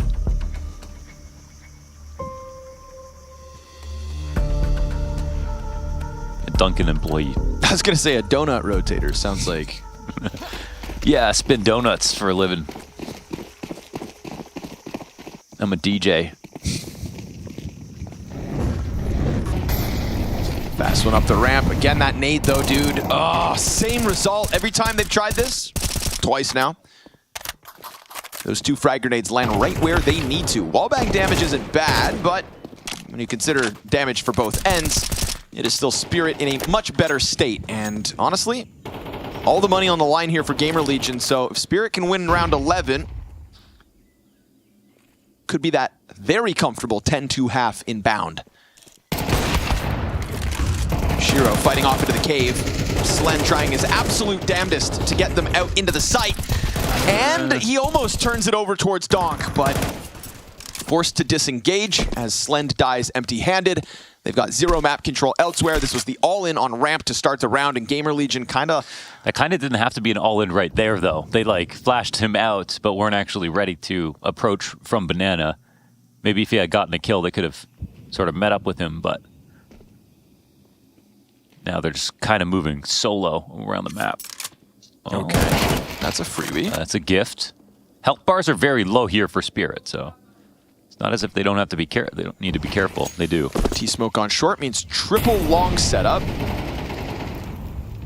No cross out of the ramp, of course. Lowest HP sits back there. Rez goes for the deep peek, wins the duel to Donk. There are more where that one came from, though. Oh, but Rez gets one better, and Gamer Legion have reclaimed this bomb site. Believe your eyes. Zontix into the clutch attempt. PR backside found out, wins this. Wow. And now they can shoot for 4 rounds on this T side. They're going to be really, I think they're just going to slow it down. So they do the same strat, up Banana, take a ton of damage, don't get in the site, send Slend out into B by himself with a flash. He just goes to die. And they still somehow get back into the round on the same side.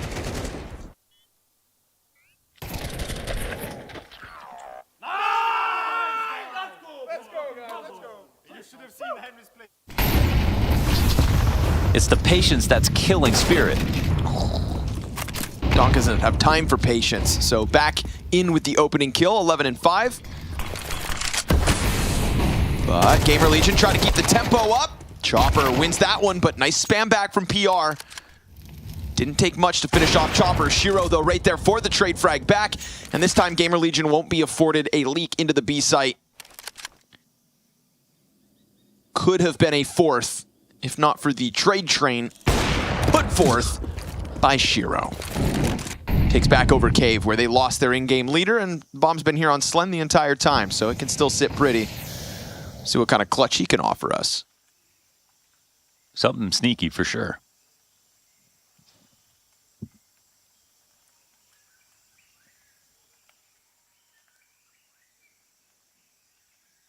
That's where we can take a moment to really appreciate the sounds of the jungle.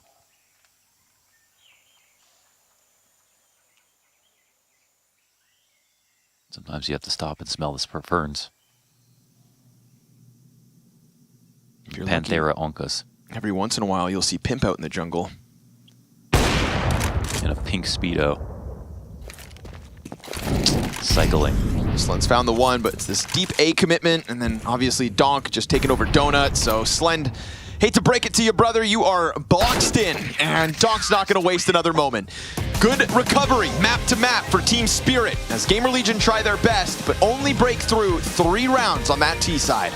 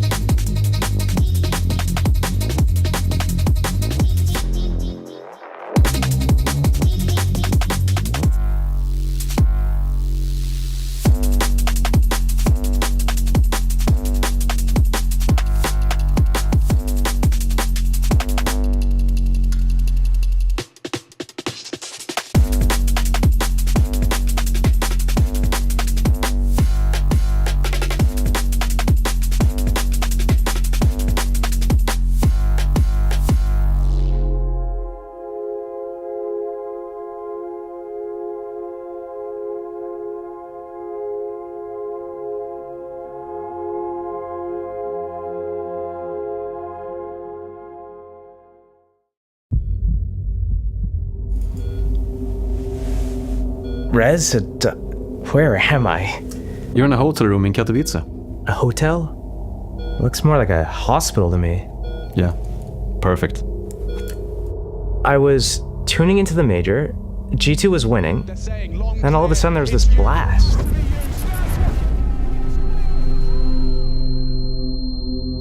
Was this before or after they lost to FaZe in the semis? FaZe? In the semis? Give me that. Spirit defeat FaZe 2-1 to win Shanghai Major. Don't worry, we go through it all slowly. Magic's popped off. I must be dreaming. These are gonna take a little adjusting to, okay? No, it's all wrong. That's so right. Never mind, it's cooked. The world's different now. Wait, what is that? Oh, this whole thing? What do you think? It's so weird. The young prodigy is yet to peak. They're both of us. Huh? Click over the pitch, Josh. Should I say, steal? And still picks up an ace. High by penalty. That's right. Let's see it. Show us the black and red. Wait, what? It ain't 2014, Ankh. Your options are limited.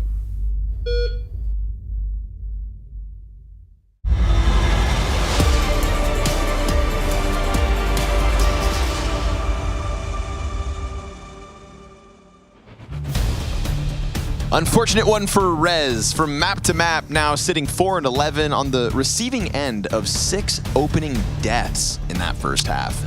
So unfortunately not able to tap back into the potential that we saw him put forth on Anubis, from the top performer to the near bottom of the charts map to map. But you can come to expect that. Different styles offered from Anubis to Ancient, and in this one, we get to see what the world's best looks like on a good day. Definitely, we got the full strength crush. Fast mid play as well. Gonna be real disruptive. Rez, it's not too late. He's got another couple coming at him, but fire at his feet. Shiro strikes. PR attempts it out from heaven. He gets gushed and dealt with. And so double digits on the brink here for Spirit. As they leave mid, and Towson is sitting behind the smoke and window, hoping to get his chance for them, maybe on an A walk-up or something. We'll see if he takes his timing. However, for Spirit, they're just going to be walking, wondering, and watching.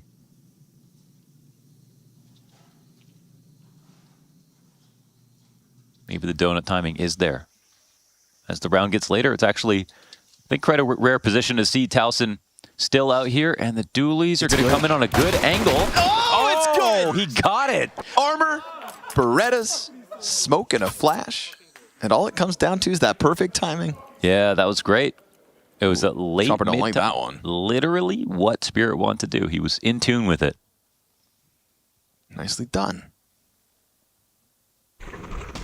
Had to be great shots, too. Yeah, I mean, you see the damage that comes back, right? 2 headshots, though. Watch his HP.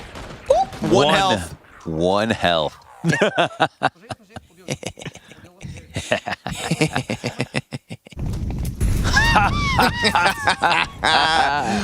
HP makes a world of difference. And then we get this fast play out from Spirit into the A site already. Careful. Gamer Legion. Spirit showing some teeth here in round 14. Fake plant once. Rez keeps on spamming. Oh, it's carry for Rez. They can actually walk forward and do him. He's got a second player there with him at least, so a bit of support. Oh, Magic's blast his way down into the CT lane with a double. Site player and Shiro tries to get off, and now that he repositions into the site box, well, force buy into the A site with Tech 9s across the board, and it falls on Rez's shoulders. No kit, but a smoke.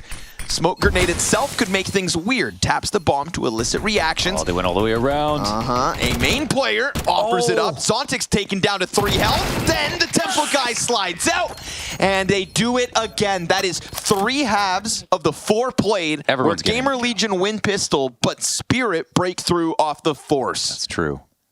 Happened so many times to FaZe, so many rounds so far in this tournament, it feels like. There have been ecos to follow these pistols. Almost mean nothing. Actually such a winnable spot for Rez if he just holds his spray down for 1 more bullet on that A main player. Instead, we've got a quick 10 for Spirit. And the 4 steps ensue.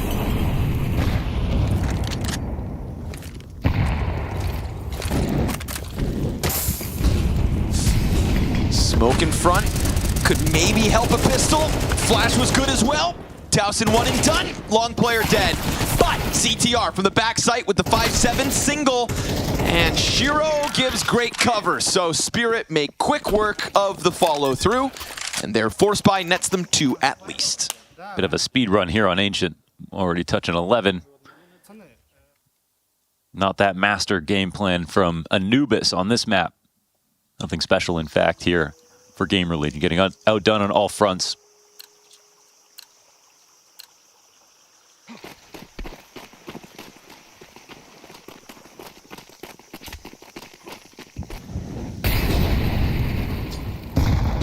Gamer Legion knew it would never be easy.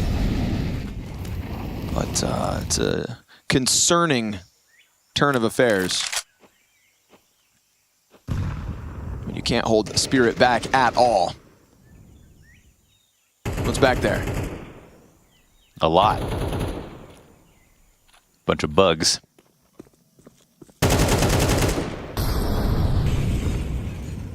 How well does the stack work, really? Like, let's say it's just a regular exec on the site. You're either sitting behind the smoke entirely, or... Really want to know how this plays out. Pretty sure Astralis pulled this out. That's not a good sign. What year, though? I don't know. Ready? Okay, let's see it. About as well as you'd expect. Never fun when they take the bottom of the totem pole out first. Rez, you toast. Quad kill for Chopper. And that is Team Spirit queuing up a third map in this series. Of course, that will be Nuke, the decider between the two.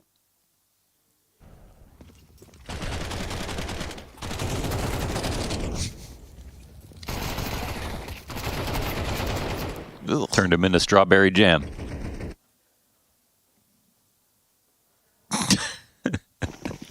That's cute. Trying to keep the spirit up in the Gamer Legion camp because a brutal Ancient.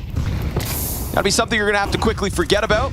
Oh, the late flashes are awesome. It ain't over. PR and Rez down into the middle. They timed that re-aggression so well. Yeah. For a team that's been confident in their mid-aggression, they get caught out by some flashbangs. Spirit had their guard totally down because it felt quiet. And then you see the scaling from Donut.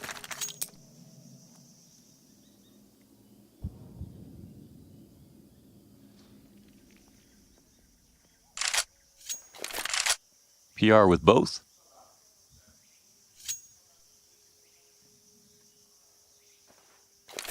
And Rez the double assist on it, so you take those ones.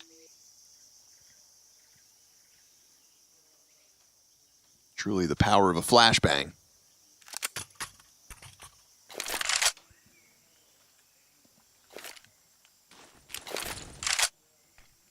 B defense remains with Towson keeping an eye down the ramp, so there'll be an early warning sign if Team Spirit still try their chances at B. Which looks to be what's starting to be pieced together. One in cave, one on site. Both the mid players smoked off, so that's going to slow down rotates. I mean... Yeah, it's the best possible 3v5 situation you could ask for, I would say, but ZR will now get information, but it's already as the exec comes in, 20 seconds. That smoke will not be respected. Spam through, doesn't find its target. Flashbang does. Towson blind for a second there. Now they swing, and they've opened it. Again, not a completely guaranteed victory here for Spirit, but they pieced it together really well with those smokes. Still, well-timed flank from ZTR. And because he times that retake quickly, him and PR able to get all the kills in the round and extend play on map 2. The smokes, eh? Wonders, this is for playoffs. We need to keep it clean. Actually, this map is not. This map is just to see map 3. Oh, then all right, keep on goofing. Smokes. You clown. 33 days on the road with you. 33 days in a row. 2 more maps, Connor. 2 more maps.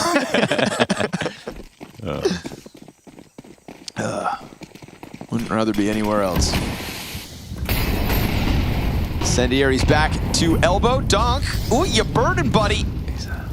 He doesn't give a damn. He'll stick around. They're not trying the same thing this time because they don't have donut players. But I think they thought they dissuaded Spirit, but you don't dissuade Spirit from taking middle. They will go at it over and over again. So now it'll be cool. Saw that last tactic worked out very well.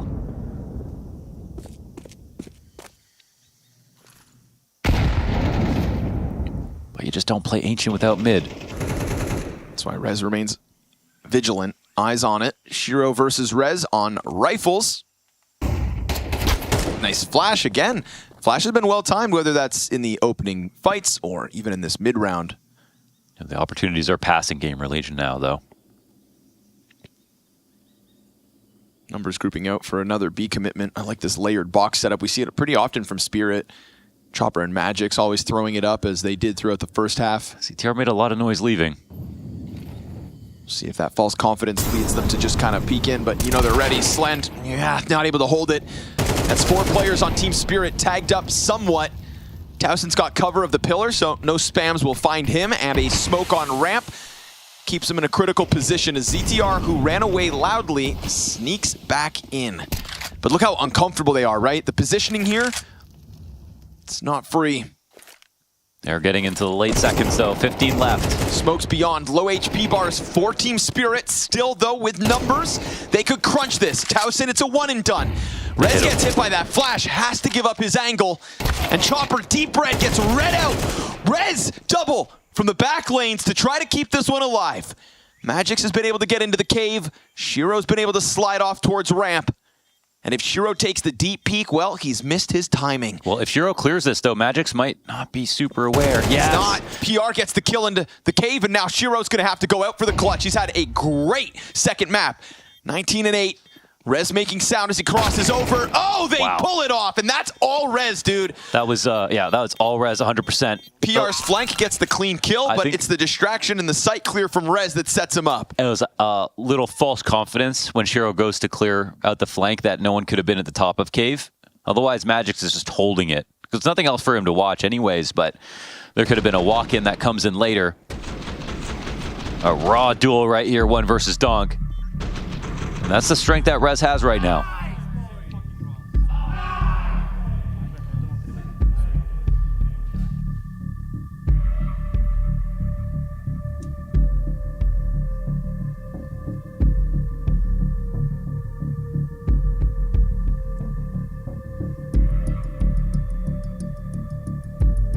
We saw Gamer Legion make Spirit sweat throughout the entirety of Anubis, slowed down so much of that game.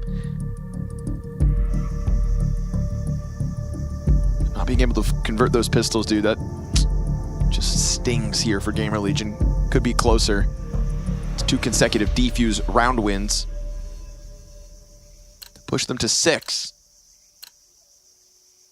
The money's flowing for the offense. Donk has not been deterred from this pretty consistent mid play, so sure enough, they're looking at it again. This time it's only one player starting Donut again. They're not going to try to fight this. They tried to fight it on later timings last round, but they missed their opportunities.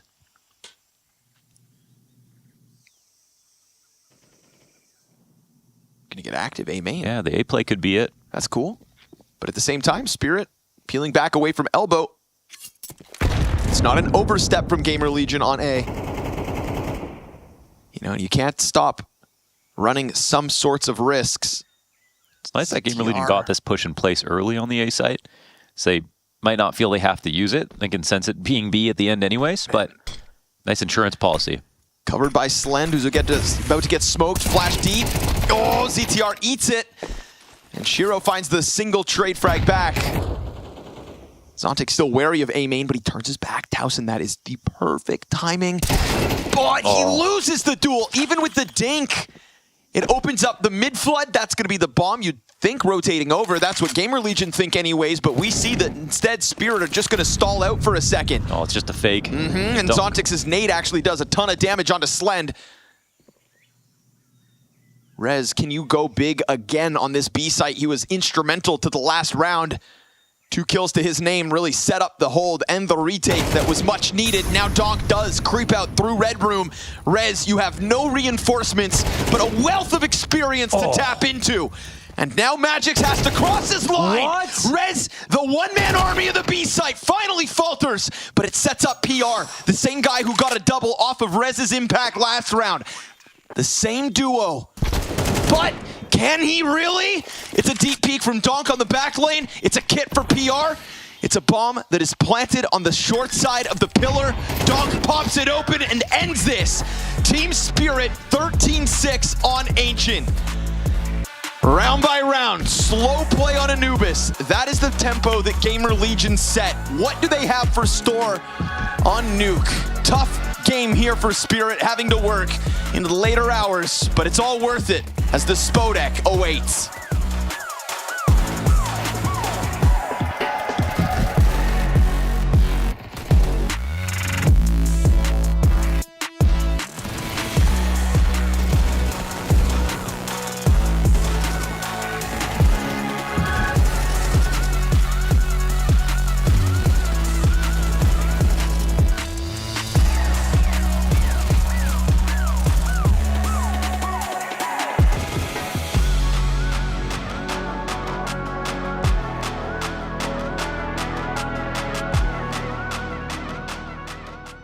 And my whole team asking me, why is he bullying me? There, my son. I've heard a lot of flame in my time, but nothing comes close to what that 34-year-old man said about you. Mr. Spaghetti Arm is not fucking in this trophy. I don't give a shit, boys.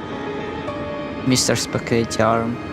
And for ESL to publish such vile toxicity. I'm disappointed in ESL. Can't believe they do that to you, man. That's fucked up. It's all unprofessional. Magic said Kerrigan body shame. He went to speak to FaZe manager. I'm just a kid. It's misunderstood. I'm just a chill and kind guy. They're saying Aura. They're saying Donk's white. It's all wrong. I just see opponent, get scared, and try hide. So innocent. Can you even remember a Donk watch? No. No, I don't actually. I'm afraid of the coaches. Do you remember what happened to Zontix on the major? Infinity 2.0. Another Kerrigan victim. You poor souls. Go home, my son. Confession is not needed. Only rest after this ordeal, my son.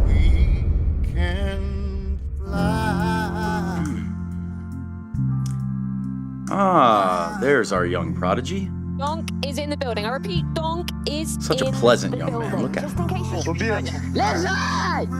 Bit of friendly banter.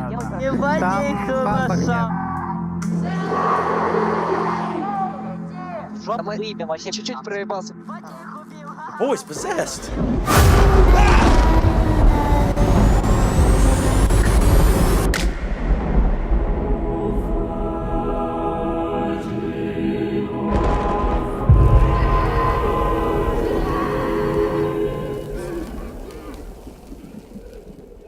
I think this is too short. That's what she said.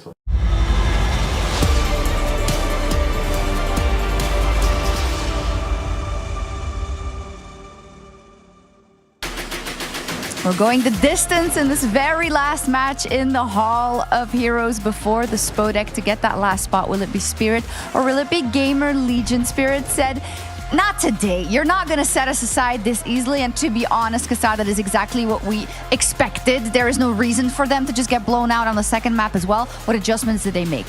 I mean, we kind of hoped for them to come back.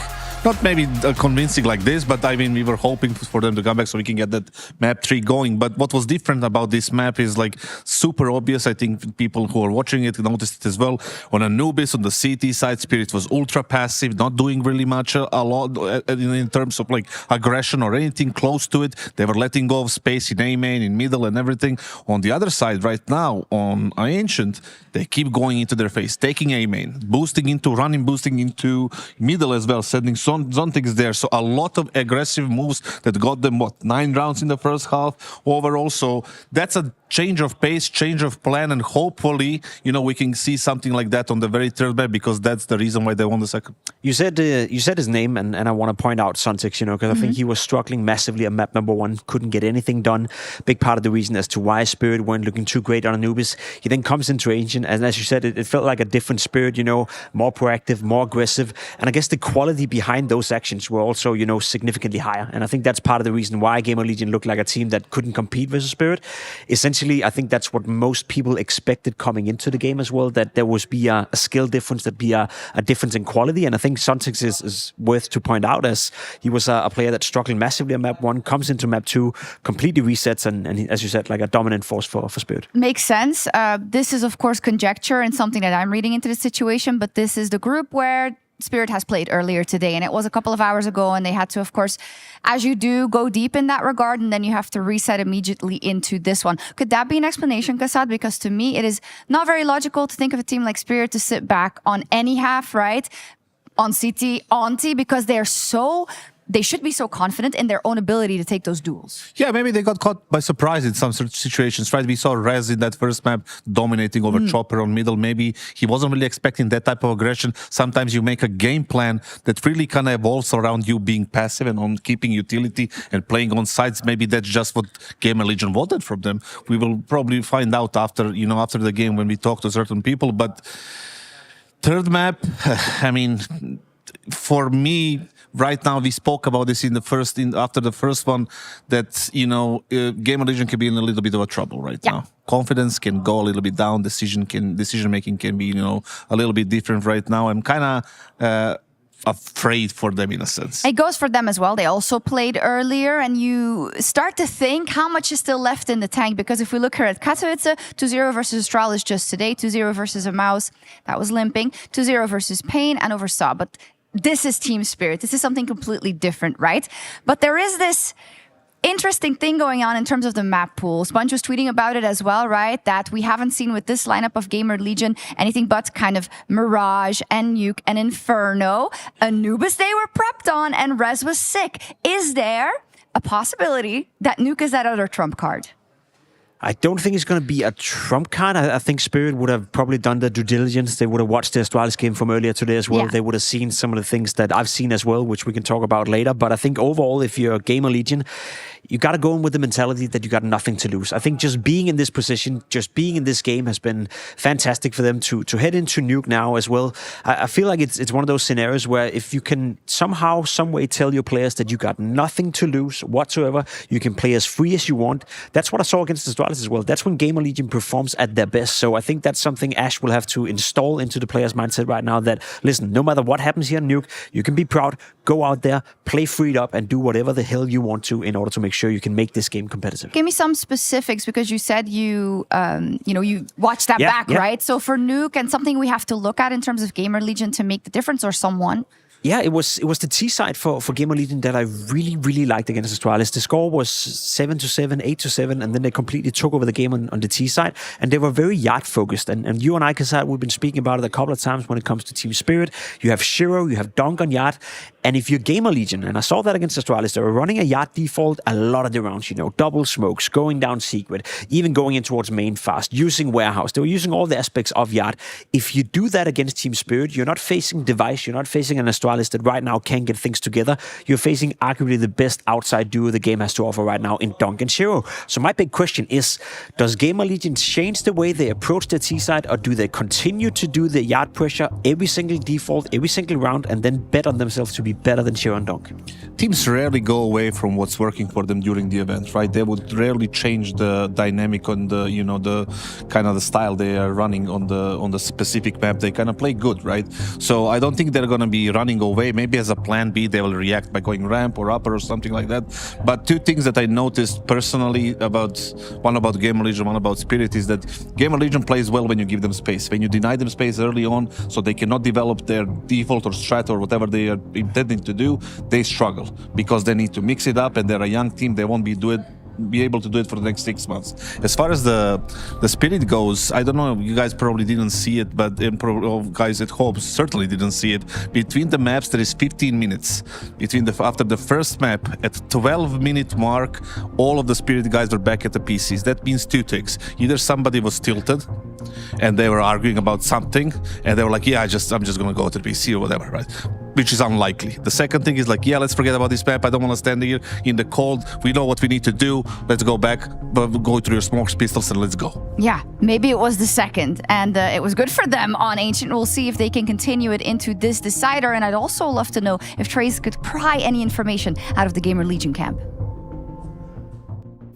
All right, cool. We just saw that second map go down here with Gamer Legion not necessarily finding what they did in the first map. Anything you contribute that to? Just lack of practice, I think. Losing the second round again, not helping. You give the team like Spirit enough chances on a map they're comfortable, and it's going to be really difficult, right? We felt confident on Anubis, and Ancient's just untested for us right now, so it's a lot to learn from. Tell me a little bit about that CT pressure that perhaps Spirit put up more so on Ancient than Anubis. Does that seem about right? I wouldn't say they put pressure. It felt like they gave us space, and then our just lack of practice wasn't able to deal with that, to be honest. I think that's probably the smartest thing to do. We just sat back and said, can you win the round properly? And right now, no, we can't. In a couple of months, yeah, sure we can. Last question I'm going to have for you is this. It's about Nuke. We're going to go in here and settle this series. You're real close to the Spodek. You can probably like almost smell it from here. Tell me about going to Nuke and how Gamer Legion can overcome Spirit. We just need to communicate really well again. I think we played a really good Nuke all event. We just need to be loose. I want to see like the fearlessness still there. I think the pressure's all on them. We recognize it, and I just want to see us like trusting instincts and everything. When we're standing very still, I think we just look pretty ordinary. But that's not how we got here. So we're trying to remind the guys, and we'll try and play our own game. Try not to be flat-footed. Hey, thanks. Keep that one going. That's Ash, that's Gamer Legion, and that's us going to a break just so we can get this next and final map of Stage 2 underway. You're watching the Intel Extreme Masters.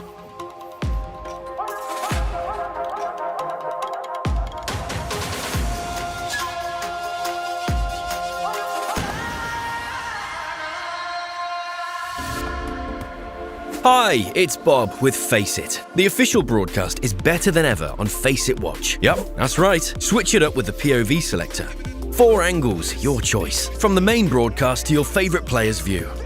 And it's available on the Face It app and Chromecast. But wait, there's more. Keep watching, keep winning. That's how we roll. Watch IEM Katowice while having the chance to get skins and Face It points. Look at this beauty. Change the channel and control how you watch.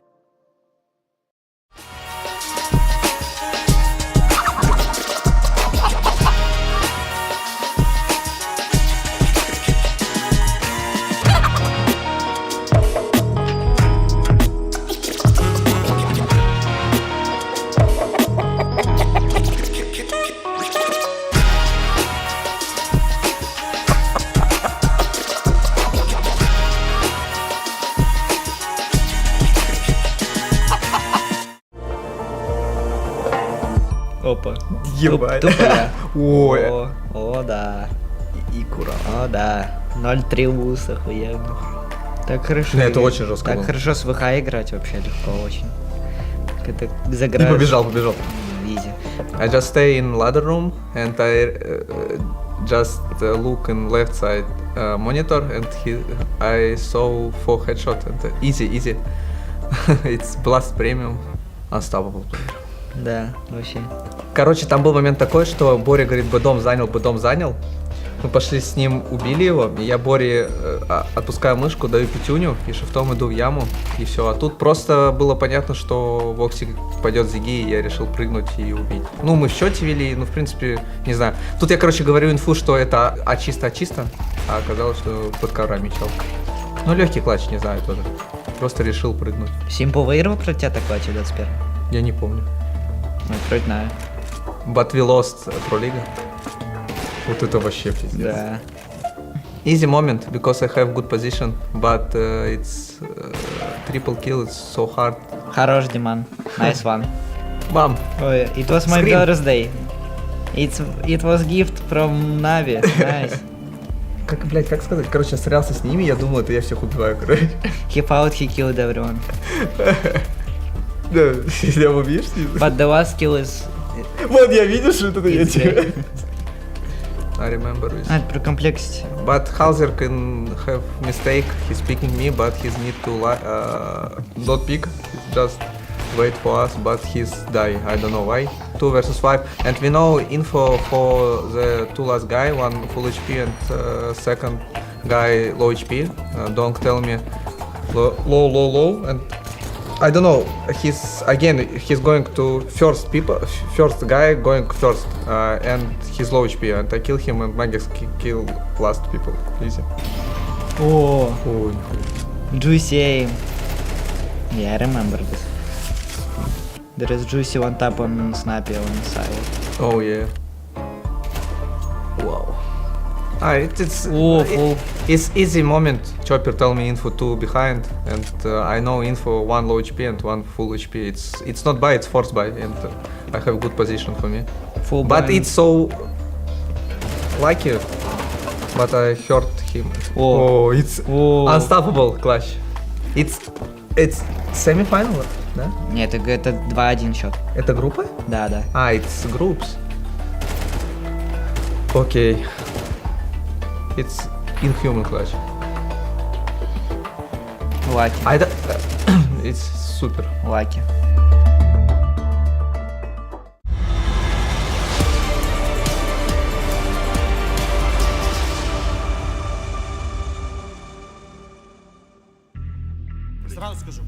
A final map between Team Spirit and Gamer Legion, the returning Katowice champions, and an unlikely ragtag gang of up-and-comers, plus Rez, fine-tuned by Ash behind them, who now absolutely earns the respect for game plan and strategy, because the way that they took their sweet time on Anubis, well, that's the reason that we are here now, on a deciding map of Nuke, where I think Jacob Pimp Finicky so aptly put it, you are up against one of the deadliest duos in Counter-Strike with this outer play that we can come to expect from Donk and Shiro.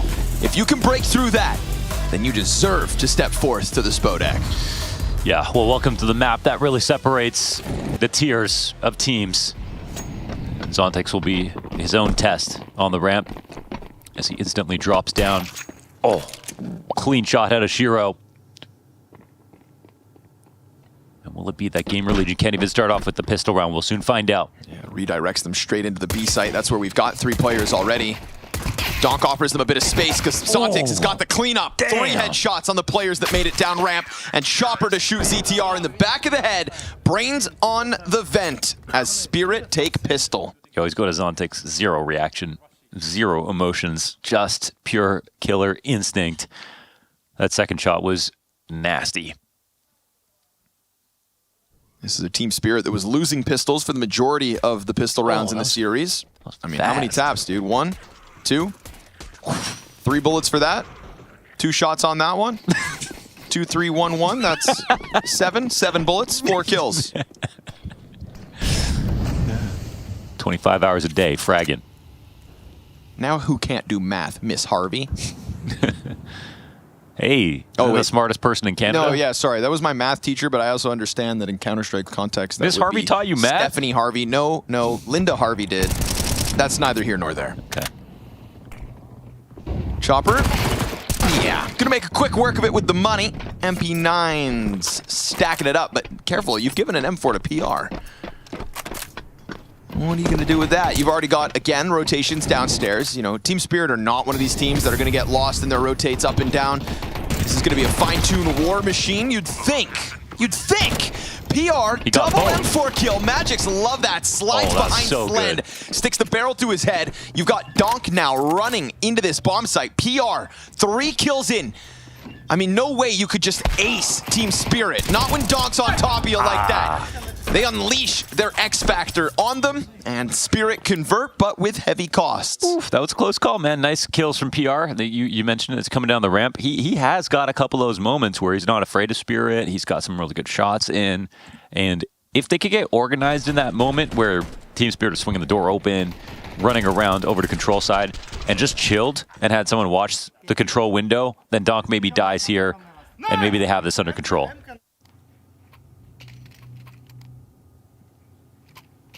Oh, this is fun. PR with the extra kills goes for Armor AK this round. Interesting. And he'll be the hero of the round, if they can have one. There's some utility behind this. PR, first land, Hero AK versus the best team in the world. Oh, that is exactly what they needed. Ooh. look what comes with it. You kill the ramp guy there. Flood Zontic's down worst into the B site. Chopper drops smoke back site. Donk is again to the double doors. ZTR can go ahead and plant in the smoke. Ooh, Slen's got one with the Tech 9. This is not what they can really afford at the moment. Another Gush. There is such incredibly low health for the majority of Gamer Legion, but that PR Hero AK, the rifle that kicked it all off, still sat back sight. Slen connects with the pistol. Donk is again going to be a key piece of this retake. He is lining up the low health players. Shiro is looking for his chance to get an impact on this, but now PR can strike again, looking to end this. Whoa. Beautiful shot out of Shiro, but the time's against them. The single AK brought forth breaks Gamer Legion through early. That's a big investment and a ton of responsibility on the rookie for Gamer Legion, and he comes up massive with that kill. Zontic scaling back on the wall. You know he got a little shook when he saw someone running through the smoke. And his priorities are always straight. He was going to drop down the ramp, not take that fight too early. But PR forced it, and it was just one shot straight to the dome.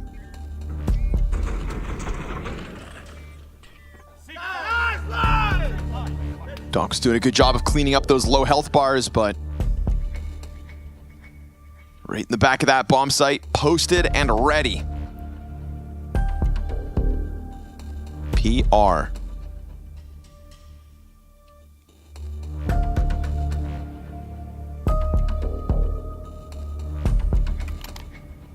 Oh, dude, look where it leaves them. If you broke, just say so. I toss around some guns. FAMAS for Donk. It's enough. It's enough to make it very sketchy for Gamer Legion.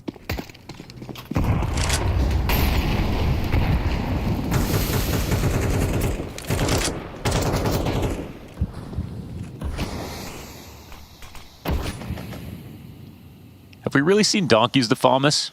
1 or 2 rounds so far? We also just haven't really cast him in Katowice ourselves. Yeah, true. Ain't nobody buying FAMASes before Kato. The spot that he's playing can be a little bit gimmicky. You have to shoulder it, and if someone comes and clears you, they can kill you. Oh, but it'll be diagonal smokes coming at him.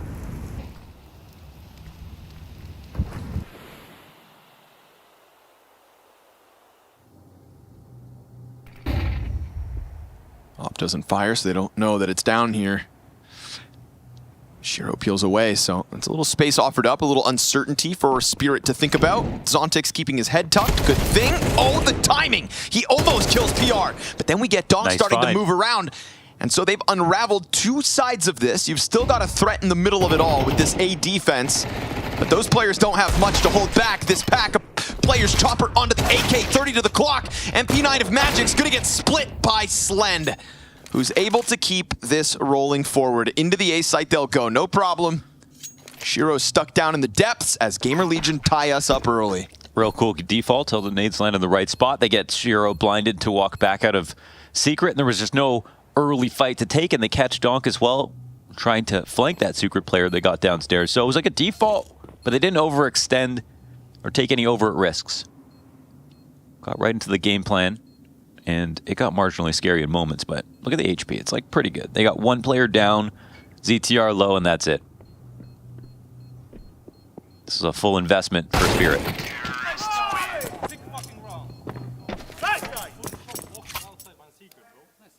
Or was it a full investment by Spirit? I saw some money on Shiro. Oh, I guess he got to save the op, actually, from last round. Some MP9s thrown in. Chopper dropping the bomb like that. Scary only for a second. Slend quick on the response. Let's get the flamesy treatment. Now USP's up. Try to charge in. Okay. That is an easy cleanup for Rez. And it's Gamer Legion to take a lead now. USPs were never going to do much. You know, I know you'd rather start on the CT side of Nuke, but to be honest, with the way Anubis went down, if you guys are just joining us because you realize Spirit are in a decider map about to get cut short of the Spodek, what we had on Anubis was such a crawl of a T-side from Gamer Legion. I mean, using the clock slowly every single round of that half. And what it showed us was that, you know, Team Spirit actually weren't overtly confident enough to always be disruptive in their defense. Kind of allowed Gamer Legion to do as they pleased. Ancient was obviously not the case.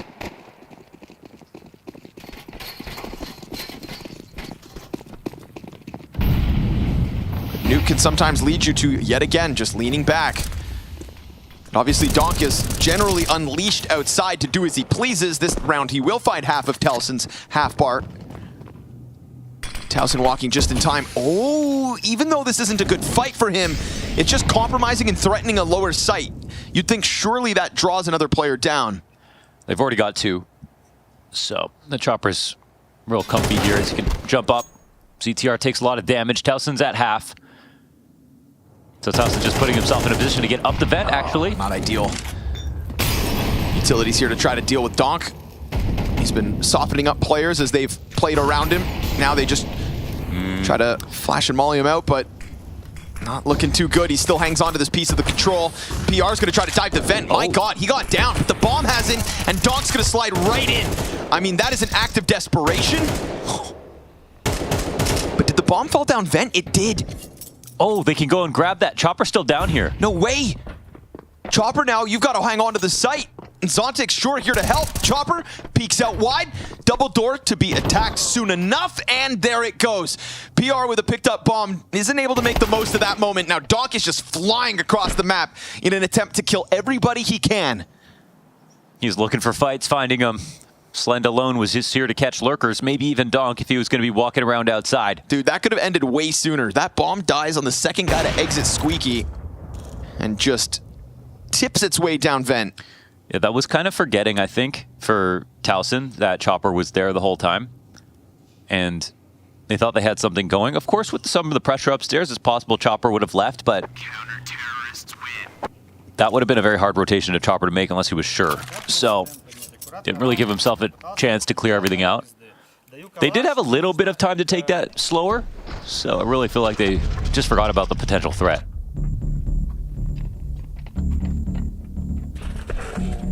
Chopper obviously did a great job of moving around the rafters as well.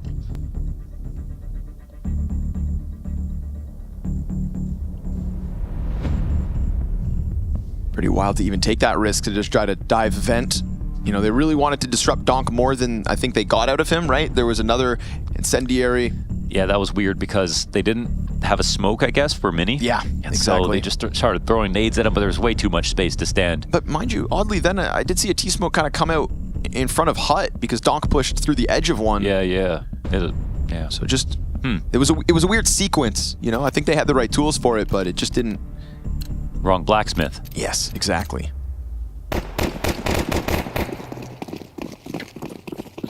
You're the right guy for the job.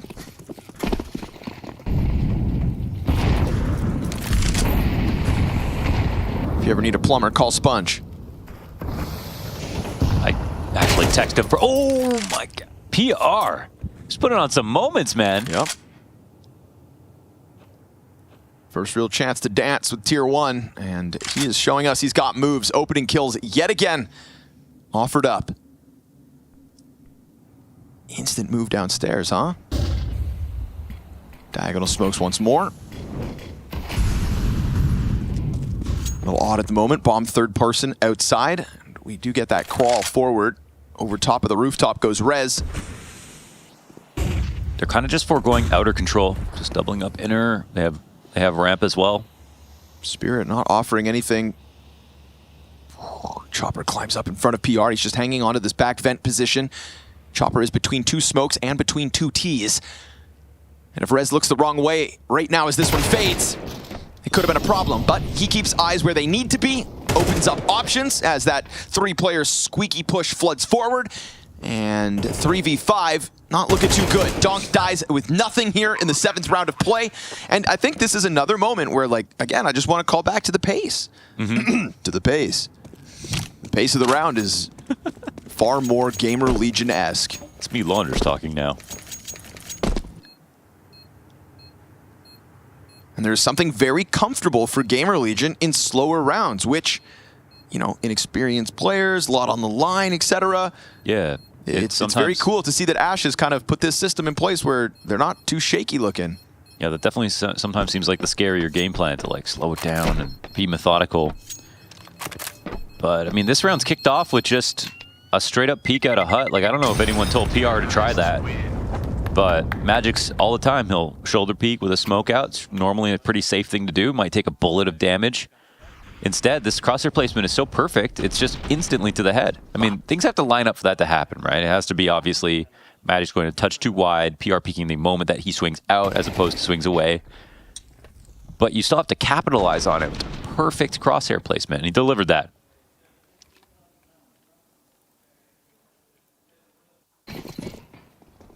Still money in the bank accounts of Team Spirit, so rebuy possible. Fire all over this site. In a second. They're all going to try to pounce on Zontix. 4 players coming at him. Fully white. Doesn't know where the hell he is. Luckily, Shiro is there to try to slow them down, but they just take ramp and they're content with that to again play slower pace. But Towson caught crossing outer. That is the first casualty of this one. And they immediately clear it out. They know that there was a lot of players spotted inside a ramp. You know, these are the kinds of like activities in response to opening moves that I don't think we gotten all series long, but will end up playing a key role in Spirit holding Gamer Legion back. But Chopper, oh, nice adjustment. No way he's still alive. Slides out into what I thought was his death. You know, Rez holding that angle, huge health advantage, but clean shot out of Chopper, who individually has been playing well in Kato and in 2025. PR coming out to clean him. Yeah, all too easy with that USP in hand, empty rifle. Yeah, he's really just killing the clock. And that itself is valuable still.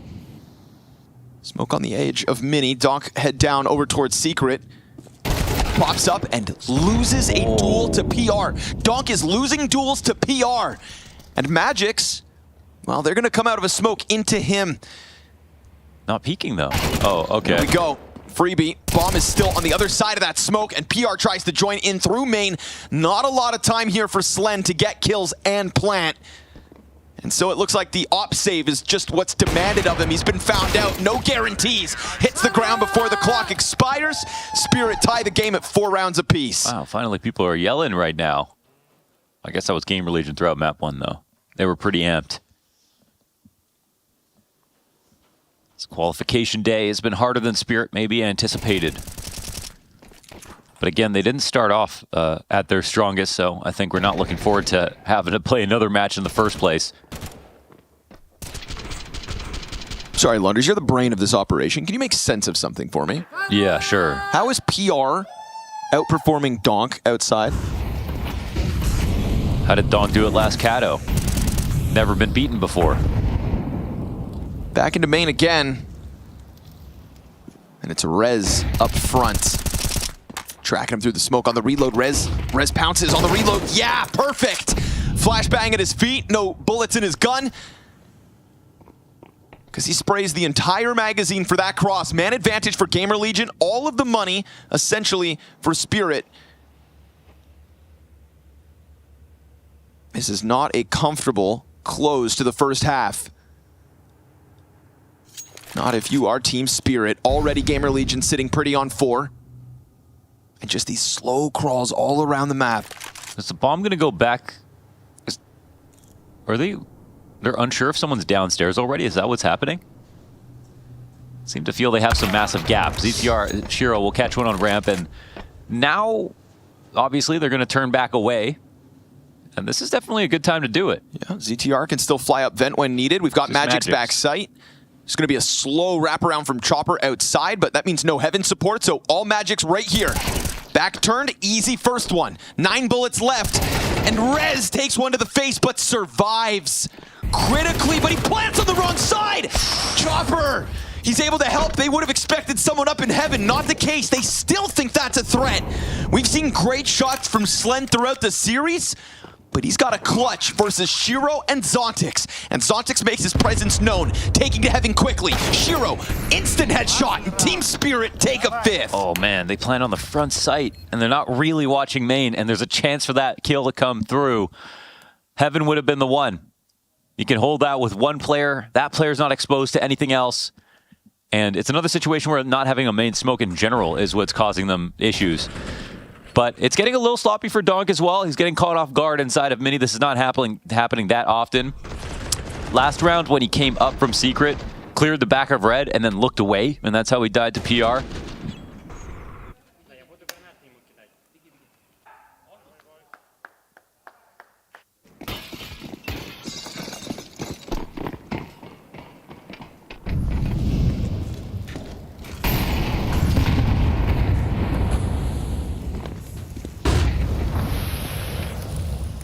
Body's already behind Red. Deep fight. Oh, it exposes Shiro.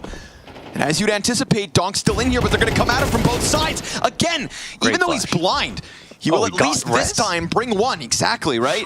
2 players pounce on him simultaneous. He still gets a kill. But this is a round, of course, where there are limited weaponries for Gamer Legion. Tech9 and a Desert Eagle. But a great pathing here from Towson. Currently being held, though. Magic's just in with enough. But of course, that opens up Hut. Magic's come swinging outwards. Chopper's locking it in on the A site. And CTR still yet to get a primary weapon in hand. Nice peek out from Heaven. Through the fire goes Zontix. Through the challenge goes Spirit, now pulling ahead. This is such a far cry from seeing Xanteris playing Mini. And FaZe try every single trick in the book to try to kill him, and they can never get him blind, never finish him off. And then in the 16th overtime, get a 3K spray down. Donk has been getting countered inside of Mini.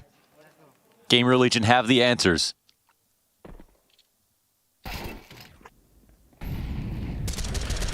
They have the answer to Donk, which is pretty much the first step of playing versus Spirit. Eesh. Trying to charge down the vent with bomb. Hey, put yourself in a post plant. You've been in worse places, but Zontix obviously slides in quick and serves up a hold. No plant, no chance.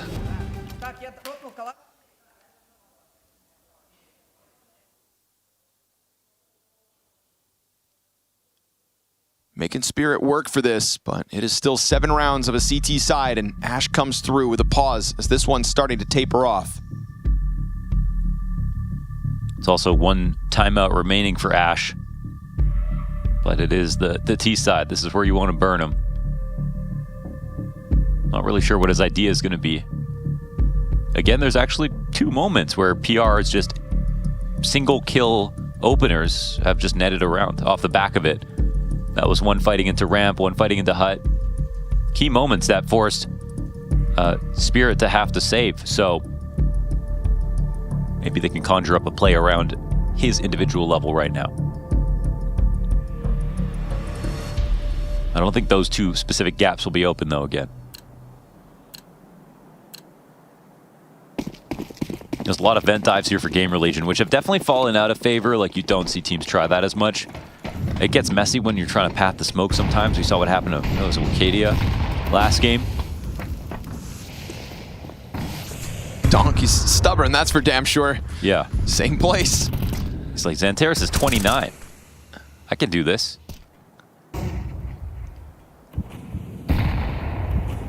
I can be like him one day. Ooh, Towson, I like this. Able to get into credit card. Donk has no vision. It brings Shiro back. Oh, it's not Shiro, the first time he's gone for a lurk, though. Shiro, so quick with it. And Donk now knows that there's something brewing outdoors. So smoke into the squeaky side, puts a little bit of distance between him and the corner that he's played 3 rounds in a row. A little adaptation, but like a moth to the flame. Drawn back at it. Rez will play Garage. It was we hit 50 seconds. The last 50 seconds of this T side. Magic's contact versus 1 goes back for the re-engagement. Woo. A little scary, but so be it. Shiro deep inside of the hut, and Magic's just took a nade, so the support in Heaven's gonna be a little bit lower. That up shot lands. They're gonna try to scramble another play out through the squeaky door. This time main is smoked, but A-site's so stacked. CTs only getting 1 kill apiece. Shiro has had Hut this whole time, they know it.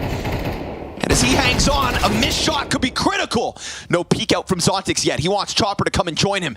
Rez is eventually going to have to plant. Slen, now down to half health. Not ideal. Chopper slides up that ladder. Now playing out on the 8th floor. Bomb in hand. Still Slen hits it, but Chopper will close it.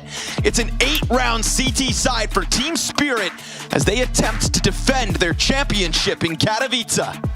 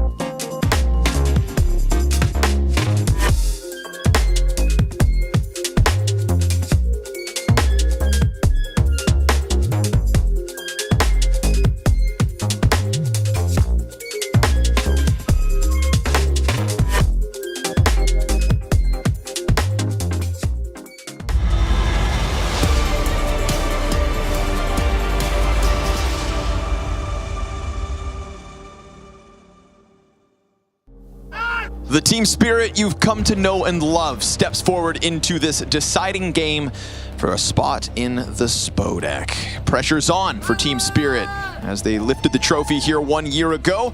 Gamer Legion, I mean, couldn't be a further opposite of what Spirit are, right? Fresh team, inexperience, Old Dog and Rez coming back and being the highest rated player for Gamer Legion in this series, but it's starting to not be enough. Yeah, PR has kind of taken over in terms of really great moments that actually converted into rounds.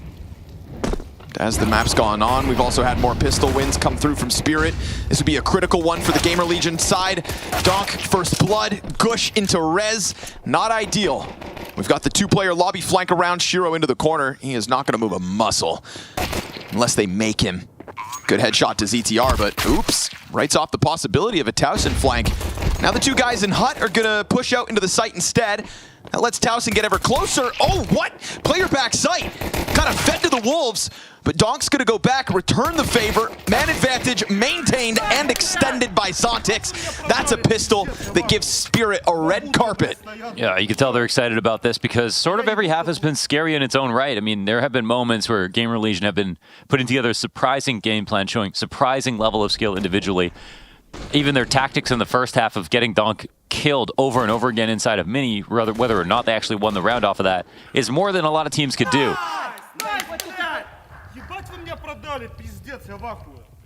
Now Spirit can think about actually looking to make this an easier victory. Gamer Legion still have hope to impress them and impress us. Came so far in this event, so close now to the Spodek. And again, it's not that they're not hoping to win, but as Rez mentioned, they're proud of the team no matter what. He said they exceeded their expectations already.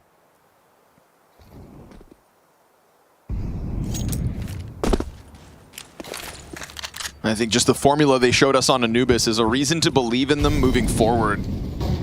They played their game, their way.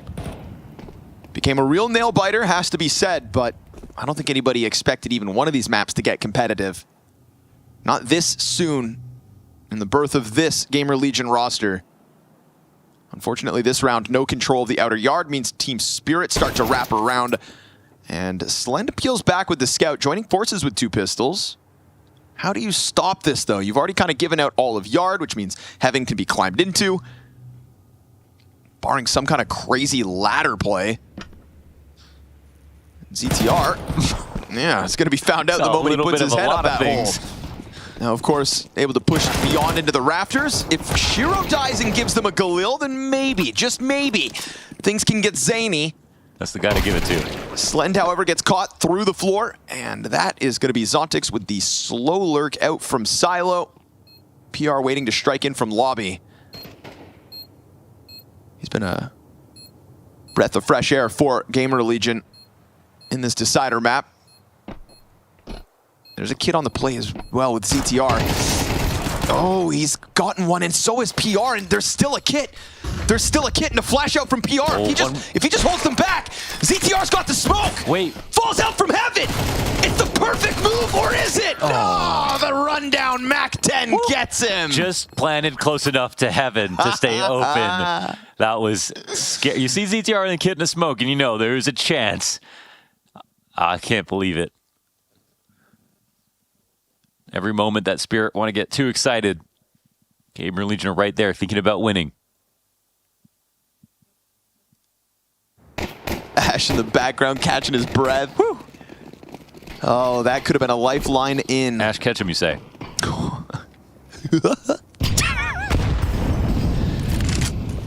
It is like Pokemon, the way that Gamer Legion changes their players all the time, no? Yeah, you try out some new ones, put them back in the computer, leave them there for the rest of their lives. Yeah, back of the Pokedex. Pistol flood through the smokes. It's gonna catch one off. That's Donk dead. Try to tilt him if you can, but I think as they tiptoe their way to victory and to playoffs in back-to-back Katowice, well, they can definitely see the finish line here. Gamer Legion, I think, gave them an unexpected challenge when it came to Anubis, but it also gave them a wake-up call, and that's sort of what we've seen since Ancient began. Actually, they've played well in scrims versus Spirit. Complimented them as the best team to practice against, and that familiarity can definitely help, for sure. And for Spirit here, they have to show that they were practicing certain things, but now with their full strength, the game plan are not really the same team that they're going to go up against here on the live stage.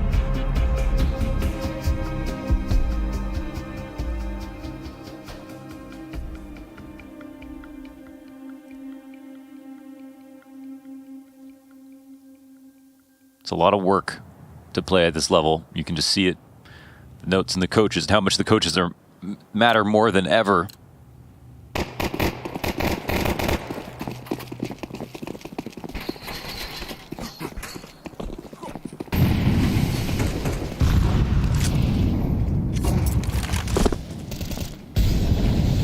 Slend first, doesn't pull the trigger.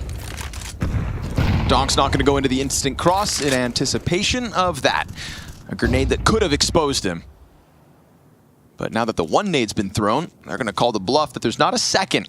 Yeah, if it's just Slend alone, no cache of utility, no further pressure. 4 players cross over. Towson just on the pixel spot. Smoke in hand, ready to throw that down. Donk's going to chase him. Ooh, Towson comes back to play close smoke. Oh, careful, Towson. Oh, not what you're looking for. Donk keeps the pressure up. It's going to force a rotation downstairs. PR currently cut off by this angle from Chopper and Garage. Slen's now busy with this as well. Oh, but they just want him to pull back to CT. That's totally fine for Chopper if this will end up being a lower play. You see Gamer Legion have not moved at all. Yeah, there's nobody downstairs to stop it. The inevitability of that B plant, surely. But for the time being, they actually put the bomb on the guy in vent. Maybe that's because they're just going to send magics through the site first. I guess it's possible they overcook this round if they want to make it go back upstairs, but at a certain point it looks like Gamer Legion will respect the fact that the lower side is under threat. Boy, Shiro missing the chance to kill ZTR, and dude. They have waited a long time now. Yeah, they maybe have overcooked it. A burned opportunity, perhaps? ZTR just killed Donk. He was low health anyways. Chopper's going to make sound on the fall down. That's a back of an Opper dealt with, so it's also that Chopper, I suppose, can come in late. But yeah, it costs them. It gets scary for a second. Still, it's a man advantage in the post. 2 highest performing players for Gamer Legion right here. Yeah, Rez back on map 1 is why we're in a third. But PR shaved off the play, and that is going to be Spirit just skating their way down into the B site for a 12th round guaranteed because Donk chases Towson. Donk chases Towson, and Towson was trying to be a little cheeky with it. He was backing up towards the stairs, but wasn't scared, and did show more than just his head on the staircase. So Donk was happy to take that duel. Lots came down to that one trade, obviously.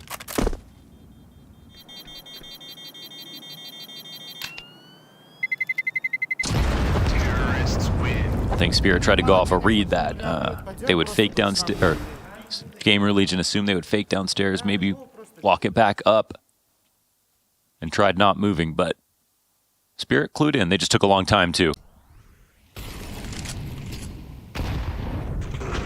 In fact, he gets dinked, too, man. Tough one for Towson to have to stomach, but he signed up for that.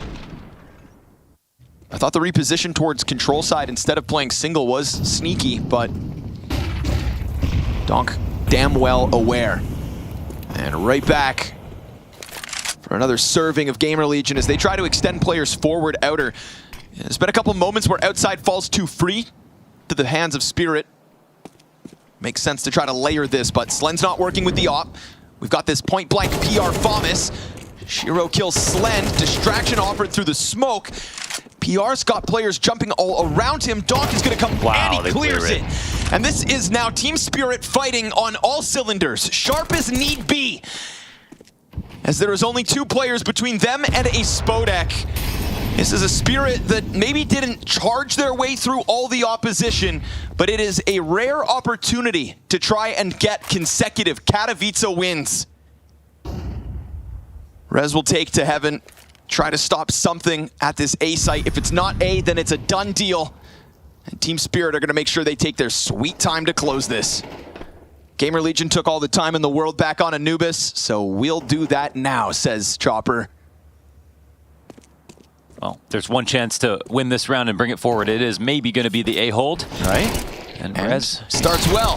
ZTR gets one, but then they both get cleared. And it's not a jubilant Team Spirit, because it's a Team Spirit that have incredibly high expectations. It was a different story 1 year ago, when Young Donk stepped forth to Tier 1 Counter-Strike for the very first time, set the LAN record, and hoisted this trophy. So much has changed in that year. Now they enter as major champions. And with those expectations come preparation from their opponents. Gamer Legion showed that today. It was an awesome challenge, but one that comes up short and reminds us why Spirit are painted as the #1 contender here in Kato.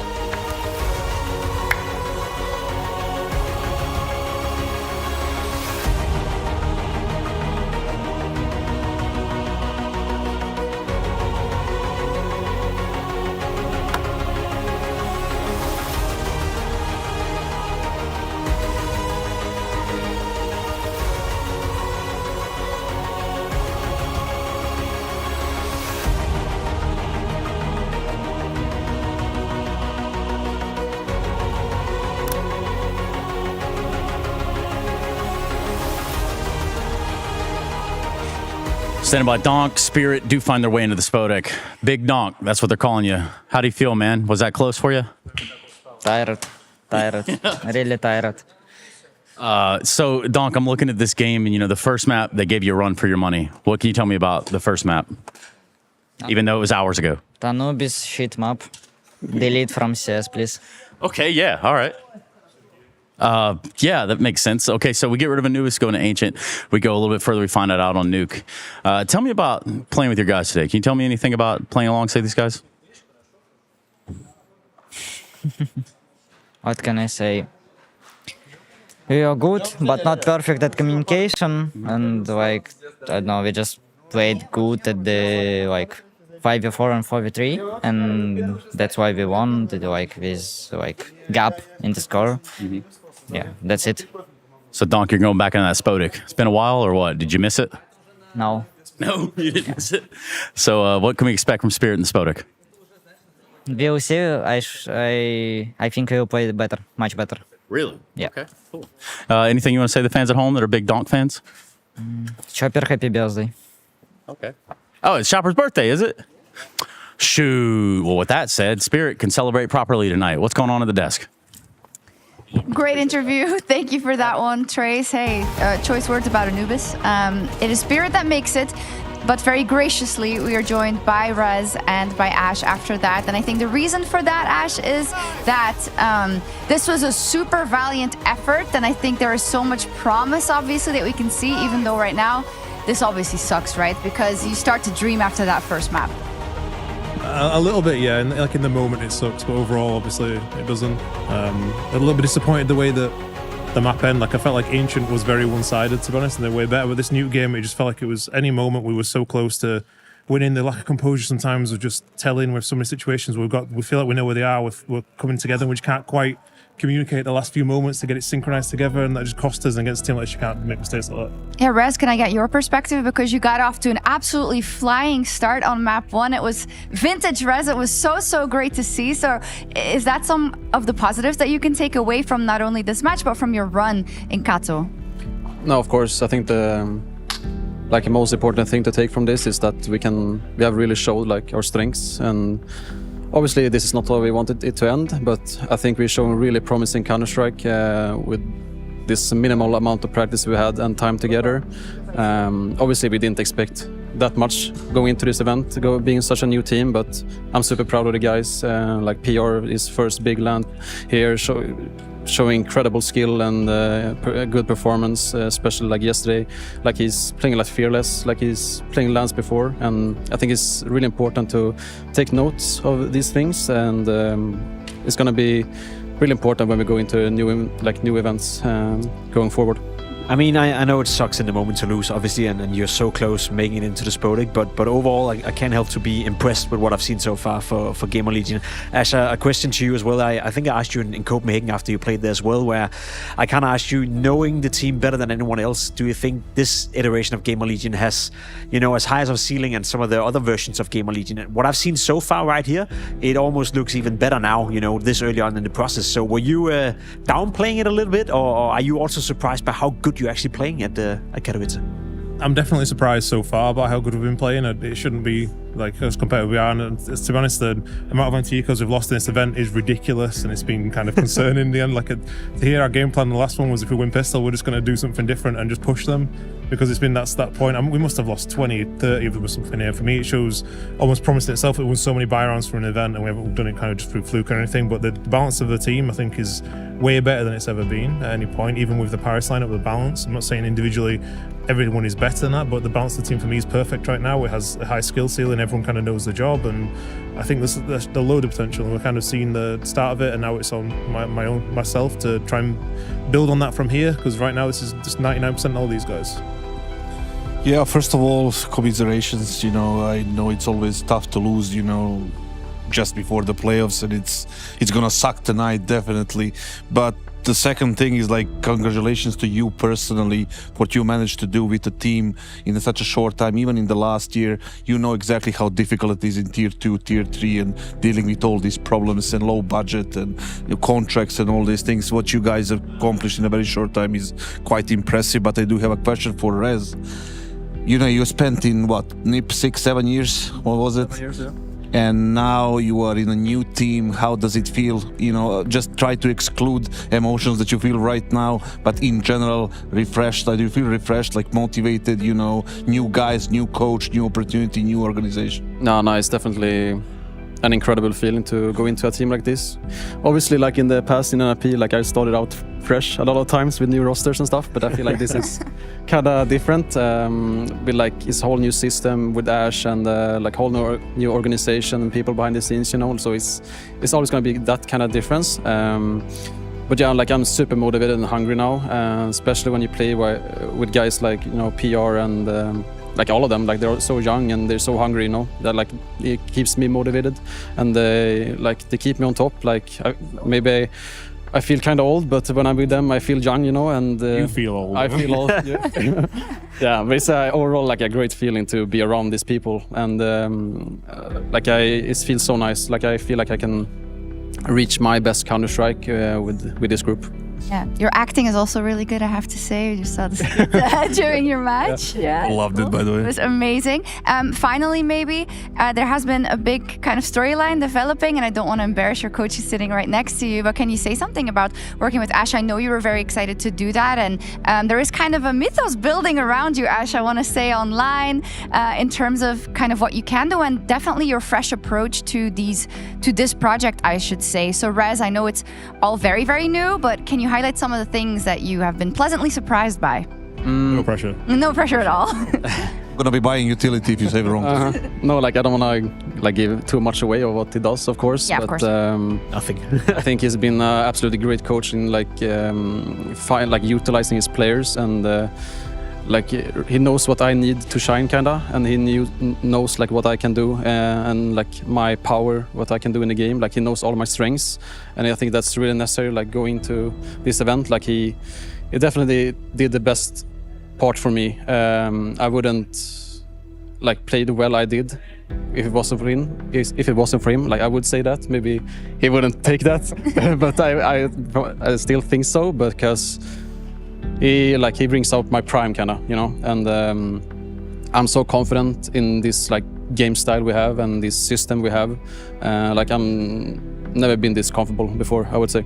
Oh wow, if there's more of the Res Prime to come, then I think we're in for an absolute treat with the team as well. Thank you so much, you two. Goodbye for now in Katowice, but a lot of hopes on the future of Gamer Legion. Thank you. Thank you. Thank you. Okay, cool. Yeah, good chat there with some amazing guys, and that's how the cookie crumbles, right? Yeah. Sometimes it just isn't enough, but I feel like if we are going to look at the playoff bracket in a second, we can also be happy with the way it shook out. I think so, you know, and just to close the thoughts on Gamer Legion, again, nothing but respect to what they've been able to do. One thing the people at home can always think of, you know, are the budgets these teams are working with. You know, you had a great treat earlier today, Kasat. As always, you know, you have one a day, I feel, where you called out Astralis. And obviously, when you look at the budget Astralis is working with, they should be producing more results than you look towards Gamer Legion. You look at a very limited budget. You look at a team that is constantly getting their players poached, and they just keep finding a way to rebuild and rebuild and rebuild. So for them to be one map away from heading into the Spodek, that is a massive achievement. And yes, it may suck right now, but I'm pretty sure in a couple of hours, they're proud of themselves. Players in Astralis, players in Falcons. I want to say players in G2, but I think they're just a little bit younger, so I'm not going to slam them this time. They earn so much money. They have zero struggles, zero problems when it comes to different things. People on the left side of us that just got eliminated have 20 times more problems, because I've been there. I know how difficult it is in tier 2, tier 3, tier 4. What kind of problems do you have all the time? And they still manage to, you know, take a map of Spirit, barely qualify. If it was any other team besides Spirit, they would probably be in Spodek. Yeah. So take that any way you like it, but, you know, it's just impressive for them. I just hope they don't get into some sort of, you know, downfall, super, like, you know, snowball emotions into something like playing even worse, because they have nothing to be embarrassed about at all or sad. No, they had nothing to lose, and they walked away with more than they came in with, I want to say, into this Katowice. And it's a good point. If we take a look at the playoff bracket, Kasa, there are some teams that didn't make it there that maybe you would expect it to do better, but these are the quarterfinals we have and the semifinals is Navi and Vitality that booked their ticket through already. But when you talk about teams and kind of fighting through everything, I see a Mongols and an Eternal Fire there. And that, to What me, a showdown that's amazing. Eternal Fire against Mongols, that's gonna be one hell of a brawl, like a bare knuckle fight, you know. It's gonna be the best commercial for FaZe ever, you know. That's gonna be two teams who are just gonna go toe to toe, head to head. They love to trust in their aim. They love to play aggressive, you know, proactive Counter-Strike. And I think the Mongols have looked great. Obviously, we didn't know what to expect coming into the tournament. EF has been a pleasant surprise, and then VP versus Spirit. I'm not gonna lie, you know, I think the biggest surprise for this tournament so far, and a little bit unspoken almost, is VP making it into the quarterfinal right here. They started off like a very poor playing team in the play-in, and then somehow, some way over in the B stream, they caught their form, they caught their way into it, and now they find themselves in a obviously tough quarterfinal, but just the fact that they're part of the playoff, that's a massive scalp for Electronic and VP early on. Yeah, I think we'll talk a lot about it when we get there, because I feel like it has gone under the radar when there's a lot in there. There's some players with new chances in there, and an Electronic arc that we are following, and we see that it feeds into Na'Vi. So if Spirit are able to beat VP there, right? I'm not going to say that's going to happen, but if, it will. Then we get that rematch. And Na'Vi has the scalp. They got it off Spirit just here in the studio, but it's completely different in that arena. Different beast completely, but still, like, Na'Vi is not a team that, you know, is unknown to the arenas and titles and finals. So it's going to be a final before the final if it happens, and then we get the grand final between probably them and Vitality. So I'm looking forward to the playoffs, yes. Is there a hot take that you guys can share? I mean, my hot take before we knew the playoff was that Na'Vi was going to win. I said that before they beat Spirit. I don't think that's a hot take anymore. I think Na'Vi have shown to be the best playing team so far, together with Spirit. Vitality, I'm not going to say they haven't looked good, but it's just a steady progress. I think they still have issues. So if any team want to beat Na'Vi or Spirit for the trophy in Katowice, they really have to step up their game. Can it happen? Sure. A hot take, Na'Vi's going to win. Okay. Hot take, Eternal Fire getting to the finals. Oh, that could very well happen. That can happen. They can, yeah, I mean, why not? They can beat almost anybody at this point. Why not Vitality? So if there is going to be one hot take, it should be that one for me. That's amazing. Well, we'll see. It is hopes and dreams once we get into the Spodek. Everything resets and absolutely everything is possible. But lest you forget, Spirit is still ruling the Spodek. They did so last year. They want to hang on to their title. But there are a couple of teams that want to change that and that want to challenge them. It's going to be an unbelievable 3 days as we get to the zenith here of IEM Katowice. So we'll join you on Friday. Bye-bye.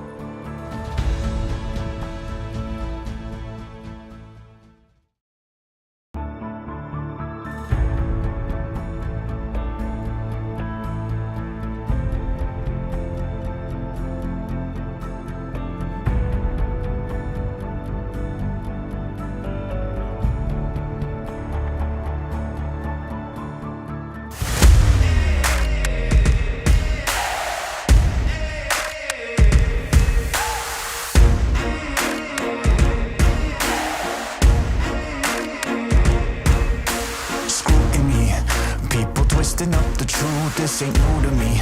Since the age of 22, I've been using it like it's fuel to level up, like it's champagne in my cup, like there's nothing interrupting my pursuit of dreams. There's a vision in my mind, it's consuming me. Take my confidence combined with opportunity, mix it up with unity, soon to be the greatest of my generation. Operation Victory. Fight or fly, we will stay through the perils we dare not to stray. Spark the match, light the flame. Out of luck, out of sight, dangerous, dynamite. Dynamite! Setting fire to the clouds at the speed of light. Going up, not coming down, screaming. Superman's kryptonite. Blowing up dynamite. Dynamite! Setting fire to the clouds at the speed of light. Going up, not coming down, screaming. Superman's kryptonite. Blowing up dynamite.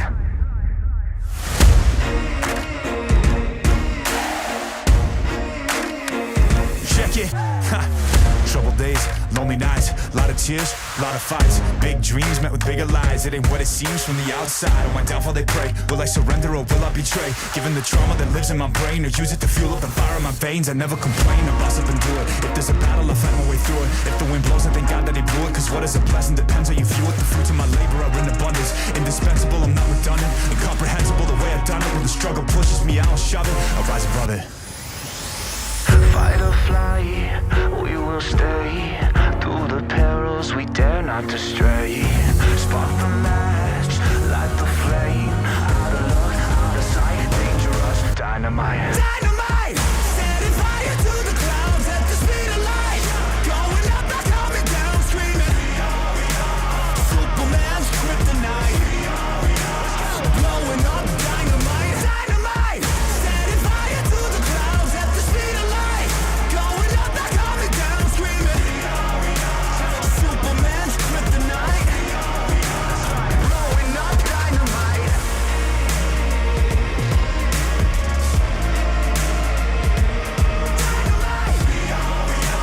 Superman's kryptonite. Blowing up dynamite. Dynamite! Setting fire to the clouds at the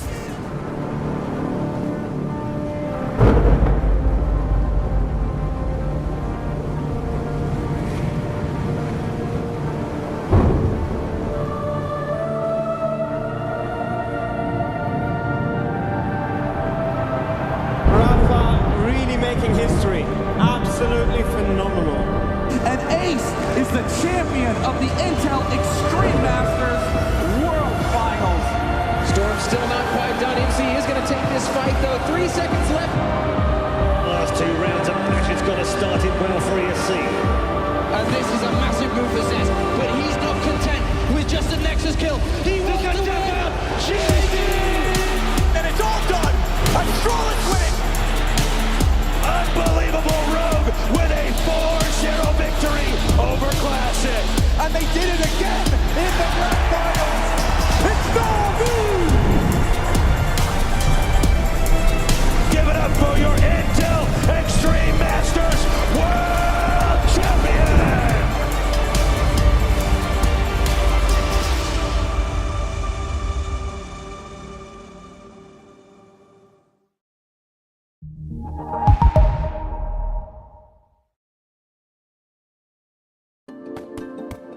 Hi, it's Bob with Face It. The official broadcast is better than ever on Face It Watch. Yep, that's right. Switch it up with the POV selector. 4 angles, your choice. From the main broadcast to your favourite player's view. And it's available on the Face It app and Chromecast. But wait, there's more! Keep watching, keep winning. That's how we roll. Watch IEM Katowice while having the chance to get skins and Face It points. Look at this beauty. Change the channel and control how you watch.